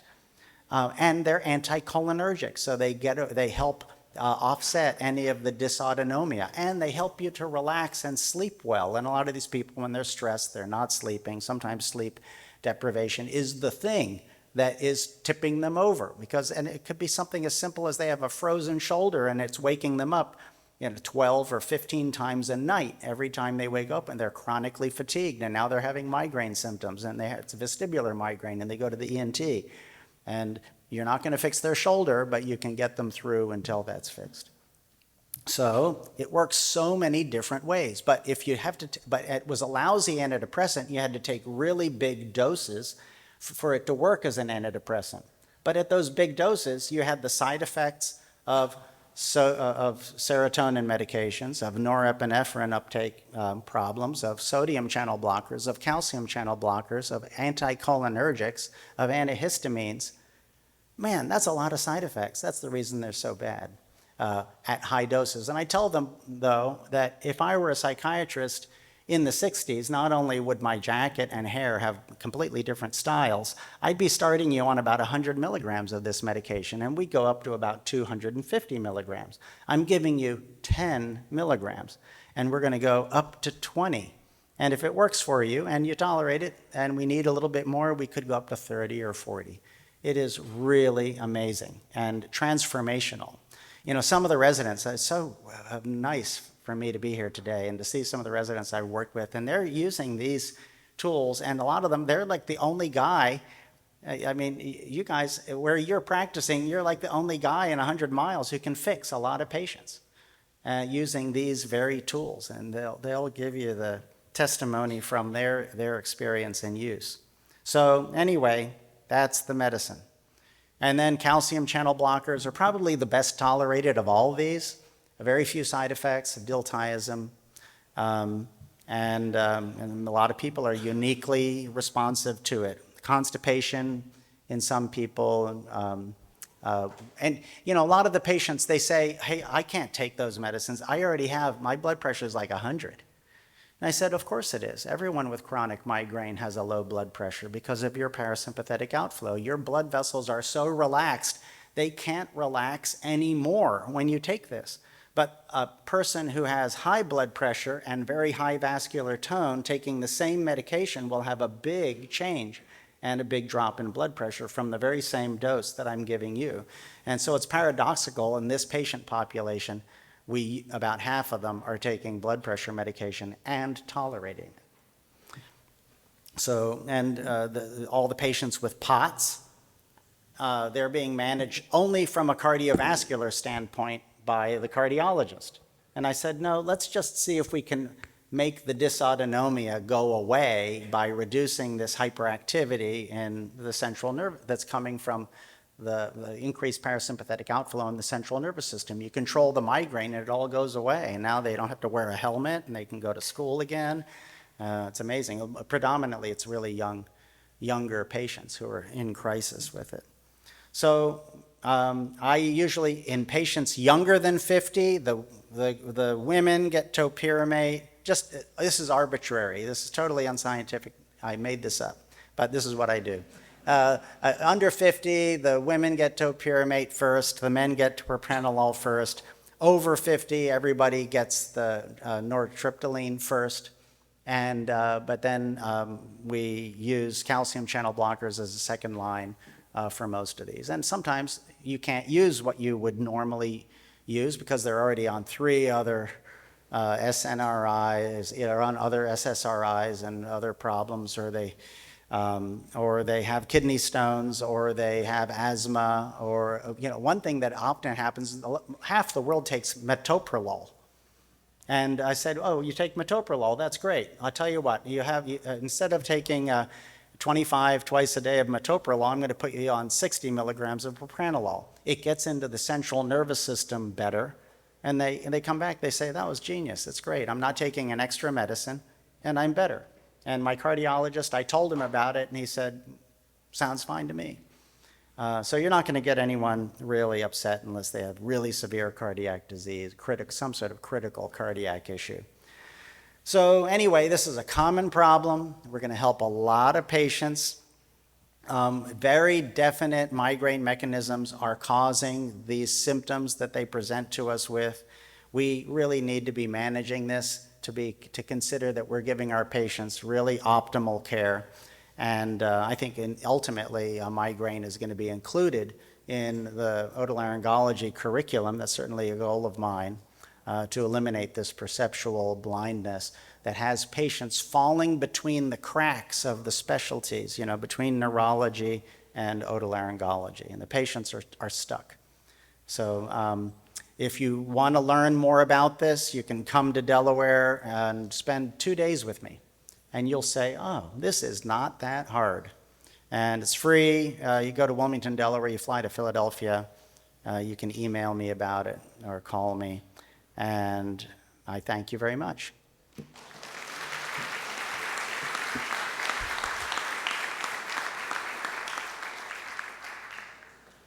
We'll take a few questions, but I know everyone wants to go have lunch, so I'll stay here for anyone who wants to ask questions. And but once again, thank you for your attention and for having me. Yes.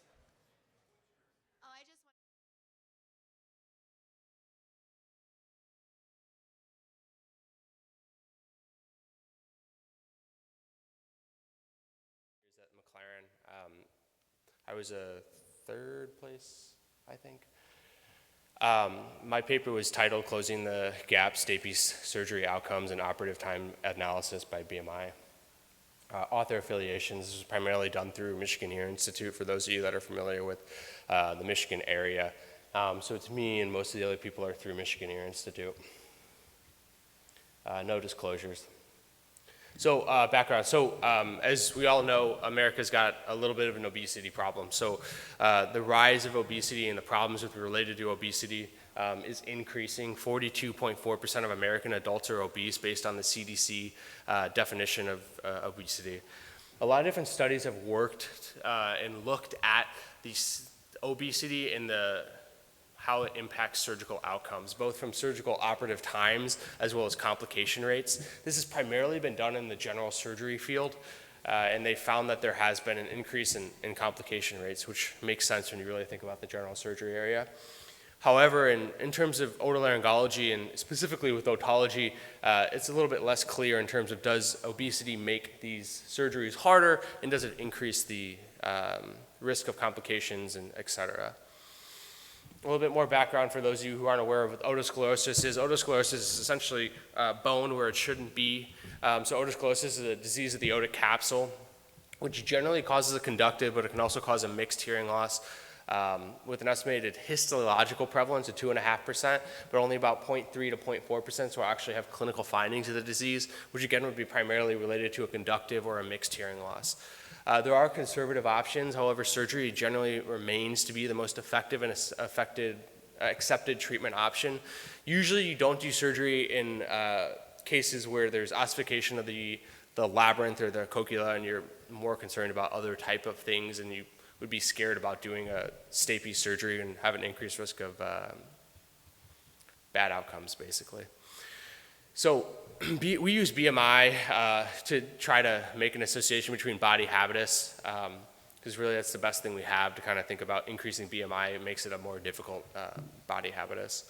And so specifically we were looking at BMI and body habitus for otologic surgery because it can really play a big role for those of you that are familiar with the surgery in terms of the shoulder positioning. So this is a typical positioning of a patient that undergoes really any sort of otologic procedure, but specifically in this situation, we're talking about stapes surgery. And so this would be a right ear. And you can imagine if someone has a large body habitus that the right shoulder would get in the way of the right hand, and so many of us are right hand dominant, and the converse would be true for somebody who's left-handed dominant and a large left shoulder. So basically our question was, given the special challenges related to body habitus and otologic surgery, is there an increased risk of complications or operative times with increasing BMI? So this is a retrospective chart review of adult patients who underwent stapes surgery between January 2015 and December 2020 at a single tertiary care institution. We're ultimately, like I said, looking at the relation between BMI, which we used as a substitute for body habitus, and outcomes from surgery. The specific outcomes we looked at was operative times, complications, and ultimately the hearing function or the air-bone gap that afterwards. The data was collected from clinical forms and operative reports. So we identified 487 cases that were performed during that time. 10 of them did not meet our age requirement, which again, we were focusing on adult patients because pediatric patients can provide a little bit of a complication in terms of they can be a little bit different surgery. There's things like stapes, gushers, other things that can kind of happen that can affect outcomes that we didn't really want to address, if you will. And then additionally, we had 75 patients who didn't have complete follow-up information, whether it be audiograms or post-operative notes to tell us about complications, so they were excluded from the study. So ultimately, that should be 402 patients who were included in our study. And again, this is the combined effort of 10 fellowship-trained otology and neuro-otology skull-based surgeons at a single tertiary care institution in Michigan. This is a lot of information. It's a really loaded slide, Ultimately, what it is just a baseline of the patient characteristics of who we studied. We're kind of just looking at if there was ultimately, the reason why there's p-values on the left or right side rather, is because we're just looking at if there's a difference between the patients that had revision cases or not. It's not really applicable to the study, but it's information we provided. So you'll see the most patients were about 50 years old. They tended to be female, which is all kind of coincides with the diagnosis of otologic surgery. Pretty even in terms of the laterality between left and right. The average air bone gap preoperatively was 26.3. Their word understanding was on average 100%, which is to be expected with a conductive hearing loss associated with otosclerosis. So the first thing we looked at was operative time. You'll notice that the one kind of flaw with this study is that we have a lot of information, and you'll see it can get a little overwhelming, but in general, we looked at 2 groups and 3 groups. 2 groups was pretty much just underweight, normal weight, and overweight, and then we split it up into the more classical obese versus overweight versus normal/underweight. We kept normal and underweight kind of together because from a body habitus type of a thing, there's likely not a huge difference between those patients. So for operative times, we really found no correlation between average operative times and BMI, which you'll see here on this very busy scatter plot. And then we decided, that's great from a operative time, but the other thing is looking at shoulder analysis. So most of these patients most of these attendings are right-handed surgeons. There is one left-handed surgeon in this group, which we did kind of include him, of course. But we wanted to see if the ipsilateral shoulder was going to cause a longer operative time or an increase in complication rates. Again, looking at this picture again, that would mean a right ear for somebody that has a right shoulder, or BMI on the right side. Does that make sense? Because again, the right hand would be kind of in the way of a big shoulder.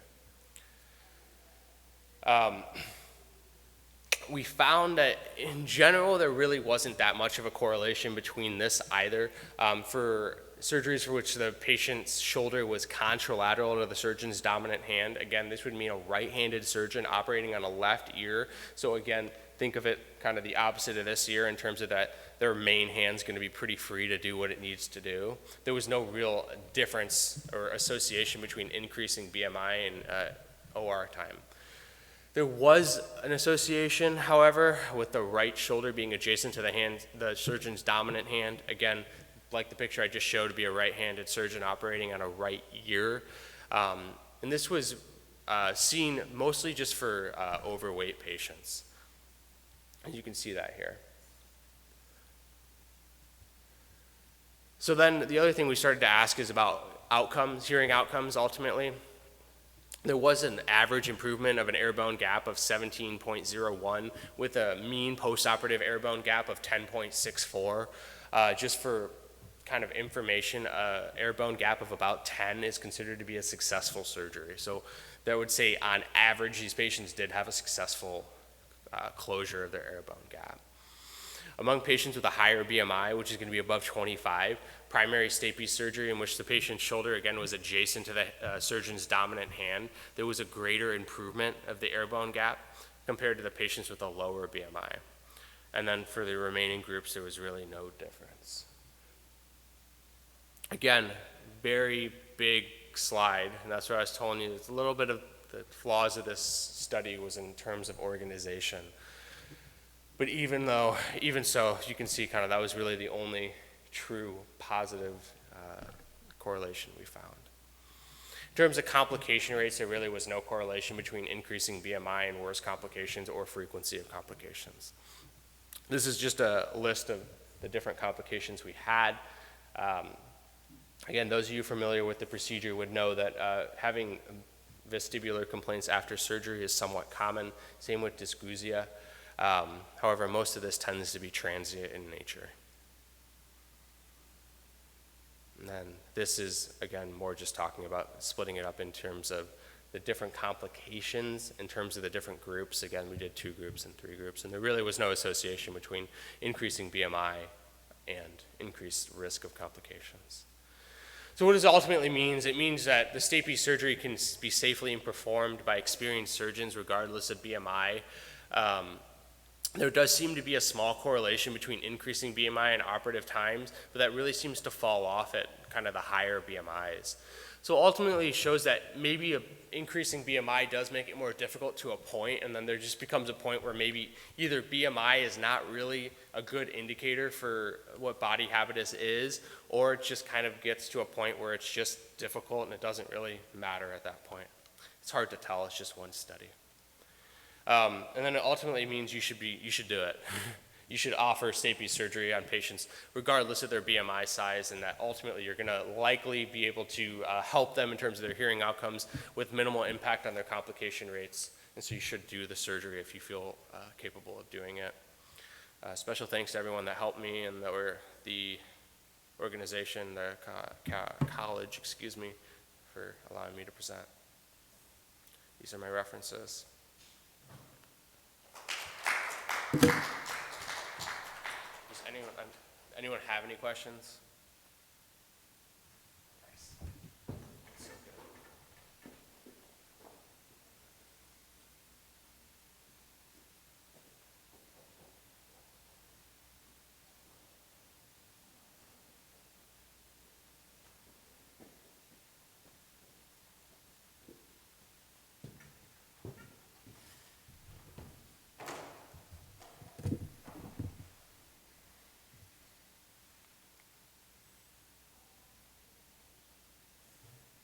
Cool. Well, thanks everyone for coming. I see a few residents, a few students here, so you guys stop me along the way if there's any questions. Special thanks to the Academy for allowing us to present our work. Dr. Minutella, who's in the room, Dr. Linkite are also part of the study. They did a hell of a job helping us with this, and Katrina really ran with it. So I'm Dan, one of the fifth years at McLaren, co-resident to Chris, co-resident to Katrina there. We're going to be talking about our paper, olfactory-related adverse events. It's an analysis of the FDA adverse reporting database, which I'm going to call FAIRS, just because it'll make it quicker for all of us here. We'll move on from there. So no disclosures. There's beautiful Pontiac, Michigan, Michigan State who we're associated with, who did a lot of work with the data support for us. So a little bit of background. Olfactory dysfunction is a term that I'm going to be using in kind of different contexts. So olfactory dysfunction is a range of increased, altered, reduced, or complete loss of ability to smell. There are other terms that fall within the term of olfactory dysfunction, but it can be reported separately. So you may hear us talk about OD or olfactory dysfunction, as well as anosmia, dysosmia, hyposmia. Those technically all kind of follow suit with that. And if you look at olfactory dysfunction across the country, in the general population greater than 55 years old, it can be reported in multitude of numbers, including hyposmia in 13 to 18% of patients, anosmia in 4 to 6%, and then its gender predilection has never been shown to be male versus female, but it's a little bit higher in males, at least reported about 9% versus females, about 4%. Some of the thought is that why people over 55 specifically have an increased risk of having these chemosensory disorders is because of polypharmacy, which we see a lot of in our patients. And so this is what kind of drove us to kind of think about this study. If you look at current literature, they're looking a lot of times at post-traumatic, post-infectious sequelae, autoimmune disorders, and some congenital disorders as well. So why do we care though, right? We all know that olfactory dysfunction can cause issues with mentation, with depression, anxiety, things like that, and other factors that affect people on a daily basis, right? Anybody that's had a day where they're congested or sick and feel like garbage know that if people are doing that 60, 90, 120 couple days, right up to a couple years, it's a big deal. And because of polypharmacy, and there's about 50 novel therapeutics that are approved by the FDA annually, and we know that a lot of them can have the potentiation to cause olfactory dysfunction. And so the FDA puts out 50 drugs a year, and already 50 of the top 100 drugs actually suggest that there are some olfactory complaints with it. It's a big deal, and it's something we should look into. And more importantly is if we can identify what specific medications are causing issues, we can maybe localize that and reduce workup costs for other patients. There was a study that was fairly similar in the past that looked at this same database that looked at intranasal sprays specifically out of Rutgers, but no one's ever looked at all different mechanisms of drug delivery. So in this study, we kind of included oral intake, nasal sprays, IV and IM medications. As a quick aside, what is the FAIRS database? This is literally a screenshot from the front page. For the students in the room, for residents that are in smaller programs, it's a beautiful database to use because it's very simple. You don't need to have a huge data team with you, and it's freely accessible. So if you're coming from a smaller school, like this is a great way to get into getting in some research. And so what happens is patients, physicians, and pharmaceutical companies are mandated to report adverse effects with drugs, right? And so this database will collect literally everything that you can report, and then it will kind of summarize and make nice tables with it.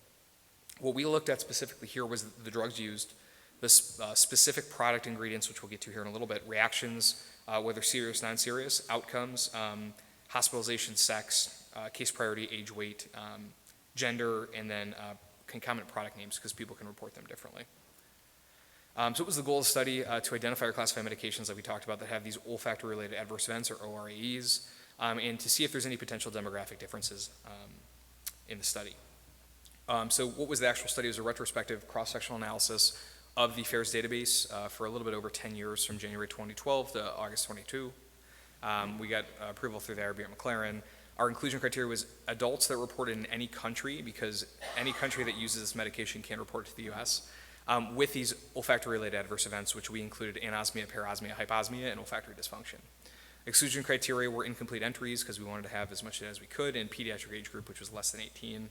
And then again, SPAI is a word I'm going to use a lot. Those are the suspected principal active ingredients. A lot of medications have a combination of things, right? So we're trying to identify a single medication with a single reaction to really kind of hammer home that point of, hey, this medication has a higher probability of causing smell loss.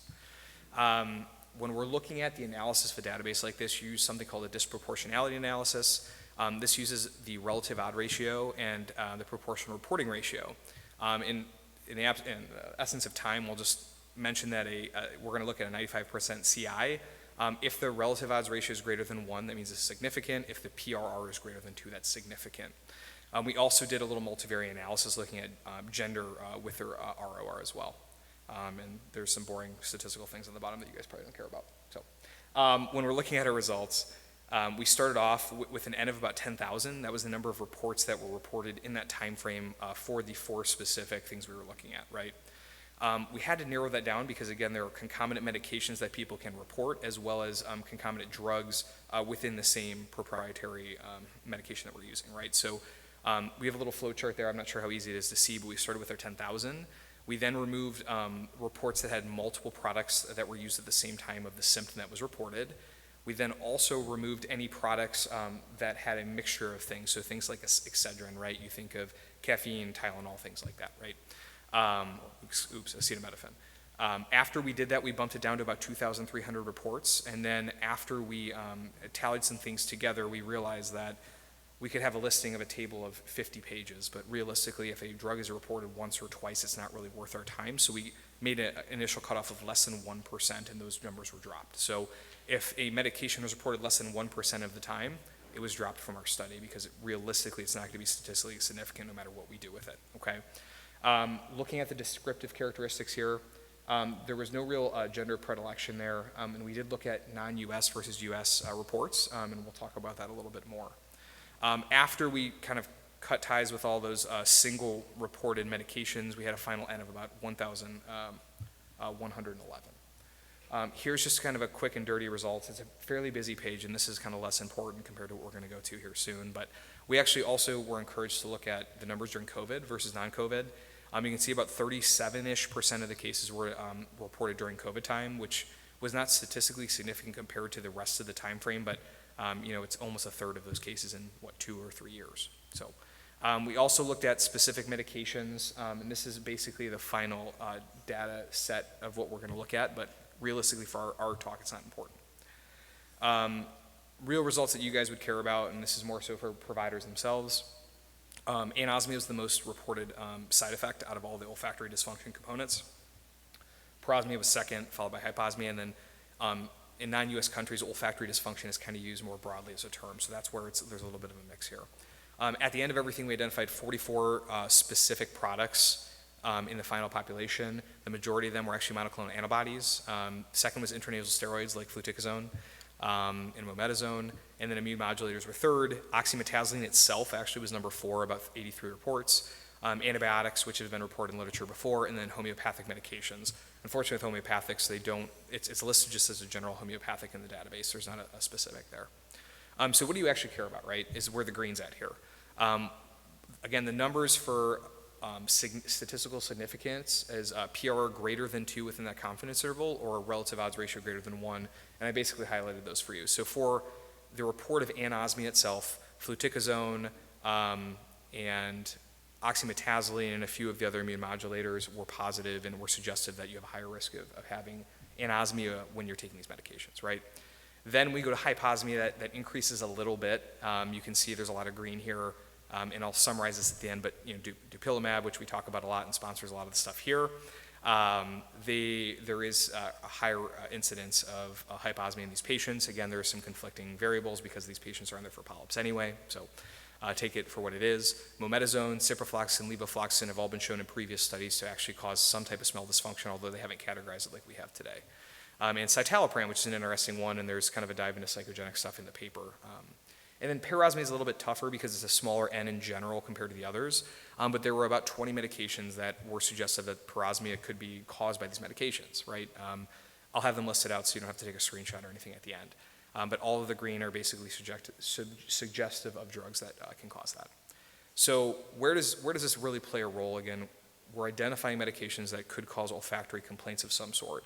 You could possibly save your patients hundreds of thousands of dollars from scanning, MRIs, other testing by maybe pulling these medications away for a couple weeks, right? That's where the thought process behind the study is. The hard part is with olfactory complaints, it's very difficult because there is some standardized testing, but it's not used across all countries. And you can't determine prevalence rates from self-reported measures, right? So that's where it gets tricky, as we'll talk on our limitations. But in general, we know that olfactory disorders can range from 1% worldwide to 25%. So, right, that's a huge number, a huge difference, and there's still data being put out for that. In the US, at least specifically, 1.4 has been quoted the most in a study of about 80,000 people. That's kind of the highest graded study that we have out right now. But the majority of those people are actually older than 65. There was also a Korean study that looked at olfactory dysfunction itself. It suggested about a 4.5% reporting rate. But again, because it's so subjective based on language, based on countries, there's not a great data set overall for everybody. In general, I think what's important is when we look at biologic gender, there was actually no statistically significant difference between biologic genders, although there was a suggested increased risk of olfactory dysfunction in females, but decreased for females for the rest of the complaints. In non-US countries, there was an increased risk of anosmia, which you can see there, and I included a confidence interval for you, but the rest of the complaints were not statistically significant.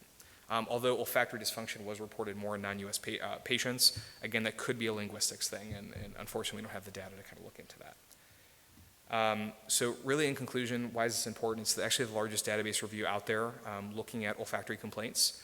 It's the only study to actually look at all different types, and that should include NAS or intranasal as well. It's the only study to ever do that, right? The previous studies have only looked at nasal or oral. Our goal was to identify those drug classes that could be causing olfactory-related adverse events, which we did here. There was, again, monoclonal intranasal steroids, immunomodulators, oxymetazoline specifically, antibiotics, and homeopathics. I think for the physicians in the room that want to take one screenshot of this paper, and what actually you could take home is this right here. Right, these are the medications that were statistically significant. These are the medications you should look out for, right?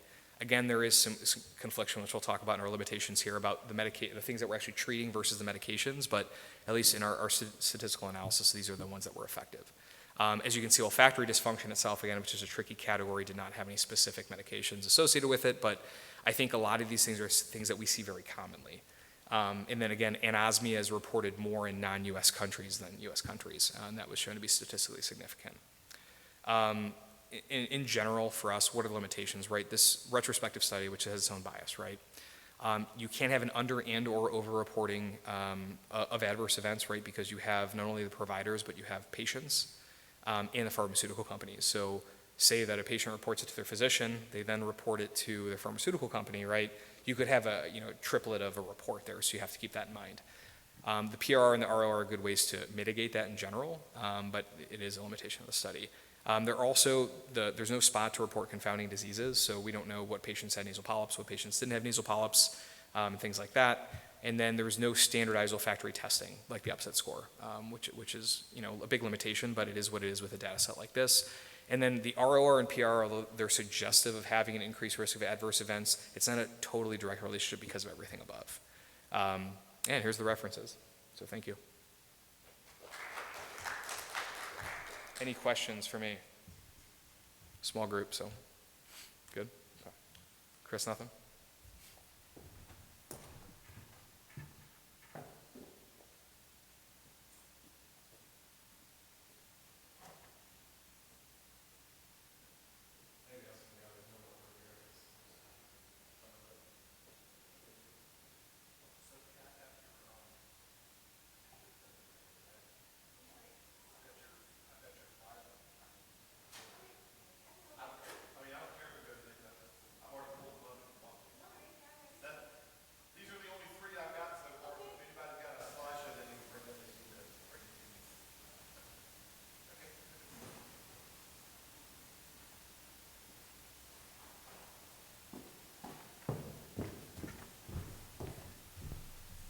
Okay. Hey guys, my name is Sophia. It's nice to see some familiar faces. Some of you may have already heard this presentation, so I'm sorry you have to hear it again. But I do think it's interesting, and I'm really proud of my team to make it happen. So I'm currently a medical student at Midwestern University, Chicago College of Osteopathic Medicine, incoming ENT resident at the University of Buffalo. Very, very excited. And I did this paper during my research year at MUSC. So we'll get started. Okay. So I'm very, very fortunate to have this paper published in the International Forum of Allergy and Rhinology, and it wouldn't have been made possible without the people listed there. So I'm very, very grateful for this opportunity. So keeping with the theme of olfactory dysfunction, olfactory dysfunction is estimated to affect about 13 million people in the United States. As we know, it's intimately linked with taste. It affects our ability to enjoy food. It's also important in detecting spoiled food, gas leaks, smoke leaks, which really puts an individual's quality of life, their nutrition, and safety really at risk. Previous studies have investigated the disparity in olfactory dysfunction across different races, with Black patients having higher psychophysical olfactory dysfunction compared to whites. And when I say psychophysical olfactory dysfunction, I mean objective olfactory measurements. And so we give patients olfaction tests where they have to smell something, kind of identify it in a multiple choice format, and that kind of gives us a score. And based off that score, we can categorize them as having normal olfaction or olfactory dysfunction. And of course, as Dan mentioned, it kind of is an umbrella term because these people can have, a decreased sense of smell, no sense of smell. They identify one scent, but it's actually another scent. So we're all just kind of categorizing that as olfactory dysfunction. And so, like I said before, previous studies have reported a higher gap between your self-reported and psychophysical olfactory dysfunction, basically a very big gap between self-reported and objective olfactory dysfunction in our Black patients compared to white patients, suggesting that a higher prevalence of unrecognized olfactory dysfunction, which I think can be quite dangerous, like we talked about earlier.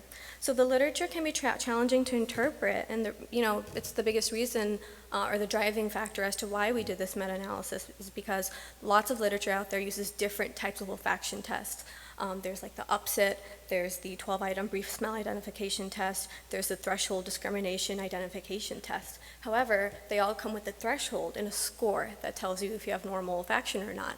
And that's what we use to try to determine at a large scale what kind of patients have olfactory dysfunction and who doesn't. Okay, so the objective of the systematic review meta-analysis is to evaluate and compare the self-reported and objective or psychophysical rates of olfactory dysfunction across different races. Okay, so the databases used to recruit studies were PubMed, Scopus, and SINHAL.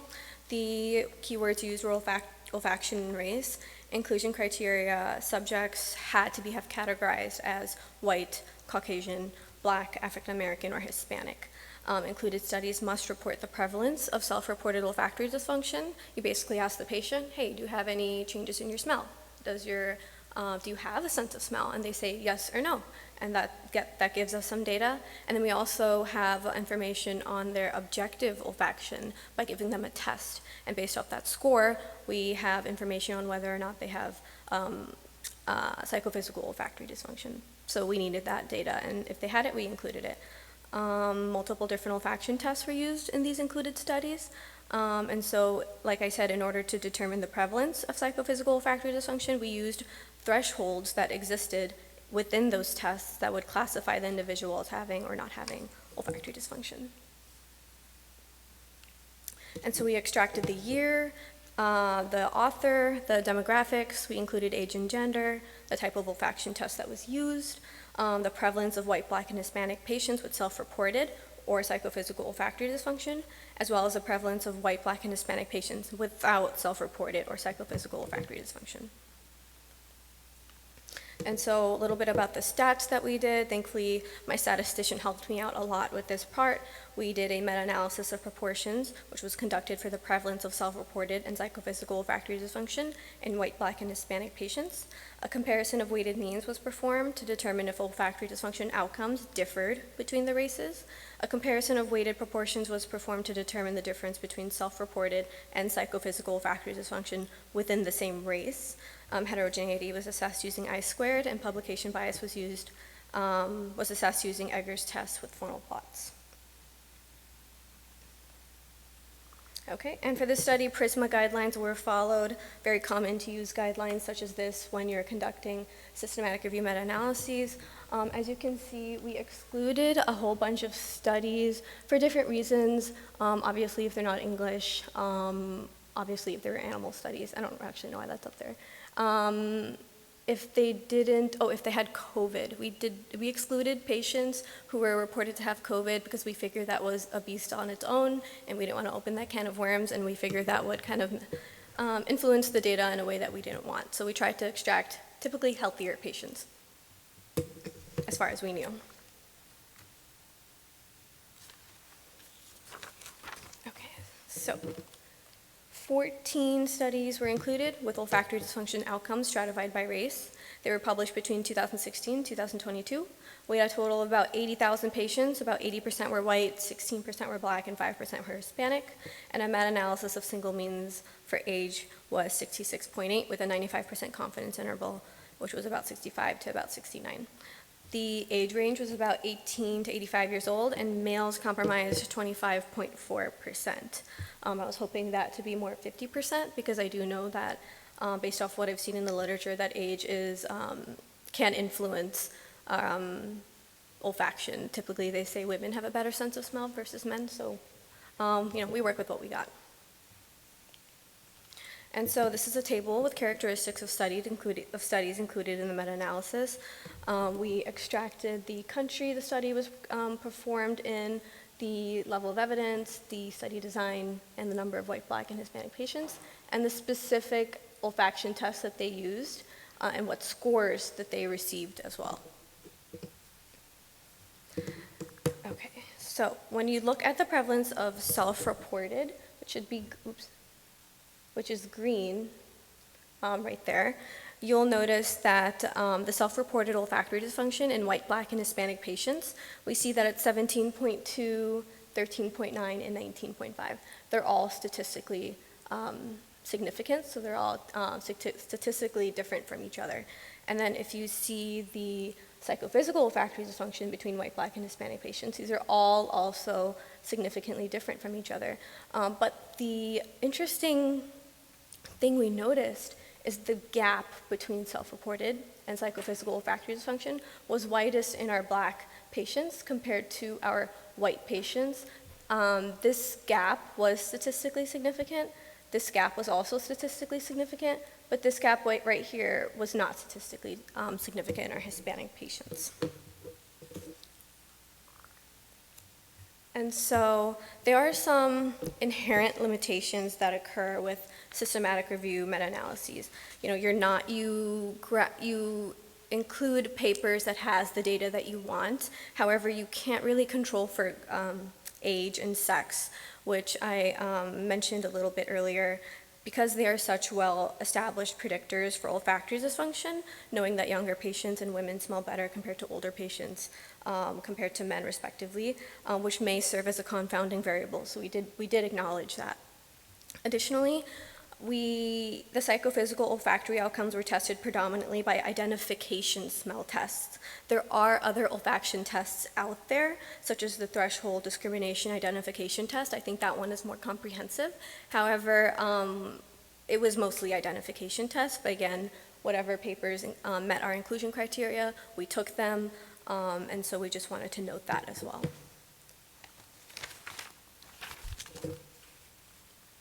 So for our conclusions, we wanted to basically say that our black patients have the lowest prevalence of self-reported olfactory dysfunction, but the highest prevalence of psychophysical olfactory dysfunction. So when you ask them, when you ask them, do you have olfactory dysfunction? They'll say, no, but when you test them, their rates are actually very high. And so you can imagine there's a big gap, and this gap suggests that our black patients have the highest prevalence of unrecognized olfactory dysfunction. And so these results indicate that formal olfaction testing may be warranted in the clinic, especially in black patients, rather than rely on self-report to identify olfactory dysfunction. And I think this is pretty crucial for physicians when determining the presence of certain diseases or monitoring disease progression, such as in chronic rhinosinusitis or COVID-19. And so there definitely is a need for future research in investigating potential causative factors, such as unassessed chronic health conditions, hazardous workplace environments, socioeconomic factors that may be prevalent in these populations. And this study, we're here to address a problem, but before you can address a problem, we have to identify it. And that was kind of the goal of this paper. And so these are our references, and thank you very much.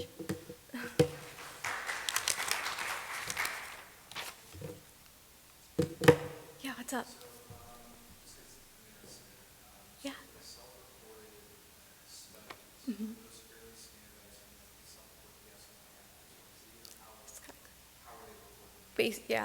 So the studies that we pulled, when they talked about self-reported olfactory dysfunction, it would simply be, do you think you have olfactory dysfunction? And that could have been, do you think your smell could have been, they just don't have as good of a smell as they think they do or had. They don't have a good sense of smell, or they feel that they smell things that aren't there. All of that kind of was categorized as, yes, I have olfactory dysfunction. Exactly. So olfactory dysfunction is pretty it's a pretty umbrella term. Yeah, just as you said. Good morning. I'm Rachel Daly. I'm a second-year medical student at VCOM Carolinas. Today, I'll be presenting an orbital fat prolapse, the surgery and histopathology. Before starting this presentation, I'd like to thank Dr. Scorin for his mentorship and for the opportunity to present this today. And I have no financial disclosures. So our patient, a 79-year-old male, presented to the ophthalmology clinic with a protrusion of orbital fat coming from the supratemporal region of his left eye.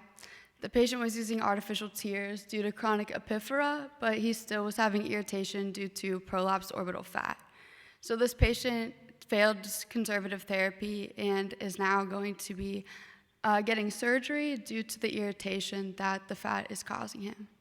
On physical exam, his best corrected visual acuity and intraocular pressure were normal in both eyes, and there was no restriction and full excursion in extraocular motility bilaterally.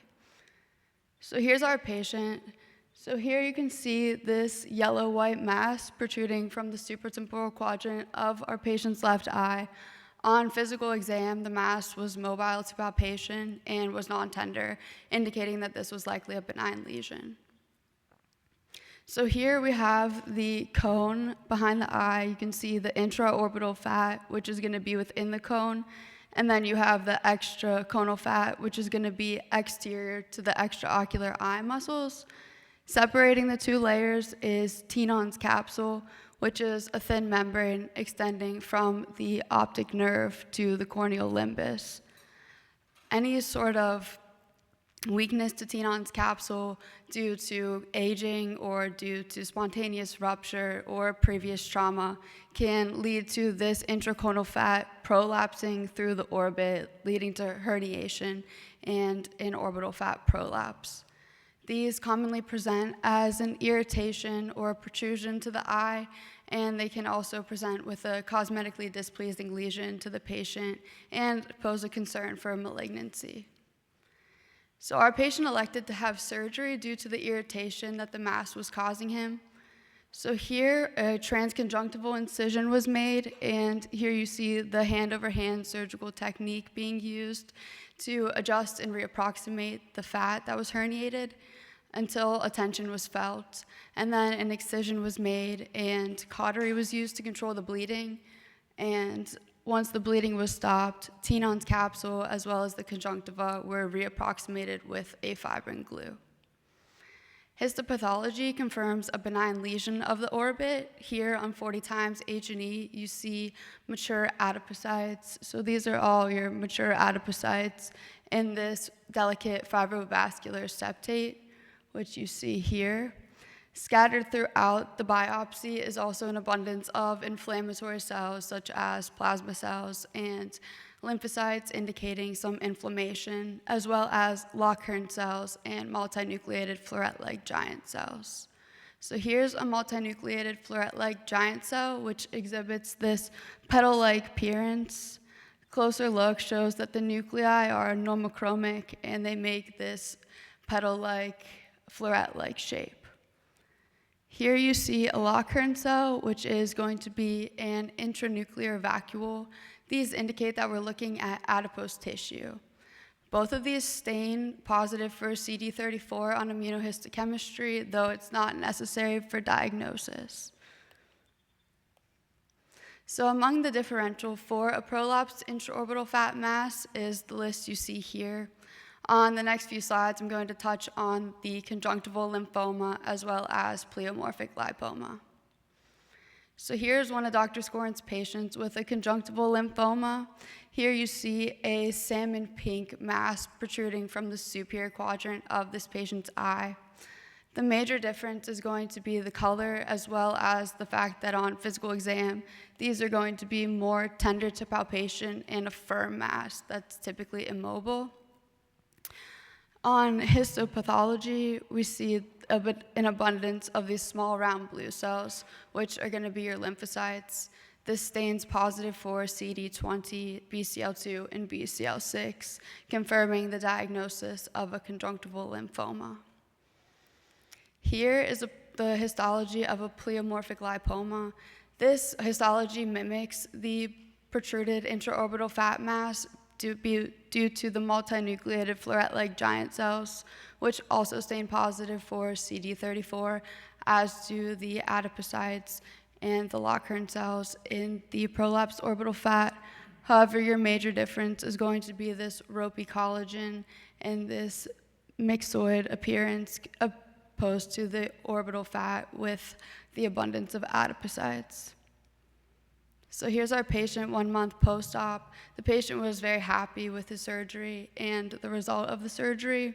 He no longer has any of that irritation and is doing well. Here are my references, and thank you for listening to my presentation. I can take any questions.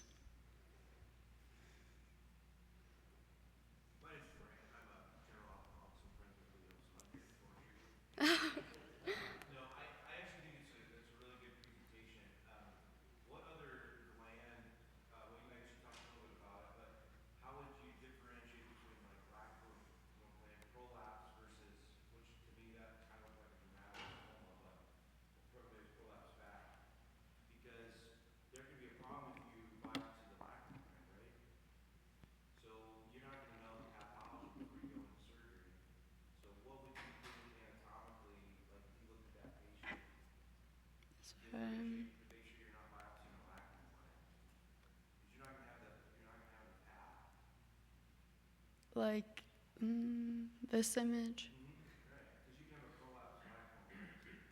Yeah, so the difference I would think would be mostly like the location, as well as, like, to me this looks like a benign lesion that's going to be really clear. A lacrimal gland herniation, I think, is darker in appearance. You can back. I think structurally, this is very yellow, looks like fat,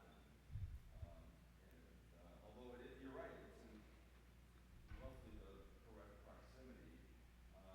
The lacrimal gland, I mean, that's just prolapse. I'm sure you've seen prolapse, but they don't look like that. There's more fleshy appearance, I think. Yeah, I think you're right. I mean, it's just that's the one thing to think about anatomically, I think, in that area, because there's definitely cases where people biopsy the lacrimal gland. Sure. You know, and then their dry eye is going to get worse if you take the lacrimal gland. Can you go to the differential? It wasn't our differential, but for brevity's sake, we sort of picked the top. See, the conjunctival lymphoma looks totally different, but even when you're doing like a blepharoplasty, you can look. It looks a little different, the lacrimal gland versus the orbital flat, and you can see the coloration. It looks a little different, but that's just something you got to be really careful if you're going to biopsy these. I generally stay away from biopsying them when I try to do more hand holding, or you can even just sort of debulk them and shrink them back with cautery and not try to remove them all the way. Yeah, that's all legitimate, and I've probably done half a dozen of these in my career. They're not like very common, but I don't think I've ever personally I've ever had an issue being not able to differentiate this clinically type of thing. And you have patients coming in and they just want something done with it. And I understand the handle. I like the idea of potentially just shrinking it with the cautery. That's actually not a bad idea. So, yeah. But that's why I always. You're going to see these for sure. Yeah. Yeah. I get referrals still from optometry for these all the time, and they like emergently like think it's you know. Yeah. Well, yeah, of course. But that's why I always biopsy it, just to make sure I didn't make a mistake. I mean, in regards to sending it to pathology.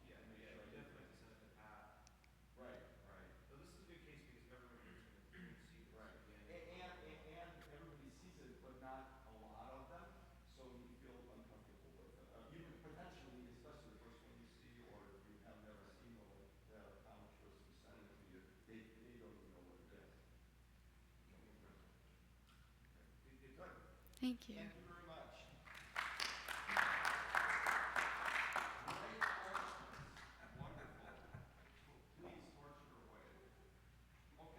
our next presenter, that was Rachel Daly, by the way. I apologize for not mentioning that that's who that was. My next presenter is Jared Banks. He's from LMU, right? Yes.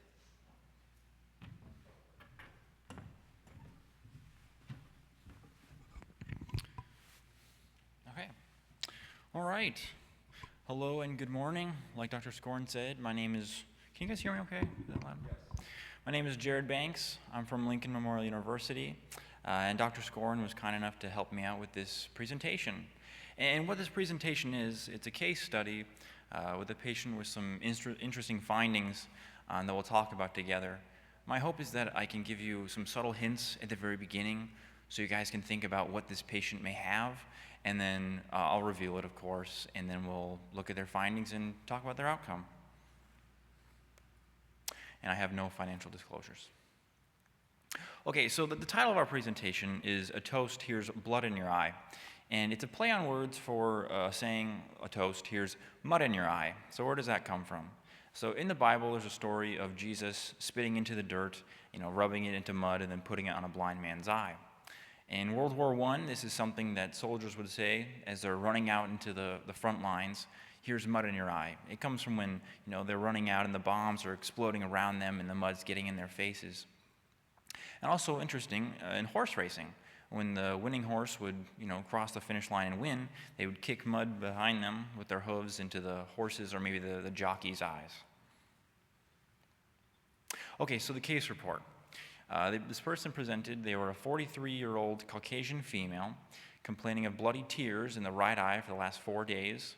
She noticed it after she started laughing hysterically, and now it occurs after she lies down or when she coughs.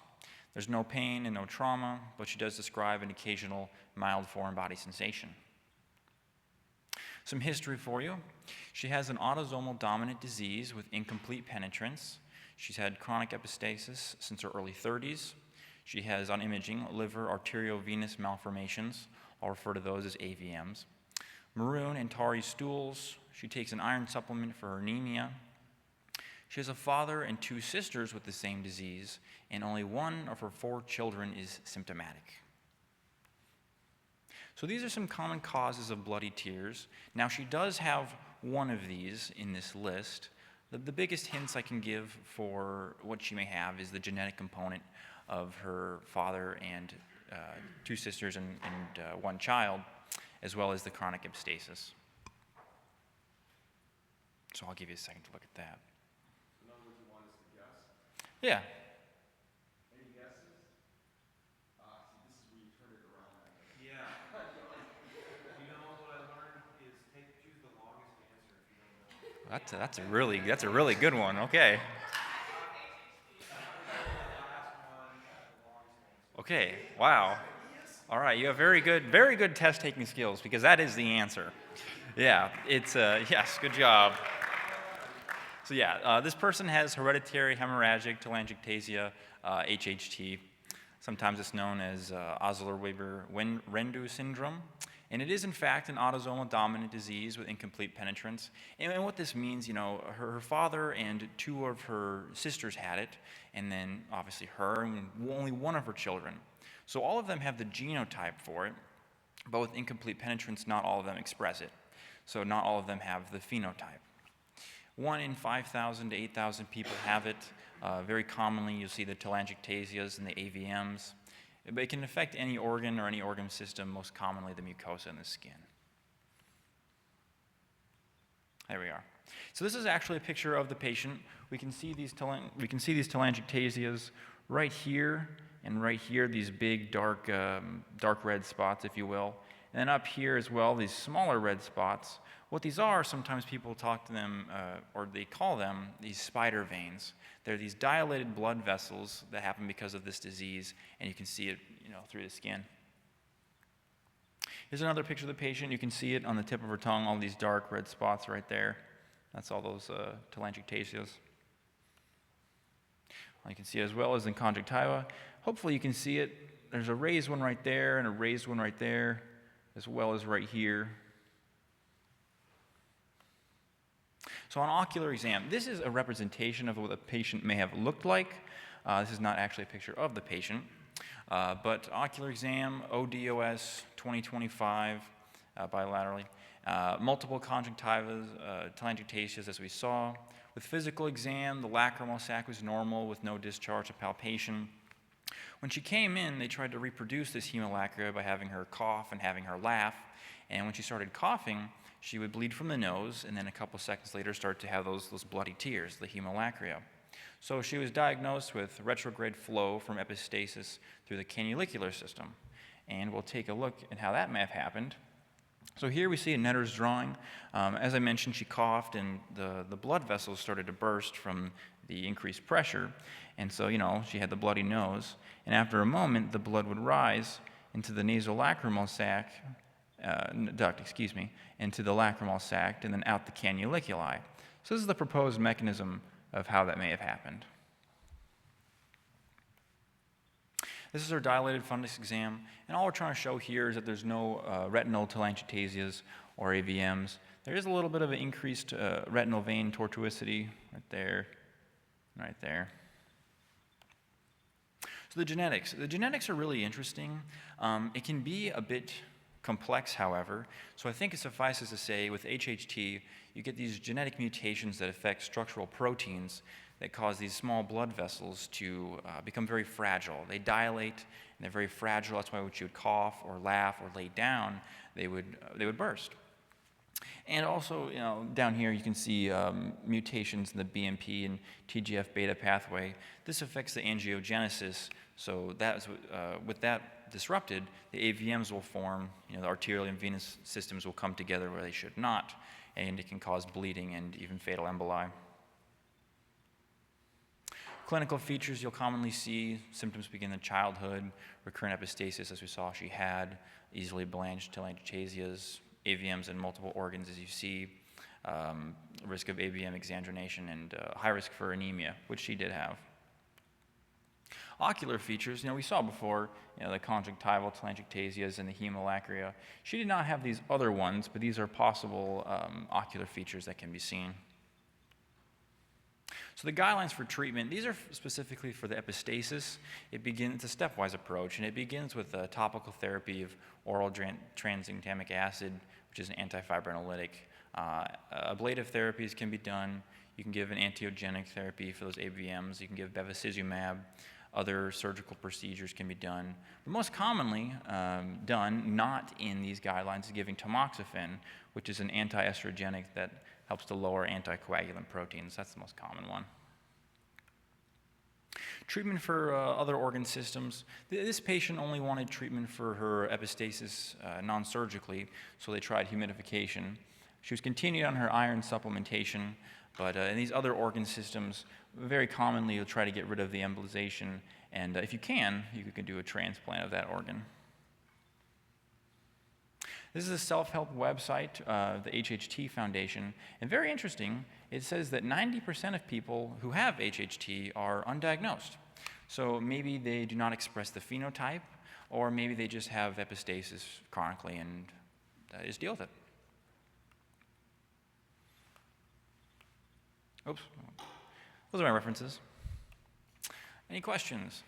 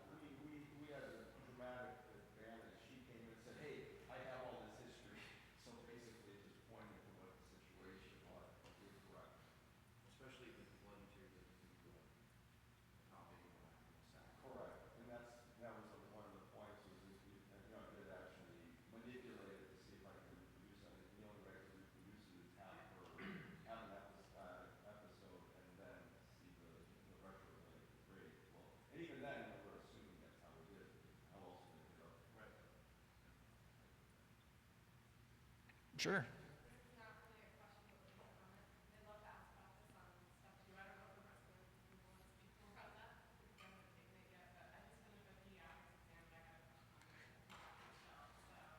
Oh, good to know. All right, thank you.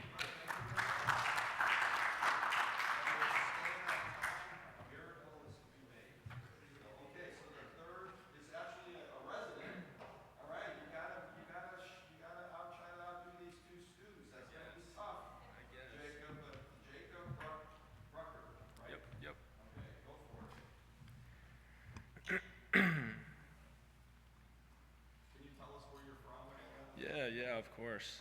My name is Jacob Brucker. I'm a PGY2 resident at Kettering Health in Dayton, Ohio.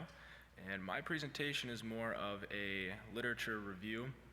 It was inspired by a conversation I had with one of my retina attendings on a topic I didn't know too much about. And so we'll start with a brief case presentation and then kind of go into more of the pathophysiology and management. So a 44-year-old female came in. She was a known myope. She presented to clinic with symptoms of inferior visual field defect. She was found to have a rhegmatogenous retinal detachment involving the superior macula. 2 days later, she underwent pars plana vitrectomy with gas tamponade. The acute post-operative course was unremarkable and stable visual acuity. However, at about a month and a half later, she returned to clinic with similar symptoms as when she presented with this inferior visual field defect. And unfortunately, I couldn't get her fundus photo, but this is one I found that was very similar. So we're looking at the superior macula around the distal superior arcade. And as you can see, there's some whitening of the retina with some membranes and this kind of star-looking formation. And so what we're talking about today is PVR, or proliferative vitreoretinopathy. PVR is one of the major complications of rhegmatogenous retinal detachment, and it is the most common cause of rhegmatogenous retinal detachment repair failure. It was formerly known as massive vitreous retraction and massive periretinal proliferation. And on the bottom here is a wide field photo showing fixed folds in the retina. Kind of where I'm looking is right down here and kind of all around. This is a pretty severe case. Is that your case? This is not, no. But the biggest thing, and we're going to go over this, are fixed folds. Fixed folds is kind of the buzzword for PVR. What PVR is it's growth and contraction of cellular membranes within the vitreous and also all layers of the retina, including the epiretinal surface, the intraretinal surface, and the subretinal surface. The contraction of these membranes can cause the retina to redetach and even transform from an RRD into a tractional detachment. And fibrosis of the intraretinal layer can make it difficult for the retina to flatten after surgery. It typically occurs in about 5 to 10% of RRDs, and it most commonly presents about a month to about a month and a half after detachment surgery occurs. The risk factors are almost all related to a break in the blood-ocular barrier, and these include chronic RRDs lasting more than several months, choroidal detachments, and excessive endolaser. The only modifiable risk factor for PVR the patient can control is cigarette smoking. How this occurs, it's thought to be due to an abnormal wound healing process. Ischemia and cell death after a detachment triggers a break in the blood-ocular barrier, and this facilitates influx of growth factors, inflammatory mediators into the vitreous and the layers of the retina. And what these growth factors and mediators do is allow cell proliferation and extracellular matrix deposition. Another interesting thing with PVR, the RPE cells actually undergo an epithelial mesenchymal transformation. So they more act as connective tissue rather than epithelium. These contractile membranes contain fibroblast-like cells and even have actin and myosin, so they have the ability to contract within the retina. And the intraretinal stiffening also occurs from gliosis. So here is a figure that really displays how the process is all kind of self-perpetuating. If we start here in A, this is where the initial retinal detachment occurred, where there is a break in the blood-retinal barrier and leads to cytokines, those inflammatory mediators. From the break in the blood-retinal barrier, we get the changes in the RPE cells when they change to more connective tissue-like. And then we go to membrane formation, and the membrane formation can turn into contraction of the membranes, which can further potentiate retinal detachments by changing an RRD into tractional detachment. So the whole process of a PVR is self-perpetuating, meaning it kind of makes itself worse and worse and worse over time. Diagnosis is typically made through an in-depth history and also physical exam. The things you really want to look for on history are how long the symptoms lasted to indicate if it's a chronic RRD and if they've had prior surgical repair. And like I said before, the most important thing to recognize with PVR is fixed folds. That's the buzzword. There is kind of a complex classification system of PVR, and different sources had different classification systems. But the most commonly used one, we identify a type. We identify a type, and then there's also a letter that goes along with it. So there's a type, a location if it's posterior or anterior to the equator, and then certain features. But I thought that was a little too complex, so I'm not deep diving too much into the classification system. But I did show a couple pictures to kind of see what we are dealing with. And if this is a color fundus photo, if we look on the bottom right hand, more of the temporal macula, as denoted by the S, this is what they call a star fold. And this is a fold in the retina from contracted epiretinal membranes. And if you could imagine, it kind of looks like a star. And then if we turn our attention to D here, this shows diffuse posterior contraction. And if you see the membranes radialing out, this is actually called clotheslining right around here. Another photo, this is called a napkin ring. This is when there's subretinal membrane located adjacent to the optic nerve, and this holds and confines the retina in a funnel shape. A way to distinguish between a primary retinal detachment and PVR, the symptoms are very similar. They get the flashes, the floaters, the painless visual field defects, but the exam is where you can really tell the differences. In primary RRD, you're going to have this bouncing movement of the retina when you're doing your 9D exam, and this is from the subretinal fluid. And you could imagine as they move their eye around, you can kind of see the retina bouncing. There's no fibrosis there. Whereas with PVR, you're going to have fixed folds, so when the patient moves their eye, you're not going to get that same bouncing motion. We typically diagnose this through our slit lamp exam with a 90 or a 20. If there is opaque ocular media, you can use ultrasound.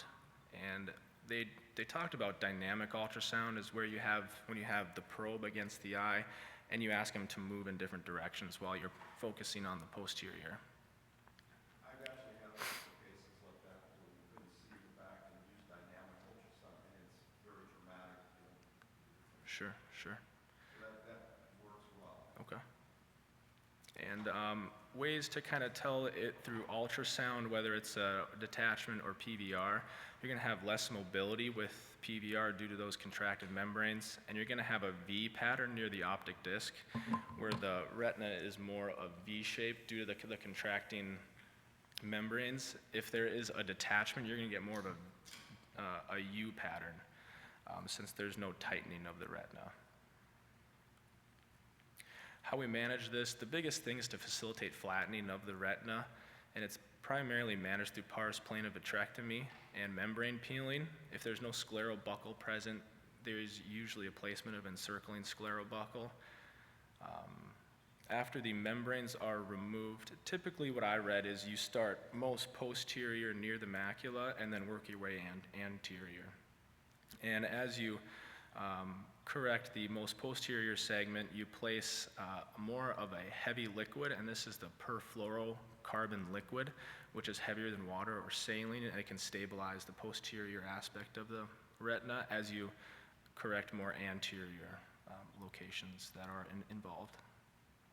As a last resort, there is something you can do called a relaxing retinectomy to help relieve traction. This is where you make a circumferential cut in the peripheral retina and excise devitalized retina anterior to it.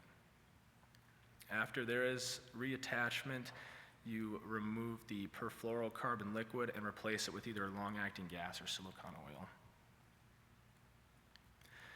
The prognosis is not too good. Only about 39% of eyes affected by PVR remain attached long-term, and in that specific study, they defined long-term as greater than 30 months. And visual acuity is also a poor prognosis, with around 40 to 80% of people maintaining 2200 or better.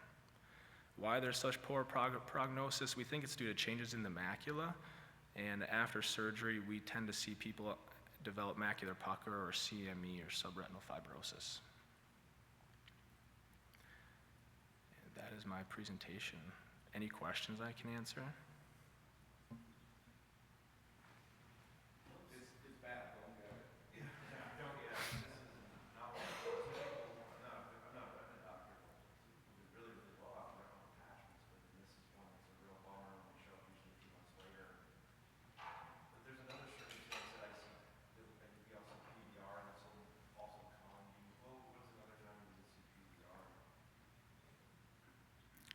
This is not a rerun. I mean, here it says that.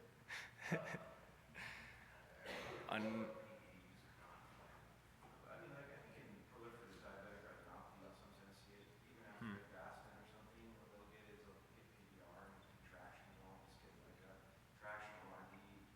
And a lot of times our retina doctors will talk about PV and sort of PVR in the same way. And sometimes they'll end up doing a really difficult tractional RD case from PVR from regressed or from those changes from proliferative diabetic retinopathy. Thank you. And our very last presenter is Anna Egley. I think that's right. And you're going to thrill us with some cool imaging, right? Yep, ocular photography. Thank you.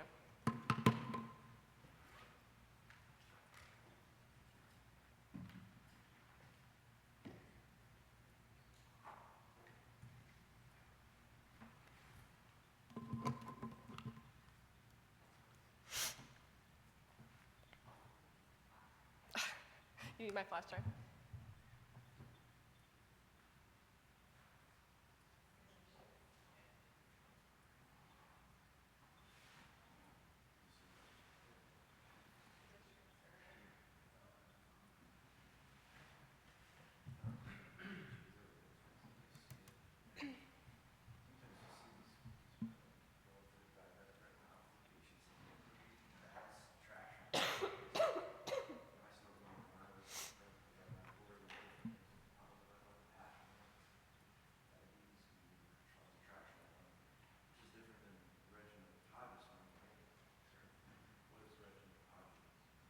There we go.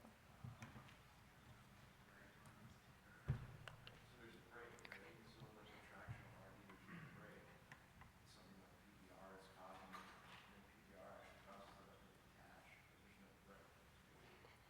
That's the difference. So you can get RD from traction. There's no break to fix it. You have to fix it like you fix it.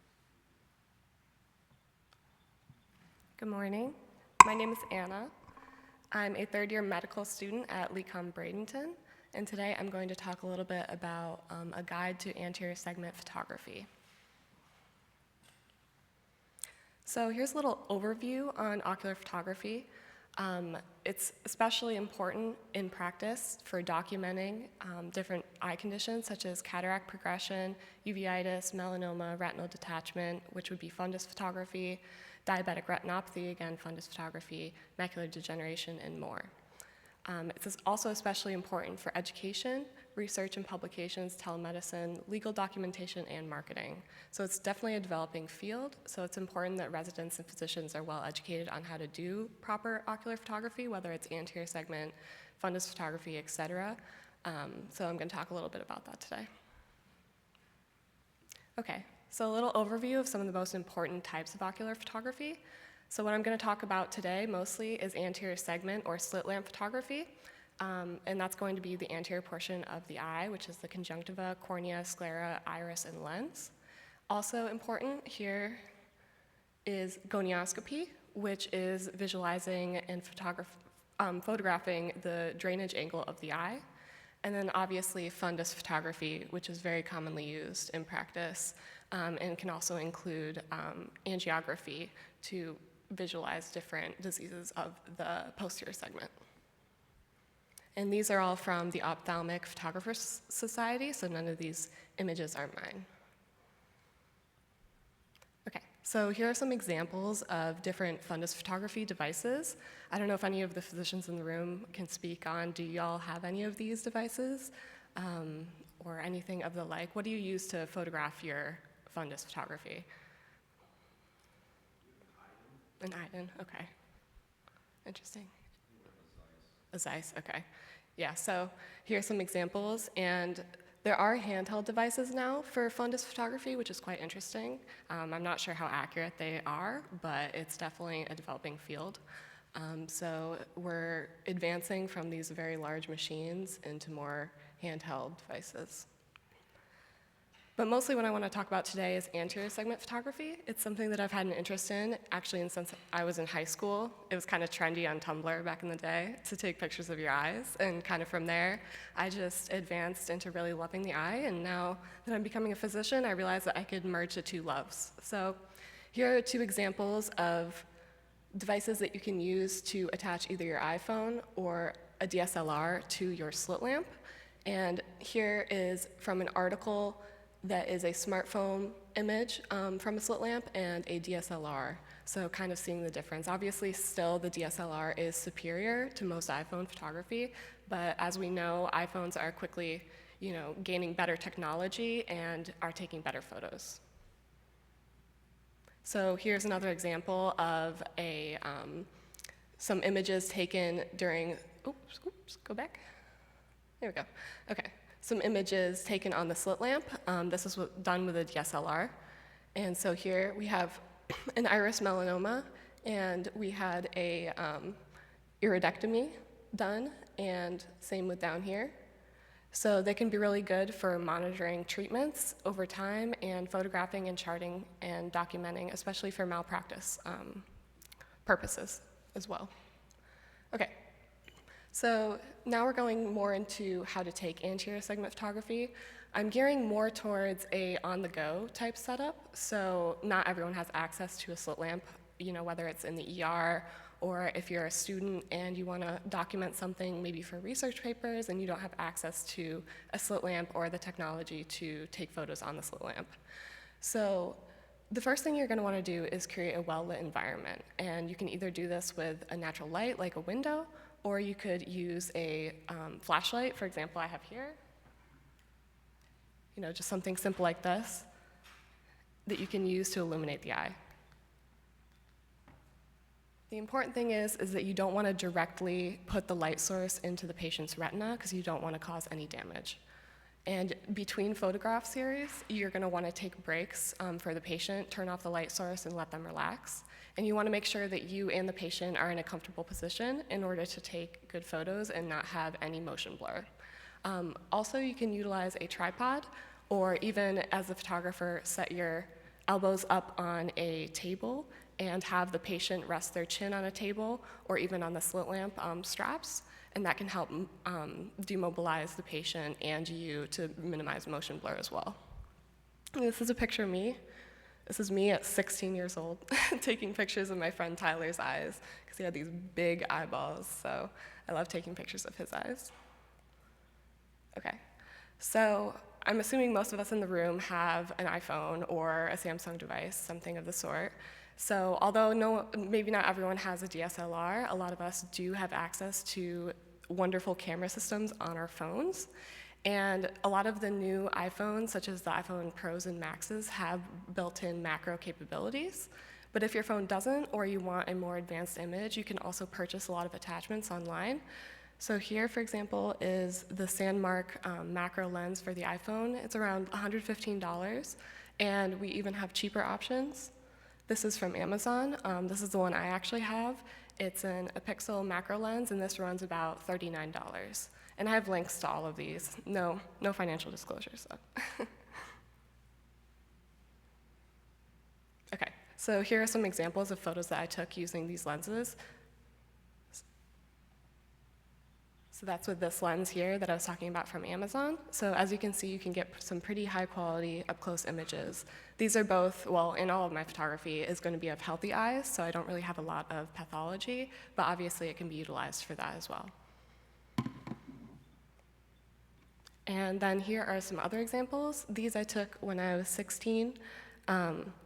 These photos, I think all three actually, are actually taken with an Olo clip, which is another attachment for the iPhone. However, they went under during COVID, so they are no longer in business, and you can no longer buy their attachments, which is kind of unfortunate. But they also allowed you to get a really good picture. And again, this is really beneficial for students who want to document for research, or if you're in the ER, something on the go. Or even just, for artistic endeavors. Say you have a spouse and you want a picture of their eye on your wall, that's awesome. All right, so here's another example. This is with the Pixel lens. Okay, and now I'm gonna move on and talk a little bit about anterior segment photography with a DSLR. So DSLRs obviously can run a little bit more expensive than a lot of iPhones that we already have, and a lot of the attachments for iPhones. But there is still ways to do this affordably. Really, any DSLR camera works, whether it's a Nikon, Canon, Sony, and there are a lot of different lenses that you can purchase with a lot of different price ranges. So what I use is the Venus Optics Loyola 25 millimeters, 2.5 to 5 times ultra macro. So that's this here. And this was around $300, but it actually works quite well, and that's a pretty affordable price for a lens. And then I use a Canon 90D. Other ones are the Canon EF 100 millimeters macro lens, and that one is usually around $1,000. The most important thing is to have correct camera settings. So here are some examples of the settings that I use. I won't bore you with them. But the important thing is to take multiple practice shots and adjust as you go along. And once you kind of get a feel of what works best for you, then you can really take some great images. Okay, so here's an example I took with my lens. This is actually my own eye. I set it up on a tripod and took some pictures. So as you can see, you can get some really close quality images of the eye, and especially the iris. And here are two more examples. This is my friend Tyler, so he's the one that was in the photo earlier. So I took this with a 100 millimeter lens, so a little bit more zoomed out. And then this is with my macro lens. And then here's another photo that I took with my DSLR. This is also with my 100 millimeter lens, my friend Tatum. Okay, and then I was gonna present my poster, so here's my poster if anyone's interested, but I thought it would be easier to break it down in PowerPoint presentation. And then here's a link if anyone's interested in the products that I mentioned today, so you can scan the QR code if you're interested in that. And then if you haven't already voted for all the wonderful posters that the students and residents made, please go ahead and go and vote. There's some really awesome ones. So I think it's until May 6th, according to the website, yeah, which is my birthday. It's the only reason I remember it, but. Yeah, but there's some really awesome student and resident presentations, so please go on there and vote for the ophthalmologists and ENTs that, put some hard work in there. And let me know if it doesn't work. I can also try and zoom in. And that's my presentation. I have references after this.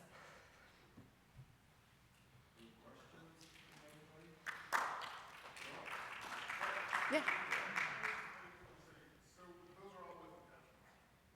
With what? Yes.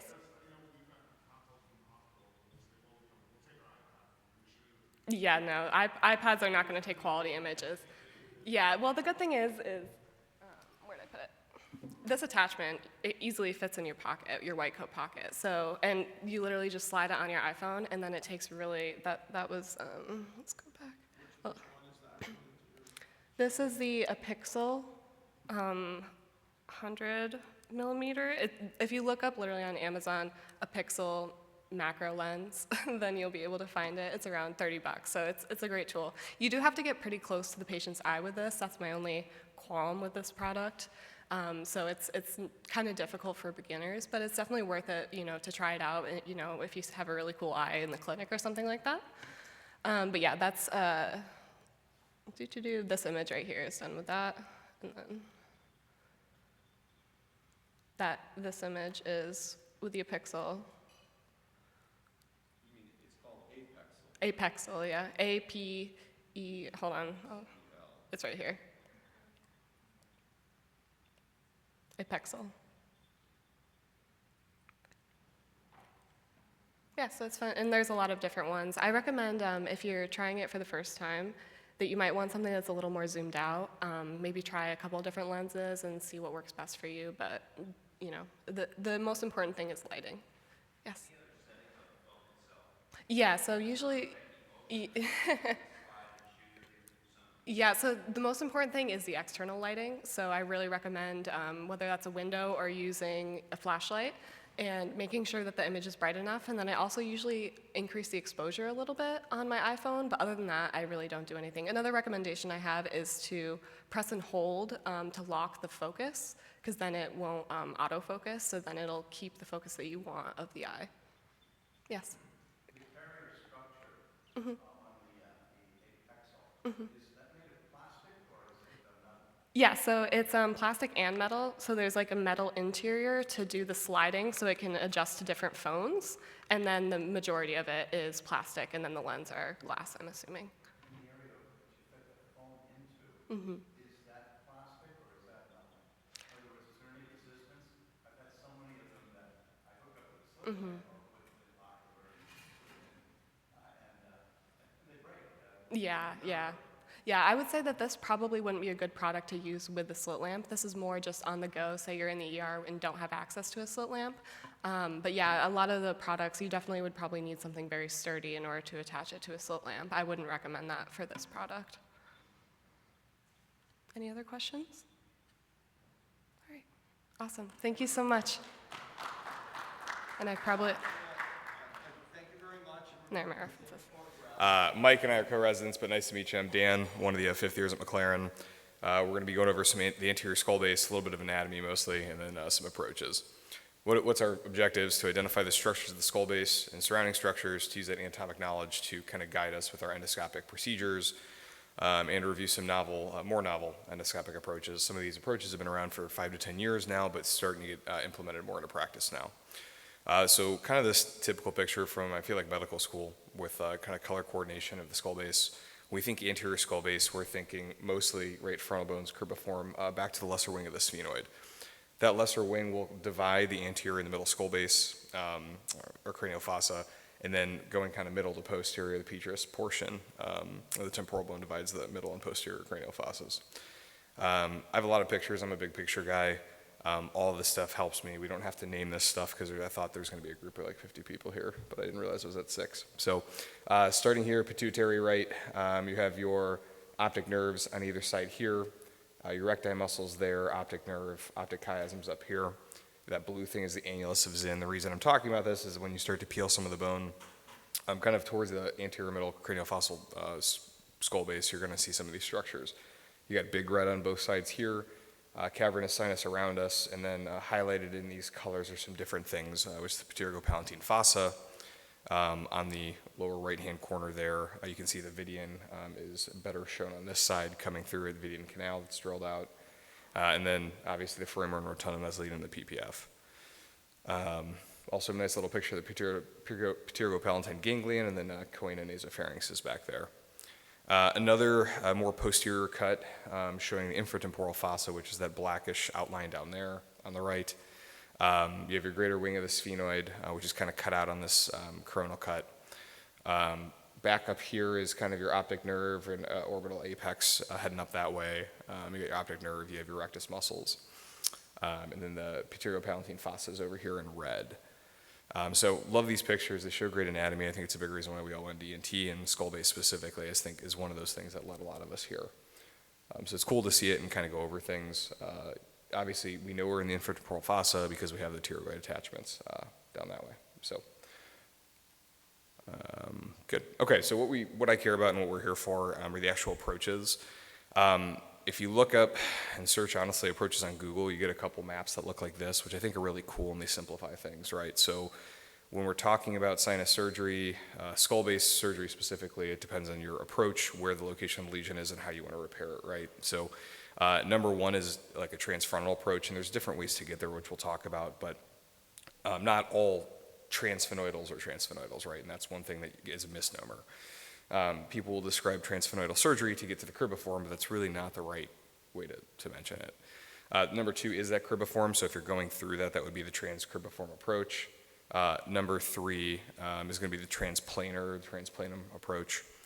And then number four is going to be transcellular. That's kind of more what you guys are used to seeing for pituitaries and other approaches that way.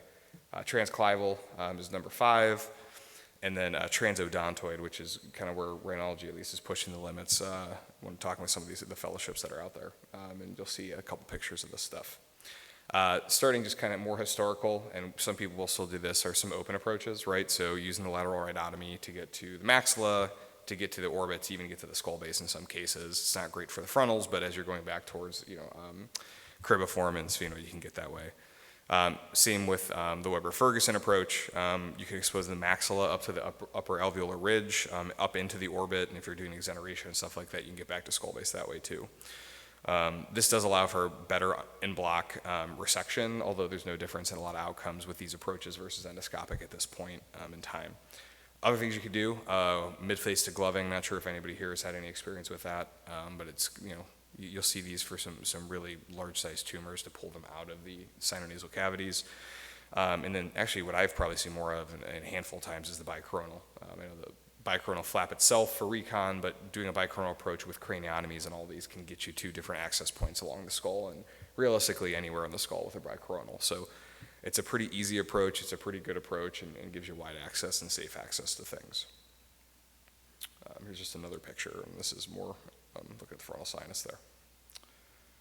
Okay, endoscopic approaches, when we talk about things that you're probably traditionally used to seeing are ways to get to the parts of the sinuses that we're used to, right? So a full house fess versus kind of including plus or minus a draft, right? So you do a draft 2B, draft 3, you can get access to the cribiform and the frontal, the frontal portion of the skull base. It's not the easiest thing in the world, but you have angled cameras, you can get up there and get smaller lesions out. A lot of times if you have bigger lesions, you have large defects, it doesn't hurt to do some of these other approaches that we're going to talk about later on top of the open ones because the frontal sinus is pretty easy to access that way. More in the bottom right is kind of what most people assume with transphenoidals or transplanar or transcribiform. Once you clean up that skull base, you get a nice wide open sphenoid, you connect them, you drill things down, you can get access to most of the anterior skull base, right? And that's kind of the traditional way of seeing what we need to see. And at least in my experience with these, you can get access to almost everything for some of these larger tumors. But what we're here to talk about and what I wanted to bring some more light, shed some more light into are some different approaches. So one that's kind of popping up more in the literature is the TONES procedure, so the transorbital neuroendoscopic surgery. This is when you're basically going through the superior lid to get to the skull base. It allows you more access to the lateral frontal sinus, to the lateral aspects of the anterior skull base without really leaving any scars, right? You leave a scar in the eyelid, it's going to heal. We do the same, it's literally a bleph incision, which is cool to see. And I have some pictures of a case we did, I think November of last year. That was pretty cool. But again, you get better lateral visualization in general. It's minimally invasive. You can get access to the anterior middle cranial fossa, lateral sinus, and even the cavernous sinus if you take it back far enough. The whole point of these newer endoscopic frontiers is to have a two-handed and two-port system so you can have multiple teams working at the same time if you need to. Depends on the tumor where you're approaching it, but for the most part, you can get this done. And if you have an assistant with the camera, you have 2 hands, similar to operating in the ear, right? In sinus surgery, you don't maybe have as often. What are the indications? Anterior skull base lesions, frontal sinus lesions, inflammation, CSF leaks. Same thing for all the repairs and things that we talk about today.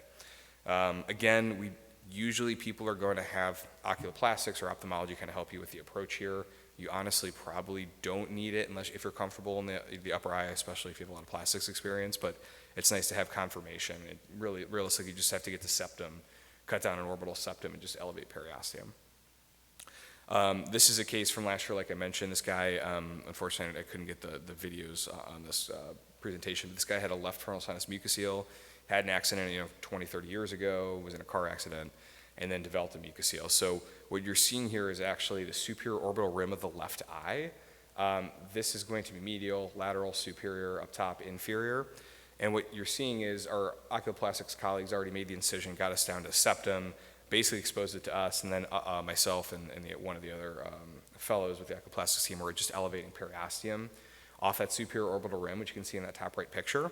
And as we're elevating back, this picture now is a more zoomed in picture of where that mucocele is. You can see it kind of eroding through the bone a little bit there.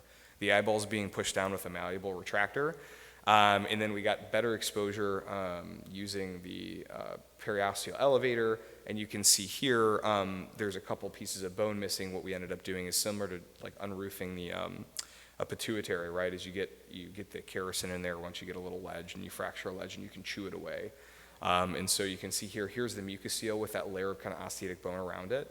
And then here's a little bit further exposure, and we actually popped in with an XPS microdebrider and started to chew away some of the mucocele lining. So what you're seeing there is the bone's gone around it. We've kerosened a bunch of that out. We popped into the actual mucocele, sucked some of the pus out so we could decompress it a little bit.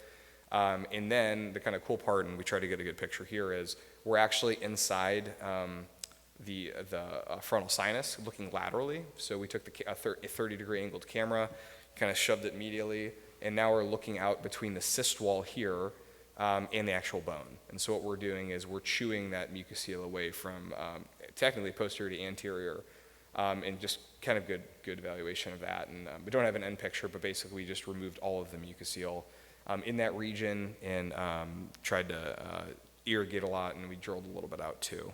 So that's kind of a real-world practical approach for the TONES procedure specifically, but you can do it for skull-based tumors and other things like that. One of the newer approaches is the paramaxillary approach, and kind of one of the reasons for this subject I've read a little bit about it, and for my fellowship next year there's a few cases that they reported of it. So the paramaxillary approach is a good way to get to the inferior temporal fossa, middle cranial inferior temporal fossa, middle cranial fossa, and the condyle itself. So you actually make like an oral incision, a gingival buccal incision, and you can actually get up to the ITF. A lot of us do this, and we work with a lot of oral surgery. So a lot of our abscess approaches are this way, but some people decided, hey, why don't we throw an endoscope in there? And if it's not a clean pus-filled case, you can get some pretty good pictures of anatomy, and it allows us extra ports to different places, right? Otherwise, you're going to have to take down the PPF, you're going to have to drill or take out the back of the posterior maxillary sinus wall. This is another less invasive way to try it without any scarring. So there have been some advances in this to try to get better visualization just in general. And here's kind of there's a solid paper in one of the neurosurgical journals that I stole some of these pictures from, but you can see similar to like if you've ever seen a balloon dilation, kind of transillumination of that space. And it's a pretty cool approach. Last thing we're going to talk about is the transpterygoid approach. This is a little bit easier to understand, but there's not great pictures online to show it. And again, I'm a big picture guy. So the ones that I've seen that we've done here, or at least in our practice that we work with, you're doing a kind of a wide sphenoid, almost full house fess. You're identifying your PPF intraoperatively, which is what this is trying to show on this cadaver model in this right picture.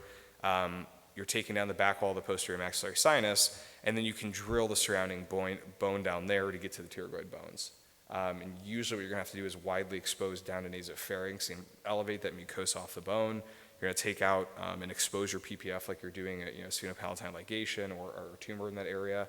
And the CAT scan, I think, does the best descriptor of this, right? So if you look at they call it extended transpterygoid or extended pterygoid approaches, you can see how much access you can get even to Petrus portion of the temporal bone as well. So I think it's a really cool landscape, and the nice part about us as ENTs is we're pushing things and pushing the boundaries of what we can do. And even within the specialties or subspecialties themselves, they're doing it. Rhinology tends to obviously stick with our fancy cameras, but we're trying to advance how often and how much we can use them. So just kind of a quick reminder that not all transsphenoidal approaches are transsphenoidal. So again, transcribiform, transplanar, transcellular, transclival, transodontoid. Sometimes that can help with your op reports and things like that. But thanks for sticking around, all three of you. Appreciate it. If you have any questions, please ask, but that's the end of it. Cool.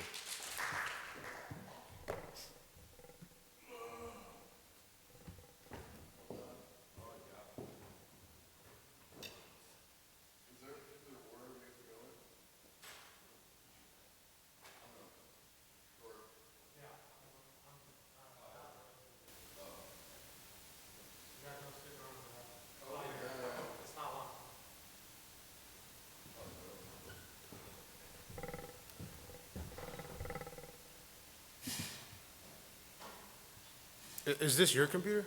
Oh, okay. Oh, okay.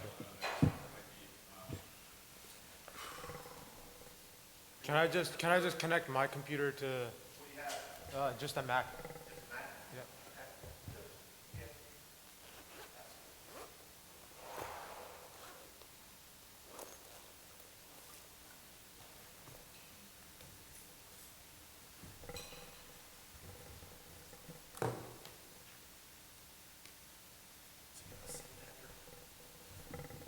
Oh yeah, I got the HDMI.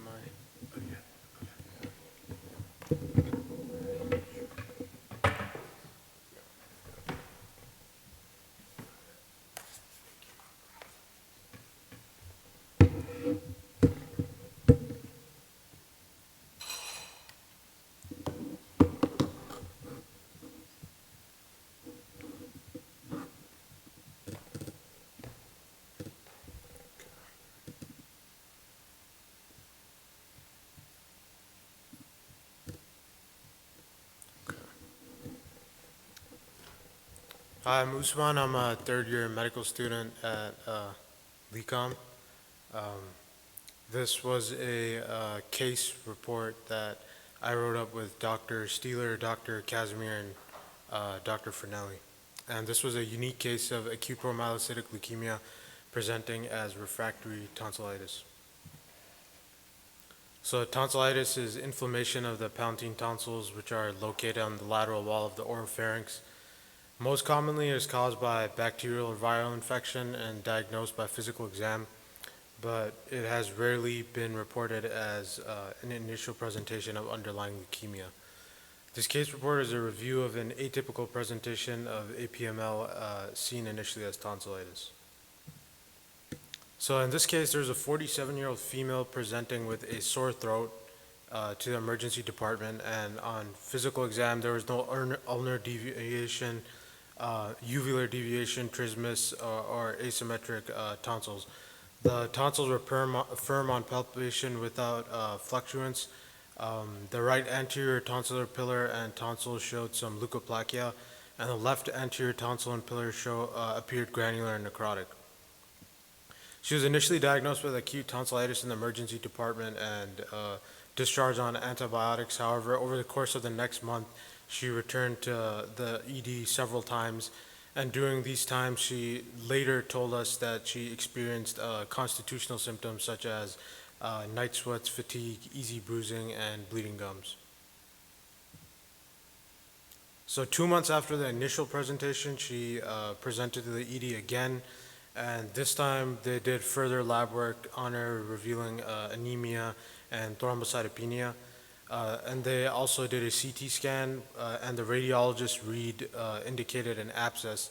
So again, she was discharged on different antibiotics home, and then she returned 2 days again, still not feeling better. And this time there was an increase in the blasts by 11% and an elevated ESR and CRP. And her antibiotic again was just changed to ceftriaxone. Because on physical exam, an abscess was not visible, and the radiologist was saying there was an abscess, ENT was consulted, and they performed fiber optic laryngoscopy, which revealed a necrotic left tonsil and leukoplasia tissue on both tonsils. Biopsies were taken at this time, which showed increased myeloblasts that stained positive for myeloperoxidase. And then FISH analysis revealed a PML RAW fusion, which would confirm APML. So then hematology and oncology was consulted and treatment for APML was initiated. Treatment is typically all-trans, retinoic acid, and arsenic trioxide. These are some pathology slides. This is of the tonsil, biopsy of the tonsil, and you can see an increase in the amount of myeloblasts. In this one, you can see the necrotic tissue in the area that is lighter pink. And this slide, you can see the positive staining for myeloperoxidase. So the most common cause of leukemia in the adult population is acute myeloid leukemia. It is the proliferation of immature myeloblasts in the bone marrow, which can lead to ineffective red blood cell production and platelet production. Tonsillitis is usually caused by bacterial or viral infection and is diagnosed with physical exam alone without need for further workup and usually treated with empiric antibiotics. In the literature review that we did, cases of acute myeloid leukemia presenting as tonsillitis were rare. We found a case series of 3 different cases of acute tonsillitis presenting as acute myeloid leukemia. However, our case was different because the final diagnosis was APML. And we didn't find any other cases where APML was presenting as refractory tonsillitis. APML is rare in of itself, presenting as only 10% of cases of acute myeloid leukemia. This case study demonstrates to us the importance of keeping our differential open to leukemias presenting as refractory tonsillitis. So when seeing patients with refractory cases of tonsillitis, it's important to consider further workup after field management. A cost-effective, efficient way to screen refractory patients is with a CBSE and a low threshold for ENT referral. These are my references. And if you have any questions, you can email me. Thank you. Hi, so I'm Michael Toscano. I'm one of the 4th years at McLaren. This is a paper that I published a while ago, but figure we just talk about it here. Looking at the use of stapes mobilization for conductive hearing loss, particularly in the otosclerotic ear, just as an alternative, really, hearkening back to some of the days of old. So for just a brief review of otosclerosis, it's an otic capsule disease. You get this transition of compact to spongiotic bone. There's a normal endochondral sort of remodeling rate of the temporal bone itself, which is like 0.13% per year, but this is increase in otosclerosis, particularly at the otic capsule, which results in this sort of fixation causing hearing loss due to the stapes fixation. So more common in Caucasian women. There is a genetic and environmental component. The most thought means of the genetic component is that it has to do with sort of 9 loci. The thought is that it's autosomal dominant with incomplete penetrance. There are a number of like collagen genes, particularly COL1A1, which is also associated with osteogenesis imperfecta. On physical exam, you might see this Schwartz sign for students. If you've ever heard of this, you'll get this sort of red hue over the promontory during only active disease. So it's pretty rare to see, but if you see it, it's something you should think about. So for the objective of our paper, we want to revisit the use of stapes mobilization in comparison to stapedectomy in a modern series of patients. This was done by a single surgeon. For our null hypothesis, there were no, we wanted to say that there would be no significant difference in postoperative hearing thresholds or airborne gaps between 1, 6, and 12 months between mobilization and stapedectomy. And for our alternative, we would say that the sensorineural hearing preservation is actually better with mobilization compared to stapedectomy, given the risk of dead ear that comes alongside that. So for our methods, it was a retrospective chart review, which is a misnomer because a retrospective chart review is not actually a study design. It's something that we see a lot in the literature, but this would be more similar to a cross-sectional study. This is done of adult patients who underwent stapes mobilization or stapedectomy procedures for otosclerosis. Inclusion and exclusion criteria was in my notes, but it would be people who had otosclerosis without any other causes or other otologic diseases that would result in their hearing loss or their conductive hearing loss. And those who were excluded were those who did not come to their follow-up appointments and those who had previous total stapedectomies in the past. Mobilization was attempted in all patients with pressure over the long process of the incus. and then right over the capitulum to get some mobilization. If that was not done, then small fenestrial stapedectomy via Teflon wire piston was performed. Pre- and post-operative audiograms at 1, 6, and 12 months were performed. ABGs were compared between them. And then we also looked at the rates of sudden sensorineural hearing loss or dead ear compared between both procedures.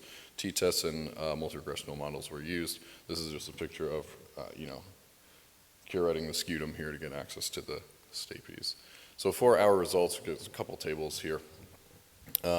With our population characteristics, there was no significant difference between gender, initial procedure performed, whether or not there were bilateral procedures. But there were 20 revision procedures that were done on the same ear, and there were actually 3 done on the same ear, and these are mostly with stapes mobilization. There was no difference between the initial procedure chosen for these in terms of ABG, airborne gaps, etc. For the population characteristics, comparing them, you can see that, again, there was no difference in airborne gaps, at least over this 12-month period, which, is one of the limitations of the study being a short follow-up. But looking at the revision rates, of course, as one would suspect, as it's one of the fears performing just a mobilization, there were higher rates of needing to do revision procedures in those mobilization patients. And those would be the significant differences there, the revision procedures. So this is table 3. This is sort of the meat and potatoes of the paper. You're looking at 1 month, 6 month, and 12-month follow-ups. Looking at the airborne gap gains, you could see that really there is no difference over this 12-month period. No significant difference between the airborne gap gains between procedures. You'll see that they're all fairly similar. And then looking at table 4 with our multivariate linear regression models, we found that the biggest predictor of successful airborne gap gains actually had to do with the pre-op ABG averages of these patients and where they were. And depending on where in the audiogram from 500 to 4,000 hertz, 1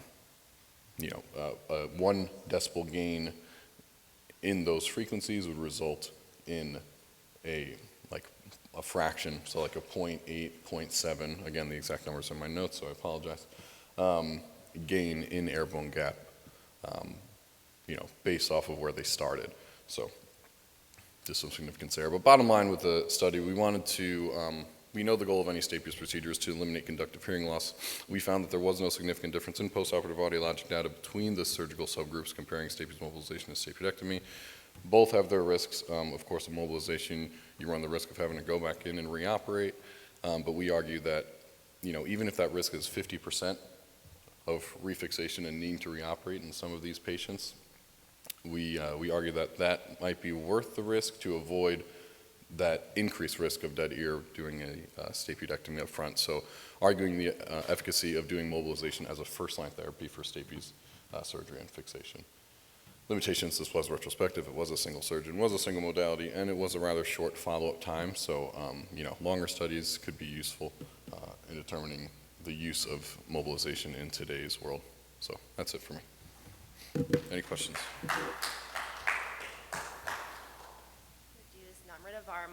She's going to talk on congenital hearing loss. She graduated from the St. John's program and went on to do the Pediatric Otolaryngology Fellowship. She's now practicing in California. So let's hear about congenital hearing loss.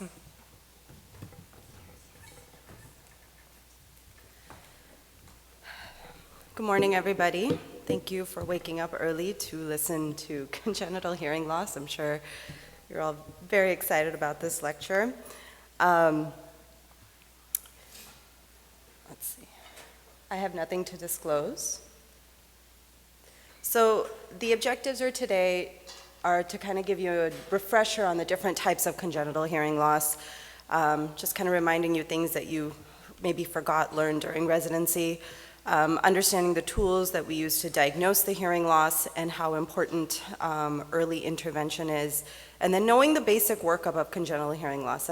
My plan is not to go into nitty-gritty details about how you read an OAE or the latency frequencies of ABRs, but just to have an understanding of what the process is, because you know, whether you work in the city or whether you work in rural areas, these kids can and will show up to your office, and so at least getting the process started with the workup, if you decide to send them off to pediatric, gets things going for us.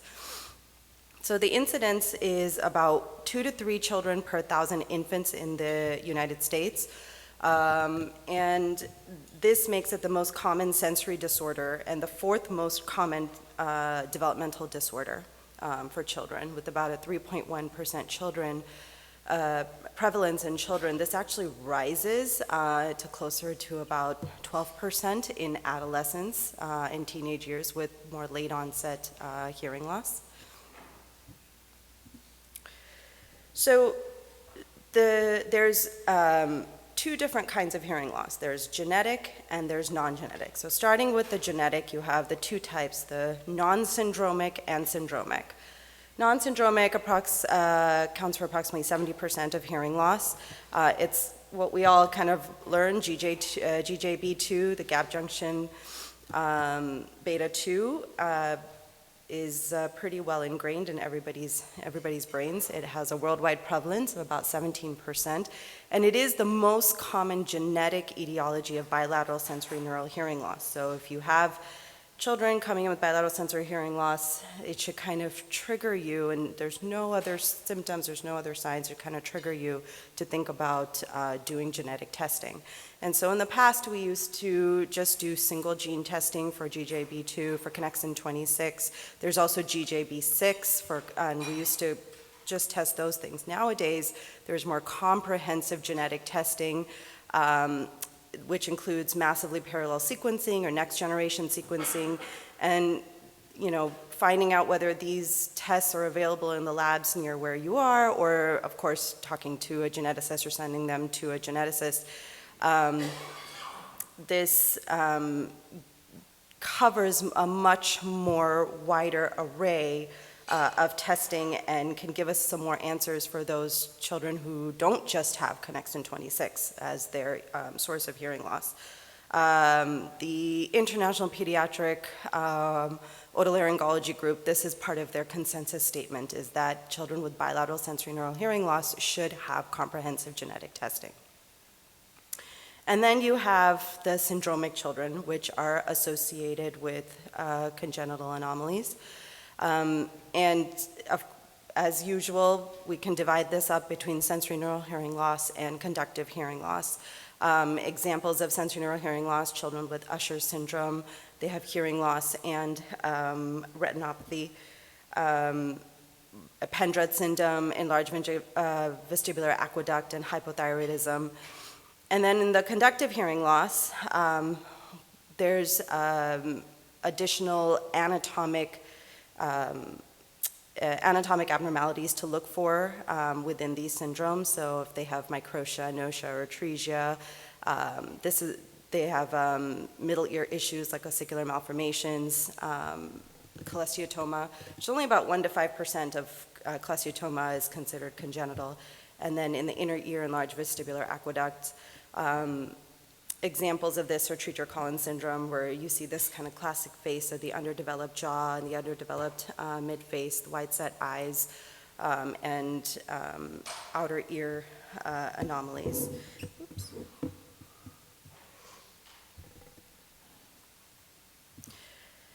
By no means should you memorize every single symptom of every single syndrome that's out there that can give you hearing loss, but just having kind of a basic idea of a few syndromes that can contribute to hearing loss. So, everybody has UpToDate, everyone has Medline on their phone, can, look up, most of these syndromes and have an idea of what you potentially might be dealing with. So non-genetic or acquired hearing loss generally is infectious, is the most common, and you have the torches, toxoplasmosis, rubella, CMV, herpes, the whole syphilis, the whole spectrum of maternal infections. But I wanted to touch on CMV, which is the most common non-genetic cause of sensory neural hearing loss. In developed countries, it's about 0.2 to 2%. versus in developing country can higher 6 to 14%. Signs and symptoms, these babies will have growth retardation, microcephaly, jaundice, and about sensorineural hearing loss in about 30% of the symptomatic children. 90% of newborn congenital CMV infections are actually asymptomatic. So the ones that are asymptomatic, they're going to have fewer neurodevelopmental problems versus the ones that are symptomatic at birth. But even the ones that have less neurodevelopmental problems or are asymptomatic will go on to, about 10% will go on to develop sensorineural hearing loss in childhood.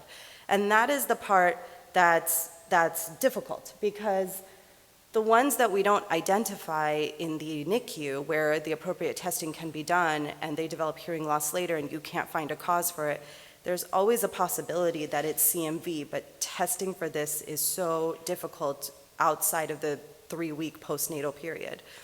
Prenatally, if there's a suspicion, amniotic fluid can be tested, and it has a positive predictive value of almost 100%. Postnatally, once the baby is born, if there's a strong suspicion of CMV, urine, saliva, throat swab, all of these things can be tested to find out if CMV is positive. The problem is when they are past this 3-week phase. You can have a 6-year-old child come to your clinic and they have hearing loss and you've done a lot of testing and you can't find the source, and it may or may not be CMV. They may have been asymptomatic at birth. And at this point, you're kind of stuck. You tell the parents it's a possibility that they could have had you could have had an infection, they were born with an infection, but you don't really know. In most ICUs, they do draw blood in babies to test for certain endocrine metabolic disorders, and they can save that blood in a freezer storage setting. But every hospital is different on this. And it's also really difficult to get them to go backwards and test for blood spot testing and how long they keep the storage. And so there's been, a lot of push and actually legislation in different states to try to get CMV testing to become more of a protocol, especially if patients fail their first OAE, because then we actually have time to get the testing and have some sort of answer, even if it's negative. So what is the importance of early intervention? Hearing impaired kids who do not receive early intervention rehabilitation, they'll fall behind in their reading skills, cognition, their socioeconomic development. Hearing loss, it can be a major public burden because with poor language and communication skills, if we don't identify these early and do early intervention, it can later impact their academic and workforce achievements. Even mild hearing loss can have educational and social impacts. And so there was this study that was performed looking at children who were aided or had rehabilitation by 6 months of age versus after 6 months of age, and you can clearly see the difference in these two groups of patients.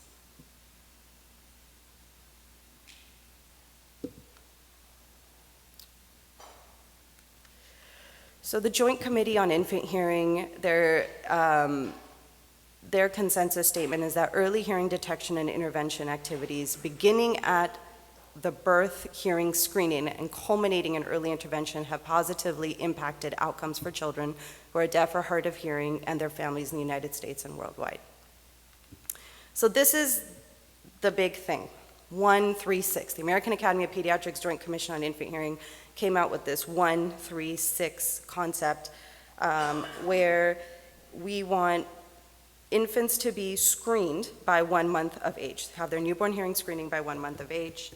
They should have a diagnosis of hearing loss by 3 months of age by having additional testing if they fail the newborn hearing screen, and then rehabilitation and intervention by 6 months of age, whether that's surgery, hearing aids, medical intervention.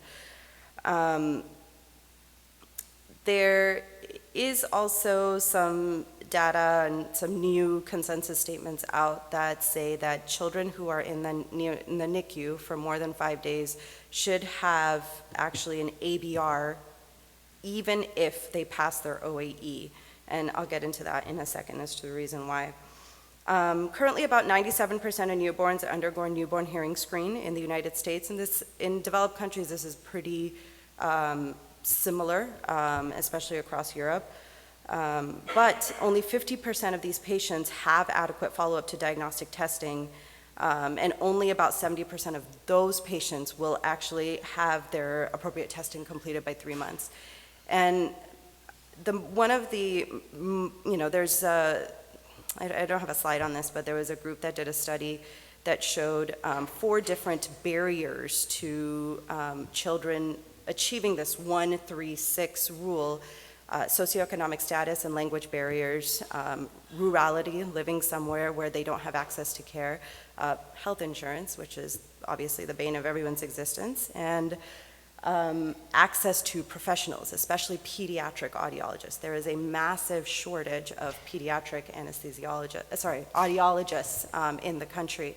And those trained additionally to be able to do, for example, ABR testing. The audiologists at schools who do the 6-year screen, the yearly audio testing, they're educational audiologists. They've not been trained specifically to be able to do these more comprehensive testing in children. So I'm sure the other, pediatric otolaryngologists in the room can tell you that it's very, this is one thing that backs up access to care for them to actually even get their ABR by 3 months old.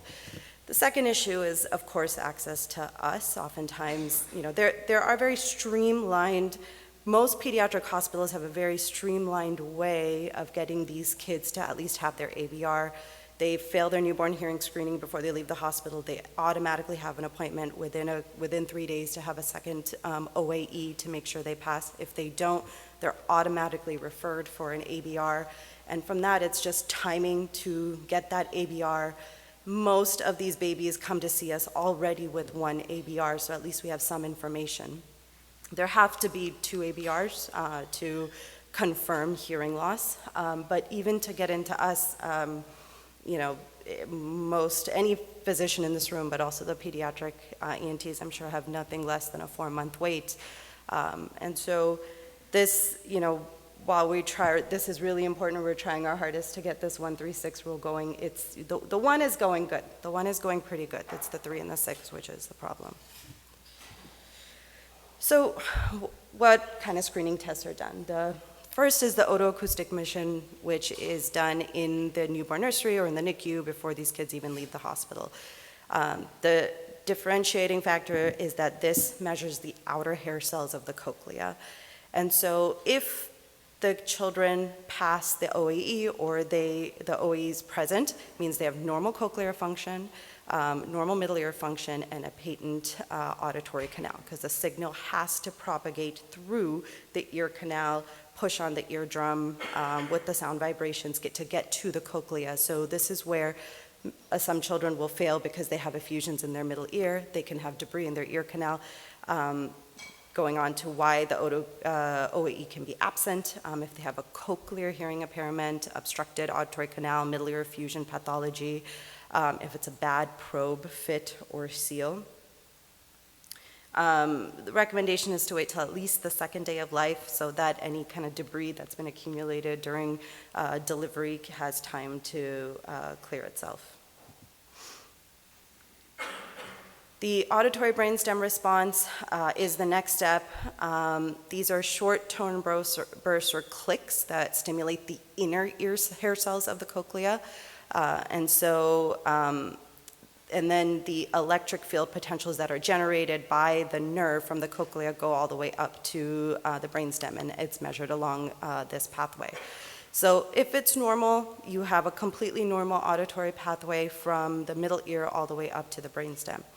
If it's abnormal, you can definitely diagnose sensory neurohearing loss, conductive hearing loss, but also auditory neuropathy spectrum disorder, which essentially is when the inner hair cells do not effectively detect sound, or they do not adequately convey the signal to the auditory nerve, and they cannot carry the signal to the brain. So the child might actually be hearing fine, or they have hearing loss, but they might actually be hearing fine, but they just cannot process the words because the signal is not carried.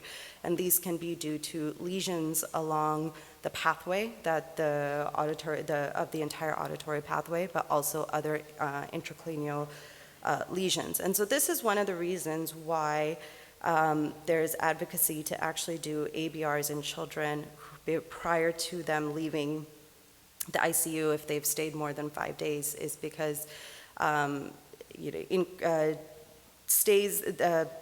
that keep children in the ICU, decreased birth weight, hyperbilirubinemia, needing potentially ototoxic medication, IV antibiotics, mechanical ventilation, all of these things increase these children's risk of having auditory neuropathy, both congenital as well as acquired. And so while an OAE can be normal, the children have passed the OAE because we're just testing the outer hair cells, it's the inner pathway that the auditory neuropathy shows up on, and that's why the ABR is so important. And then once the patients are a little bit older, then they are going to come, to your office for potentially other confirmatory testing throughout their childhood. So, VRAs can be done for visual reinforcement. Audiometry can be done for kids who are 6 to 24 months old. They're just orienting to the reflex. There's an orientation reflex towards the sound. Play audiometry for kids who are 2 to 4 years old, and then standard audiometry for any child over than 4 years old. Even though even standard audiometry can sometimes be hard at that age. It kind of depends on the patient, and this is again where a pediatric audiologist is so crucial to be able to help these kids go through the process of a hearing test. So when they show up to your office, what are the important things to be looking for? In your history, trying to find out if there was any prenatal maternal history, gestational diabetes, any infections, the actual neonatal history, any prematurity, length of NICU stay, mechanical ventilation, IV antibiotics, hyperbilirubinemia, any current delays in development or in speech, and then if there's any family history of hearing loss, syncope, sudden death, or renal disease, this can all help guide you towards your actual workup. And then on your physical exam, in general, you're looking for any dysmorphic features, pits and tags that can prove this to be more of a syndromic cause of hearing loss. And then a urotoscopy and tympanometry, just like any other.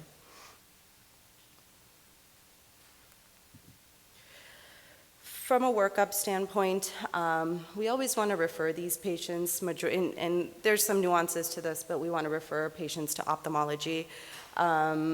Approximately 35 to 39% of children with hearing loss will have some sort of ocular anomaly. Whether it's related to the hearing loss or syndromic, these children should be referred. Also, with decrease in hearing, they're going to be relying on their vision a lot more, so getting these things looked at and corrected early is very important.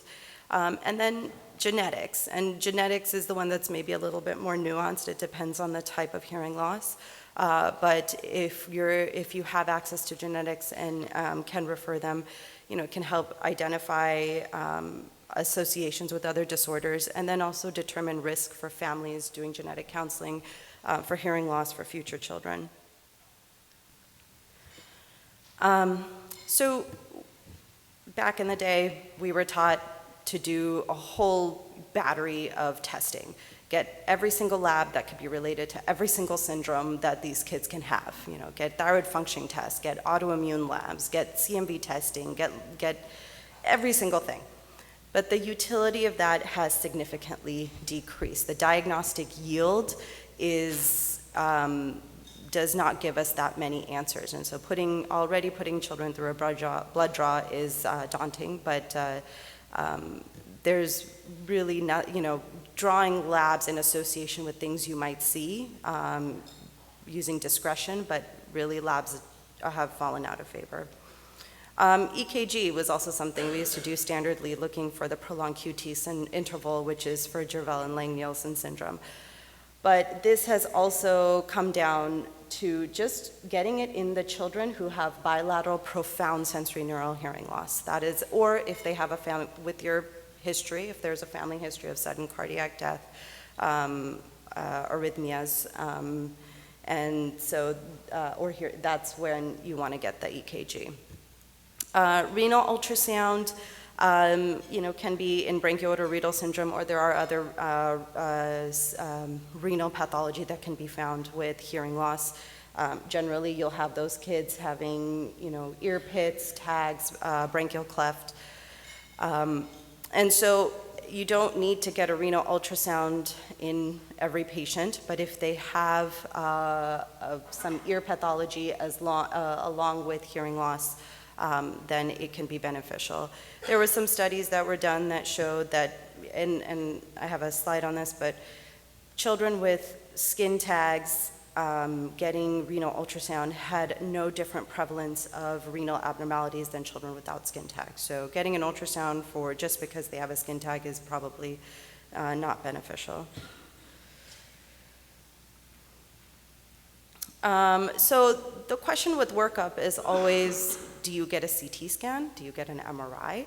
And the honest answer is this is a little bit up for debate. And when you read all the consensus statements from all the different organizations, both can be fine.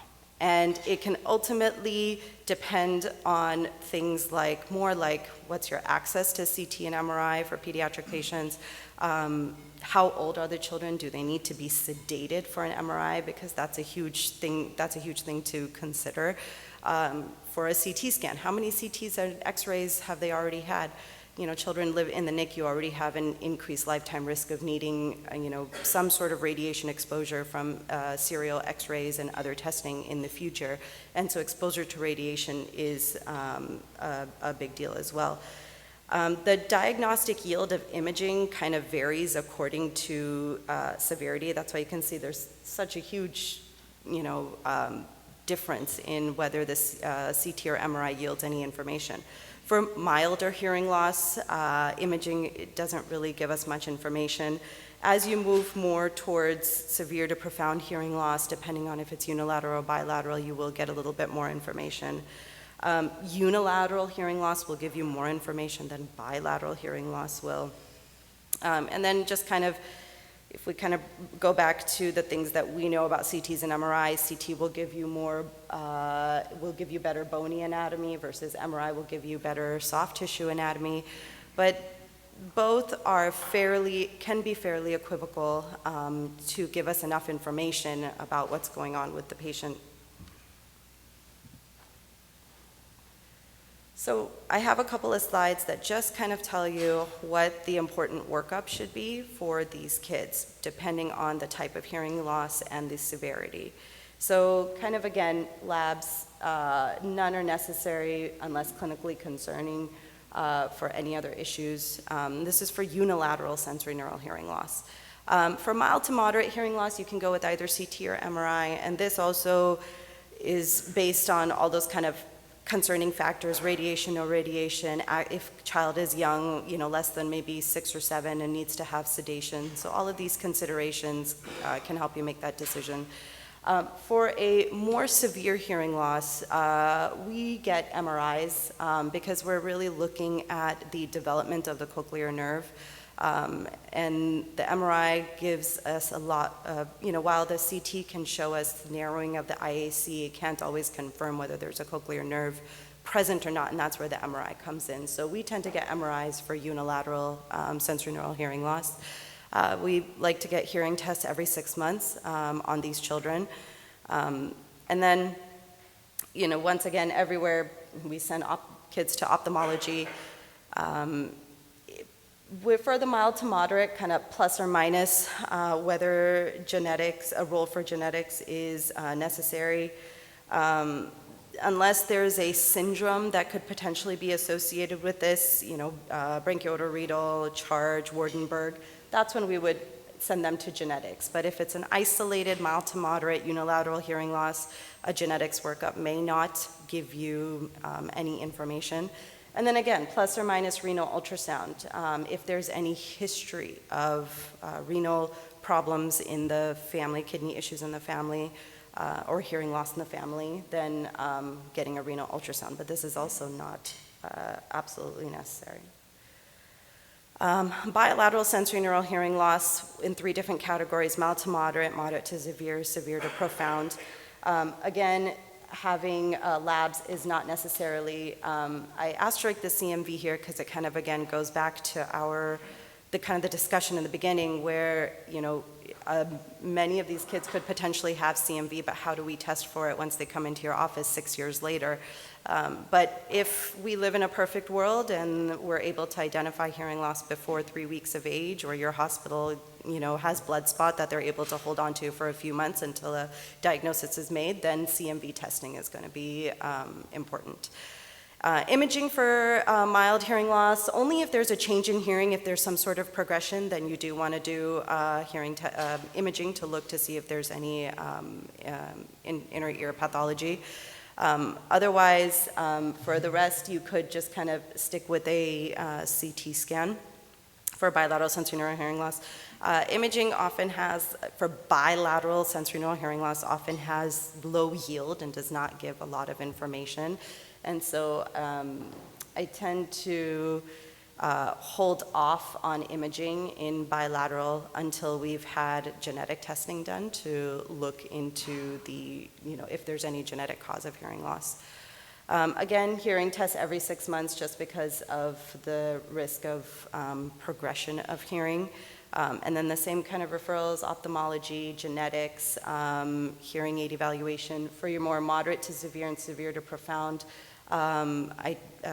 seeing if they're a candidate for a cochlear implant. This is another reason to get imaging, is to look for any cochlear dysplasia or cochlear nerve absence, to see if they are candidates for cochlear implant. So that is also part of the consensus statement, is to consider imaging in any child who might be a candidate for cochlear implant. And then again, kind of going back to plus or minus renal ultrasound based on what other symptoms they might have. And then here, EKG for the severe to profound bilateral hearing loss. So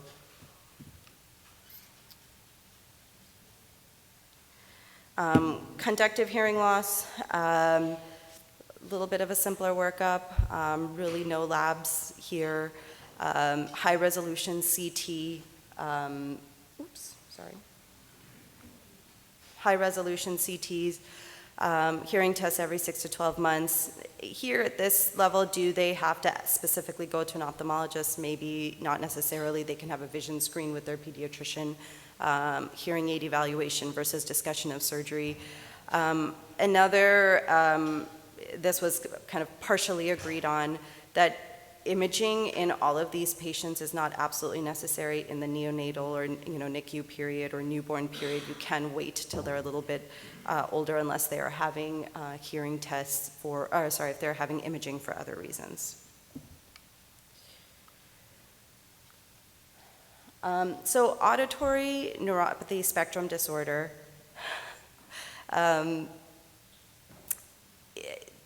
This is really, becoming more and more prevalent, especially with, getting kids rehabilitated early, speech therapy, developmental delays. And so this is where imaging actually comes in it's actually very important, because there is a high yield of image findings along the auditory pathway in the brain that can be found. 65% of children with auditory spectrum disorder will have abnormal findings on MRI, compared to about 30% of kids with just sensorineural hearing loss. So if you have an ABR, which shows you that there's a normal OAE but an abnormal ABR, then potentially imaging to look for other pathology is very important, especially if these kids are high risk, some of those high risk things that we discussed earlier. And then just kind of a quick touch on preauricular pathology. Pits, sinuses, tags, small invaginations of stratified squamous epithelium, These things can be prone to infection. Most common are located in front of the tragus, but you can have a few variants that sit behind the tragus. One versus the other doesn't increase your risk of having hearing loss or any kidney issues. Generally more common unilateral, but can be found bilaterally. If it's an isolated lesion, I mean, we still get hearing tests on all of these children. Even if they've passed their newborn hearing screen, many times we don't see them until they're several years older. And so it's not unreasonable to get a hearing test when you see them.